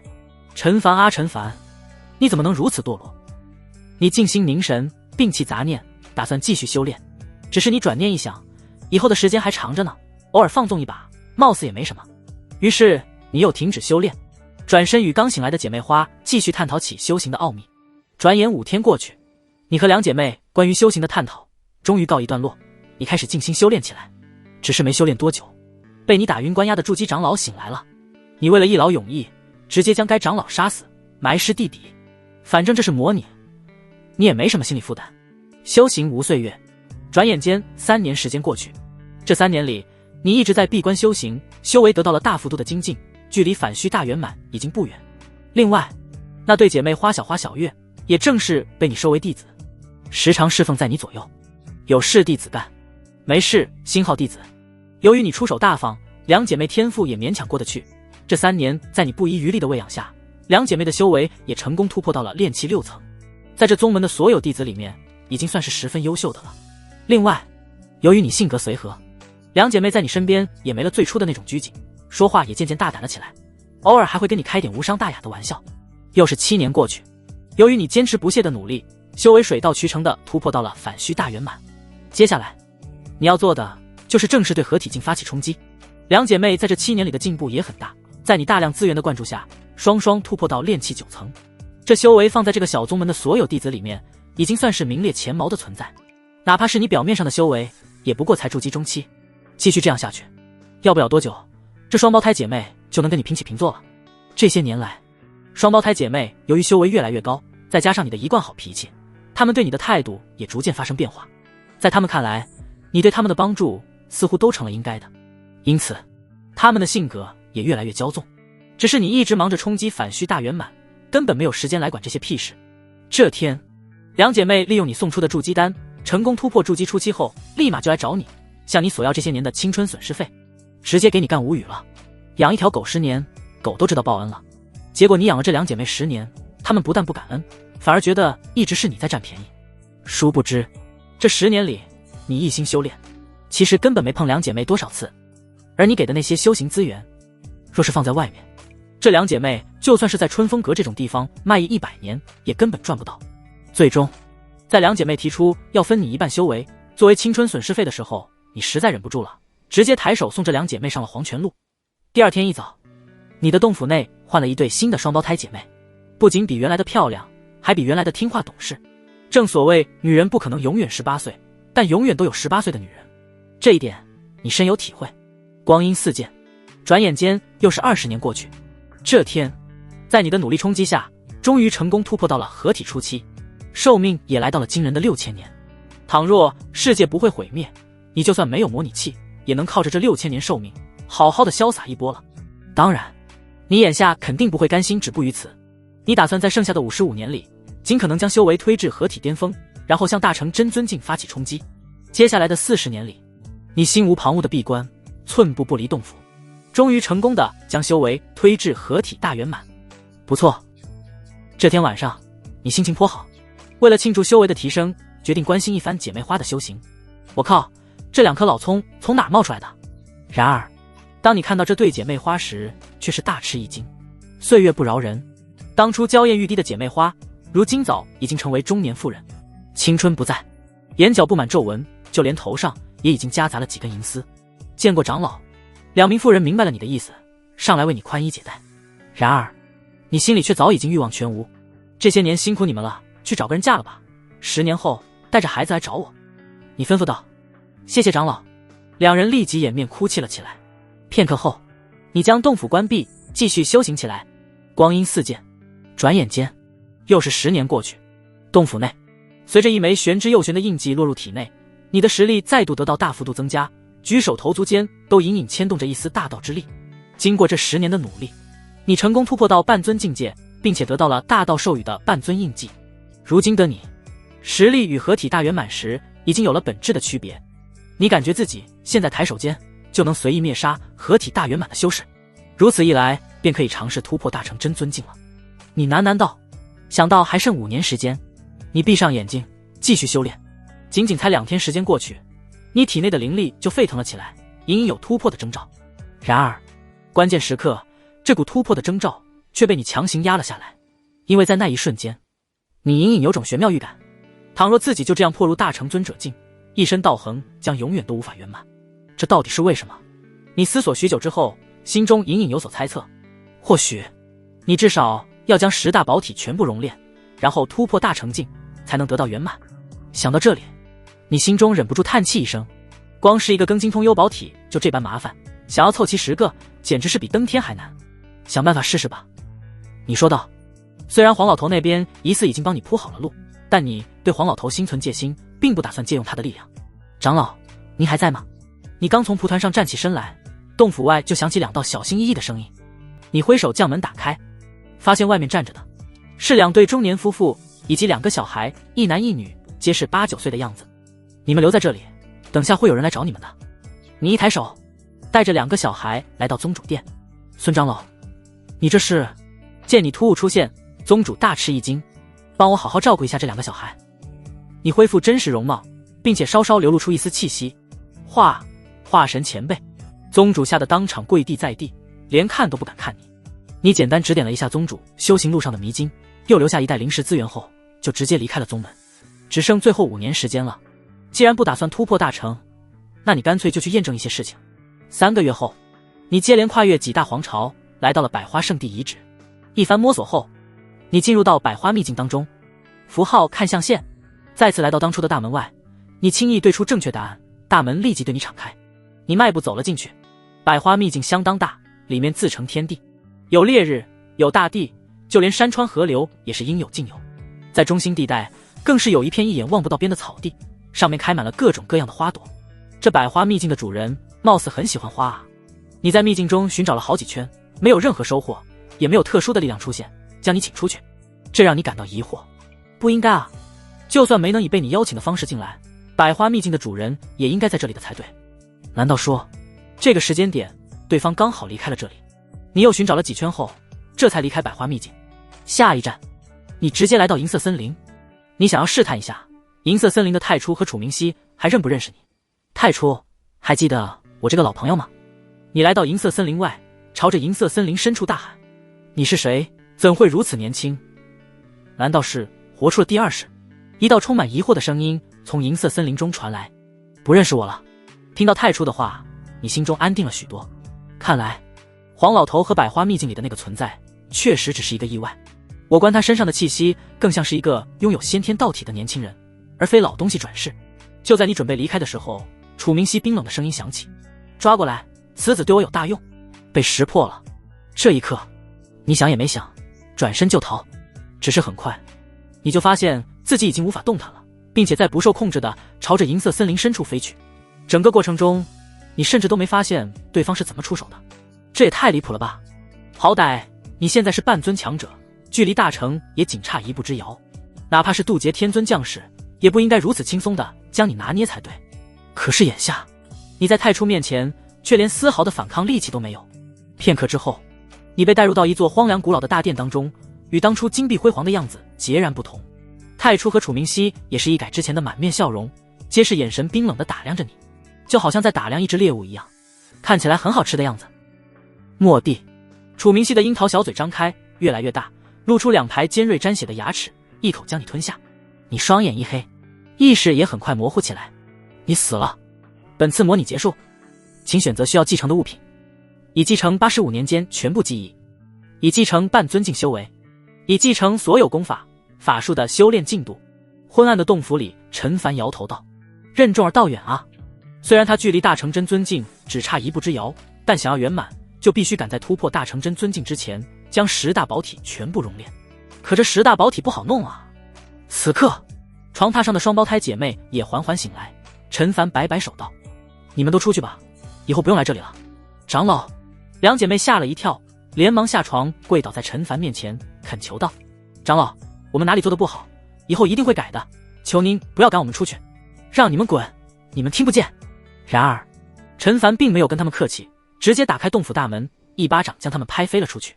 说实话，就凭他们在模拟中的表现，陈凡没有直接动手杀掉他们，都算是心善了。赶走了2姐妹。由于下一次模拟还需要等到1天后，陈凡闲来无聊，干脆离开了这个宗门。2个时辰后，他找到了一个隐藏极深的合欢宗。当然，此合欢宗非彼合欢宗。这个合欢宗不仅宗主修为高达元婴大圆满，就连门下弟子的整体实力也远超原来将他抓进去的那个。这位前辈，我们宗门虽然修行魔道之术，但实际上是灵宗的附属宗门，从来没有害过人的啊。当陈凡穿过层层禁制，突然降临在宗主殿时，合欢宗的宗主灵蝶仙子吓得当场跪倒在地。我今日不为除魔卫道而来。陈凡看着眼前的绝世尤物，淡淡说道：那前辈是？呵呵。陈凡冷笑一声，满脸正气道：妖女，我要你助我修行。这……灵蝶仙子豁然抬起头来，先是疑惑，随后满脸的惊喜。晚辈求之不得。鼎炉之体，而且体内还蕴养着一口极致元婴。行，从今天起，你和你的合欢宗只需要为本尊一人服务就行了。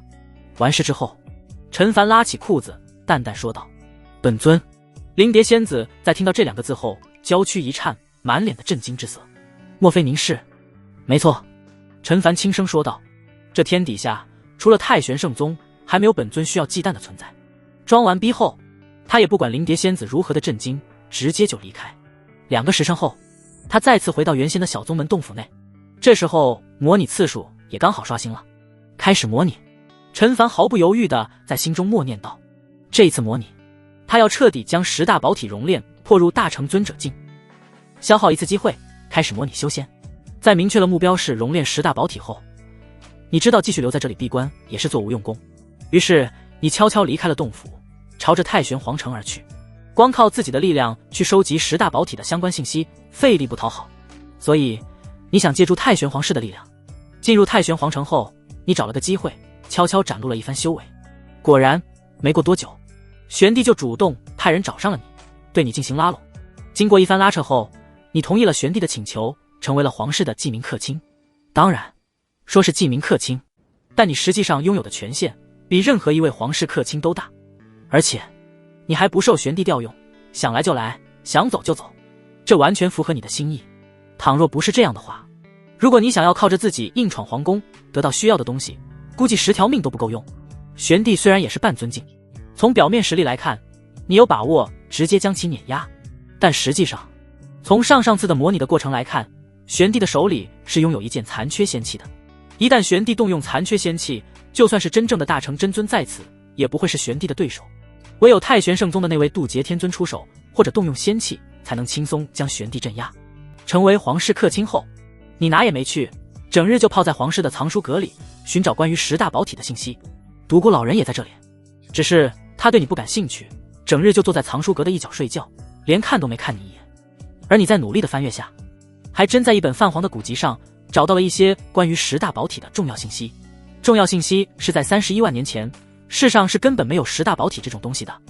而在这之后，拥有10大宝体的天骄突然就像雨后春笋一样纷纷冒了出来。你敏锐地察觉到，或许是31万年前突然发生了什么，才会导致这一现象。你继续翻阅这本古籍，尝试从上面捕捉到一些关于10大宝体突兀出现的蛛丝马迹，但结果却是一无所获。你没有放弃，开始寻找其他这个时间段的古籍，最后发现10大宝体是在一位仙人出现之后才开始大量出现的。你怀疑10大宝体的出现跟这位仙人有关，于是你立马转变方向，开始寻找关于这位仙人的记载。然而这位仙人在当时似乎极为神秘，无人见过他的真面目，只知道他的名字叫洛神鹰。你不肯放弃，开始寻找起关于洛神鹰的信息来。然而你翻阅了小半的藏书阁，仍然是一无所获。一段时间后，你将整个藏书阁的书翻了个遍，却再也没发现10大宝体有关的信息。另外，你试着留意黄老头和太初的信息，结果黄老头的没有找到，反而发现了一些关于太初的信息。10万年前，世上确实有一位叫做太初的仙人，就是不知道10万年前的太初仙人和银色森林里的那个有什么关联。毕竟强如仙人，也只拥有2万年的寿命。按理来说，太初仙人活到现在不太现实，所以两者应该不是同一个人。这天，你刚从藏书阁中走出，玄帝就过来找你，说要带你认识2位新的道友。另外，他还承诺，等认识完新道友后，他还将分享一个对你有利的惊天大秘给你。玄帝带你去见之人，正是陈玄霄和沈清霜。你隐藏了自身的先天道骨。酒宴之上，你们4人推杯换盏，相谈甚欢。陈玄霄和沈清霜完全没有认出你这个宝贝儿子来。直到酒宴结束，玄帝才突然问你，一直在打探关于10大宝体的信息，是不是想打破桎梏，进入大成尊者境？你表现得十分惊讶，最后承认了下来。玄帝笑着说，其实你不用这么麻烦，他们有个方法可以让你突破大成尊者境。你心中有些感慨，上一次模拟还让你绝望的玄帝，如今在你眼中俨然已经成了井底之蛙。他们苦苦追求的突破大成尊者境，对你来说不过是随手间就能完成的事，只是为了追求圆满才一直停留在半尊境。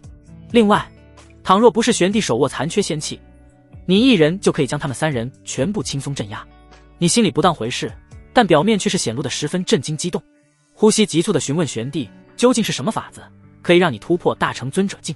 玄帝见你已经上钩，并不急着说出方法，而是告诉你这个方法有一些风险，必须要你加入他们阵营，立下大道誓言，他们才会告诉你。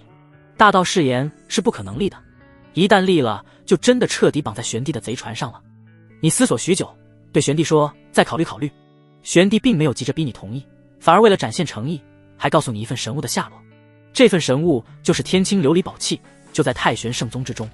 他还承诺，只要你加入他们阵营，他们不但会帮你突破到大成尊者境，将来还能帮你得到这一份天青琉璃宝器。天青琉璃宝器的消息让你为之振奋，这是与极阳庚金之气一个级别的神物，或许你铸就天青琉璃宝体的希望就在这份神物之上。不过你还是没有答应玄帝，打算自己想办法得到这份天青琉璃宝器。宴会结束后，你回到了藏书阁，开始闭关研究铸就庚金通幽宝体的秘法，尝试对其进行更改，以适应别的宝体。玄帝为了拉拢你，特意给你开放了藏书内阁，这里的书籍资料只有外面的1/10，但记载的内容更为隐秘古老。然而你翻阅了藏书内阁的所有书籍，也没有找到10大宝体相关的信息。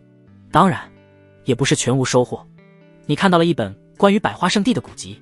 根据古籍上的记载来看，百花圣地诞生于7万年前，乃是由当时的百花仙人一手创建，直到1万年前彻底式微后才被敌对势力覆灭，就连圣地的仙气也在那时被彻底打碎。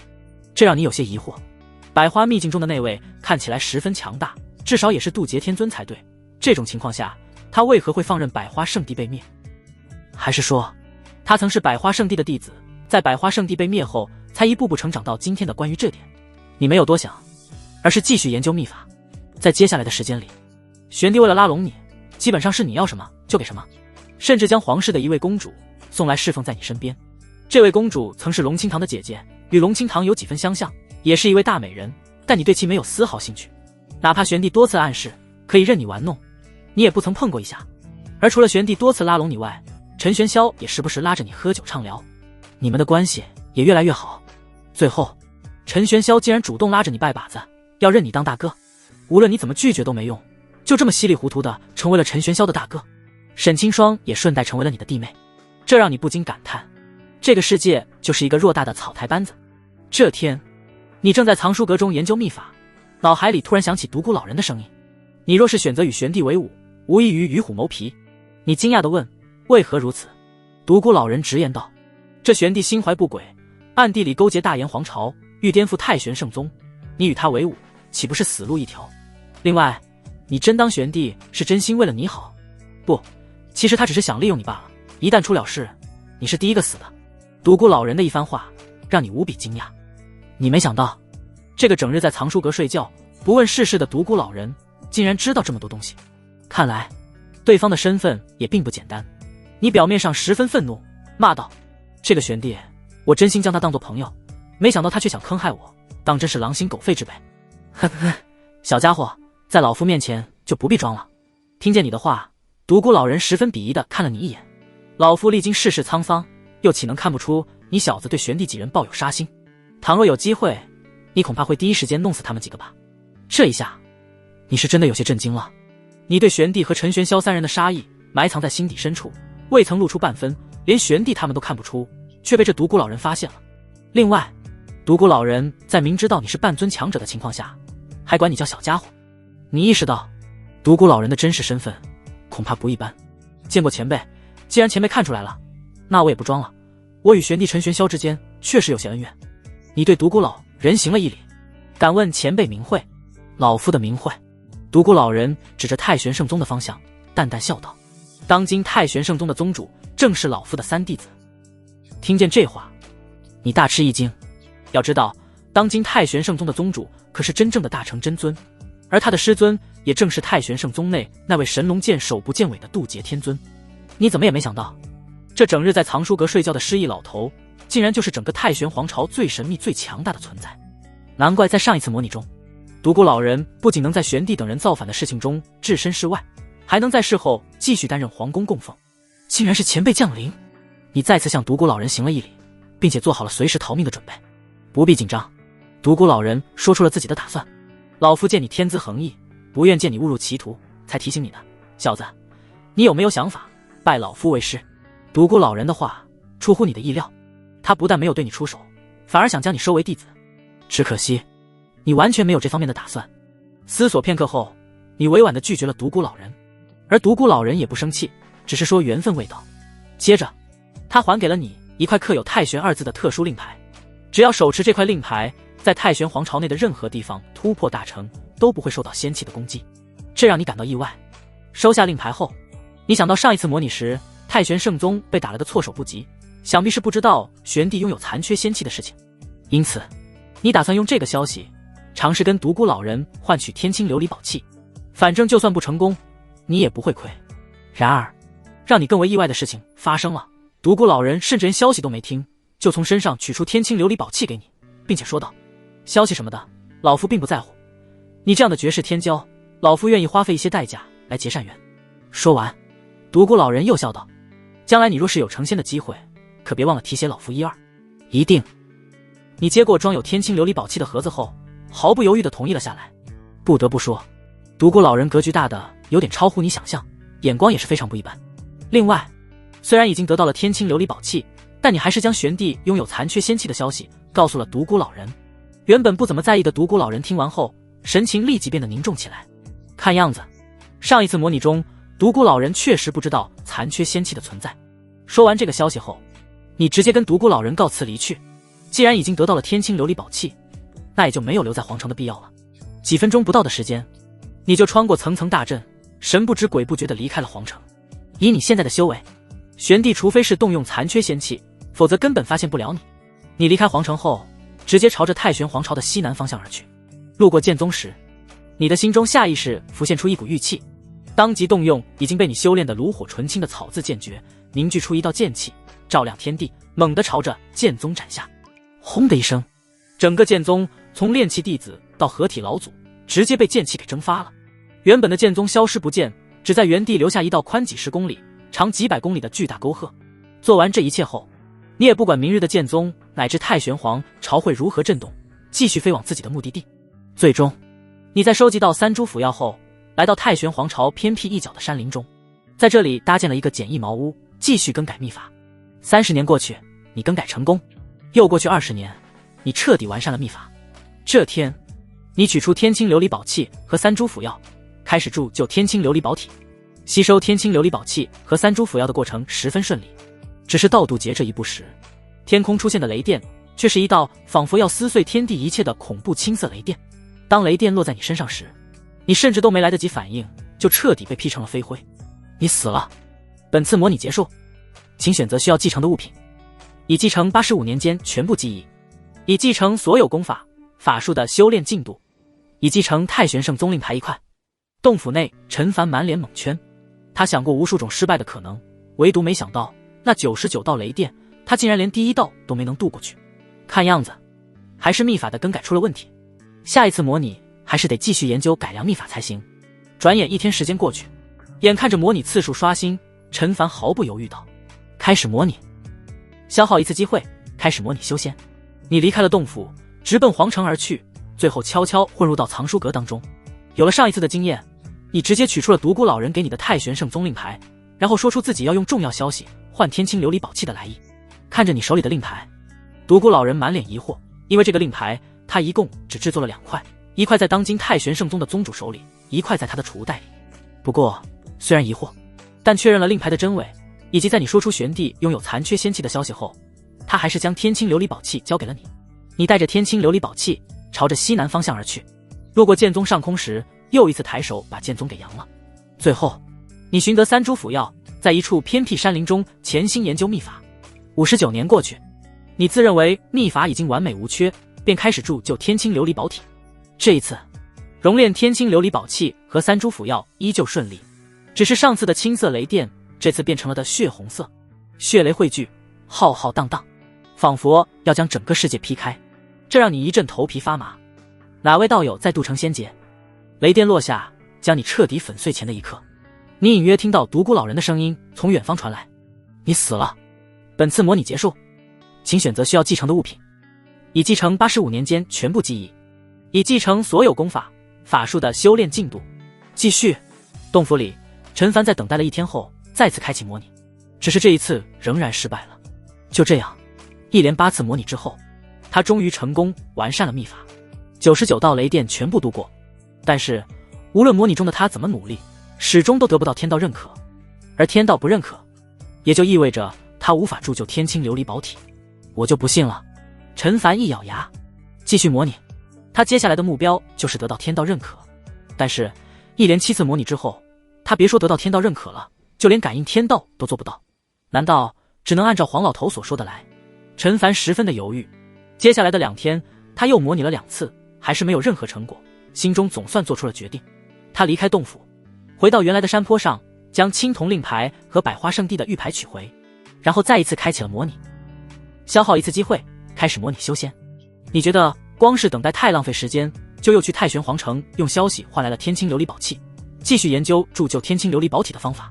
由于之前苦行僧式的修行让你感到寂寞，这一次你选择进入到一处修仙大城当中，在这里遍地都是仙女楼，你每天研究秘法的同时，与不同的仙女交谈人生，生活美好而又充实。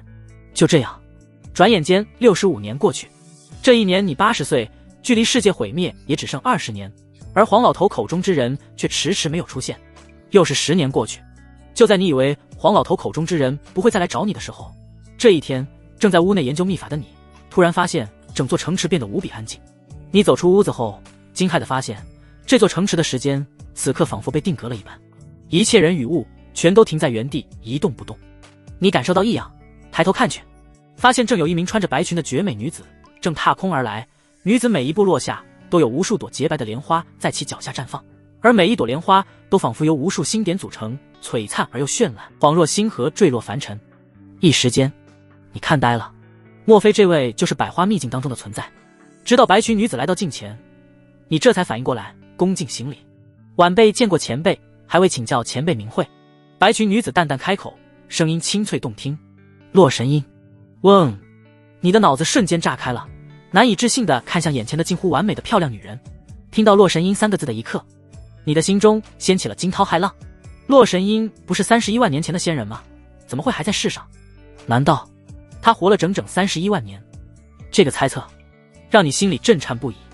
要知道，即便是仙人，寿命也仅有2万年。仙人的寿命是只有2万年没错，但此刻漂亮的不像话的洛神音似乎看穿了你的想法，缓缓解释：但世上有一种奇异物质，可以永固一切，斩断绝世仙机后自封其中，活过31万年不算什么。原来是这样。洛神音的解释让你长出一口气，毕竟若是真有人能硬生生的活过31万年，那简直太可怕了。很快你想到银色森林的太初，现在看来，银色森林的太初很可能就是10万年前的太初仙人，他以洛神音口中的奇异物质活到了现在。多谢前辈解惑。你开口感谢。面对这样的存在，你不敢有任何的造次。前辈，如您这般用奇异物质活到现在的仙人，大概有多少位？紧接着你好奇询问。不知道。然而洛神音却是摇头，我没用过这种奇异物质，另外也不知道有多少仙人活了下来。没用过。卧槽！你的眼睛再次瞪得老大，下一次早点来这里。此刻洛神音突然伸出手来，朝着你身前一抹，刹那间无穷无尽的道运朝着你体内涌去，短短几个呼吸不到的功夫，你的天青琉璃宝体就成了。这让你感到震惊。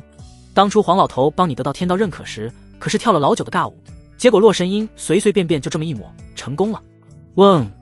随着你铸成天青琉璃宝体，小城上方异象遁出，然而洛神音仅仅是朝着天空看了一眼，所有的异象就消失一空，洛神音的身影也突兀地消失在你面前。与此同时，整个小城的一切事物恢复了往日的运转。你知道洛神音已经离开了，没有浪费时间，直接开始对天青琉璃宝体进行熔炼。9年后，你成功将天青琉璃宝体熔炼到道炉之中，天赋极限再次被打破。剩下的1年，你哪也没去，就留在小城当中，继续过快活日子。时光飞逝，转眼间，你100岁生日到来。随着整个世界陷入到黑暗当中，你的意识也跟着消失。你死了。本次模拟结束，请选择需要继承的物品，已继承85年间全部记忆，已继承所有功法、法术的修炼进度。洞府内，陈凡耐心等待了1天时间后，毫不犹豫开启了模拟，消耗1次机会，开启模拟修仙。有了明确的目标后，你没有浪费时间，直接离开洞府，来到了那座小城当中。这一次，你只等待了1个月，洛神音就出现了。洛神音说，接下来他会对你进行考验，只要你能通过，他就帮你铸就剩下的8大宝体。你询问是什么考验，但洛神音没有回答，只是伸出1根手指点在了你的眉心之上。一瞬间，你意识全无。等你再次醒来的时候，已经成了一个小村子里的神童。我是谁？我在哪？我要做什么？接连3个念头在你脑海里浮现，但很快又消失不见。你只记得自己是一个享誉10里8乡的神童，年仅13岁就已经考取了秀才功名，家境虽不优渥，但也勉强能温饱。就这样，你在周围人的称赞中成长到了15岁，家中为你张罗了一门亲事，对方长得如花似玉，你十分喜欢。每每夜深人静之时，你都会遵循父母的期盼，与妻子努力造娃。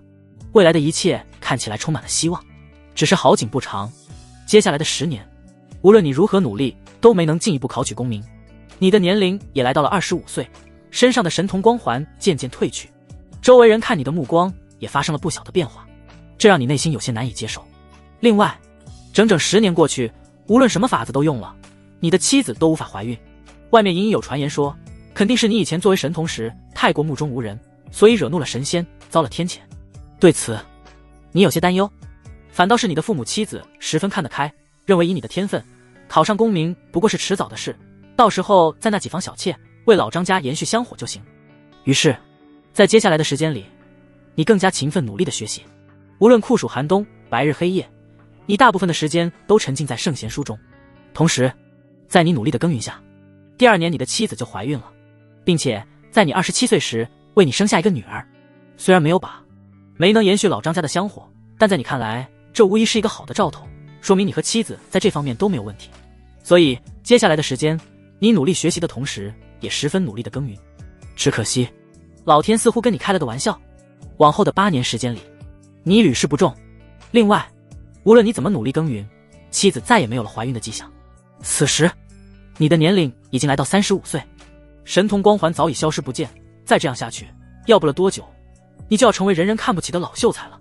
而以往被你远远甩在身后的个别同龄人，已经顺利中举。在一次同窗见面会上，你见了对方，只能恭恭敬敬地称呼对方为老爷。这种落差让你心里难以接受。又是2年过去，你的父亲再一次外出时，不小心跌落河中，淹死了。这让本就不富裕的家庭更加雪上加霜。毕竟，你父亲是家中最重要的经济来源。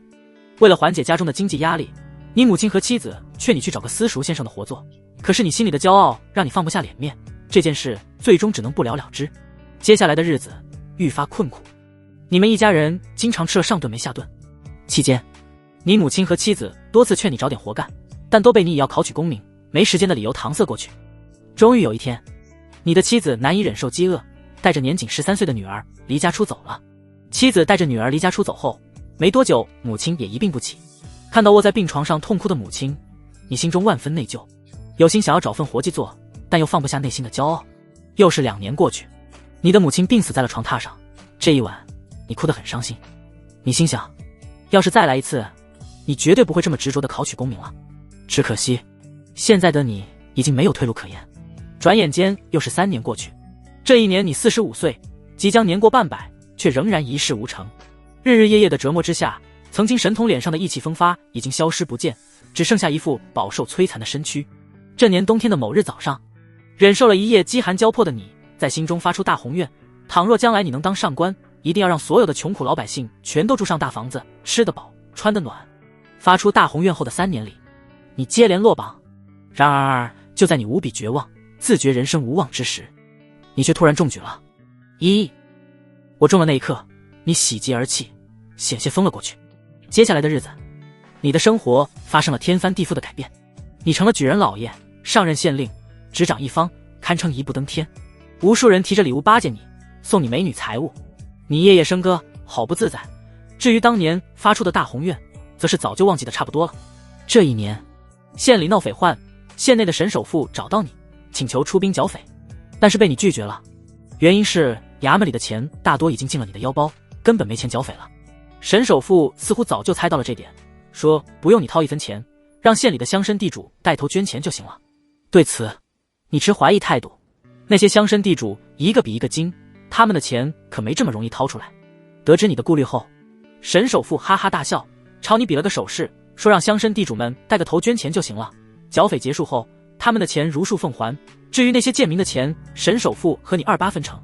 你总觉得这一波操作有些熟悉，好像在哪里见过，只是你没有多想。在沈首富说出你大概能赚到的银两后，你立马同意了下来。第二天，由沈首富牵头，打着你的名义开始在全县范围内组织募捐活动。5天后，募捐结束，开始组织人手进山剿匪。说是剿匪，其实就是带着人在山里瞎转悠几圈，抓点樵夫流民回来屈打成招。这样一来，剿匪便算是成功了。结束后，百姓们没了匪患威胁，沈首富得了钱财，你身为县令，得名又得利，简直是一举三得。之后，你用这次剿匪得来的钱，建了一座更大更豪华的宅子，纳了几房美妾，又多招了一些仆人打手，替你守着财富，日子过得有滋有味。春去下来，这天，手底下的人来向你汇报说，县里出现了大面积的旱灾，收成少了许多，现在民怨四起。但你听完后却不怎么在意，收成少了，少吃点不就行了，有什么好怨的？你让手下以后别用这种小事来烦你。只是让你没想到的是，1个月后，旱灾的影响越来越大，竟然引发了上面的关注。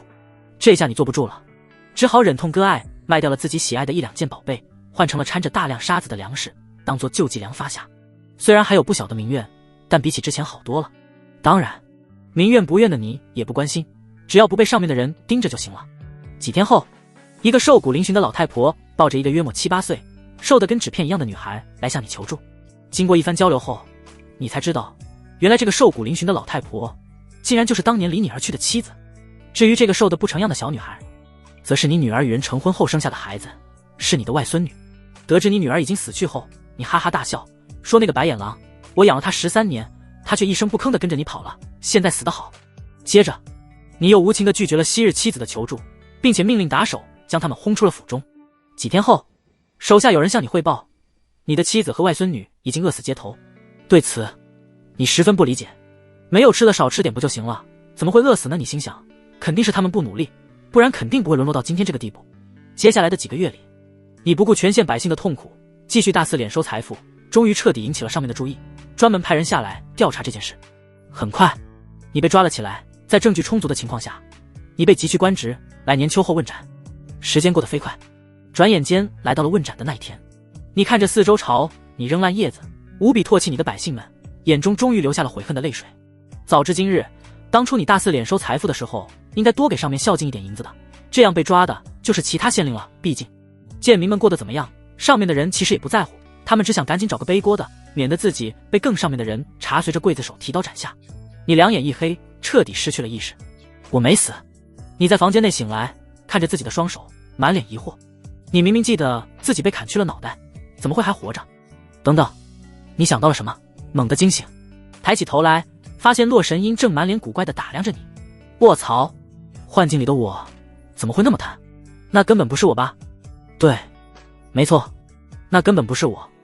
你张了张嘴，想要向洛神鹰解释，洛神鹰却是摆了摆手，阻止你开口说话。这让你有些担忧，自己该不会没有通过洛神鹰的考验，导致他不给你铸就保体吧？事实证明，你想多了。对于幻境中的事情，洛神鹰甚至都没有再提。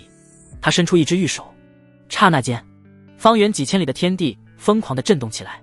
黝黑、火红、土黄，犹如抽丝剥茧一般，3种不同颜色的气息被洛神鹰从天地间抽出，最终全部凝聚在他手上，化作3团颜色各异的浓郁气息。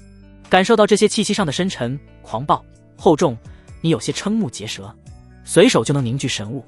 这洛神鹰也太逆天了吧！如果你没记错的话，哪怕神秘强大如黄老头，也是做不到这点的。你还没来得及多想，洛神音就将这3团气息打入你的体内。一瞬间，你的灵海内掀起了滔天巨浪，不停地发生变化。一炷香时间过后，随着洛神音一指点出，3大宝体同时在你体内成型。这3大宝体分别是玄水太阴宝体、赤霄焚天宝体、玄黄镇玉宝体，分别代表着5行中的水、火、土。下一次还是在这里等我。在为你凝聚出这3大宝体之后，洛神音交代了一句，再次离开了。你开始对3大宝体进行熔炼。这一次你花费了整整30年时间，才将3大宝体熔炼进道炉当中。此刻你的道炉5色光芒流转，分别代表着已经被熔炼进去的5大宝体。而随着这3大宝体熔炼成功，你的天赋也节节拔高。别人梦寐以求想要破入的大成尊者境，此刻你只需要一个念头就能轻松突破。甚至倘若不是你强行压制着，或许你已经自然而然地突破大成尊者了。那一场梦境似乎只在刹那之间完成。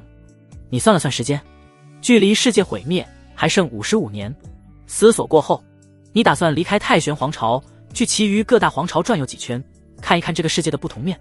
然而出乎意料的是，你才刚离开太玄皇朝没多久，天空就突然黑暗了下来。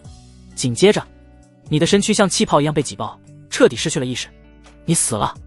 本次模拟结束，请选择需要继承的物品，已继承85年间全部记忆，已继承所有功法、法术的修炼进度。莫非那一场梦境持续了整整50多年？洞府里，陈凡满脸的惊讶。随后他离开了宗门，趁着还有不少时间去找灵蝶仙子好好交流了一番人生。结束后，他又回到洞府。此时模拟次数刚好刷新，开启模拟。陈凡没有丝毫犹豫，直接开启模拟。消耗1次机会，开启模拟修仙。你来到约定好的地方。仅仅等了5天不到，洛神音的身影就出现了。他没有多说，直接一指点在了你的眉心上。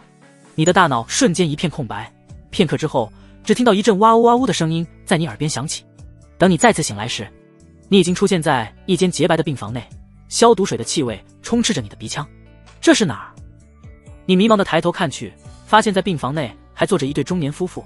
男的穿着一身布满灰尘的工装，皮肤黢黑，额头上流着汗水；女的穿着保洁服，两人此刻正焦急地打量着你。你还没来得及多想，汹涌的记忆就如同潮水般袭来。你想起来了，你是一名高一学生，和同学半夜翻墙出去上网，不小心摔了，脑袋着地，再次醒来的时候就在这里了。一旁的中年夫妇就是你的爸妈，他们一个在工地上干活，一个在做保洁，看样子是刚从工作岗位上赶来。你说你这玩意儿做什么不好，要翻墙出去打游戏？此刻见你醒来，你妈小声的掩面哭泣了起来，你爸则是沉默的看着你。在一旁的黑色木凳上摆放着一张皱巴巴的月考成绩单，应该是从你的口袋里掏出来的。成绩单上9科分数加起来还不够200，其中的英语最为惹目，0分。用你的话来说，英语0分不是你极限，而是你的底线，因为你爱国。看着二老伤心沉默的样子，你的心也跟着狠狠抽动了一下。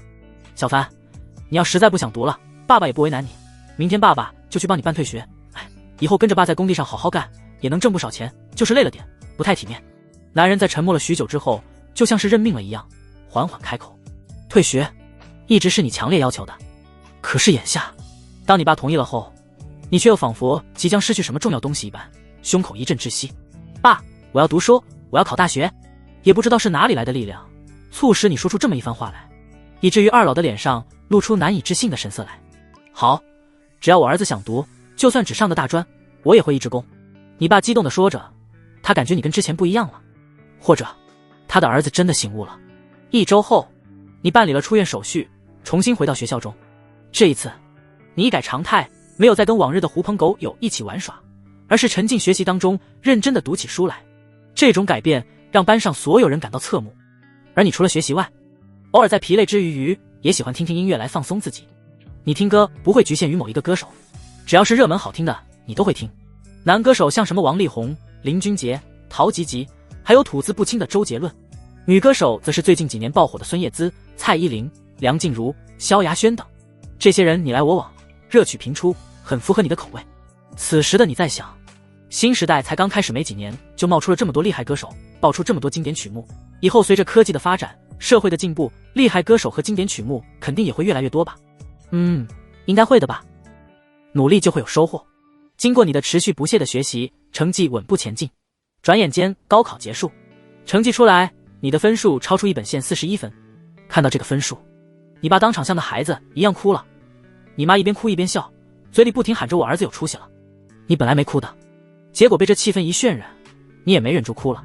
2年半的努力总算没有白费。填报志愿的这天，你们一家人兴冲冲地围在桌子前研究专业。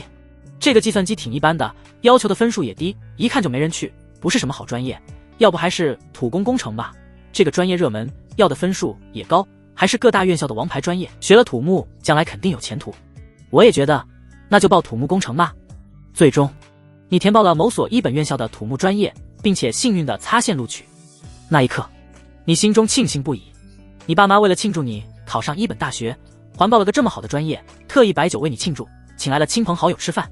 饭桌上所有人都在羡慕你。时间过得飞快，转眼间你就来到了大学毕业的那天。由于你在校成绩优异，毕业后没有丝毫意外地签下了一个国家单位，刚进去就住5星级大酒店，吃大餐，培训。你心想稳了，这么多年的努力没有白费。但是很快你就开始下工地，一天24小时连轴转，小雨大干，大雨硬干，暴雨钻空干，梅雨拼命干。短短几个月不到，你就累得像老了20岁。你跟你爸坐在一起，别人还以为你们是2兄弟。最关键的是，实习工资还不高，才3000块不到，跟你一个工地的老爸一天就有400多块。对此你只能无奈自嘲，早知道这样当年就不读书了，直接跟你爸进工地干活，还能少走10年弯路。即便是这样的情况下，你还是没有放弃，工作的同时努力考上了本专业研究生。很快你读了3年研究生，成功的升级了自己的学历。结果进了工地一看，工资没升，还降低了。就这样又干了2年，好不容易把工资熬上去了，结果公司压根不发工资了。不仅不发，公司还以经营困难为由，让你们员工贷款帮助公司渡过难关。那一刻你傻眼了，你真想穿越回10几年里，狠狠地抽田爆土木的自己一巴掌。工地几年下来，钱没挣到多少，身体还累出了不少的毛病，就连谈了多年的女朋友也因为实在受不了跟你分手了。就这样你又浑浑噩噩地过了2年，家里给你安排了个相亲，对方是个性格温婉的女孩子，之前一直在管城工作，你们相处了1年后，发现性格上还算合得来，所以在掏出了38万的彩礼后就结婚了。婚后你爸给你付了首付，在老家的3线小城市买了套房，恰逢妻子怀孕，工地也干不下去了，你索性回到老家，在3线小城市里跑外卖。虽然日子过得苦了点，但生活至少还有盼头。直到生孩子的那天，你看着怀中皮肤黢黑的孩子，整个人呆滞在原地。妻子看到后责怪你说，肯定是你平日里炒菜酱油放太多，害得孩子基因变异了。你悄悄带着孩子去做亲子鉴定，果不其然，孩子不是你的。面对你的质问，妻子支支吾吾说，那天晚上人太多了，她也不知道孩子究竟是谁的。你人都傻了。接下来你毫不犹豫的离婚，388万的彩礼1分都没能要回，还被对方分走了自己的存款。一瞬间你除了一个房贷没还清的房子，什么都没有了，一贫如洗。就这样你在浑浑噩噩中又度过了几年。你爸妈托人又给你介绍了一个女人，这个女人是2婚，以前生过2个孩子，不过2个孩子跟爸爸，对方表示和你结婚后还可以继续给你生。于是你在家人的催促下又一次结婚了。相比起上一任，这个的脾气明显差了许多，还喜欢隔三差五的对你进行 CPU， 动不动就问你，如果我变成毛毛虫，你还会爱我吗？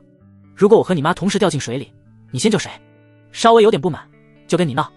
你本想结束这段令人折磨的婚姻，但一想到父母期盼的目光，你就忍了下来。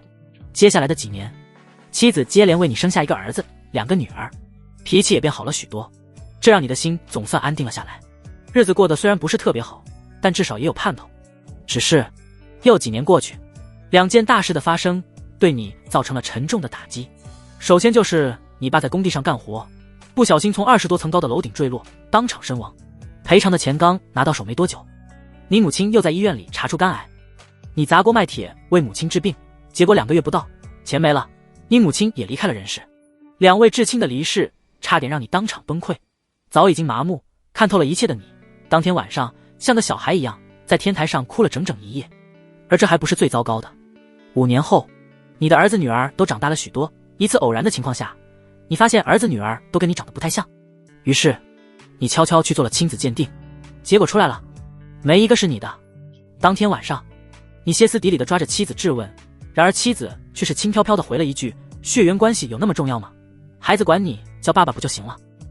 这一刻，你感觉像是被泼了一盆冷水，自己的一切仿佛都显得那么可笑。你没有多说，直接离开了。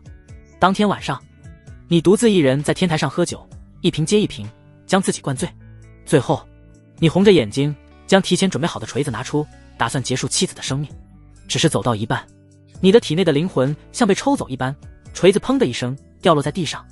我累了，你感觉前所未有的疲惫，突然觉得就算带走他也没什么意义了。爸妈，儿子找你们来了。接着，你来到天台边缘，纵身一跃，在一阵失重感之后，你重重地砸在水泥地板上，剧烈的疼痛过后，你彻底失去了意识。好痛！小城里，你捂着心口醒来了。这个梦做的是如此的真实，以至于你哪怕醒来也感觉心中无比的压抑，胸口更是好似堵着什么一样。最终，你吐出一口气，如释重负的道：还好只是一个梦。那便是你的家乡吗？一旁洛神英询问道。你重重点头。我以前一直以为奇变偶不变符号看象限是某种特殊秘法，但我研究了这么多年也没能研究出什么来，结果没想到它其实只是数学书上的一个普通规律。洛神英轻咬嘴唇，璀璨如繁星般的眸子死死盯着你。所以当年你问我这句话，是想知道我是不是跟你来自同一个地方，对的吧，陈凡哥哥？陈凡哥哥，你抬起头来，看向洛神英的目光中充满了难以置信。当年成道后，我四处找你，但一无所获。洛神英缓缓道，如今才知道，原来是当时的时间发生了错位。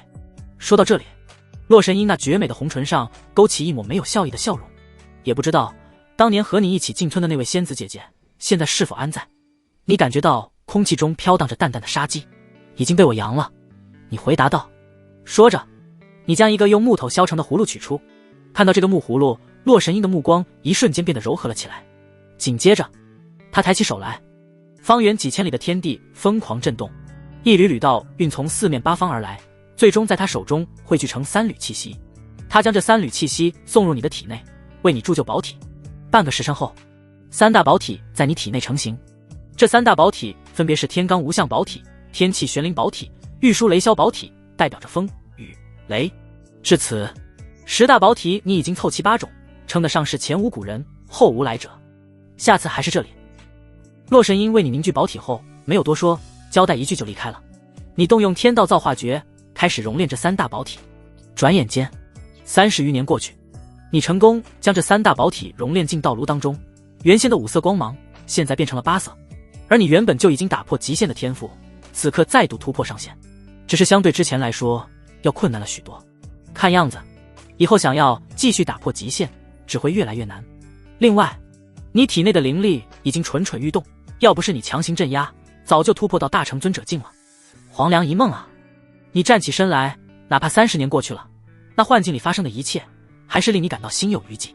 真的是太惨了，以后打死也不学土木。随后，你想到小囡囡的真实身份，眼眸中浮现出一抹复杂之色来。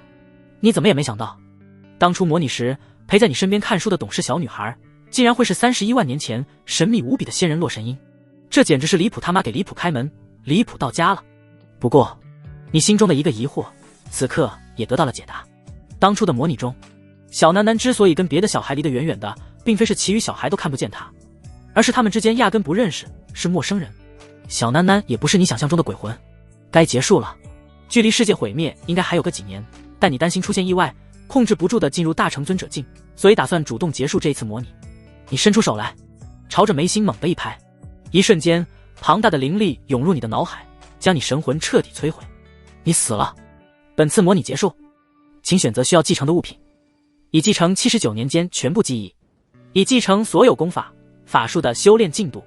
洞府里，陈凡等待了1天后，毫不犹豫地开启了模拟，消耗一次机会，开启模拟修仙。你离开洞府，来到小城中。这一次，洛神英已经在这里等你了，最后一次了。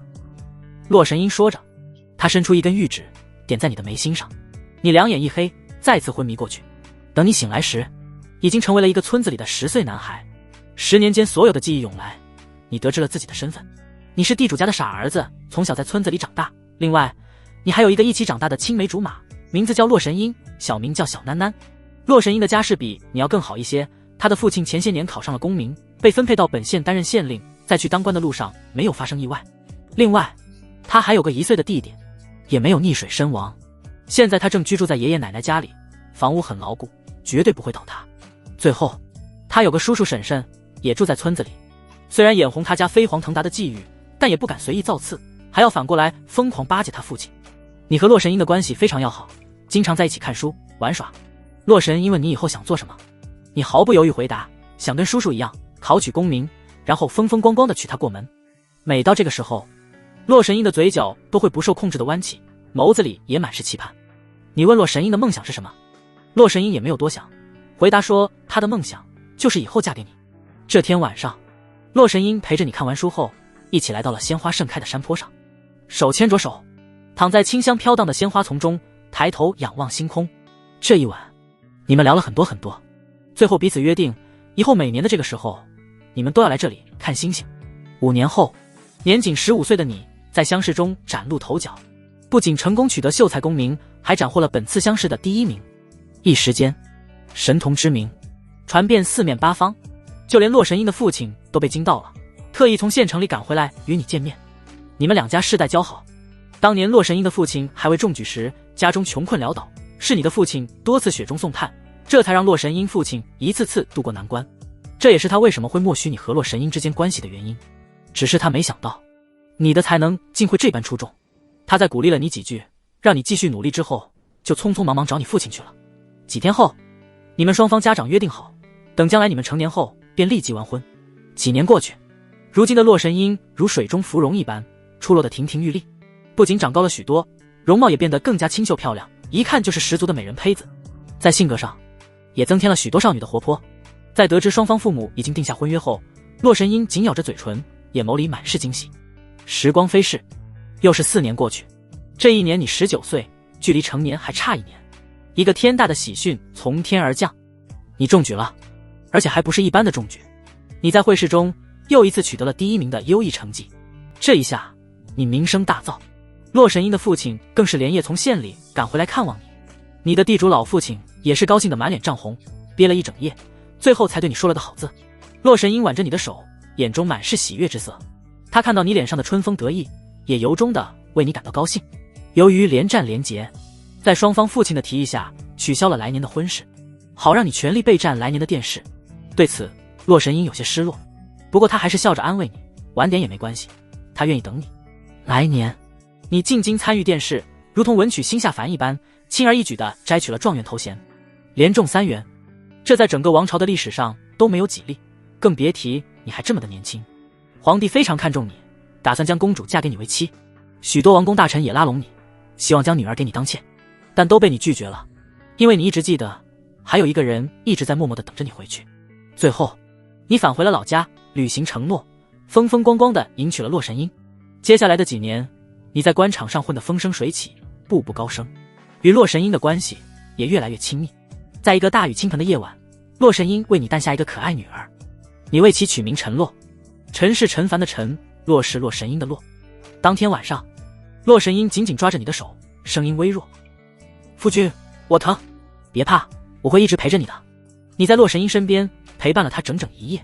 10年过去，陈洛从当年的婴儿变成了小女孩，她跟洛神英很像，又有几分你的影子，性格也如同洛神英小时候一样，知书达理，懂分寸。这天夜晚，你们支走了陈洛，如同干柴烈火一般疯狂燃烧。结束后，洛神英沉沉地陷入梦乡之中，就是那如玉一般晶莹的手掌，却是始终抓着你的子孙根不放。对此，你颇为无奈。女人一旦过了30岁，就当真是如狼似虎啊。第2天，当你醒来时，洛神英已经趴在了你的身上，满眼渴求地看着你，还有许多政务没处理。你轻声道：“无妨的，一会儿我帮着夫君一起处理。”洛神英笑盈盈道：“你知道，一场大战在所难免，索性一个翻身，化被动为主动。”夜间，帮你一起处理完政务后，洛神英问询道：“夫君，我们回家看看好不好？”你沉默许久，点头应下：“好。”第2天，你谁也没告知，只带着洛神英驾驶马车朝老家而去。半个月后，你们回到了从小长大的村子里。多年过去，这里早已经物是人非。你的地主父亲搬去县城，洛神英的父亲升迁去了别处，他的爷爷奶奶也因为患了疾病，仙逝多年。由于你们的外貌也发生了不小的变化，即便村子里还有一些熟人，也认不出你们来了。回到村子后，刚好天黑没多久，你们心有灵犀的，一同来到那处开满鲜花的山坡，手牵着手，并肩躺下。今日天气晴朗，繁星在天空清晰可见。你们彼此间没说话，就这么静静地欣赏着夜景。也不知道过去了多久，洛神英的声音突然在你耳边响起。你一句向前看，我便沿着岁月长河往前走了31万年。你有些发怔，但还没来得及深思，洛神英就再次开口。当年我做了一个美梦，梦里发生的一切与这几乎是一模一样的，只可惜时间过去太久，当初的人早已经消失不见，破镜即便表面重圆，实际上内部也爬满了密密麻麻的裂缝，难以真正愈合。你沉默许久，问道：是不是要结束了？是。洛神英紧紧抓着你的手，点头道：凡人只争朝夕，但我等修士可以看得更远一些，比如长生。接下来我会在仙界等你，与你一起共赴长生。前辈要离开了。你微微一愣，前辈二字太生疏，叫我神英就好了。洛神英纠正后解释道：如今我道心彻底圆满，修为即将更进一步，恰逢时机也至，我准备趁此机会一举打开通往仙域的路。神英，你问道，把握大吗？史无前例的大。洛神英回答道，成功率高达30%。一时间你都不知道怎么说才好。30%的成功率，这也能算大吗？这3次梦境其实只有第一次是考验，只是结束后我又觉得很不妥，因为人心是经不起考验的，将我放在你的位置上，或许我会比你更贪更黑。洛神英开始给你解释起3次梦境的缘由来，所以第2次梦境时就已经没有任何考验的成分了。我只是诱导了你内心最深处的东西，将其部分展现了出来，好让我了解你。至于这最后一次，纯粹就是让你再帮我圆梦。夫君，谢谢你。说着，洛神英转过身来，如繁星般璀璨的眸子柔情似水地注视着你。最后他缓缓靠了过来，在你的脸上亲了一口，感受到那一抹温柔，你的心跳加速。让我们再来最后一次吧。洛神英说道。你的目光扫过四周，没人。接着你伸出手去，一把将洛神英揽入怀中，以天为被，以地为床，再一次陷入到温存当中。不知道过去了多久，天光破晓，一缕阳光越过高山，穿过薄雾，映照在开满鲜花的山坡上，金灿灿的，美轮美奂。你们也跟着醒来，等融合完10大宝体后，你先不要急着突破大成。洛神英依偎在你的身上，轻声交代，因为你的根基不稳，就这样突破大成，将来难以在仙路上走得更远，所以等我离开这个世界，你就将自身修为散掉，重新修炼，务必要做到每一境最强。每一境最强，这么长时间来，你还是头一次听到有这个说法，就算是古籍上也没有任何相关的记载。每一境的最强者永远只有一人。洛神英解释道，自从31万年前开始，炼气到仙人这10大境界的第一人位置就一直被我占据，所以你才会从来没听过有谁登顶某个境界。你总算明白为什么洛神英要说等他走了之后再散功重修了。无论你在哪个境界上争得过或者争不过洛神英，对双方都没有好处。王不见王，才能利益最大化。回去了。洛神英柔声道，为你凝聚完最后2大宝体后，我也该着手准备打通仙路的事了。随着洛神英的话落下，四周天地的一切在你眼中逐渐变得模糊起来。当你一切重新变得清晰时，你已经回到了那座小城中。四周天地震动，一缕缕气息在洛神英手中凝聚，最后全部送入到你的体内，为你铸就最后的2大宝体。半个时辰后，2大宝体彻底形成。这2大宝体分别是九幽寂灭宝体、纯阳浩明宝体，分别代表着阴阳。接着洛神英又抬手将一道印记打入你的体内，帮助你压制即将突破的修为。你是不是很好奇，为什么我能如此轻松地为你凝聚10大宝体？洛神英问道。是好奇。你点头承认。洛神英嫣然一笑，那自然是因为世上本来没有10大宝体的，我将相应的规则刻入天道后，才会有一个接一个的宝体在世上出现。听到这话，你顿时倒吸一口冷气。更改天道规则，这也逆天了吧？你抓紧时间熔炼这2大宝体吧，我很快就会来找你的。还没等你从震惊中缓过神来，洛神英的身影就消失在房间中，来无影去无踪。以你现在的修为，根本无法发现洛神英是怎么离开的。很快就会来找我，什么意思？而洛神英离开前的话让你十分困惑。不过思索了一番没有得到答案后，你便不去多想，盘坐在地，开始熔炼起这最后的2大宝体来。岁月匆匆，30年时光弹指一挥间，你将最后的2大宝体熔炼进道炉后，道炉发生了异变，代表着10大宝体的10色光芒疯狂交织盘旋，最终全部融为一体，与原来的道炉共同化作了一个全新的不停释放着道韵的道炉。砰！一声巨响，最终道炉炸开了，化作一缕缕浓郁的光芒，没入你的4肢百骸。而你的天赋资质也在此刻被疯狂拔高，你的灵海里的灵力就像是被煮沸了的开水一样，不停地跳动着，仿佛下一刻就要破入大成境中。这等剧烈的波动，光靠你自身已经难以压制。幸好在关键时刻，洛神阴流在你体内的印记发光，将一切波动给镇压了下去。正常来说，你已经成功熔炼10大宝体，可以突破大成境了。但这样一来，你得到大成尊者印记后，受天道眷顾，很难再散去修为了，也就无法做到每一境最强。所以，即便已经熔炼10大宝体，你还要继续压一压修为，直到洛神阴离开。最终，你体内的一切波动全部平息下来。你抬起手来，直接一巴掌拍在自己的脑袋上，结束了这一次模拟。你死了。本次模拟结束，请选择需要继承的物品，已继承67年间全部记忆，已继承所有功法、法术的修炼进度。洞府中，陈凡闭目养神，默默等待下一次模拟的到来。然而，仅仅才过去半个时辰，一道轻视身影就出现在他面前。这道身影正是洛神鹰。是不是很快就见面了？洛神鹰俏皮地朝他眨了眨眼睛，说道：“跟我走吧。”去哪儿？陈凡好奇问道。去一个你很熟悉的地方。洛神鹰卖了个关子，接着他一抬手，陈凡的身躯立马被一股无形的力量托起。紧接着，洛神鹰带着他一步跨出，四方天地疯狂倒退，短短几个呼吸的时间，他们就横跨了大半个太玄皇朝。这一幕看得陈凡有些瞠目结舌。要知道，太玄皇朝疆域辽阔，即便以他现在的修为，也至少要飞1个月才能横跨，而普通的修士穷尽一生，连1周之地都难以走出。洛神鹰这一步就走完了许多修士一辈子要走的路。这便是仙人吗？简直太强大了。在洛神鹰的带领下，他们快速地跨越了一个又一个的皇朝。转瞬间，两人便来到了仙墟外面。来这儿做什么？陈凡心中有些疑惑。此刻，随着越发靠近仙墟，一道熟悉的身影逐渐映入他的眼中。陈老弟，当初我说要介绍个绝世美人给你，没有食言吧？这道熟悉的身影正是黄老头。看到陈凡后，黄老头疯狂地朝他挤眉弄眼。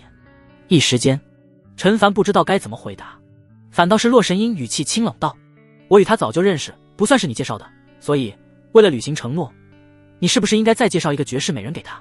黄老头轻咳一声，讪笑道：“应该的，这还差不多。”洛神鹰冷冷说了一声，对陈凡嘱咐道：“太虚这老东西，要是敢食言，我帮你打断他的腿。”太虚，陈凡觉得这2个字有点熟悉，仔细一想后，眼中逐渐露出震惊的神色来。被称为太虚的仙人，古籍记载上只有1位，而这一位来历极其古老。相传其诞生于100万年前的一个乱世当中，那个年代群魔乱舞，仙人并起，然而却被崛起于微末的太虚仙人一人一剑杀得天地无光，最终以一己之力终结了一个大时代。无论是哪一本古籍中的记载，对太虚仙人的夸奖都毫不吝啬。什么古往今来第一仙，最有希望追逐长生之人，全都是对太虚仙人的赞美。当时陈凡看到这些记载的时候，也是被震惊的不轻，心想世上竟然有如此精彩绝艳之人。只是他没想到，这在古籍上留下浓重一笔的太虚仙人，竟然就是天天在他面前抠脚打臭屁的黄老头。最关键的是，这位古往今来第一仙，貌似打不过洛神鹰。走了。洛神鹰留下这句话后，带着陈凡直接朝着仙墟飞去。嗡！就在他们踏入仙墟的一瞬间，整片仙墟都震动了起来，无数虚影在天空中凝聚，每一尊都遮天蔽日，重重叠叠，极为可怕。洛神鹰眉头一皱，往前踏出一步，无形的能量荡漾而出，宛如石头砸在水面荡开的涟漪一样，速度极快。轰隆隆，虚影被能量波及，瞬间寸寸崩碎，化为飞灰，整片天空被清除一空。这下安静了。洛神鹰点点头，带着陈凡穿过寂静的仙墟，直奔当初的那座仙殿而去。仙殿位于一片深渊之中，深渊的两侧生长有几十米高的火红色花朵，盛放时发出噼里啪啦的声音，就如同正在燃烧的枯木一般。此花名为焚仙花，若是数量足够多，即便是仙人也可以活活焚烧致死。洛神鹰解释道。陈凡顿时倒吸一口凉气，这仙墟里的东西都这么离谱吗？就在他这样想着的时候，洛神英已经带着他穿过成片的焚仙花，直奔深渊底部的仙殿。轰！来到仙殿外，眼看仙殿大门紧闭，洛神英伸出一只洁白如玉的手掌，重重地拍打在仙殿大门上。轰的一声，仙殿大门顿时四分五裂，化为无数块碎片倒飞了出去。等下我会送你们回太玄皇朝，记住，3日内不要进入那种奇异的状态中，也不要散掉修为，哪怕我已经离开了。洛神英叮嘱了一句，直接无视时间停滞的区域，就这么走了过去，将装有龙清堂和江玉离的水晶棺带出。此刻，二女眼眸紧闭，哪怕已经离开了时间停滞的区域，他们也丝毫没有醒来的意思。陈凡看着脸色苍白的江玉离，忍不住叹出一口气来。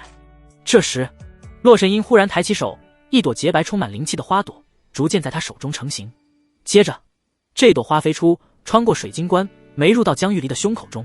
一瞬间，江玉离的皮肤变得如白玉一样晶莹剔透，体内的伤势也在被快速修复。如果我没猜错的话，你应该进过我的秘境吧？洛神英突然问道。没错，陈凡点头。之前的一次模拟中，他确实进入过洛神英的秘境，只是当时里面什么都没有，洛神英也没在。其实你当初在秘境中目之所及的花朵，皆是仙药所化，随便采摘一朵都能救江玉离。洛神英以最平静的语气说出最震动人心的话，随后他又凝聚出2道神物来，分别飞入龙清堂和江玉离的体内。龙清堂身怀玄水太阴宝体，那我便再赠送他一份玉书雷霄宝体；江玉离是青木琉璃宝体，便送他天气玄灵宝体。以他们的资质天赋，最多也就能承载2大宝体了。洛神英说道。多谢了。陈凡感谢道。我们之间不必如此客气。洛神英一抬手，一股力量将陈凡和2个水晶棺席卷，一同离开了仙墟。黄老头还等在外面，只是此刻在他的手中多了一个正昏迷的绝世美人。看到陈凡，黄老头咧嘴一笑，露出一口大黄牙道：这是我刚才从隔壁皇朝抓来的圣女，大成修为，长得又漂亮。陈老弟，我这不算食言吧？陈凡瞪大了眼睛，黄老头这办事的效率真高啊！从哪儿弄来的？送回哪里去？洛神英一挑眉，然后带着陈凡和水晶棺朝着太玄皇朝而去。几分钟后，洛神英将陈凡送到一处无人的僻静之处，再次叮嘱道：接下来3天将自己藏好，另外先不要打开水晶棺，等3天后再说。说完，洛神英直接离开了。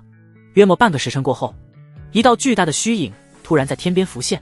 这道虚影身披七彩羽衣，头戴仙王冠，手持琉璃塔，如同仙王灵士一般，盘坐在虚空之中，有一道接一道的仙光从虚影之上绽放，几乎将整片大陆映照。开始突破了。陈凡一眼就认出这道虚影就是洛神英。之前洛神英就说过，他道心圆满，即将突破更高的境界。只是陈凡没想到洛神英突破的动静会这么大。此刻几乎世间的所有修士都能看到洛神英的身影。究竟发生了什么？为何天道在站立？太玄皇宫内正在睡觉的独孤老人突然睁开了双眼，里面满是惊恐之色。他迅速起身来到外面。当他看到盘坐在虚空中巨大无比的虚影之时，整个人都呆滞在原地。竟然是真仙灵士！不仅仅只有他这样，太仓大陆13大皇朝的渡劫老祖此刻几乎全都失声。另外，除却仙墟外的其余9大禁地，此刻也有一道道神秘的身影从中映现出来，全都目光深邃地盯着洛神英所在的方向。开始了吗？有神秘身影轻声呢喃道。而在太仓大陆的每一个角落，此时全都热闹非凡，纷纷议论起此事来。不是说已经很久没有出现过仙人了吗？这位仙人又是从何而来？不太像是最近出现的仙人，更像是……我认出来了，我在古籍上见过这位的画像，此乃31万年前的神秘仙人洛神英。什么？31万年前？随着洛神英的身份被揭开，无数修士震惊地说不出话来。要知道，这可是记录在古籍上的仙人啊，如今竟然走出现实来了。有人倒吸一口灵气，猜测道：难道说神鹰仙人从未陨落，一直从31万年前活到现在？此话一出，周围的修士顿时也跟着倒吸一口灵气，甚至把周围的灵气都给吸光了。唰！此刻13大皇朝的渡劫老祖后知后觉，纷纷激活仙气，小心防范着。洛神鹰的突然出现让他们心中产生了浓浓的危机感。这样一位当世仙人，倘若针对他们，那他们根本没有还手之力。轰隆隆！就在所有人心思各异时，一道巨大无比的紫色神雷突然从天外而来，猛地劈向洛神鹰。是修为晋升后的劫雷。看见这道紫色神雷，无数修士顿时震惊得无以复加。成为当世无敌的仙人后，竟然还能继续向前突破吗？砰！在所有人的目光注视下，洛神鹰抬起手来，轻飘飘的一巴掌就将那能毁灭一方皇朝的恐怖神雷拍碎。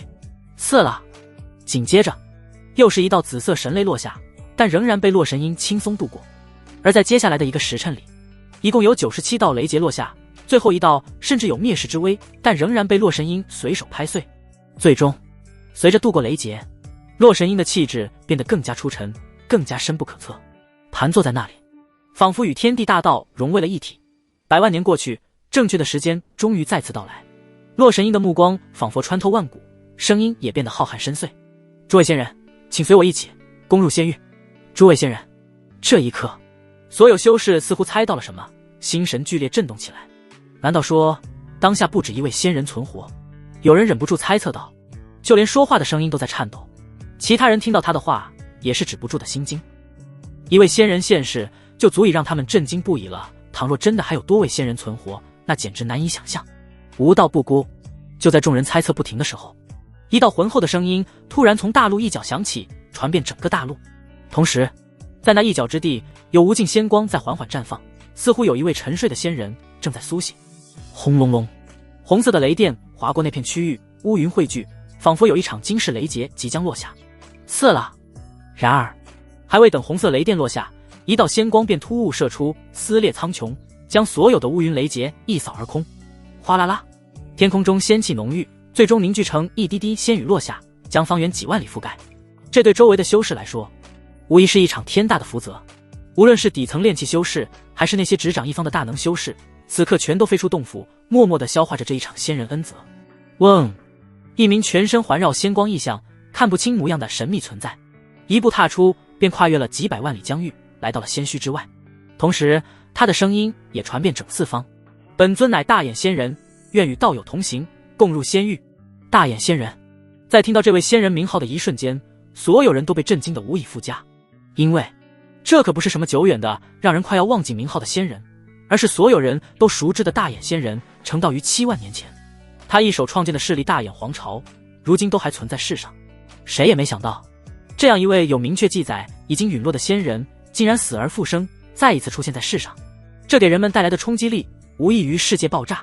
而要说最震惊的，还得是大眼皇朝的修士，因为这位仙人算得上是他们的老祖宗。父亲！大眼仙宗之上，一名头发稀疏、牙齿都没剩几颗的老人哭着跪倒在地上，大喊道：“孩儿以为您早已仙逝，却没想到还能有与您重逢的一天。”说着，老者手持仙气，快速地朝着仙墟方向飞去。然而，没飞出多远，就被一股力量阻拦。那浑身被仙光笼罩的大眼仙人转过身，目光穿过千万里疆域，落在老者的身上。我将你封印之时，你明明正值青春，现今为何比我还要苍老？老者泣不成声道：“9000年前，您留下的大眼皇朝发生巨变，孩儿不得不提前破开封印，镇压动乱。这一世，孩儿成仙无望了。”闻言，大眼仙人重重的叹息一声。轰隆隆，此刻，大陆北部一座长达万里的巨大山脉突然发生震动，有浓郁的金光不断从山脉之中射出。轰！最终，整座山脉破碎，一只长达万里的奇异巨兽浮现在所有人的眼中。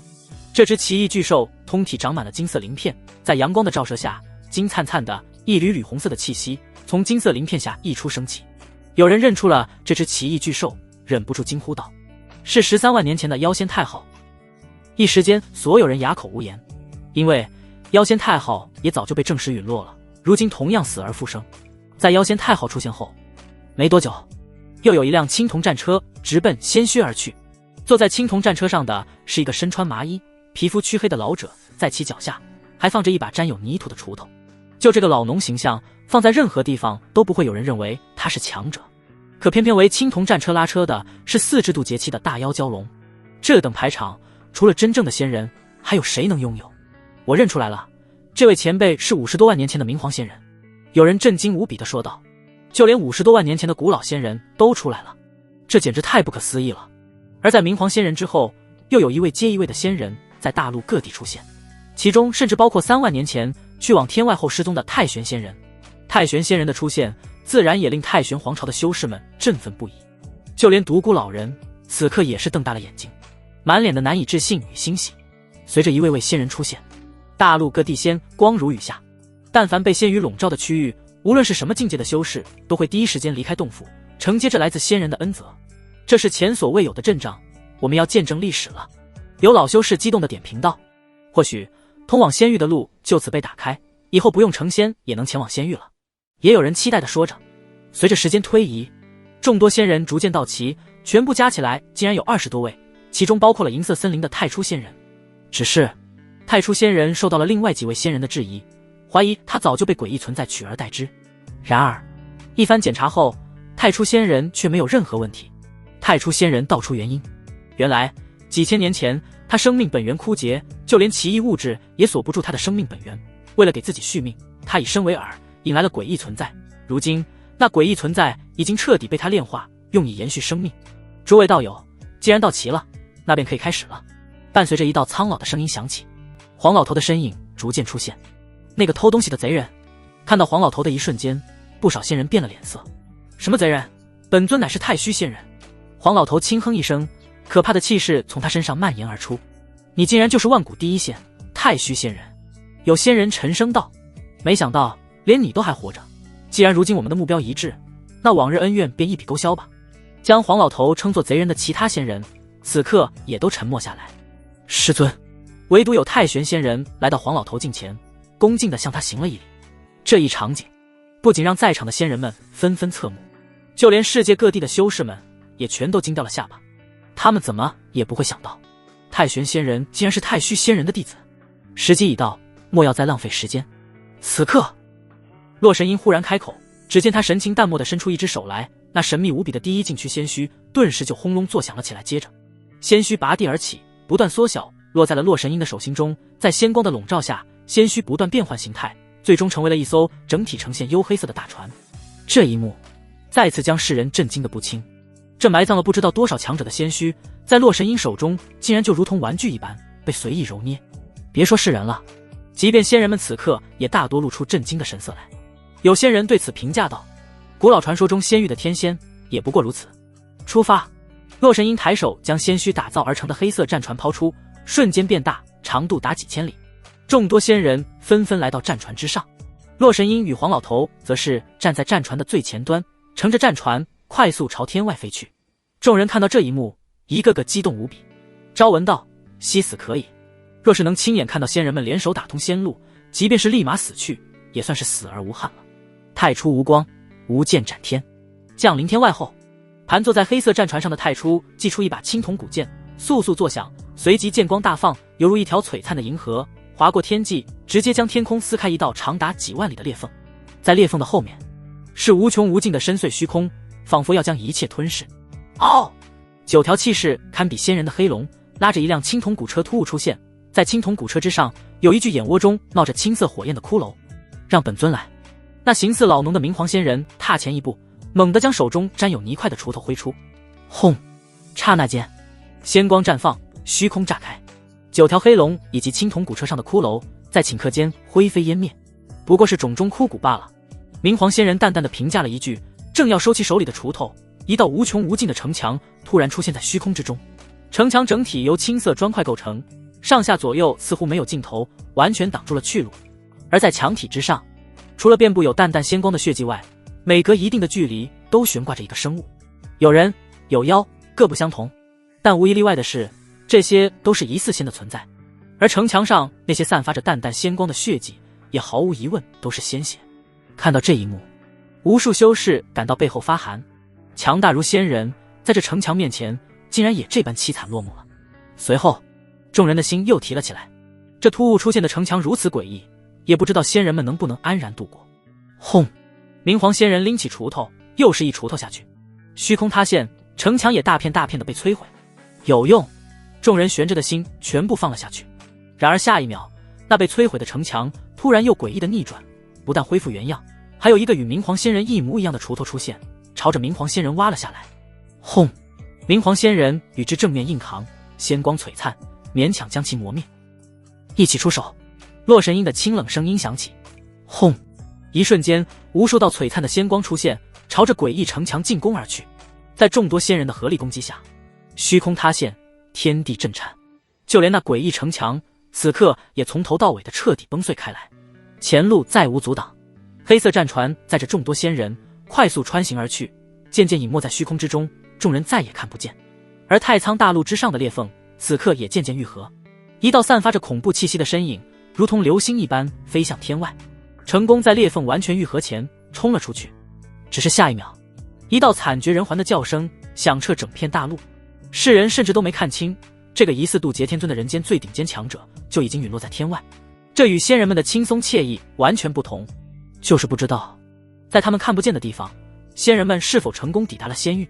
太玄皇朝一处偏僻的山林当中，陈凡看着天空上彻底愈合的裂缝，哪怕模拟次数已经刷新，他也没有轻举妄动，因为他时刻记得洛神鹰对他的叮嘱：3天内隐藏好自身，不要动用奇异手段，也就是模拟。虽然他不知道洛神鹰具体有什么安排，但还是决定再忍2天。毕竟从洛神鹰的语气来看，恐怕还有什么变数会发生。想到这，他干脆盘坐在地，闭目养神起来。3天对于现在的他来说，不过是弹指一挥间。然而，仅仅才过了1天，他就被惊醒了。他迅速从地上起身，瞳孔微缩地看向远方天空，只见一道身高数万里、真容笼罩在黑袍之下、浑身散发着诡异气息的存在，正突兀地出现在那里。这道身影仿佛就是不祥的化身。仅仅看一眼，陈凡就感觉自身仿佛要被彻底冰封的一样。不只是他，此刻世界各地的修士也注意到了这道身影，全都露出惊恐的神色来。这到底是什么东西？为什么带给我的压迫感不比仙人差？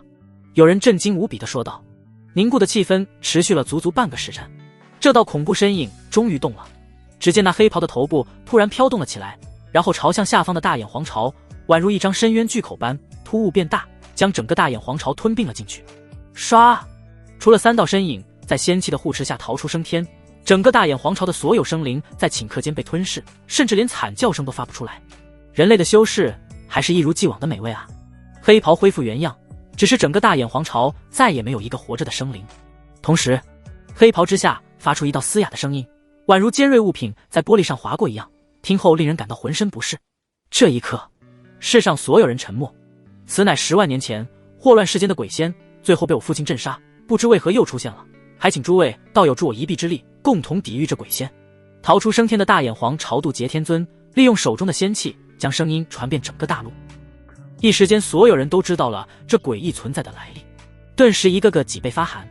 鬼仙的实力虽然不如太初仙人，但也是一尊真正的仙啊！现在仙人们都走了，世上谁能抗衡这鬼仙？谁也没想到，刚刚才目睹了历史性的一幕，转头又迎来了一场灭世大劫。这一刻，所有人心中都沉重无比。道友，我来助你。在大眼皇朝的渡劫天尊发出求助之后，立马得到了响应。12大皇朝的渡劫天尊全都手持正在复苏的仙气出现，来接应他。当13人汇聚在一起，四周亦是仙气弥漫。我等皆是渡劫巅峰，手持仙气后称得上半仙，若是联手，未必不能抗衡这鬼仙。太玄皇朝的独孤老人说道。独孤老头说的没错，有人赞同道。接着13人手持仙气快速朝着鬼仙而去。嗡！仙气震颤，同时对着鬼仙打出一道仙光。唰！然而鬼仙的黑袍张开，竟然直接将这足以撕裂一切的13道仙光吸收。这一幕的出现更让世人感到绝望。代表人间顶级战力的13位渡劫巅峰手持仙气，竟然丝毫伤不到这鬼仙，简直太让人感到无力了。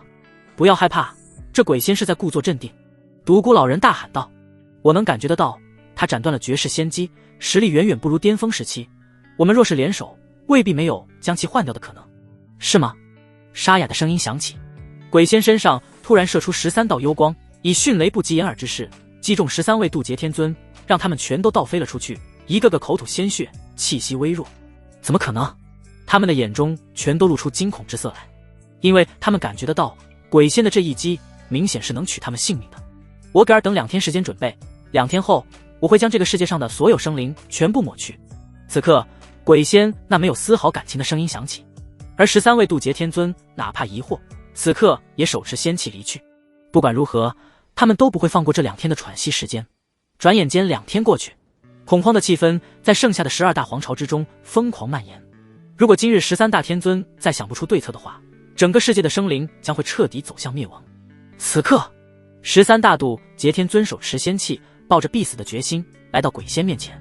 他们不求能斩杀鬼仙，只求能将鬼仙重伤，拖延鬼仙的脚步，为人族修士赢得更多的喘息时间。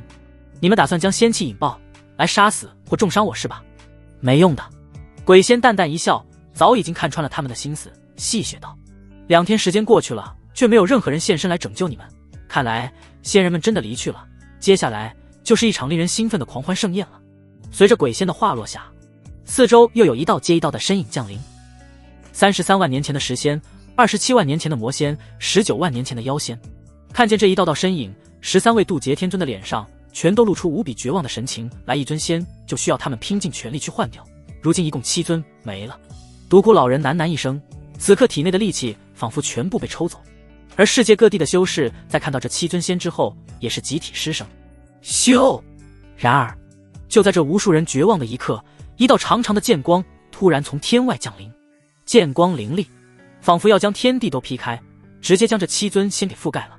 不对，是太虚仙人，你这个老王八蛋，竟然没走，故意把我们骗出来啊！被剑光笼罩的7尊仙犹如冰雪一般迅速消融，在短暂的留下一句话后就彻底消失不见。哼，动静不弄大点，怎么把你们几个老王八给调出来？黄老头的声音在天外响起。与此同时，天外一阵扭曲，那艘横跨几千里的幽黑色大船出现，上面站有20几位仙人，一个不多，一个不少。轰！此刻，在解决了7尊仙之后，黄老头单手持剑，在天空划开一道巨大的口子，战船没入其中，然后渐渐消失不见。这一刻，整个世界的修士都沸腾了，所有人都没想到，明明已经离去的仙人们，竟然会突然折返而回，解决了太仓界最大的几个隐患，这让众人有种绝境逢生的感觉。可以散去修为重修了。太玄皇朝一脚，黄老头是真能挖坑啊！陈凡刚刚感慨了一句，脑海中突然就想起洛神音的声音。看样子，这一次仙人们是真的离开了。不过陈凡没有立即进入模拟中，而是先来到水晶棺前，把江玉离的棺材打开。江玉离迷迷糊糊地睁开眼睛，看到陈凡后猛地一惊：“陈凡，你怎么也死了啊？”陈凡的额头顿时布满了黑线，他走到江玉离身前，抬手在江玉离光洁如玉的额头上轻弹了一下。哎呦痛！陈凡，你怎么死了？还这么凶啊？江玉离捂着额头委屈地说道。瞎说什么呢？陈凡纠正道。我们都没死。真的啊？江玉离美眸瞪得老大。我这不是在做梦吧？说完，他用力在陈凡的手臂上掐了一把，然后看着陈凡没有任何变化的表情，叹气道：哎，我就知道是梦。以我现在的修为，别说你掐我一下，就算你的化神师尊拿着剑朝我戳108000下，我也不会受伤半点。陈凡伸出手去拍了拍江玉离的小脑袋。手感没变。真的？江玉离难以置信地问道，随即感受了一番自身体内的状况，两只漂亮的眸子瞪得老大。他发现自己当下的状态出奇的好，修为没变，但体内除了原本的天青琉璃宝体外，竟然还多了一种宝体。陈凡解释道，那是一位叫洛神音的漂亮姐姐送给你的，具体说来话长，以后再慢慢讲给你听。好的。在证实是真的之后，两行清泪顿时从江玉离的眼角滑落，随后他站起身来，跳到陈凡身上，像个八爪鱼一样牢牢地抓着他，生怕他突然消失了。过去了许久，江玉离才恋恋不舍地松开手，正想说些什么，他突然发现了一旁水晶棺里的龙清堂，无比震惊地说道：陈凡，你这个死变态，又要把人家仙子给要晕了。胡说什么呢？陈凡抬起手来，但江玉离早有防备，直接退后一步躲开了。哼哼，我哪胡说了？他嚷嚷道。我记得你以前最喜欢看这种书了，什么为了潜入邪教，清冷仙子落入小人圈套，仙子的战败 CG， 还有女侠入山剿匪，却不慎失手被擒。呜。江玉离的话还没说完，就被陈凡捂住了嘴巴。哎，这道德败坏的世界总是容不下真话。等陈凡松开手，江玉离忍不住叹气道：那是你嫂子。陈凡说道。什么？嫂子？江玉离顿时神色一僵。我这一定是在做梦，回去再睡一觉试试。江玉离感到有点难以接受，转身朝着水晶棺走去，结果被陈凡一把拉住。先别睡，现实总是让人遍体鳞伤。江玉离叹气道。网易云听多了。陈凡心中吐槽一句，说道：现在还不是睡觉的时候，可我只想睡觉，这样才没烦恼。说完，江玉离又想到什么，问道：陈凡，我想知道是我先来的，还是他先来的？你先来的。啊！江玉离张大嘴巴，眼睛里充满了委屈，感情他这还是被人给截胡了啊！你们该不会连孩子都已经有了吧？江玉离难以置信地说道。这个倒是没有，还差那么一点。陈凡摇头，差一点就有了。这一刻，江玉离感觉天都要塌了。这个并不重要。陈凡抬起眸子来，带着一缕杀意地问道：重要的是，我想知道，当初幕后真正要将你置于死地的人究竟是谁？这个问题是他一直想知道的，不过之前根本无从得知，只能等江玉离醒来亲口告诉他才行。这个不能说。听到他的问话，江玉离脸上浮现出一抹慌乱，急忙说道：我能活下来就已经很满足了，那点仇恨根本不算什么。陈凡，真正要杀我的人背景非常可怕，根本不是你能对付的。说完，江玉离上前一步，紧紧抓住陈凡的手，生怕他冲动。陈凡摇头道：你想不想知道，在你出事后发生了什么？发生了什么？江玉离下意识问道。你的师尊玄机子为了帮你讨要说法，独自上了剑宗，之后就再也没有出现。陈凡淡淡道。什么？江玉离先是一惊，随后眼眸中露出无比愤怒的情绪来。剑宗，他们已经出卖了我，又怎么能对师尊动手？陈凡继续说道。之后为了救你，我带着你几乎走遍了大半个世界寻找仙药，若非是一个特殊的人出手，赠送了一株仙药将你治好，你现在已经……说到这里，陈凡顿了顿。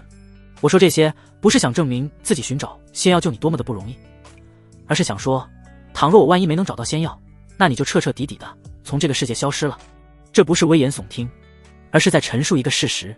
这江玉离的眼眸中浮现出一抹感动之色，深吸一口气道：陈凡，我可以告诉你谁是背后之人，但你一定要答应我，不要冲动，我真的不想再失去你了。说完，江玉离靠了过来，紧紧地将陈凡抱住，精致的脸颊贴在陈凡胸口，大滴大滴的泪水从他眼角滑落。真正的幕后之人来自太玄圣宗，也是跟我一样的天青琉璃宝体拥有者。太玄圣宗高悬太玄皇朝所有修士头顶，别说他了，即便是执掌一州的巨无霸剑宗，倘若敢与太玄圣宗对抗，也会在顷刻间灰飞烟灭。就这。然而陈凡听完后却没有太当一回事，毕竟即便他散功重修，也可以在极短的时间内进入到大成境界当中，只要不是正面硬刚独孤老人，他在太玄皇朝内可以说是没有对手。放心，要不了多久，我就会帮你去讨要说法的。陈凡抬手擦去江玉离眼角的泪水，说道：不过在去太玄圣宗之前，得先找剑宗算算账才行。对了，差点忘记告诉你了，如今我的修为已经来到了合体大圆满之上的半尊境。天菩萨！江玉离一瞬间就瞪大了眼睛。作为当初剑州的第一天骄，他自然知道半尊意味着什么。可以说，太玄圣宗的大成尊者不出，半尊便能在整个太玄皇朝横着走。陈凡，你没发烧吧？想了想，江玉离难以置信地伸出一只手来，贴在陈凡额头。他担心陈凡脑子烧出问题来了。啪！然而他的小手还没贴上去，就被陈凡一巴掌给打掉了，然后反过来在他额头轻弹了一下，声音嘎嘣脆。你以为我还是当年那个小金丹吗？说完，他一抬手，方圆千里的天空之上突然涌现出一股极强的威压来，仿佛要将世间的一切给压塌。只是这一股威压来得快，去得也快，随着陈凡放下手掌，威压也瞬间跟着消失。好厉害！江玉离两眼放光，只是很快又道：可是这样一来的话，我岂不是睡了很久？还行，也不久。算算时间，你还要几年才出生？不久那还好，等等，我还要几年才出生？江玉离一头雾水，每个字他都很熟悉，但组合起来他却怎么也听不懂了，暂时也不太好解释。陈凡摇头道：你只需要知道你现在所处的时间点大约在你出生前4-5年的样子就行了。当然你已经出现在了这里，那么另外一个你就不会出生了。江玉离越想越迷糊，陈凡却已经放开了他，走到龙清堂的水晶棺材前，是时候将龙清堂也唤醒了。想到这里，他抬起手来，没用多大的力气就将水晶棺材盖给掀开了。与此同时，水晶棺里的龙清堂睁开了眼睛。夫君！在看到陈凡的一瞬间，龙清堂的美眸中浮现出一抹惊喜的神色来。起来吧！陈凡将他扶起，下一秒，一张炙热柔软且带着淡淡清香的红唇就朝着他印了上来，直到过去了10来分钟，这才松开。夫君，沉睡前我一直在担心会不会永远都见不到你了。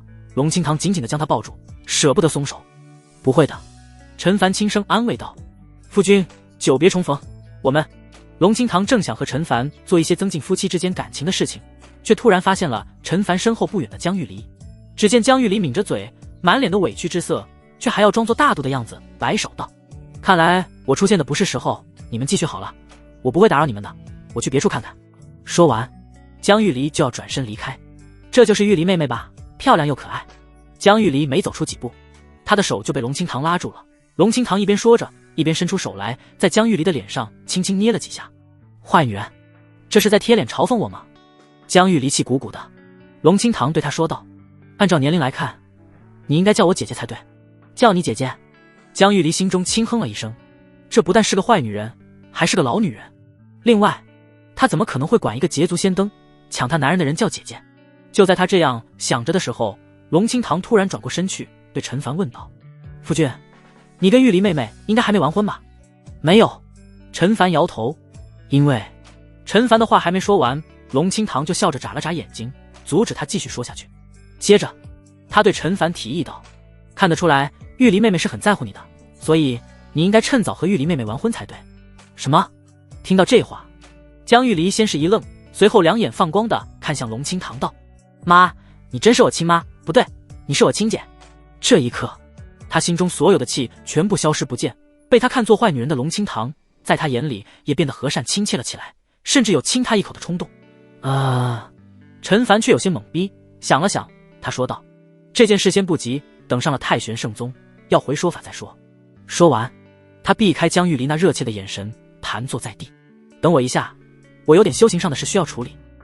已经3天没有模拟了，他想要趁着这个机会把模拟的机会用掉，等模拟结束后再去找剑宗算账也不迟。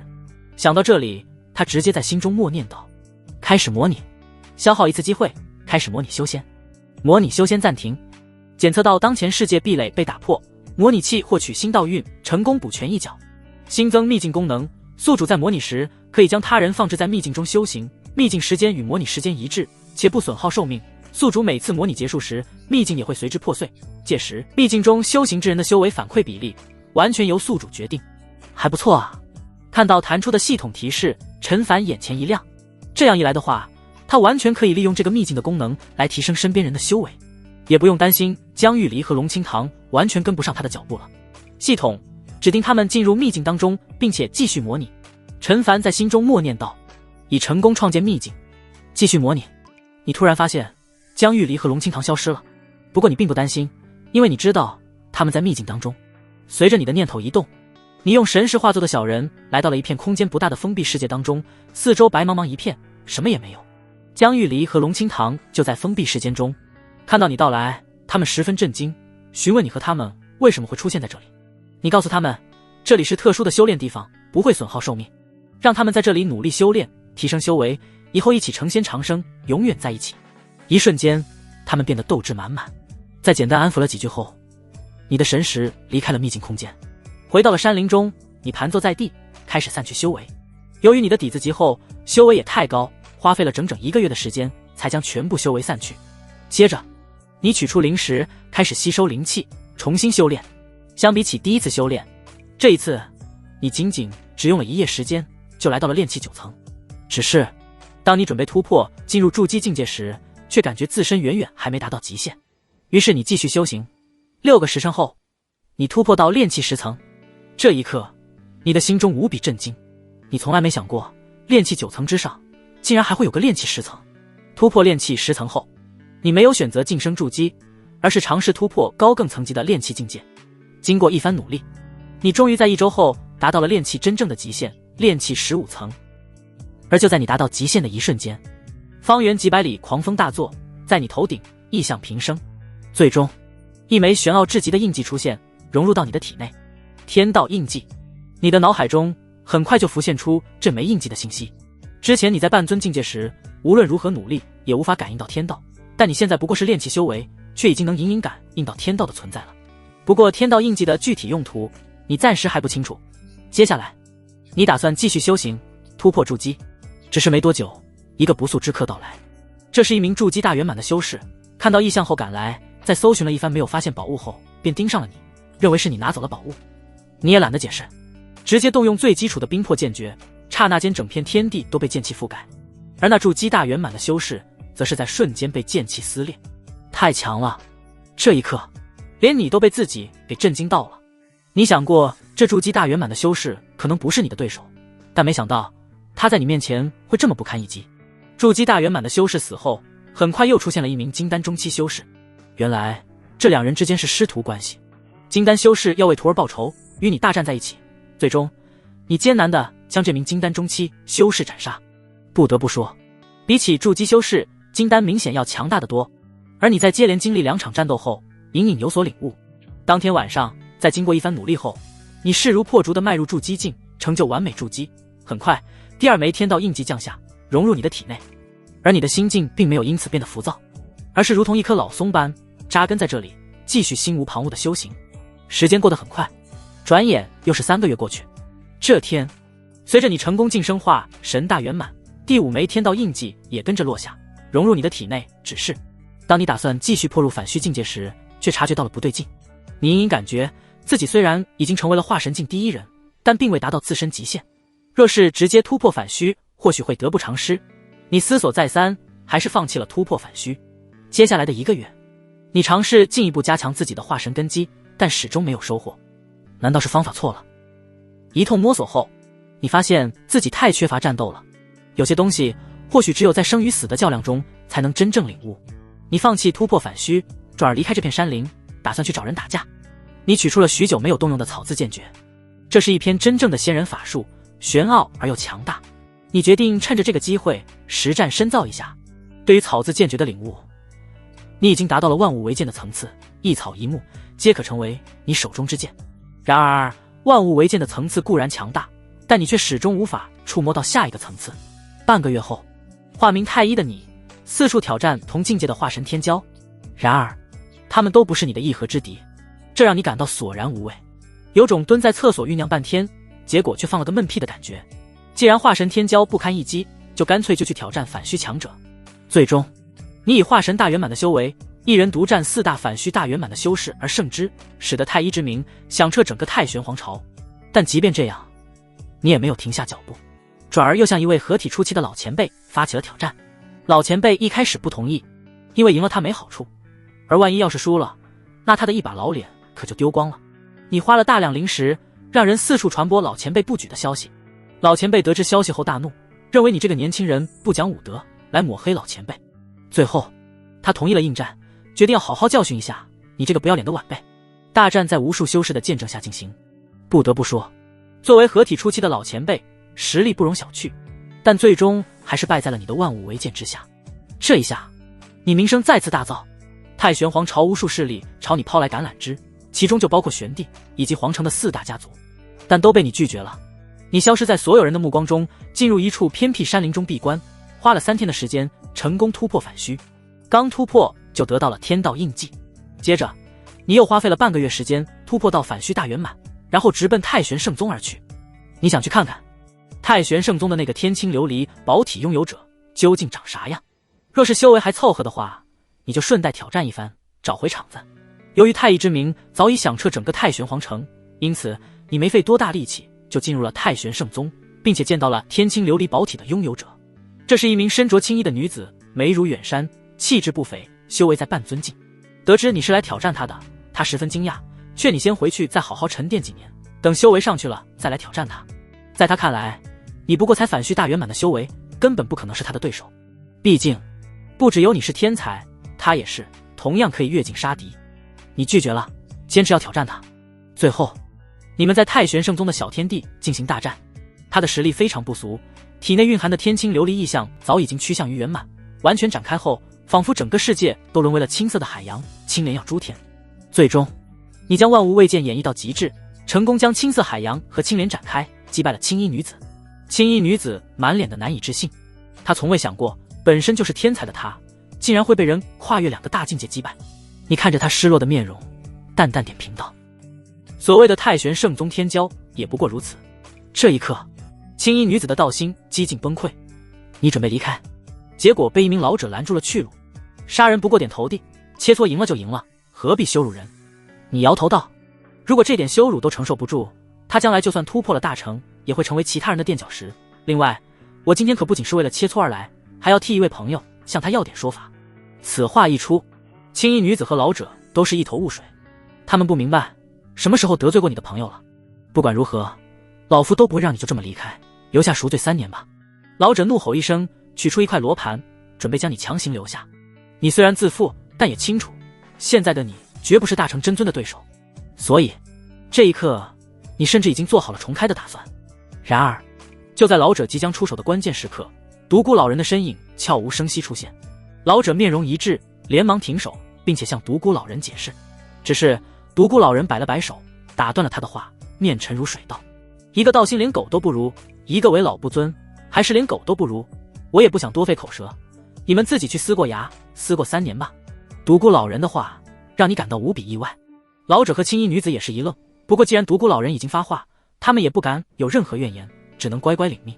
在他们离开后，独孤老人笑呵呵地看向了你：“小家伙，老夫便是这太玄皇朝唯一的渡劫天尊，你有没有想法拜老夫为师？”“没有。”你毫不犹豫地拒绝了。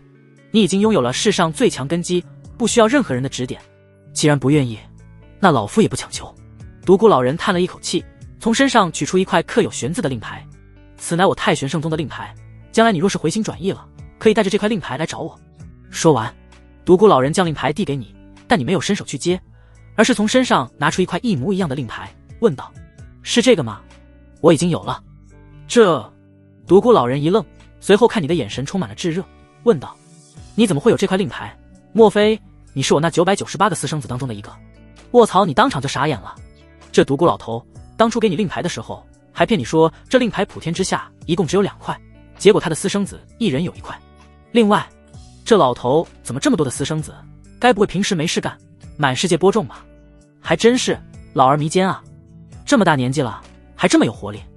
你连忙澄清道：“我不是你的私生子，这令牌是你上一次说要收我为弟子时送给我的。”独孤老人挠了挠头：“那我就不记得了。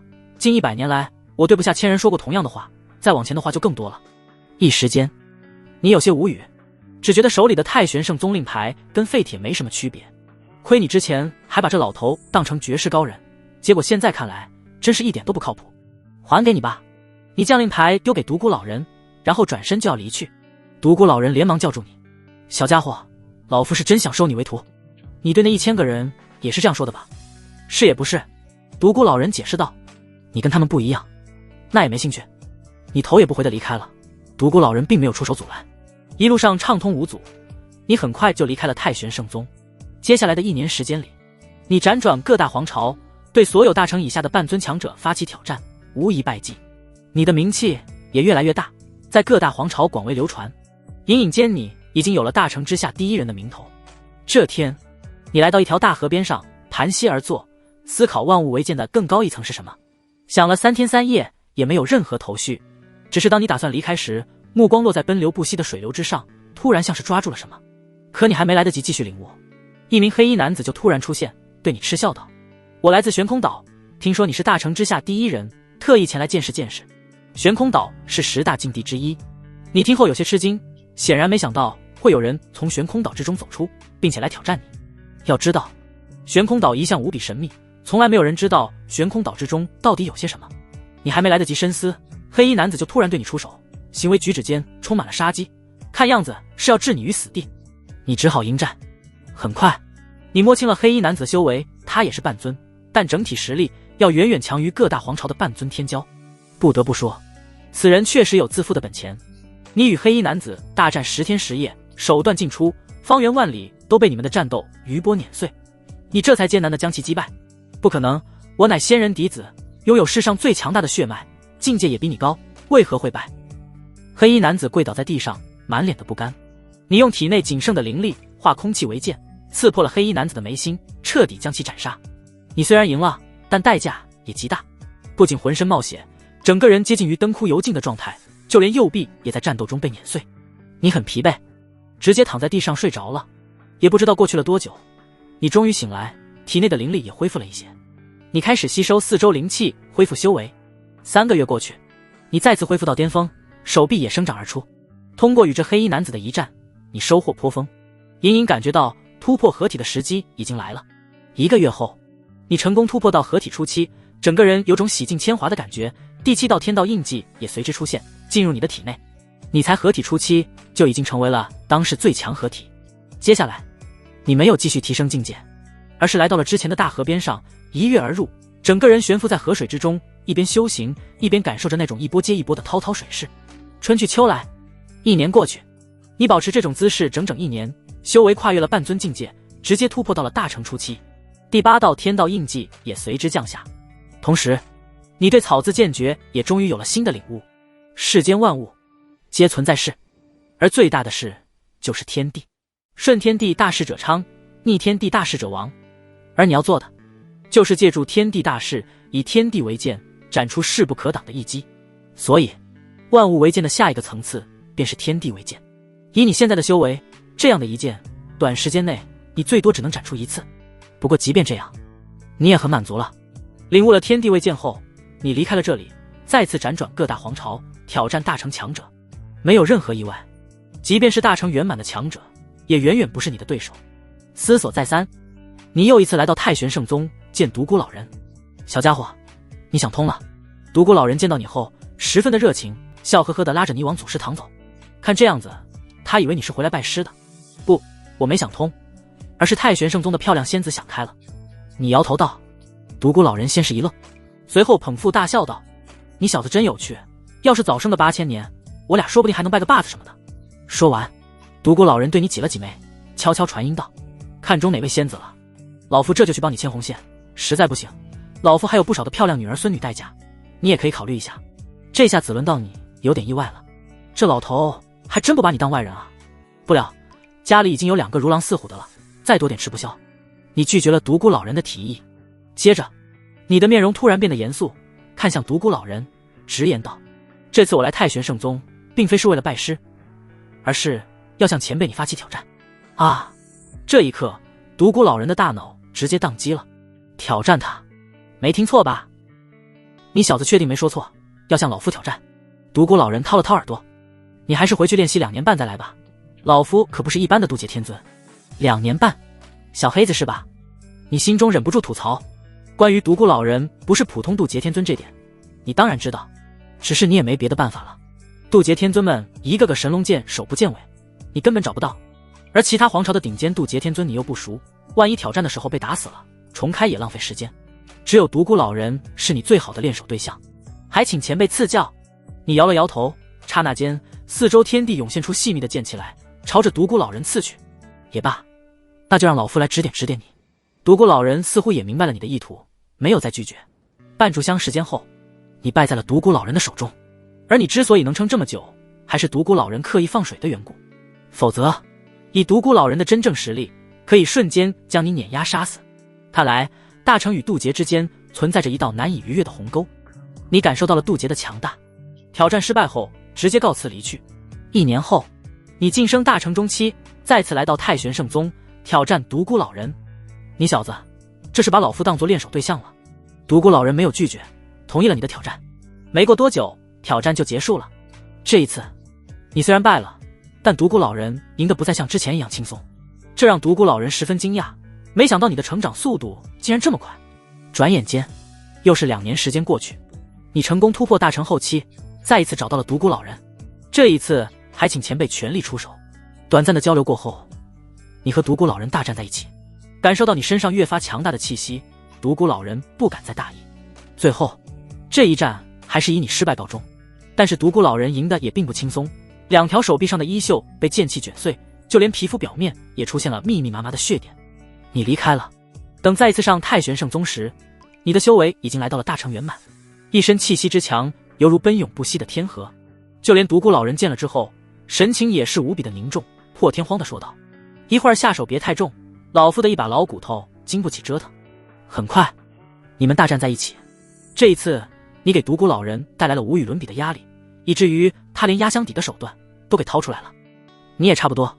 在大战的最后一刻，你甚至动用了草字剑诀中的天地为鉴，刹那间日月无光，整个太玄圣宗的修士都在你这一剑的威势下心惊胆战。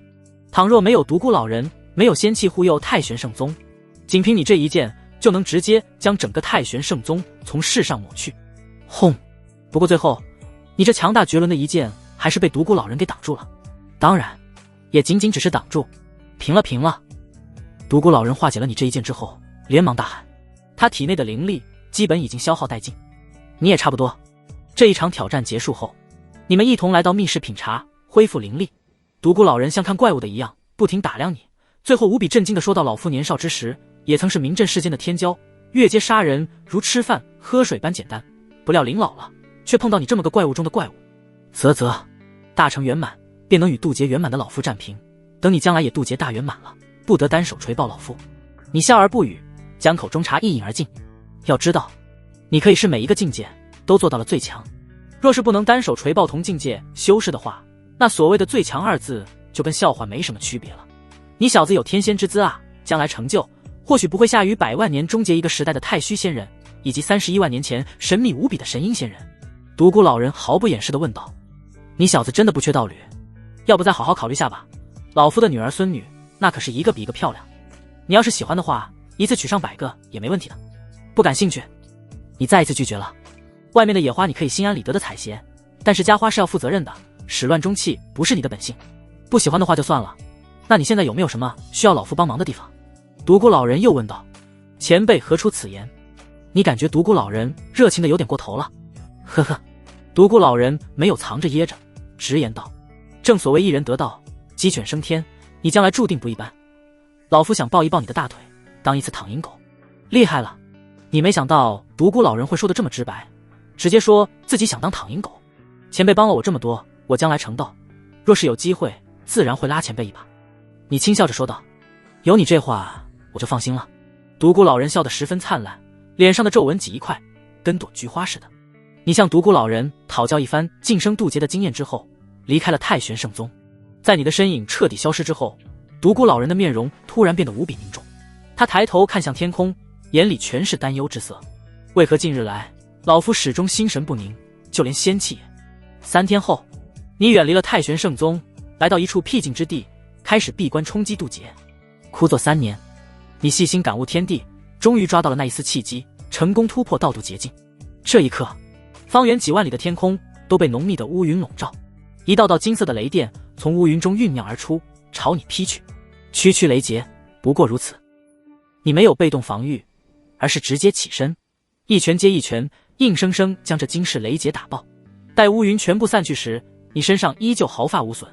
度过雷劫后，你的修为彻底稳固在渡劫初期，第9道天道印记也随之落下，融入你的体内。这一刻，你在自己身上感受到了无与伦比的强大。倘若此时再和独孤老人一战，你有信心在1分钟内将独孤老人打爆。但就在你准备离开此地时，一名气质冰冷的黑衣女子突然出现，她红唇微起道：“没想到这么快就有应劫之人诞生了，只可惜成长得慢了一点。”什么意思啊？你皱着眉，打算远离这里。黑衣女子身上虽然没有任何气息显露，但无形中给你带来了巨大的压力。只是你很快就发现自己无法动弹了，而且你的意识也在迅速变得模糊，最终你两眼一黑，一头栽倒在地上。这是呢？当你再次醒来时，发现自己正身处一座由黑金打造的巨大宫殿中，四周光线昏暗，唯有中心位置摆放着4盏青铜灯，将那里映照得亮如白昼。你的视线缓缓飘动，落在了中心位置。下一秒，你瞳孔一缩，你竟然看到自己正躺在一个炼丹炉边上，一旁还站着之前的那名黑衣女子。我的身体在那里，那我又在哪里？你连忙转移视线，结果却惊骇地发现自己竟然变成了一根2端圆润的长长黑棍。什么鬼啊！你尝试着挣扎，却发现自己除了能看外，什么都做不了，就连重开都不行。麻蛋，这人有病吧？能不能给个痛快？你张嘴破口大骂，却没有任何声音传出。这时，黑衣女人动了，只见她目光灼灼地走到你身躯前，将你身上的衣服全部脱光。只是，就在她要将你的身躯丢进炼丹炉时，目光却突然落在了你的2腿之间。黑衣女人大吃一惊，目光死死盯着那里，喃喃道：“好大啊，就这样炼掉太可惜了，不如先用一用。”说着，她开始解开自己的衣服。而你看到这一幕后，大脑则是一片空白，气都冷，竟然连我的尸体都不放过。看着黑衣女人那逐渐显露的傲人娇躯，你心想，一具没有灵魂的躯壳有什么好玩的，不如将你放回去，你绝对可以让黑衣女人感受到无与伦比的快乐。2个时辰后，黑衣女人面容红润的将你的尸体丢进炼丹炉中，滋啦一声，你的尸体瞬间被焚化，真是个拔断无情的女人啊！看到这一幕，你心中叹息道：一天一夜后，你的身躯被炼制成一颗丹药，被黑衣女人吞下。这一刻，你能明显感觉到黑衣女人身上的气息在节节攀升，这让你感到心惊。也不知道黑衣女人究竟是什么样的存在，都没出手就将你镇压了。如今在吃下将你炼成的人丹后，修为竟然还在提升。莫非这女人是仙人？就在你胡思乱想的时候，黑衣女人缓缓走到你面前，轻笑道：能成为我幽月仙人的器灵，是你的荣幸。等你什么时候真正听话了，我就让你调动这件仙器的力量。说完，幽月仙人的身影消失在大殿中，而他的话却始终在你脑海中放黄不去。幽月仙人，你没有猜错，这真的是一尊仙人，只是你还是第一次听到这个名号，以前从未在古籍上见过相关的记载。唉，你叹息一声，自己成了仙器中的器灵，又不能自杀，难道只能在这种煎熬中默默等待着世界毁灭吗？想想都觉得无聊。就这样，你被放置在大殿中整整1年，幽月仙人这才再次出现。他将你取下，离开了大殿。你也终于看到了大殿外的景象，这是一片无边无际的黑色大山，一眼看去望不到头。黑山，你一眼就认出这是10大禁地之一的黑山。之前黄老头还带着你进入黑山偷过东西，只是上一次碰到的人不是幽月仙人。看来这黑山中存在着不止一尊仙人。这么多年没动静，那些家伙应该真的走了吧？幽月仙人轻喃一声，离开黑山，直接降落到太玄圣宗之中。独孤老人很快出现，如临大敌般的盯着幽月仙人。轰！没过多久，大战爆发。独孤老人手持完全复苏的仙气，整个人如同仙人临世一般。只是随着幽月仙人一棍下去，仙气也无法庇护住独孤老人，身躯直接爆开了，化作一团生命本源被幽月仙人吞下。失去了独孤老人的控制，仙气也变得暗淡无光，最终落入幽月仙人手中。解决了独孤老人后，幽月仙人没有继续杀人，而是来到九霄之上，俯瞰整个太玄皇朝。在其他皇朝的天穹之上，同样也有其他身影静立，他们似乎都是跟幽月仙人一样的存在。当初我也曾庇护尔等不受外敌侵袭，如今我自斩一刀，仙道本源严重受损，你们也该是时候报答本仙了。幽月仙人探出一只手，将整个太玄皇朝覆盖。刹那间，数不尽的黑影从太玄皇朝飞出，落入幽月仙人手中后爆碎开来，化作最精纯的生命本源被幽月仙人吸收。你虽然没了修为，但还是能看出，那些被幽月仙人碾爆吸收的黑影，全都是太玄皇朝元婴以上的修士。这一刻，黑暗恐慌仿佛笼罩整片大地，下方的太玄皇朝之中响起一道又一道的绝望声音。而幽月仙人在吃掉所有元婴以上修士之后，指尖迸发出炽烈仙光，将广袤无边的太玄皇朝分割成上百个单独区域，区域间彼此不互通。接着，幽月仙人又抹去了所有修士关于此事的记忆，将一本记载有可以快速修行的魔功均匀地投入到每一处区域当中。这一幕幕看得你心惊不已。幽月仙人这是在将太玄皇朝的所有修士当成畜生圈养吗？太惨无人道了。就在你心中吐槽的时候，幽月仙人带着你回到了黑山，抬手将他那宫殿搬了出来，最后放置在太玄皇朝最中间的一片区域中，而你也被放回了原先的那处大殿中。幽月仙人则是闭关消化生命本源去了。10年过去，幽月仙人出关，将你取下，然后来到了一处铺满花瓣的温泉边上，又给我送福利了。在你期待的目光中，幽月仙人将身上的衣袍尽数褪去，显露出那傲人无比的身躯。只是你还没来得及多看，就被幽月仙人带入温泉中。眼看幽月仙人以一种特殊的姿势将你牢牢抓在手中，你心中涌起了强烈的不妙。我擦，老子要不干净了。在完全洞悉了幽月仙人的打算后，你两眼一黑，差点气晕过去，恨不得立即重开。只可惜你无比悲哀地想起，被炼化成气灵的你，现在连重开的资格都没有。在经过一番漫长的海水浸泡之后，幽月仙人面色红润地将你放在一旁，自己则是起身穿好衣物。接下来，幽月仙人带着你外出收割韭菜。由于魔功施肥，才短短10年过去，被分割的区域内就又涌现出不少的化神修士，就连反虚也有好几尊。收割完后，幽月仙人身上的气息虽然没有壮大，但是也没有衰减，维持着一个微妙的平衡。而在接下来的几十年里，他每10年都要出去收割一次。直到某一天，无边无际的黑暗笼罩了整个世界。当黑暗完全降临时，哪怕强如幽月仙人，也在顷刻间被碾爆。被你寄居的仙气黑色长棍也是一样，在黑暗的笼罩下没有丝毫抵抗之力，终于解脱了。此刻你长长的松了一口气，意识也在一瞬间消失。你死了。本次模拟结束，请选择需要继承的物品，已继承85年间全部记忆，已继承渡劫初期修为，已继承所有功法法术的修炼进度，已继承缺少器灵的仙器一件。物品全部存入系统空间，可随取随用。缺少器灵的仙器。山林中，陈凡将系统空间里的仙器取出，很快就瞪大了眼睛。只见出现在他手中的赫然就是那幽月仙人的那根黑色长棍，约莫有1米长，经过幽月仙人长达几十万年的精细打磨，黑色长棍的两端无比圆润光滑。怎么连这玩意儿都继承出来了？好东西啊！虽然幽月仙人经常用这玩意儿挖矿，但并不妨碍这是一件不折不扣的仙器，哪怕没有器灵，也不是一般法宝能够比拟的。长长的黑色棍子，那就取名叫黑棍吧。陈凡研究了一番后，将其收入系统空间。很快，他的脑海中再次响起系统的提示音：模拟秘境已解散，请宿主确定携带人员修为的返还比例。在他面前出现了2个拉条，分别代表着江玉离和龙清堂。他可以通过拉条精细调控2人的修为返还比例。没有多想，他直接把拉条拉到100%一旁的江玉离和龙清堂此刻同时睁开眼睛，茫然地看着四周一切。我们回来了。随后，他们的目光落在陈凡身上，眼里全是激动之色。陈凡，夫君，2人一起走了过来，恨不得立马扑到陈凡身上。莫非他们的意识在秘境空间中度过了85年？看到2人的神情，陈凡心中猜测。随后，他开始为2人检查起修为来，眼中很快就露出满意的神色。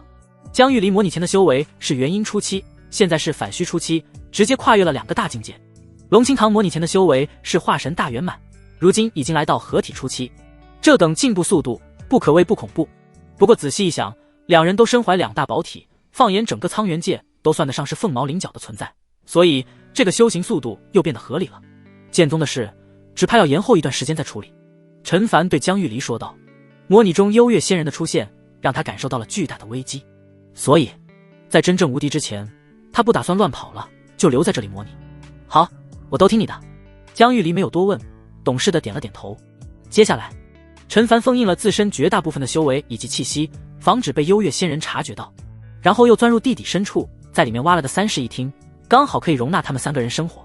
带着2女进去后，他将一直存放在系统空间里的各种生活用品，包括柔软大床取出，给几个房间简单的布置了一下。最后，他在3室1厅外一口气布置了上百个遮蔽气息的大阵，这才稍稍心安了几分。晚上，沁鼻的幽香充斥着他的整个房间。他用手揽着龙清堂那柔软的腰肢，一起侧躺在大床上，特殊的气氛蔓延。可就在他们即将渐入佳境的时候，江玉离的脑袋突然从床底探了出来，2人顿时神情一僵。你怎么藏在床底？陈凡问道。我见你床底下好像有只老鼠，想把它抓出来，结果没想到你们突然就抱在了一起。说着说着，江玉离的脸绯红一片。老鼠？我挖的3室1厅有没有老鼠我会不知道。陈凡叹气一声，对龙清堂说道。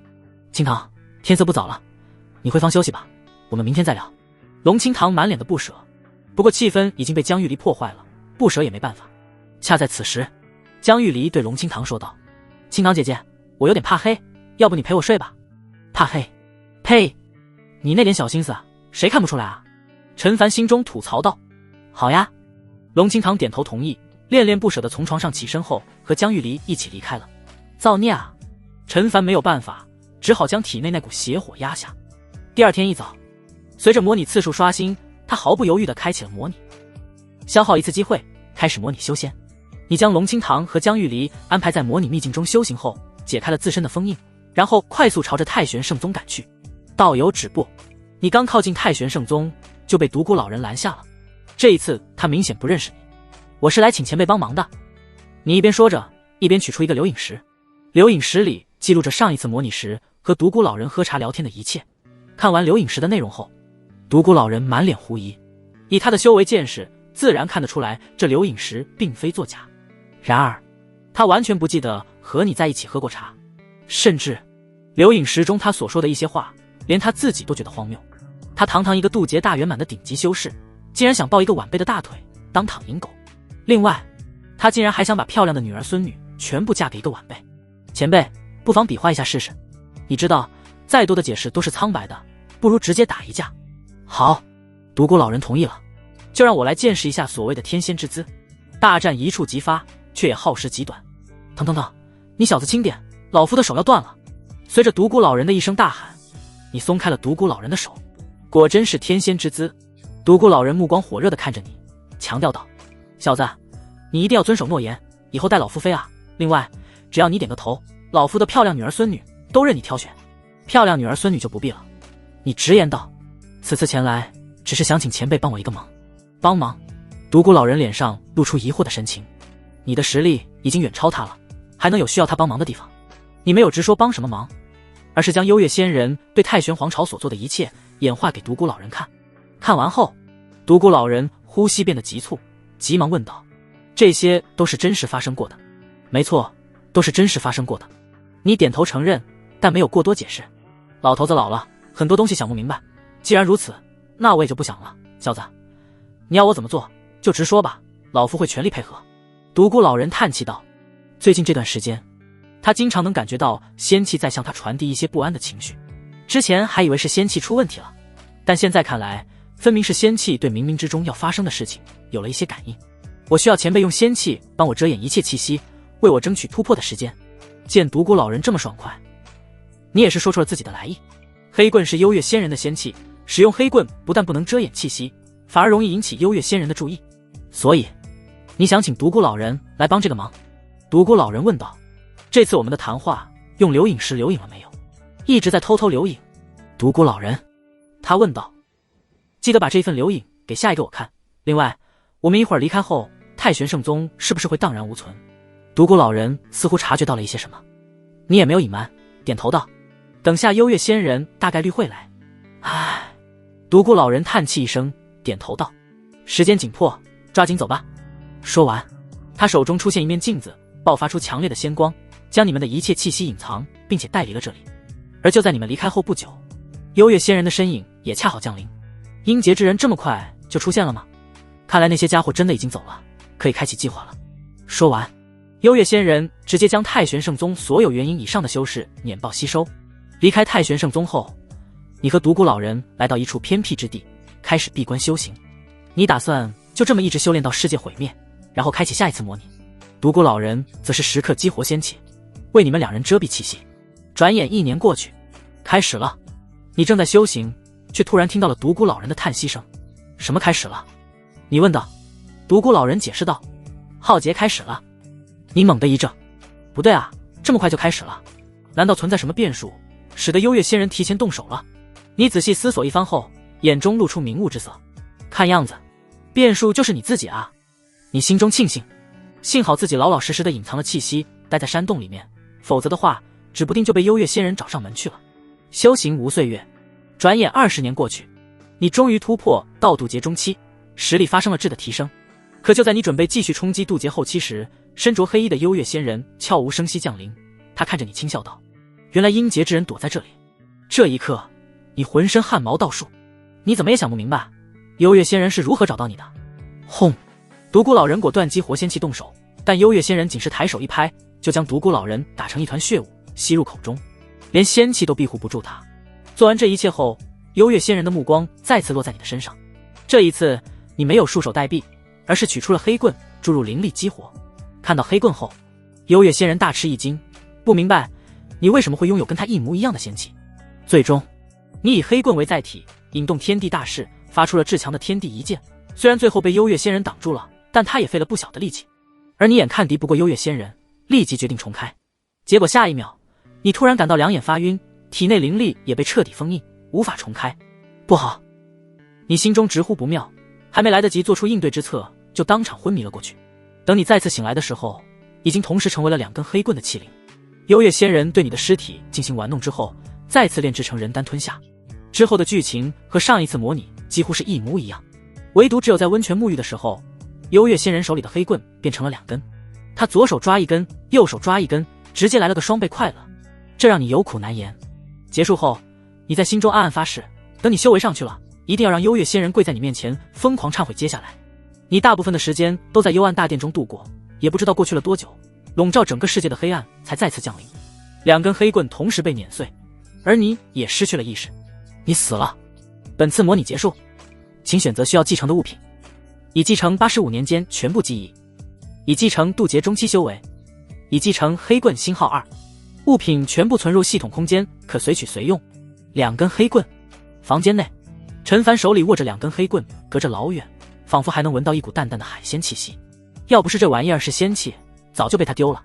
模拟秘境已解散，请宿主确定携带人员修为的返还比例。这时，他的眼前浮现出2个拉条。将黑棍收进系统空间后，他毫不犹豫将拉条拉到100%。随后，龙清堂和江玉离几乎是同时醒来，他们身上的气息比起之前又强大了许多。江玉离的修为来到了合体初期，龙清堂则是合体大圆满。第2天清晨很快来临，随着模拟次数刷新，陈凡毫不犹豫地再次开启模拟，消耗1次机会，开始模拟修仙。你将龙清堂和江玉离安顿在模拟秘境中修行后，解开了自身的封印，快速朝着太玄圣宗赶去。很快，你再次见到了独孤老人。当你将刘颖时记录的一切给独孤老人看了后，独孤老人又一次选择相信你。他手持太玄圣宗仙气，帮你隐藏气息，一同离开了太玄圣宗。果不其然，这次仅仅才过去了1年不到，浩劫便再度开启。而你在努力修行了30年后，也终于突破到了渡劫后期。感受到你身上的气息，一旁的独孤老人十分心惊。如果不考虑仙气存在的话，他感觉你可以一只手掐死他。原来阴劫之人躲在这里，哼，还突破到渡劫后期了，不错不错，对我而言算得上是大补之物。你突破后没过多久，幽月仙人的身影就再次出现。这一刻，你恍然大悟，终于知道幽月仙人是如何找到你的了。你终于明悟了，是你每次突破时的动静太大，仙气也无法遮蔽全部气息，出现了一刹那的泄露，幽月仙人这才顺藤摸瓜找上门来的。砰！没有任何意外，全力出手的独孤老人再一次被幽月仙人抓爆了，而你则是取出2根黑棍，直接催动最强一击朝幽月仙人斩去。看到你手里的黑棍，幽月仙人先是惊讶，随后露出无比期待的目光来，也不知道他在期待些什么。接着，当他看到头顶那几乎贯穿天地的可怕剑气时，他的神情中终于有了一丝凝重。轰！恐怖的剑气斩下，但哪怕你这一剑已经强大到了极致，最终也还是被幽月仙人挡下。只是幽月仙人挡得并不轻松，他洁白如玉的右手无力下垂着，猩红的鲜血不停往下滴。已经很久没有人让我受伤了。幽月仙人眯起双眼，露出危险的目光，而你却丝毫不惧，反而说了一句让幽月仙人摸不着头脑的话：受伤好啊，不怕打不过 BOSS， 就怕看不到 BOSS 的血条。刚说完，你的大脑就一阵刺痛，当场昏迷了过去。等你再次醒来后，你已经成了一根又粗又大的黑棍麒麟。你猜测幽月仙人大概率是将3根黑棍熔炼成了一根大黑棍。温泉中，幽月仙人泡完澡后将大黑棍放在一旁，此刻他全身的皮肤泛红，脸上更是露出从未有过的满足之色，这让大黑棍中的你很是无语。什么狗屁仙人，一天到晚就知道挖矿。时间匆匆，转眼间几10年过去。这天，随着黑色的天穹压下，粗大的黑棍当场爆碎开来，连同你的意识一起摧毁。你死了。本次模拟结束，请选择需要继承的物品。已继承85年间全部记忆，已继承渡劫后期修为，已继承大黑棍1根。物品全部存入系统空间，可随取随用。室内，陈凡取出大黑棍，仔细观察了一番后发现，3合1的大黑棍确实要比单独1根黑棍强大得多，而且这大黑棍明显要更符合他的人设一些。这样也好，免得之前的黑棍让人看见了，还以为他也是姬无力呢。收起黑棍，脑海中刚好响起系统的提示音：模拟秘境已解散，请宿主确定携带人员修为的反馈比例100%。陈凡毫不犹豫地选择全部反馈。随着反馈结束，龙清堂和江玉离也随之清醒。通过这次模拟，他们的修为再一次得到飞跃。江玉离晋升到了合体大圆满，距离半尊仅有1步之遥，而龙清堂更是已经突破了半尊境，他的底蕴无比深厚，远不是玄帝陈玄霄之流能比。只要再给龙清堂一些时间，突破大成尊者境根本不在话下。晚上，你正在思索要怎么对付幽月仙人，一道倩影突然进入到你房间里面。小离，看见这道身影，你微微一愣，好像明白了点什么。陈凡。江玉离走了过来，说到我的修为马上就要追上清堂姐姐了，你知道这是为什么吗？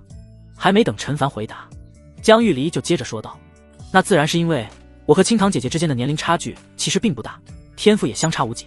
一开始清堂姐姐或许会因为大我一些，和我拉开较大的差距，但随着时间的推移，这种差距只会越来越小。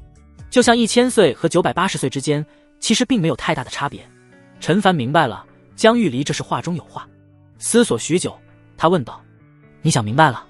江玉离眼神坚定地回答：“我日日夜夜都在想，已经想得非常明白了。”说完，他鼓起勇气，目光直视陈凡的眼睛。呼！不知何时，一阵微风涌现，将房间里的烛火吹灭，同时一股幽香涌入陈凡鼻中。一夜无言。第二天中午时分，眼看江玉离已经穿好了衣物，陈凡再一次开启模拟修仙。这一次，他一定要想办法解决幽月仙人，让幽月仙人跪在他面前唱征服。消耗一次机会，开始模拟修仙。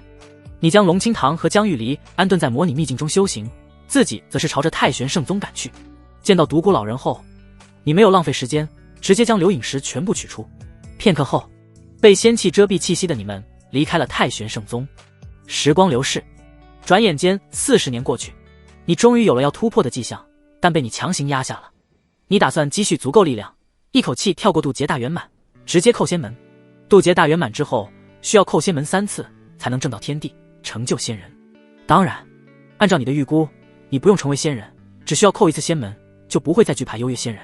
你一边修行，一边压制修为，直到黑色的天穹再次降临，才结束这一切。你死了。本次模拟结束，请选择需要继承的物品，已继承85年间全部记忆。继续。3室一厅里，陈凡在等待了1天后，再次开启模拟。经过上一次的模拟，江玉离的修为也已经来到了半尊，而龙清堂则是继续在半尊境沉淀修为，暂时还没有突破。看样子，下一次模拟结束时，两人都有不小的希望突破到大成尊者境。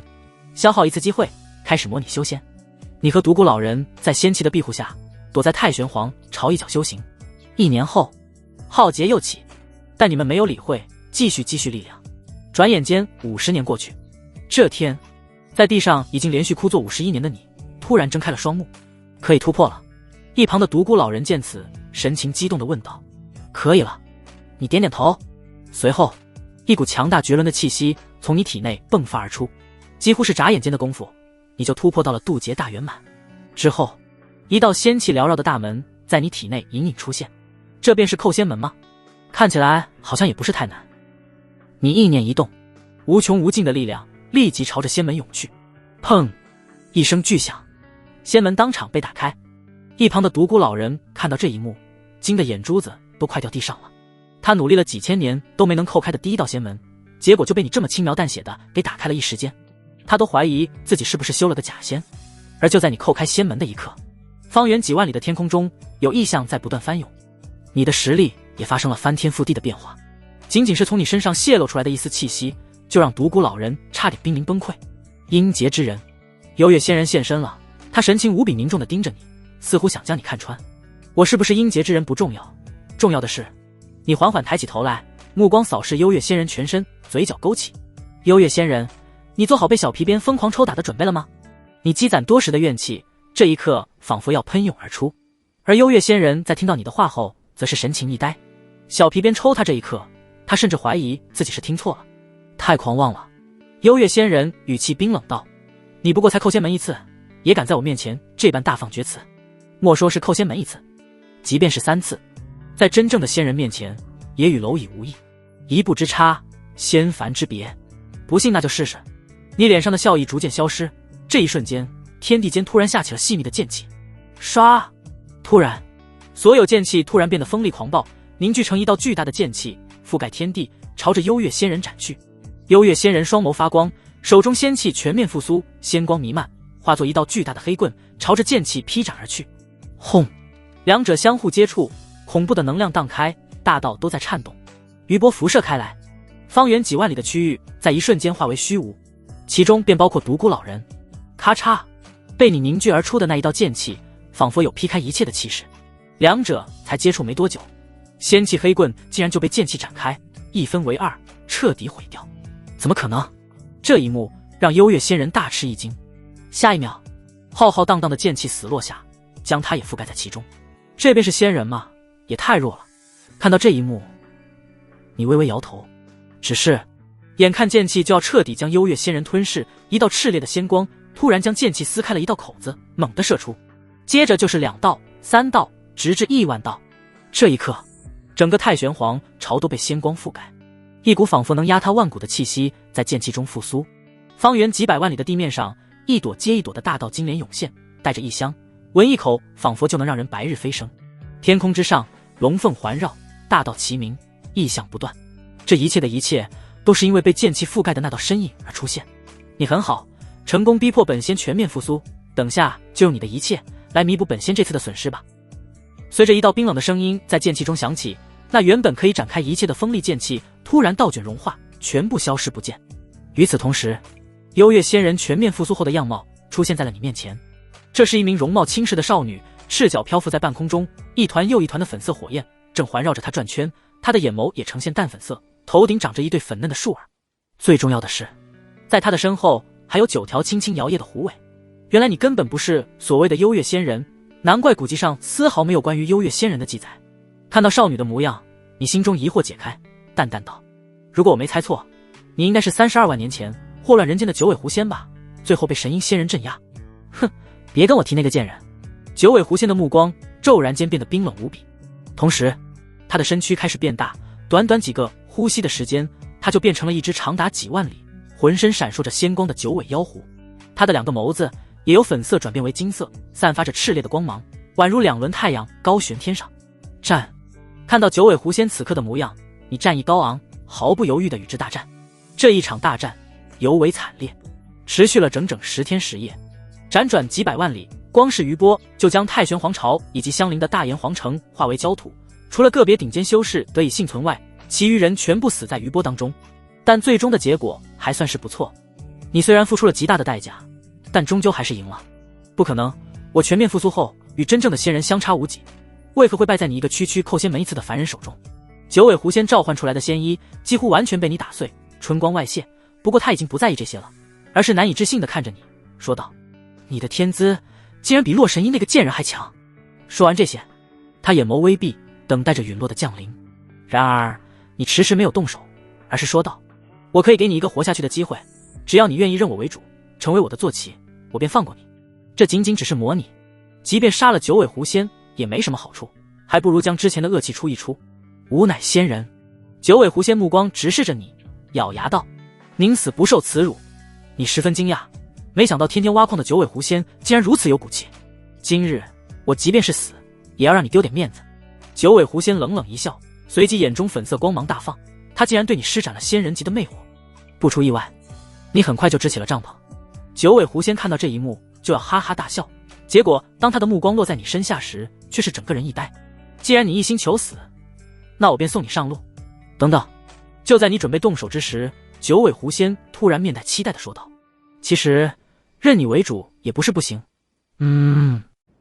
九尾狐仙的态度转变让你感到不解，难道说他这是突然被你的人格魅力给征服了，让我认你为主可以，但是我有一个条件。九尾狐仙开口，声音中充满了魅惑，说来听听。你也不是不近人情的人，只要条件还行，那就可以答应。毕竟这么拉风又能干的坐骑可不好找。我的条件很简单。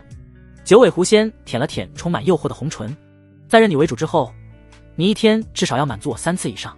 3次这么能压榨，你惊住了？这哪是狐仙，分明是魅魔。呵呵，这就看你的能不能让我对你产生想法了。你摇头道：如果你做不到的话，那你就只能自己挖矿完了。挖矿？听到你的话，九尾狐仙一头雾水。你将那根3合1的大黑棍取了出来，这不是我的仙器吗？不对，比我的大很多。九尾狐仙先是一惊，接着脸上露出期待的目光来。原来挖矿是这个意思啊，那我简直太喜欢了。九尾狐仙同意了之后，你和他立即缔结了天道契约。随后九尾狐仙双膝微微弯曲，跪倒在你面前，表示臣服。还算懂事。你摸着他粉嫩的耳朵，满意点头。而九尾狐仙的身躯则是微微有些发颤，皮肤也变得微红。这就受不了吗？还真是没用呢。你抱着九尾狐仙冲进了一处茂密的山林中。1天后，你骑在一只通体环绕着仙光的九尾妖狐身上，飞进了黑山中。接下来的7年，你有事做旗干，没事干坐骑，逍遥又快活。主人，人家以后不能再陪你了呢。这天，九尾狐仙依偎在你怀中，粉色眸子一眨一眨地说道。他刚说完，一股绝强的力量从外轰击在大殿上，直接将整个大殿粉碎了。而大殿里面的你和九尾狐仙则是没有受到半分伤害。此刻，随着你抬起头来，9道模糊的身影立即映入你眼中，每一道身影上都有仿佛有能压塌万古的气息溢散而出。显然，这9道身影分别代表着9尊仙人。好大的手笔，竟然来这么多仙人围剿我！你笑着对九尾狐仙问道：“你就不怕天道契约反噬你吗？”人家好怕的呢。九尾狐仙掩嘴一笑：“笨蛋主人没有成过仙，连这都不知道呢。其实，仙人在这个世界上本身就代表着天道的意志，区区天道契约又如何能锁得住仙人？人家只是想跟笨蛋主人多玩一玩，才一直假装被控制的。”你问道：“那你现在是玩腻了？”“是也不是呢。”九尾狐仙轻笑道：“人家已经被笨蛋主人玩腻了，但是还没有玩腻笨蛋主人，所以接下来该攻守一行了。您骑了人家7年，接下来人家打算骑您7000年，甚至7万年。”说完，九尾狐仙从你身上离开，你没有阻拦，因为这没有意义。那你恐怕没有机会了。你看着将你包围的10尊仙人，心中已经做好了重开的打算。这一次模拟能够成功叩开仙门一次，你的目标就已经达到了。重开之前，就让我来感受一下同时与10尊仙人大战的滋味。一股强大的战意在你身上升起。等等，眼看大战就要一触即发，那9尊仙人当中的一位突然将目光放在你身上，仔细打量。片刻后，这名仙人体外的迷雾颤动了一瞬间，虽然幅度极小，但还是被你捕捉到了。什么鬼？你心中正疑惑之时，这名仙人对其他仙人说道：“诸位道友，本仙家里突然遭贼了，要先走一步回去抓贼。”没等其余人反应过来，这名仙人就一步跨出几10万里，远离而去了。这让你一头雾水，这个仙人怎么给你一种他很害怕你的感觉？可这没道理啊！在诸多仙人的围攻下，你都准备重开了，也不知刚才那位仙人名讳。你将目光看向九尾狐仙、南荒仙人，这种无关紧要的小事，九尾狐仙自然不会隐瞒。毕竟，长达7年深入浅出的交流，你们也算得上是知根知底了。竟然是南荒仙人！九尾狐仙的话让你为之一振。之前模拟的时候，陈玄霄亲口说过，你是他在南荒禁地边缘捡到的。现在结合南荒仙人看到你的反应，这其中该不会蕴含着什么不为人知的秘密吧？莫非你是南荒仙人的私生子？不对不对，哪有老子看到儿子还吓得跑路的？看来等你实力够了，必须得去一趟南荒禁地，找南荒仙人问个清楚才行。诸位道友，差不多可以动手了，还请不要杀死他，废掉就行了，本仙留着还有大用。九尾狐仙开口。刹那间，无尽仙光从9大仙人体内爆发，将他们衬托如同一轮轮烈日悬空。对此，你毫不畏惧，直接迎了上去，以1敌9。1个时辰后，你灵力枯竭，浑身染血的站在那里，已经是强弩之末，就连仙气大黑棍也化作一堆黑色碎片掉落在地上。笨蛋主人，现在我们该反过来缔结主仆契约了哦。九尾狐仙摇曳着9条尾巴朝你走来。那我要是不同意呢？不同意就死。行，那我就去死吧。说完，你身躯的每一寸血肉都开始发光，这是即将羽化的前兆。你宁愿死，也不愿意让我成为你的主人。看到这一幕，九尾狐仙大吃一惊，连忙后退几步，不想沾染了羽化的气息。我不会真正死去，而且我很快就又会来找你的。随着羽化的光芒越来越盛，你的意识也逐渐消散，只留下一脸迷惑的九尾狐仙。你死了。本次模拟结束，请选择需要继承的物品，已继承48年间全部记忆，已继承叩仙门1次修为，已继承大黑棍碎片。物品全部存入系统空间，可随取随用。房间内，陈凡感受到体内的力量，总算有了几分安全感。现在哪怕九尾狐仙突然降临，他也只有跪下唱征服的份。模拟秘境已解散，请宿主确定携带人员修为的返还比例。这时，他的眼前又浮现出2个拉条，100%，没有任何犹豫。随着他确定后，江玉离和龙清堂也随之醒来。龙清堂身上的气息极为强大，看样子在这48年里，他已经成功突破到大成了。而江玉离的修为仍然停留在半尊，不过也到临界点了，要不了多久，同样能突破大成。虽然以陈凡现在的实力已经不惧仙人，但他仍然没有离开这里的意思。毕竟他还没有真正无敌，倘若有多名仙人对他进行围攻，他同样会有陨落的风险。所以他干脆再多等等，下一次模拟，或许他就能叩开3道仙门，乃至成仙。届时，要担心被清算的人就不是他了。这天晚上，龙清堂依偎在陈凡怀中，满脸的期待之色。夫君，自上次仙虚一别，我们还没有这般亲近过呢。龙清堂语气温柔地说道：“你喜欢的那些奇装异服，我还一直留在这里，尤其是其中的黑丝，我这就穿给夫君你看。”说着，龙清堂缓缓抬手，就要从储物戒中将黑丝取出，却被陈凡阻止。“难道夫君不喜欢？”龙清堂问道。“没有。”你叹了口气，伸出手去，在床板上轻敲了3下。咚咚咚。片刻之后，江玉离的脑袋从床底钻了出来。陈凡说道：“看吧，还有个偷窥狂藏在这呢。”龙清堂神情一僵：“我才不是偷窥狂呢。”江玉离心虚地解释着：“我只是想帮你把床底的大耗子抓出来。”说到这里，连江玉离自己都觉得理由站不住脚，便急忙朝着龙清堂丢出一样东西，匆匆离开了。陈凡抬手将整个房间封闭，随后目光落在江玉离丢给龙清堂的东西上，顿时眼前一亮，这竟然是一条真正的黑丝，而不是一块像黑丝的布。作为大成尊者，凭借法力凝聚出一件普通物品，不过是信手拈来的事情。只是陈凡没想到江玉离竟然这么清楚他的口味，这应该是玉离妹妹准备给自己穿的吧。抚摸了一番手中材质柔软的黑丝，龙清堂也是十分喜欢。他一向聪慧，也是很快就猜到了事情的缘由。玉离妹妹穿着黑丝藏在床底下，原本是想给你一个惊喜的，只是没想到我也来了。夫君，我好像扰了玉离妹妹的兴致了。无妨，她不会往心里去的。陈凡早已按捺不住，立马让龙清堂穿上给他看。不错不错。龙清堂面容精致，气质高冷，身材前凸后翘，在穿上真正的黑丝后，竟然有了那么一丝御姐的味道，非常的诱人。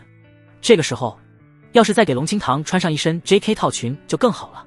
只可惜这个世界没有这种东西，他一时半会儿也没工夫去做。不过就算没有，他也很满足了。谁让龙清堂这么漂亮，身材又好呢？穿上黑丝的双腿更是能夹得死人。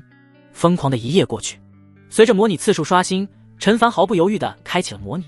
消耗一次机会，开始模拟修仙。你安顿好了江玉离和龙清堂后，重新布置了一番大阵，就开始闭关突破。以你现在的修为，就算不借助仙气，也能完美的隐藏自身气息了。岁月如梭，80年过去，人间的凡人换了一茬又一茬。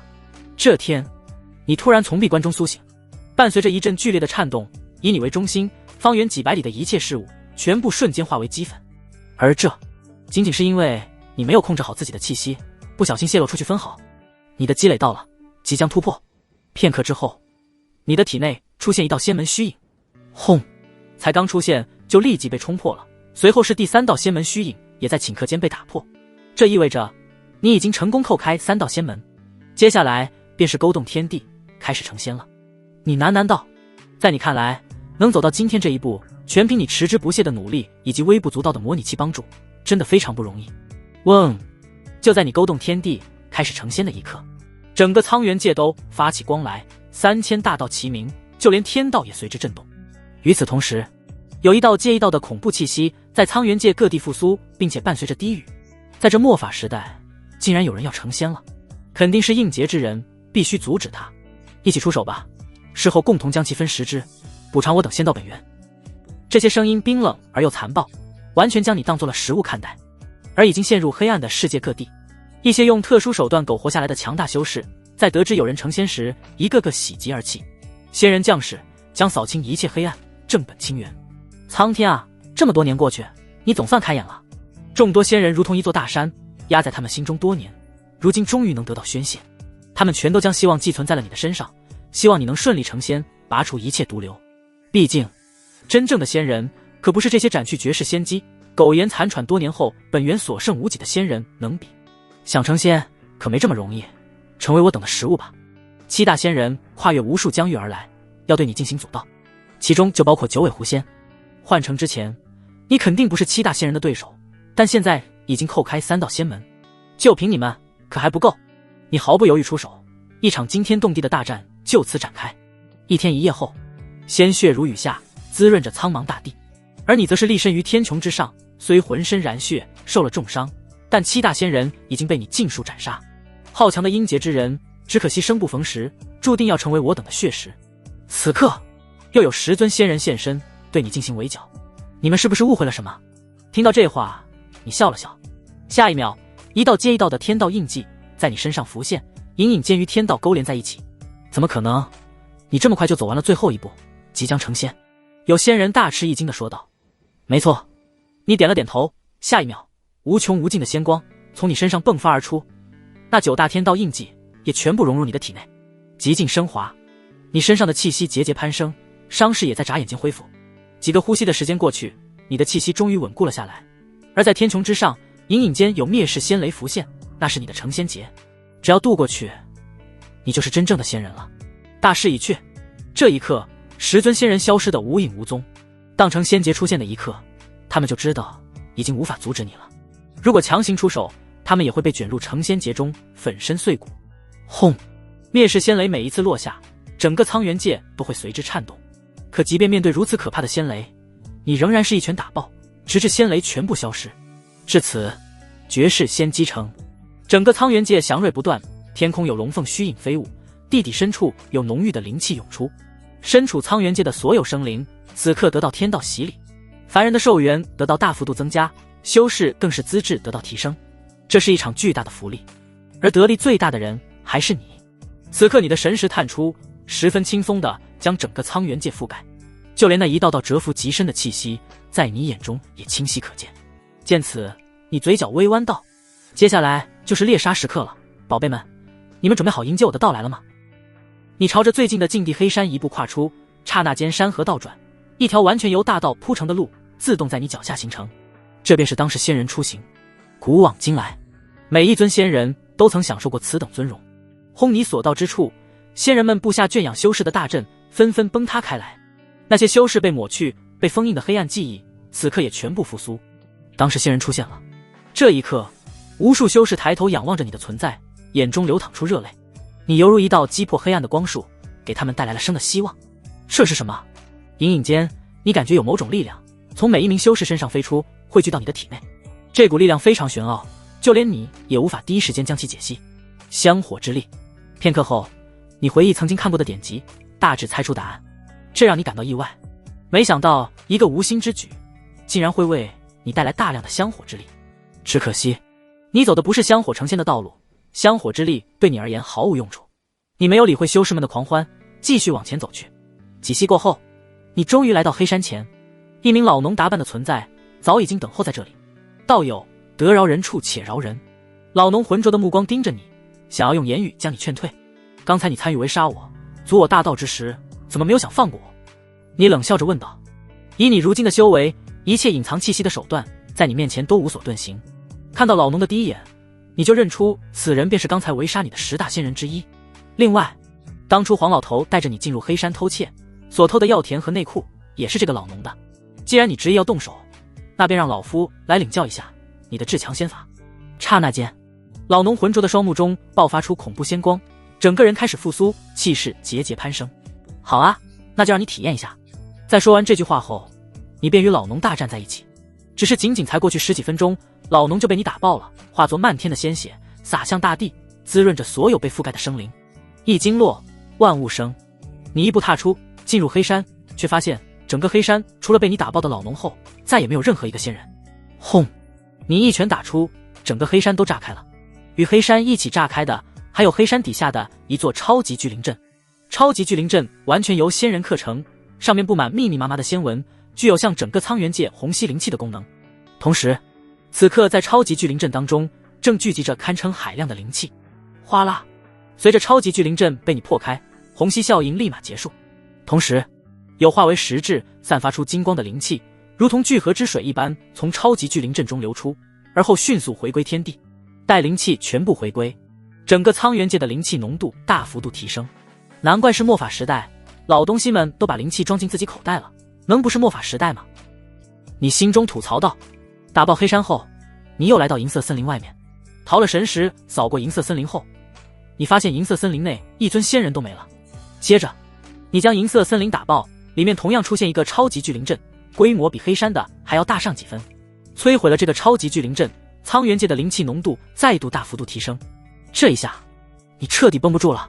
难怪苍元界这么多年都没出现仙人，老家伙们既要又要，就算有人侥幸具备成仙的天赋，估计也被这些老家伙们给偷偷弄死了。离开了银色森林，你来到死亡之海。道友，我可没有出手阻止你成仙。一条长达万里的金色巨龙跃出海面，2只散发金光如同烈日般眸子一动不动地望着你。你是没有阻止我成仙，但是我能感觉到你对我有天大的恶意，你想吃了我，对不对？你想起几次在死亡之海被这条泥鳅追杀的经历，直接出手，短短20分钟不到，就将这条长达万里的巨龙击毙。接着，你又来到禁地悬空岛，在这里面竟然汇聚了13尊恐怖至极的存在，每一个都强于老农和金色巨龙。也好，都来了的话，省得我一个个去找了。你说道。这一刻，13位仙人同时复苏，仙光冲天，撼动了整个苍原界。与此同时，以悬空岛为中心的方圆几万里内的地面上亮起了一道道玄奥至极的仙纹，这是仙阵，而且足足有13个。看样子，仙人们是特意在这里等你，要将你一举击杀。轰！一场极其惨烈的大战就此拉开序幕，仙光狂乱四射，光是一点余波都能轻易摧毁几万里的区域。以悬空岛为中心，方圆几十万里内的一切被打成了虚无，就连大道都不在这里显现。这一战持续了3天3夜，最后一切归于寂静。你身上染满了鲜血，从战场中走出，而那13尊仙人却再也没有出现。这一战你赢了，只是赢得并不轻松。这里的每一尊仙人都是冠绝一个时代的天骄，虽然不在巅峰，但13位仙人联手，再加上提前布下的仙阵，终究还是让你受了重伤。天底下的仙人除了我以外，只剩最后一尊了。你摧毁了悬空岛，让超级巨灵阵里的灵气回归天地后，立马赶往下一个禁地。由于没有仙人坐镇，你几乎没费什么力气，就一连拔除4个禁地。最后，你来到了南荒禁地。在南荒禁地当中，还存活着世上最后一尊仙人南荒仙人。之所以将其留在最后，是因为南荒仙人似乎知道一些关于你的事情。道友，我既没有发起动乱，也没有得罪过你，还请手下留情。南荒仙人是一个中年男子，早已在南荒禁地外等你。见你没有立即动手的打算，南荒仙人松了口气，神情凝重道：倘若道友手下留情，我愿意告诉道友一个天大的秘密，这个秘密关乎着道友真正来历。真正来历，这4个字一出，你立马闻到了不同寻常的气息。只要你今后不惹我，我便不会对你出手。说吧，我究竟是什么来历？你点头同意。南荒仙人除了上次模拟时应九尾狐仙的邀约来围攻你外，确实从未得罪过你，甚至你也没有在他身上感受到任何的恶意。多谢道友。南荒仙人先是感激了你一番，接着缓缓开口道：其实道友并非苍原界之人，而是从天外掉下来的。南荒仙人一开口就让你愣住了，你只觉得自己的身份来历可能会有点不同寻常，但怎么也没想到会是从天上掉下来的。猪八戒吗？还从天上掉下来，真是离谱他妈给离谱开门，离谱到家了。而且你一个婴儿从天上掉下来，真的不会摔死吗？这2块牌子便是我在道友身上发现的。见你不是很相信，南荒仙人取出2块牌子交给你，接过以后你开始仔细打量起来。这2块牌子，一块是玉牌，说是1块，其实只有半块，上面刻有只剩1半的命字。入手之后，隐隐间有暖流持续从玉牌中流出，进入你的元神中，快速壮大你的元神，这让你感到十分惊讶。要知道，如今你可是仙人，能快速壮大你元神的宝物究竟有多强，简直不敢想象。至少所谓的仙气是做不到这点的。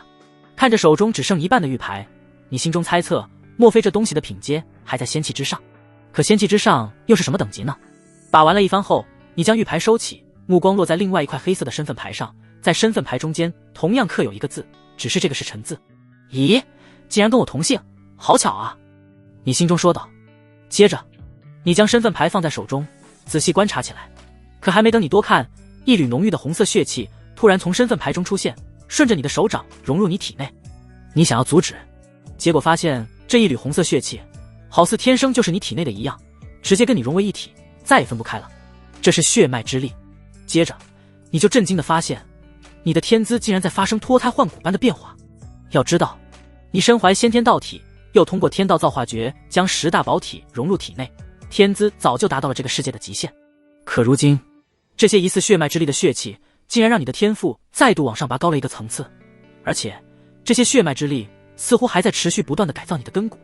你心想，这是不是有点过于逆天了？不是吧？这一幕直接把南荒仙人给看呆了，表情就跟见了鬼一样。他脱口出道：我研究这2件物品200万年，毫无所获，如今你刚拿到手，竟然就有了非凡的表现。他作为古老的仙人，自然看得出你的变化。你的实力一般，研究不出什么也是正常。等等，你说你研究了多少年？说到一半，你突然反应过来，眼睛瞪得老大，死死地看着南荒仙人。200万年啊，对，差点忘记告诉道友了，你从天外落下的时间点正好是200万年前。南荒仙人解释道。听完后，你满脸的难以置信。怎么可能？从陈玄霄将你捡回陈家开始算起，最多也才65年，哪来的200万年？若非这一幕是我亲眼目睹，我也不敢相信。似乎是回想起什么可怕的事情，南荒仙人皱眉道：200万年前和道友一起坠入苍元界的，还有当世第一禁地仙虚。当年我身合天道，捕捉天外仙道本源，恰好碰见了这一幕。道友身处仙虚之中，被无数身上染血的仙人保护，其中不乏传说中的地仙天仙。只是在坠入苍元界之后，不知为何，那些强大仙人突然全部死去，道友也与仙虚分开，最终坠落在我南荒禁地之中。吹牛逼呢？听完南荒仙人的描述，你脑海中很快浮现出这4个字。不是你不相信，而是太离谱了。仙虚那么多的仙人，保护你一个婴儿做什么？另外，倘若你是200万年前掉入苍元界的，那为何如今才苏醒？这其中的疑点实在太多了。我知道道友不相信，但我所说千真万确。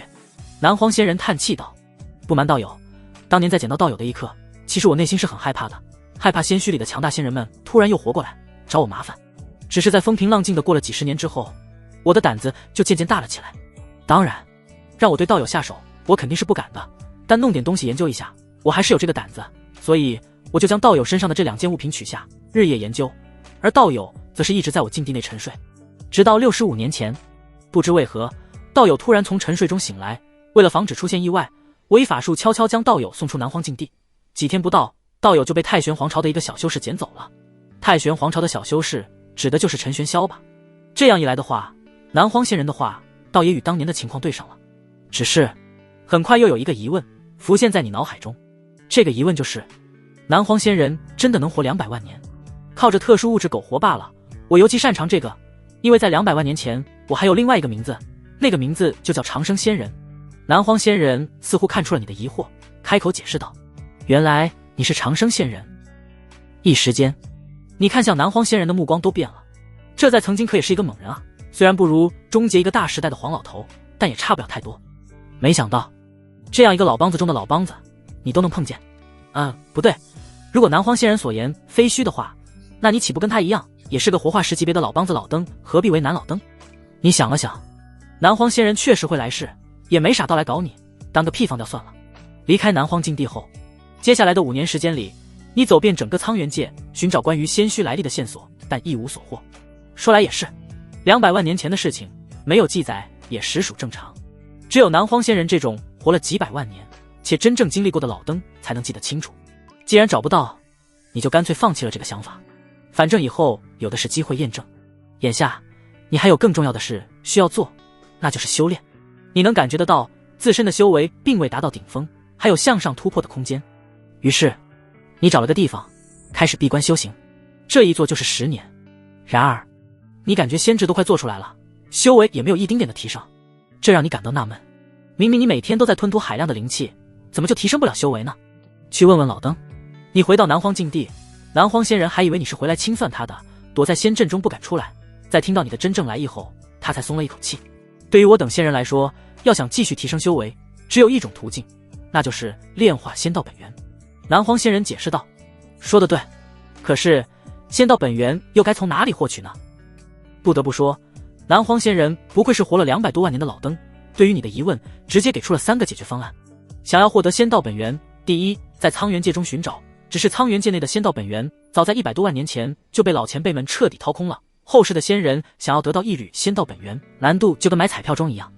第二，离开苍元界覆盖的区域，前往天外无尽虚空。无尽虚空的仙道本源虽然少，但比苍元界没有好，不过无尽虚空十分危险，稍有不慎，仙人也会陨落。古往今来，不知道多少仙人为了寻找仙道本源而一去不返。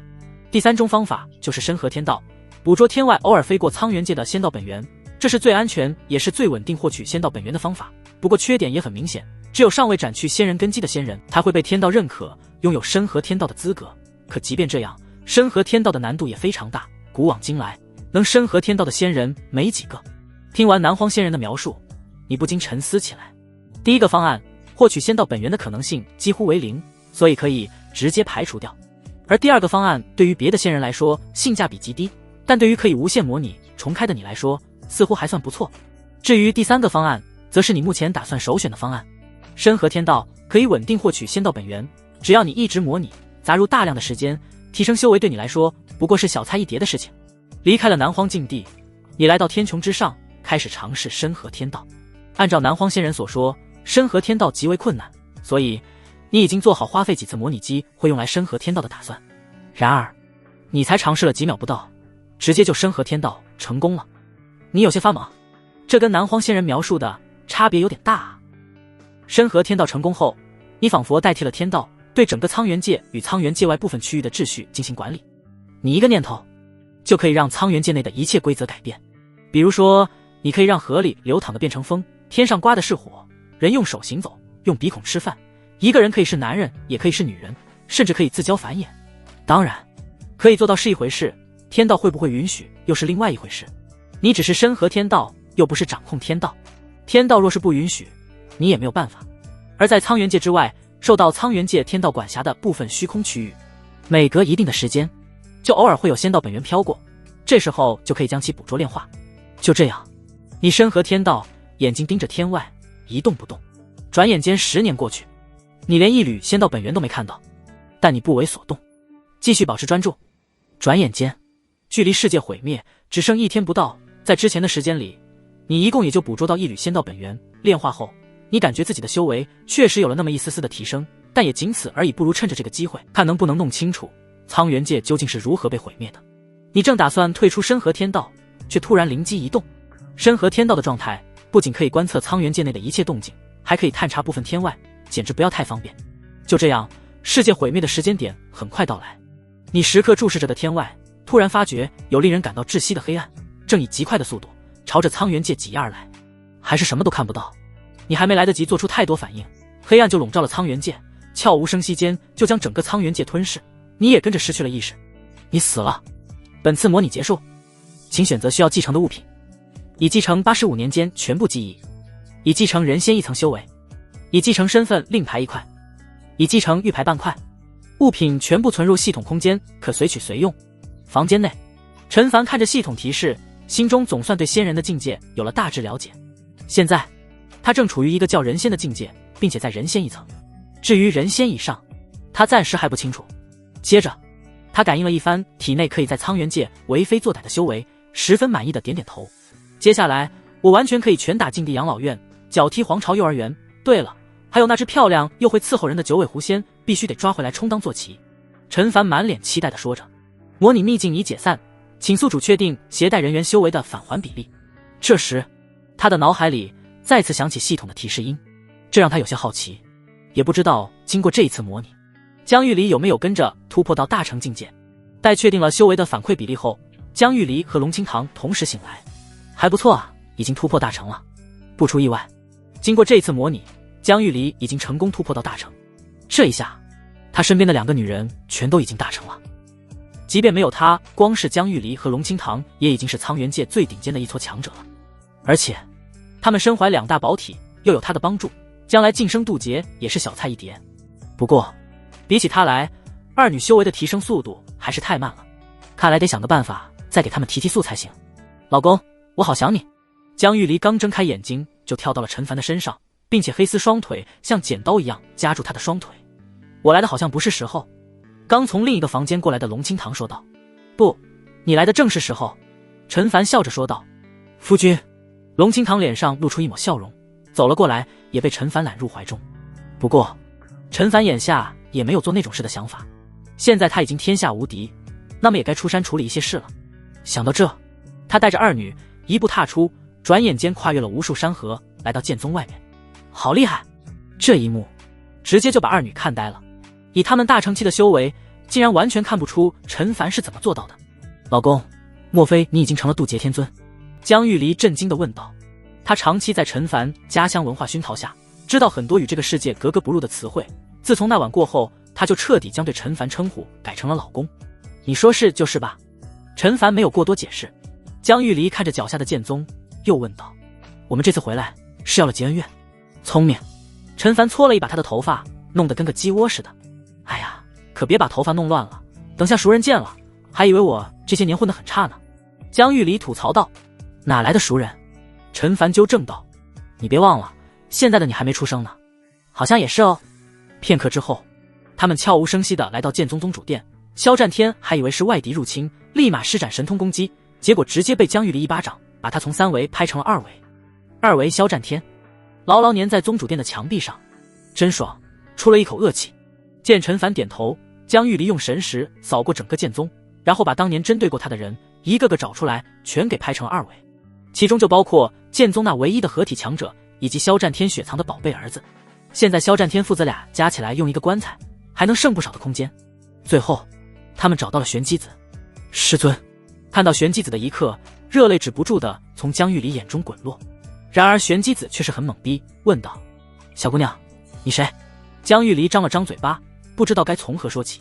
接下来剑宗宗主之位就由前辈来担任吧，若是有任何问题，可以去太玄圣宗找一个叫独孤老人的人。这时陈凡站了出来，一锤定音道：小伙子，你又谁？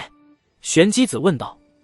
陈凡没解释，抬起手来，刹那间将整个剑宗所有元婴以上修士的精血抓到手中，炼制成一枚特殊的血球，融入玄机子的体内，并且告诉他，现在剑宗所有高阶修士的死活皆在玄机子的一念之间。说完后，陈凡带着二女离开，一路来到太玄皇宫。这一次他们没有直接闯入，而是在通报后进去见玄帝。难道你是我的私生女？见到龙清堂后，玄帝十分的疑惑。他一眼就能看出龙清堂与自己有血脉联系，是自己的女儿，可他明明记得自己没这个女儿才对。应该是了。没等龙清堂回答，玄帝就说道：待会儿我确认一番，倘若你真是我女儿，以后就留在宫中吧，我册封你为公主。不过话说到一半，突然戛然而止。玄帝转头看向陈凡，目光变得凌厉，他对陈凡说道：皇家威严不容有失，你若是想成为驸马的话，可以，但必须经过重重考验才行。不必了。龙清堂打断了玄帝的话，我这次回来并非是要成为公主。那你回来做什么？玄帝皱眉问。做什么？回来送你上天。这一刻，大乘级威压毫无保留地从龙清堂体内释放，让玄帝感到无比骇然。但还没等他来得及召唤残缺仙气，龙清堂的巴掌就已经拍下。噗嗤，玄帝直接被他拍成了一团血泥。小娃娃，当着我的面杀死我太玄皇朝的皇帝，是不是有些过头了？龙清堂才将玄帝击杀，独孤老人的身影便悄然出现。前辈，我们单独谈谈。陈凡打了个响指，刹那间四周斗转星移，独孤老人被拉到一个独立的空间中。这是仙人手段，这一下可直接把独孤老人震惊得不轻。接着他要向陈凡行礼，只是被陈凡阻止了。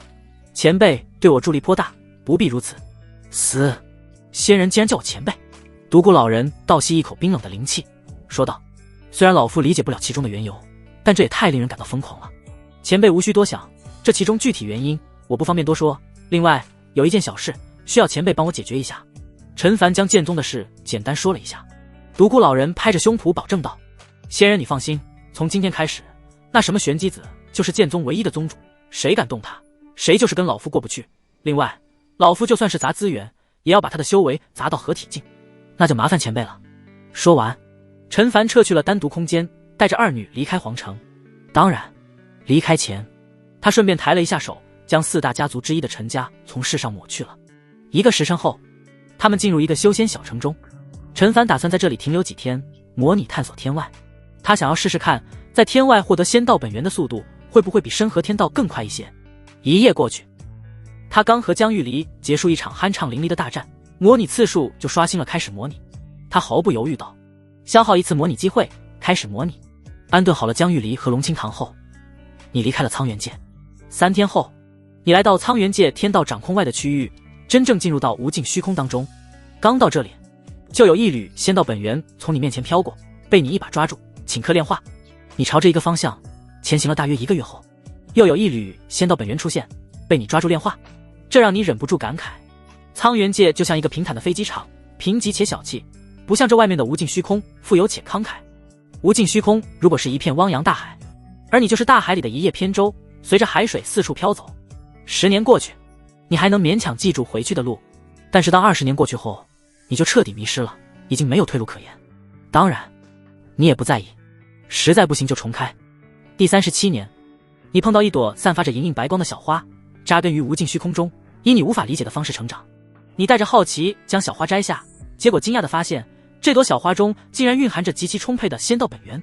吃下小花后，你将进入到体内的仙道本源炼化，修为直接涨了一大截，比你前37年的收获加起来还要大。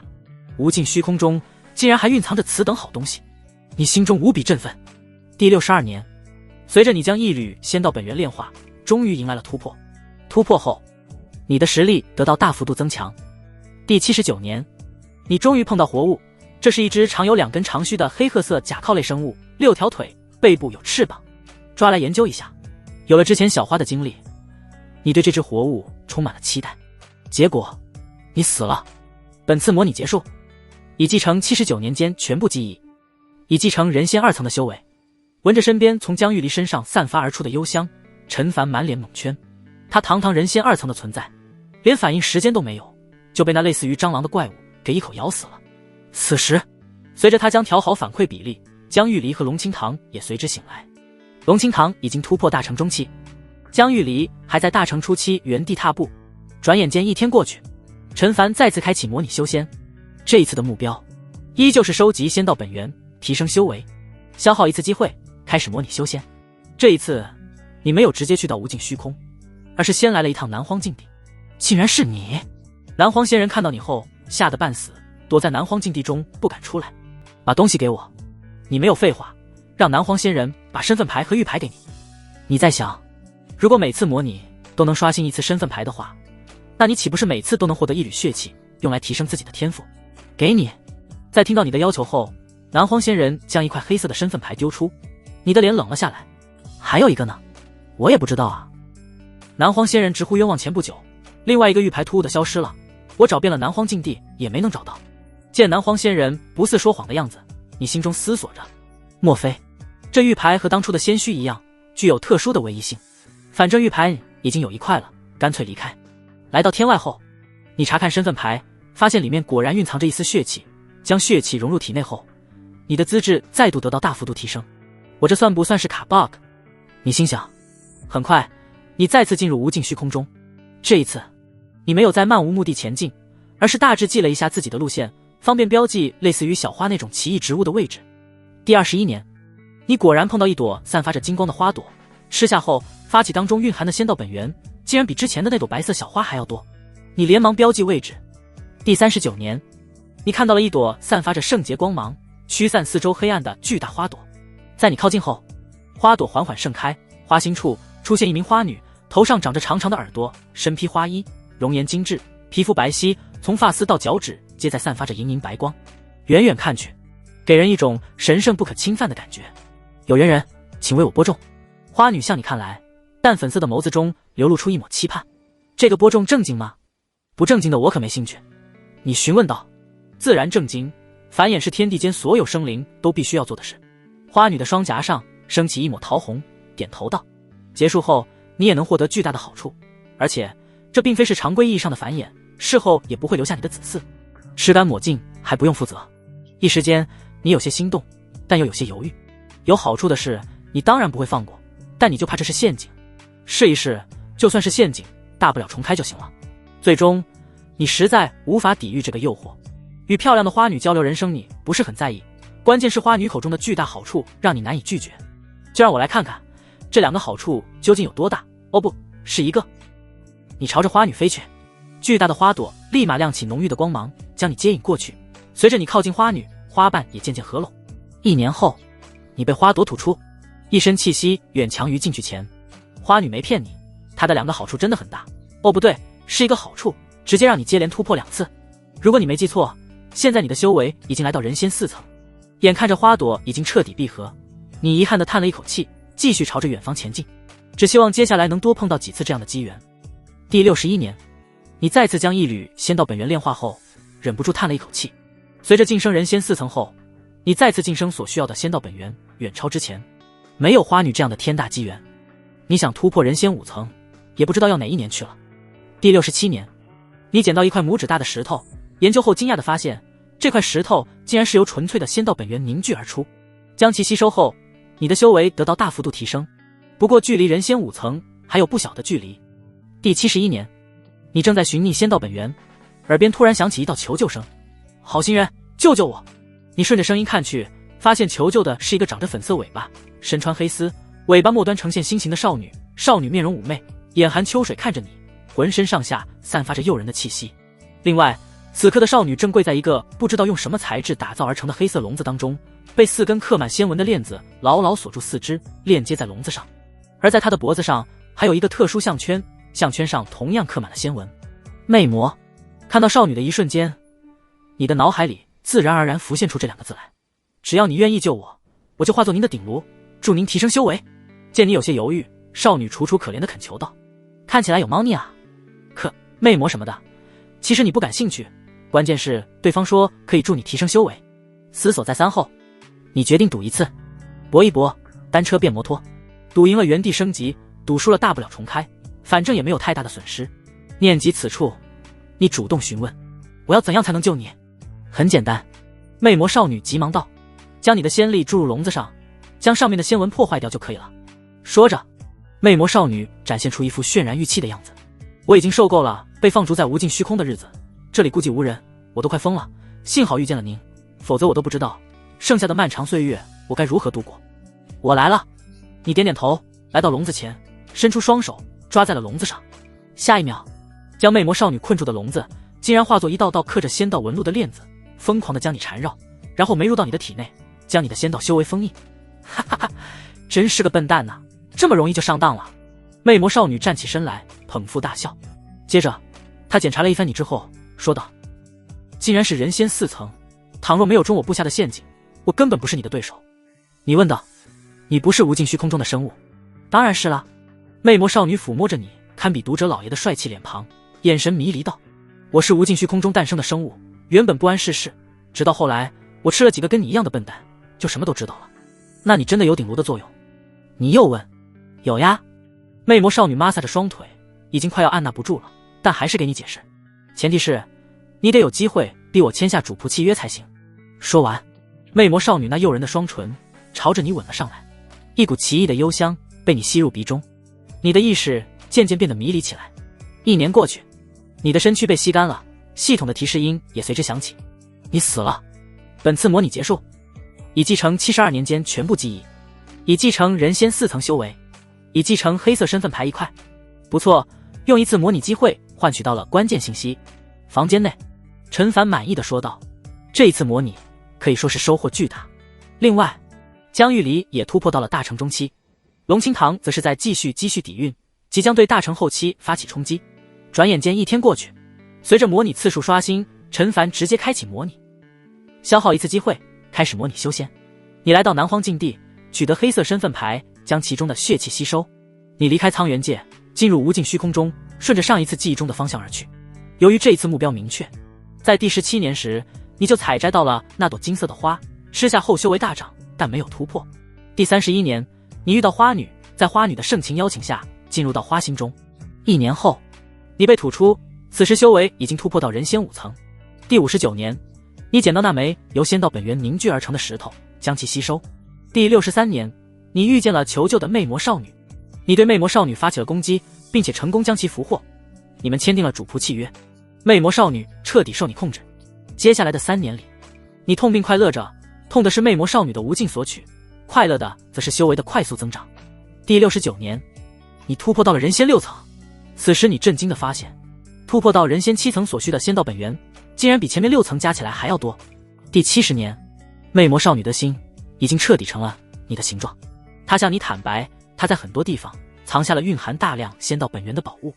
你将信将疑，抱着试一试的心态，让魅魔少女带你去，结果真找到了一朵洁白色的花朵。吃下后，你得到了大量的仙道本源。第72年，魅魔少女带你找到一块拳头大的石头，也是由仙道本源凝聚而成。吸收后，你的修为得到大幅度提升，不过距离突破还有很远的距离。第74年，魅魔少女带你找到了一个破旧的罗盘，里面藏着几百缕仙道本源。第77年，魅魔少女带着你进入到漂浮在无尽虚空中的一个深渊中，里面早就有6名魅魔布下天罗地网等你，你被抓了，并且昏迷了过去。当你醒来时，不知道已经过去了多少年。之前被你逼迫签订主仆契约的魅魔少女，媚笑着对你说道：你醒了，恭喜你，你已经跟我们一样是女孩子了。卧槽！这一刻，你心中有种非常不祥的预感。你抬手往下抓去，竟然抓了个空。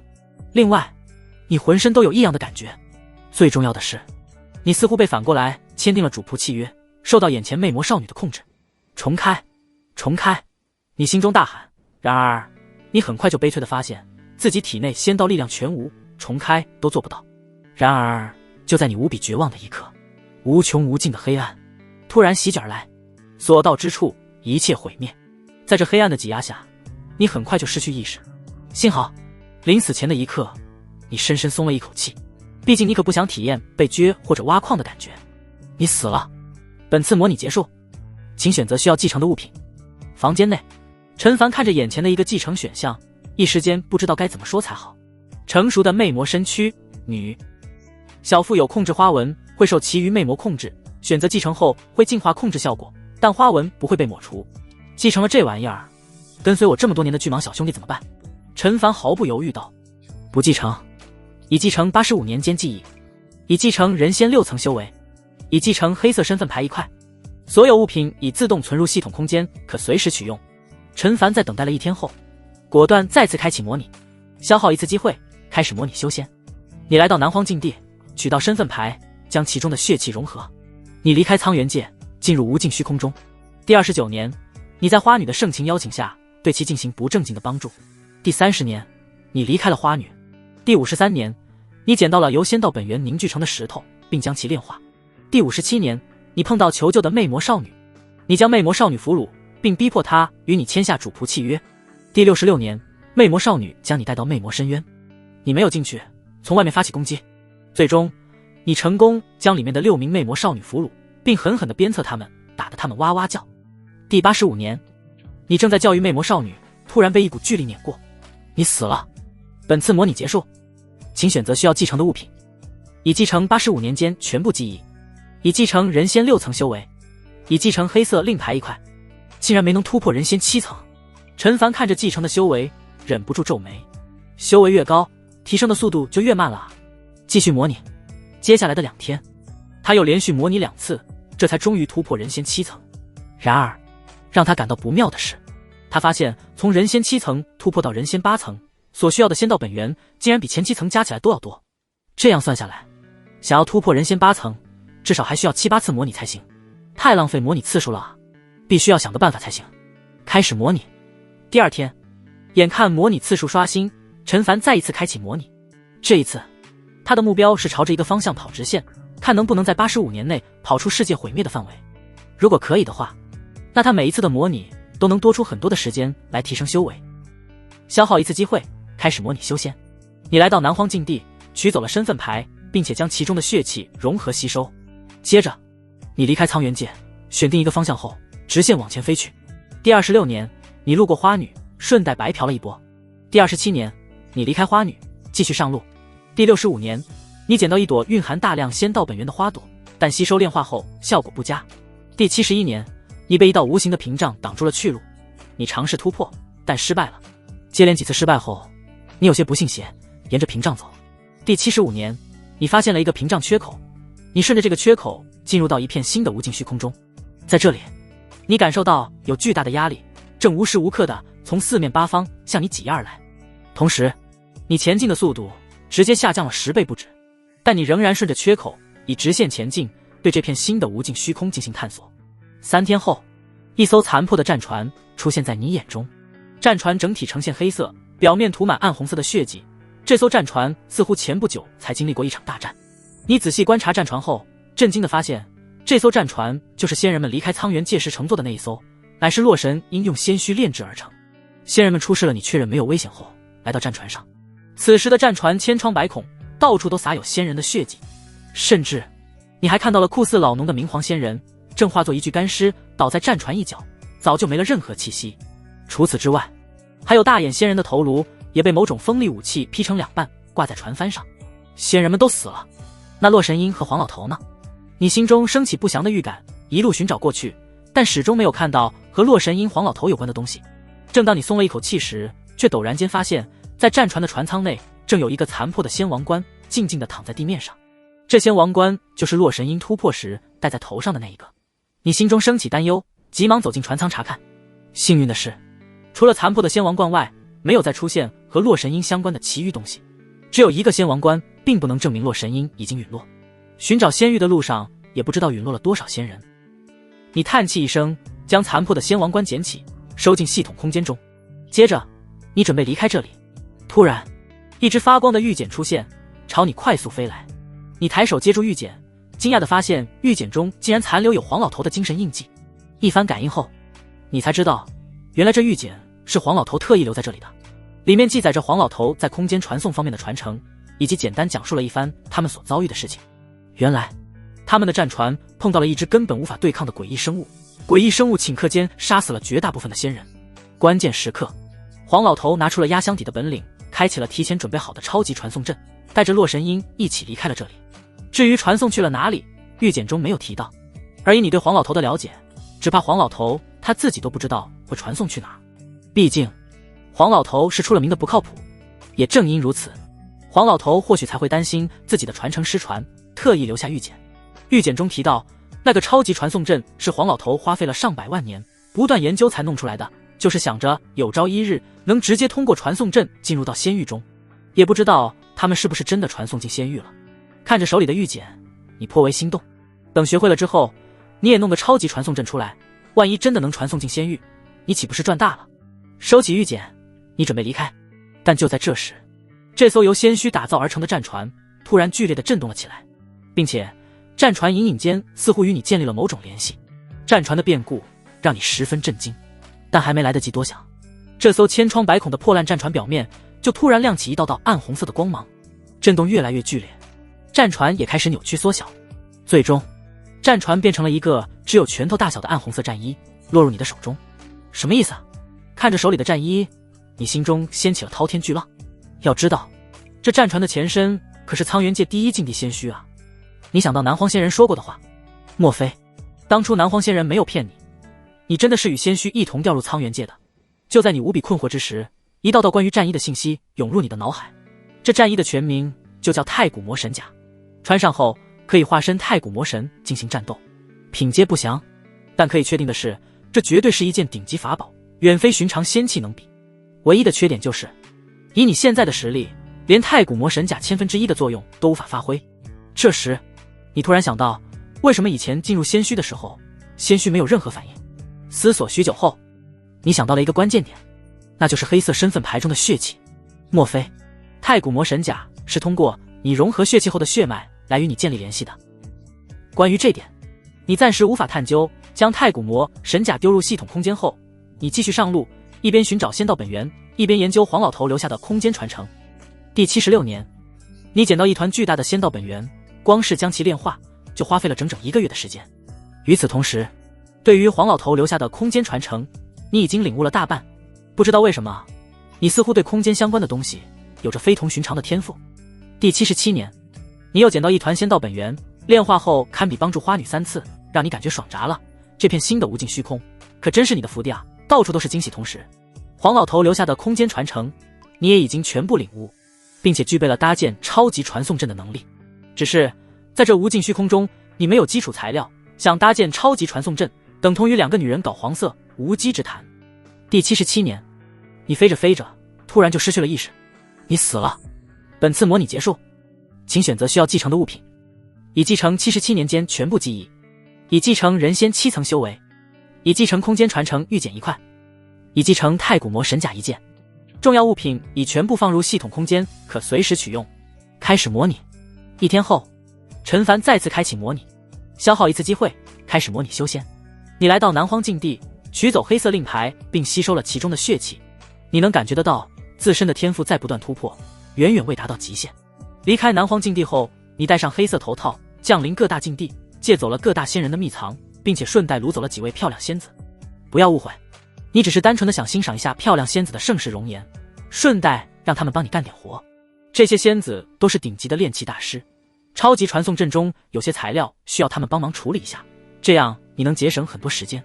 1个月后，仙人们接连降临，将自家后辈接走，并且向你表达了感谢。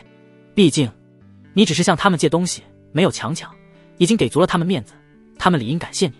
准备好超级传送阵的材料后，你离开苍元界，在无尽虚空中布下超级传送阵。传送阵启动。在你的一声大喝下，传送阵亮起一阵强烈光芒，将你带离这里。片刻之后，你发现自己出现在了魅魔深渊中，并且周围有6只魅魔正媚眼如丝地盯着你看。姐妹们快看，她长得好好看啊，把她变成我们的姐妹吧。其中一只魅魔兴奋地说道。得，这下完犊子了，6只魅魔主场作战，你根本不是对手。你心中一边吐槽黄老头的超级传送阵太废物，一边趁着还没有被抓住，直接选择重开。你死了，本次模拟结束，请选择需要继承的物品，已继承41天间全部记忆，已继承人仙7层修为，传送距离太短了，连屏障都无法越过。继承完后，陈凡失望地摇头。他搭建超级传送阵的目的，主要是看能不能直接传送进仙域，再不济把他送出世界毁灭的范围也行，结果才传送出去这么点距离不行啊，看来得对传送阵改进一番才行。开始模拟。第二天一早，他毫不犹豫地开启了模拟，消耗一次机会，开始模拟修仙。你取得黑色令牌后，又一次化身悍匪，将各大禁地以及各大皇朝的宝库洗劫一空。接着，你来到无尽虚空，一边飞行一边改进超级传送阵。第23年，你白嫖了花女一波。第51年，你击穿了魅魔深渊，抓住魅魔们狠狠地鞭策了一番，以报上次模拟的仇。第73年，你成功将超级传送阵改进，但总觉得哪里还差了点。第76年，你发现自己的血液中含有大量的空间之力，你将血液洒在超级传送阵上，竟然使超级传送阵发生了巨大的蜕变。你启动了超级传送阵，在一阵天旋地转之后，你闻到了一股淡淡的幽香，好闻。你深吸了好几口，只觉得舒爽极了。只是很快，你就与一双漂亮至极的眸子对上，接着，一只白嫩如玉的脚如雨点般朝你踢来，同时耳边响起女人充满怒气的声音：变态，过分，还闻，你还闻。你被这只脚踢得七荤八素，但还是发自内心的评价了一句：这脚又香又软。踢你的脚停了，你终于缓过神来，然后发现一个漂亮的不可思议的女人泡在温泉里，正瞳孔放大，满脸难以置信地看着你。可能她也没想到你会这么变态，被你震惊到了。仙子，你听我解释。你的话说到一半，就感觉四周的空气突然朝你挤压而来。砰！你炸开了，并且失去了一切意识。你死了。本次模拟结束，请选择需要继承的物品。已继承76年间全部记忆，已继承人仙7层修为。不太对劲啊。房间里，陈凡回忆起温泉中发生的一切，突然震惊道：那地方的空气中似乎飘荡着浓郁的仙道本源。难道说我真的误打误撞传送进仙域了？仙域，古往今来让无数仙人为之疯狂，却又求而不得的2个字，如今就这么摆在了陈凡面前。就算那不是仙域，也绝对是一个可以让我安稳修行的好地方，就是不知道那地方能不能抵御世界毁灭。如果能的话，这一刻陈凡心中升起一抹强烈的渴望。继续模拟。第二天清晨，他刚从温柔乡中醒来，就毫不犹豫开启了模拟，消耗一次机会，开始模拟修仙。你来到南荒禁地，向南荒仙人询问一些关于仙域的具体细节。南荒仙人活了200万年，几乎是苍元界存世最久的仙人，想必会知道一些不为人知的隐秘。但南荒仙人却表示，时间太长，他什么都记不得了。你不是仙人吗？连这点东西都记不住？你很生气，狠狠地揍了南荒仙人一顿。意外的是，这一通胖揍直接把南荒仙人打开窍了。他说他记起来了，仙虚降临是一个分界线，在仙虚降落前，苍元界的仙人是可以飞升仙域的，但仙虚降落后，再也没有一个苍元界的仙人飞升仙域。南荒仙人的回答让你心中不禁猜测，难道是仙虚的降临导致苍元界与仙域之间断开了某种联系？你离开了南荒禁地，化身悍匪，对各大禁地进行洗劫，在进入黑山禁地的时候，还顺带将九尾狐仙抓住，狠狠地揍了一顿，揍得他眼睛通红，嘴巴发肿。收集完超级传送阵所需的材料后，你想到了什么，又返回到南荒禁地。你对南荒仙人问道：小南，你觉得无法飞升仙域，是不是仙虚导致的问题？大哥，这个称呼不好听，我还有个名字叫长生仙人，您叫我小长就好了。南荒仙人连忙说道。好的，小短。见你提起了拳头，南荒仙人只好认命地说道：我就觉得小短挺好听的，很符合我的气质。另外，关于您的问题，我也很难回答，毕竟已经过去了200万年，很多记忆已经模糊了。记忆模糊了？你再次提起拳头。我是直接动手，还是走程序？别啊哥，还是我自己来吧。你洗劫各大禁地的悍匪恶名，早已经令所有的仙人闻风丧胆。此时南荒仙人颤颤巍巍地举起拳头来，对着自己的脑袋哐哐就是2下，接着就突然眼睛一亮道：“哥，我记起更多的细节来了。”说：“好嘞。”南荒仙人娓娓道来。准确来说，其实早在仙虚降临的1万年前，苍元界的仙人就已经无法飞升了。所以我猜测，无法飞升跟仙虚是否降临没有太大的联系，反而是传说中的仙域可能出了点问题。仙域出问题了？南荒仙人的回答让你十分吃惊。你的回答让我很满意，这次就不洗劫你的南荒境地了。你点点头，对南荒仙人表示肯定。谢谢哥，谢谢哥。南荒仙人急忙感谢。片刻后，你离开了苍元界，来到无尽虚空中，花费了半个月的时间将超级传送阵布置好，之后又将自己的血液洒在超级传送阵上，使得传送阵发生本质的变化。这一次希望传送阵能争气点，别给我传送到洗澡池里了。你启动了传送阵，在一阵天旋地转之后，你出现在一间充满幽香的闺房之中。啊！一名少女正在更衣，你的到来让她发出刺耳的尖叫。你也眼皮一跳，上次的经历让你忍不住想要拔腿就跑，只是很快你就发现少女的修为并不高，仅仅才炼气7层。怎么回事？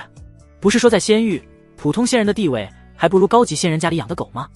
炼气7层这种连草履虫都不如的小垃圾，又是怎么在仙域活下来的？你仔细观察了一番后，发现四周的空气中就连灵气都十分稀薄，更别提仙道本源了。我靠，该不会又给我传回苍元界了吧？你悄无声息地将神识蔓延开来，想看看这到底是个什么情况。结果才刚延伸出去100多万里，就察觉到有一股如烈阳般强横至极的神识朝你探查而来。好强！你连忙切断了神识，并将自身隐藏起来。唰！片刻之后，那道神识扫过你所在的区域，但由于你隐藏得很好，对方并未察觉你的存在。你转过头去，目光落在少女的身上，好心提醒道：“仙子，我的很大，你忍耐一下。”你少女满脸惊恐。片刻后，你从房间走出，离开了当下所在的这座修仙小城。而那名少女则是双眼翻白，浑身抽搐地躺在床上，小命倒是无忧，只是被你搜魂后不休息10天半个月，很难缓过来。这名少女能接触到的有限，只知道一个名叫太虚剑宗的庞然大物，看来要想知道更多的信息，必须要接近太虚剑宗才行。你将修为压低至合体初期，朝着太虚剑宗赶路而去。虽然你暂未获得更多消息，但心里清楚，这里大概率不是苍元界。3天后，你进入太虚剑宗山门下的太虚剑城中，这是一座极其庞大的修仙大城，里面鱼龙混杂，容纳了来自4面8方的修士，在这里打探消息再适合不过。1个月后，经过你深入各大仙女楼，终于将要知道的消息打探清楚。这里确实不是苍元界，而是一个名叫幻月界的世界。幻月界的整体实力要强于苍元界，且存在当世仙人。最关键的是，在幻月界是可以飞升的。飞升！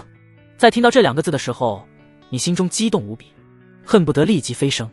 只是没多久你就傻眼了，一个十分严峻的问题摆在你面前，那就是该如何飞升呢？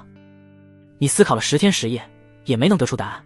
好在这天晚上，你和一位从太虚剑宗出来下海经营海鲜生意的漂亮仙子在竹林相约时，不经意间提到了这个问题，并且得到解答。原来幻月界的仙人想要飞升，就必须合身天道，届时上界会主动投来接引之力，只要仙人愿意，就随时可以飞升。不过幻月界的天道早在1万年前就被一位当世仙人融合，而且这位当世仙人还不是一般的仙人，而是一位传说中的地仙，仙法通天，被誉为幻月界100万年来第一仙。你猜测刚来那天碰到的如烈阳般的神识，很可能就是这位地仙的，这让你感到颇为头疼。这位地仙有占着茅坑不拉屎的嫌疑，但你偏偏又没什么办法，毕竟你也没有见识过地仙的手段，不确定自己是不是这位地仙的对手。除非没有选择的余地，否则你不会主动对这位地仙出手。好在没过几天，一个好消息就传入你耳中，1年后地仙将要飞升。这个消息一出，整个幻月界都沸腾了，所有人都无比期待见证这载入史册的一刻。你所在的太虚剑城中也到处都有人在讨论这个话题。既然如此，那我等上1年又何妨？对于飞升这件事，你也不是特别着急，反正时间还多。你在太虚剑城中定居下来，默默等待地仙飞升的时日到来。在接下来的时间里，你没有闭关修行，而是不停地感受着异域风情。这里的仙子比苍元界的仙子更开放，更热情。你又具备天生的优势，经常不带1分钱，仅凭一张脸就能在各大漂亮仙子的闺房中7进7出。另外，你闲来无聊之际，也会主动去感受一番幻月界修士之间的风气。你很快就发现，这里的修士之间似乎十分讲究先得。在这里，只要没有生死大仇，往往就不会进行死斗，而是会选择约斗。约斗之前，双方会轮流向对方介绍自己的法宝、法术以及功法的特性，并且提醒对方自己的哪些攻击具有很强的危险性，一旦出现就必须要注意防范，以免受伤。约斗时，也不是在一番激烈的斗争中决定胜负，而是采取回合制的战斗。比如有一场太虚剑宗外门弟子间的约斗就是这样的。按照抽签，由我先出手，接下来我会施展第7层的火球术，对你的正前方进行攻击，你要注意防范。B， 我已经接下你的第7层火球术，现在到我了，我将施展第9层的土刺术，在你身边生成4个土刺进行攻击。A， 大惊，什么？你的土刺术竟然已经练至第9层了？这至少需要凝聚出4面水盾才能全部挡下，但我只能凝聚3面水盾。既然如此，我认输了。裁判，必胜。一开始，你还觉得这种比斗方式挺有意思的，但多看了几场之后，就感觉也太无聊了。转眼间，1年时间过去。这天，幻月界无数修士抬起头，看向盘坐在天穹之上，一道不停向外绽放着仙光的身影。这就是地仙吗？怎么感觉比洛神音差远了？你也化作成千上万修士当中的一个，抬头打量着这道身影，结果发现，从这道身影上释放出来的气势，别说和洛神音相比了，就连黄老头也比不过。按照古老相传的约定，本仙在飞升之前已经留下一座秘境，里面包含一株地仙宝药，以及诸多蕴含大量仙道本源的稀世珍宝。秘境将在本仙飞升3个月后自动开启，届时天下有志之士皆可入秘境获取机缘。而在这之前，无论什么存在都无法打破本仙的秘境。幻月界的地仙在发表了一番言论之后，一道光柱突然从天而降，将其笼罩。接着，地仙的身影缓缓升空，直至消失在天外。这一刻，整个幻月界的修士都情不自禁地欢呼起来，为即将开启的秘境充满了期待。毕竟幻月界仙德充沛，即便各大超级势力再强，也没脸做出垄断地仙秘境的事来。所以，地仙秘境人人有份，只要运气足够，哪怕是一名炼气1层的修士，也有可能在地仙秘境中得到地仙宝药，然后一飞冲天。这种情况下，修士们如何能不激动？至于会不会有人悄悄盗取秘境的宝药，这点则是没人会考虑。先不说有没有人能进去地仙秘境，就算有，也没人会冒着可能被发现，然后遗臭万年的风险去做这件事。在幻月界，你可以不要命，但是不能不要脸。地仙宝药还有蕴含大量仙道本源的稀世珍宝，而你在听到这个消息后，则是不自觉地舔了舔嘴唇。3天过去，在确认地仙确实已经飞升后，你离开了太虚剑城，直奔地仙仪留下的秘境而去。1个月后，你将手里捧着的地仙宝药和一堆稀世珍宝丢进系统空间，便开始深合天道。和苍元界的秒成功不同，这一次你用了整整3分钟才成功深合天道。接着，一股牵引力出现在你的身上，你开始准备飞升。当仙光照耀幻月界的一刻，整个幻月界的修士都沸腾了。天佑我幻月界，短短几个月内竟然连续飞升了2位仙人，这是天大的吉兆啊！看来我们幻月界即将迎来一个黄金大事。咦，这位仙人已经飞走了，怎么没给我们说留下的秘境在哪里？难道他没留吗？胡说什么？仙人怎么可能不留秘境？你怎么能以小人之心夺仙人之腹呢？肯定是这位仙人飞升的匆忙，忘记跟我们说了。对不起，是我心急了，我为抹黑仙人的行径感到羞愧。在你飞走之后没多久，一个消息席卷了整个幻月界，让所有修士为之抓狂。啊，哪个天杀的将地仙秘境钻了个洞，把地仙留下的东西全偷走了，还请各大宗门一定要彻查此事，不能助长了歪风邪气。查个屁啊查！地仙秘境不自动打开，即便各大宗门联手也攻不破，所以地仙秘境被盗只有一种可能。什么可能？卧槽，该不会是刚才飞升的仙人做的吧？简直太不要脸了！堂堂仙人竟然能做出此等有辱仙德的事来，此仙人仙德极其败坏，必须要查出来，这到底是哪家的仙人？一定要将他永久钉在历史的耻辱柱上，让他成为仙人之耻。一时间，整个幻月界的修士全都骂骂咧咧，将你视为仙人之耻，而你却已经听不见了。你在一道神秘力量的牵引下，以极快的速度飞出幻月界，穿梭在无尽虚空中。几个呼吸的时间不到，幻月界就成了一个细微的光点，出现在你身后遥远的地方。随后，你身后身前的光点越来越多，自身仿佛置身于一片璀璨的银河之中。而在银河的中心，则有一个极其庞大的发光世界，在无尽虚空中缓缓旋转，不断地散发出古老而又深邃的气息。最终，在神秘力量的作用下，你被牵引进这个神秘且庞大无比的世界中。这就是仙域。你降落在一片森林之中，四周古木参天，灵气氤氲。这放在苍元界可以让无数宗门抢夺的修仙宝地，但你现在用神识扫过，却发现方圆千里连个人影都没有。同时，你隐隐感觉到这片天地自带一股极强的压迫感，让你连仙力的运转都变得无比滞涩。展开神识时，更是出现了莫大的阻力。以往能轻易覆盖100万里的神识，如今缩水了10倍不止。那边有一个修仙小城，你小心翼翼地将神识范围扩大，终于在3000里外发现了一个修仙小城。你将自己伪装成合体境修士，悄悄摸进了小城中。城主是一名合体初期的修士，在这个世界只能算是中低层修士，所以他除了知道自己隶属于一个叫石仙城的势力外，别的地方势力一概不知。而坐镇石仙城的乃是一位人仙，人仙应该知道的更多吧。你迅速来到了石仙城，这一次你没有隐藏气息，而是以仙人身份大摇大摆地走进去。果然，没多久你就见到了镇守石仙城的人仙食物仙人。道友，还请到府上一聚。食物仙人对你十分客气，在你说出自己飞升者的身份时，更是主动邀请你去他洞府喝茶。茶是悟道仙术的茶叶，具有凝练元神的功效。除了悟道仙术的茶叶外，其余的招待项目规格也是非常的高。而对于你的问题，食物仙人也是有问必答。道友，这里并非是仙域，而是一方灵域，名字叫赤霄天域。食物仙人喝下一口悟道仙茶后，道出真相。相传在200万年前，赤霄天域乃是前往仙域的中转点。赤霄天域下属世界的仙人想要去仙域，就必须先飞升到赤霄天域适应一段时间，然后再重新飞升去仙域。只是不知发生了什么，赤霄天域与仙域之间的连接突然中断，导致无数飞升到赤霄天域的仙人只能永久地停留在这里。听到食物仙人的描述，你皱起眉头，又是200万年前，难道被南荒仙人猜中了？200万年前的仙域真出问题了？你问道。为何要在赤霄天域适应一段时间？如果不适应会发生什么？会在进入仙域的瞬间身死道消。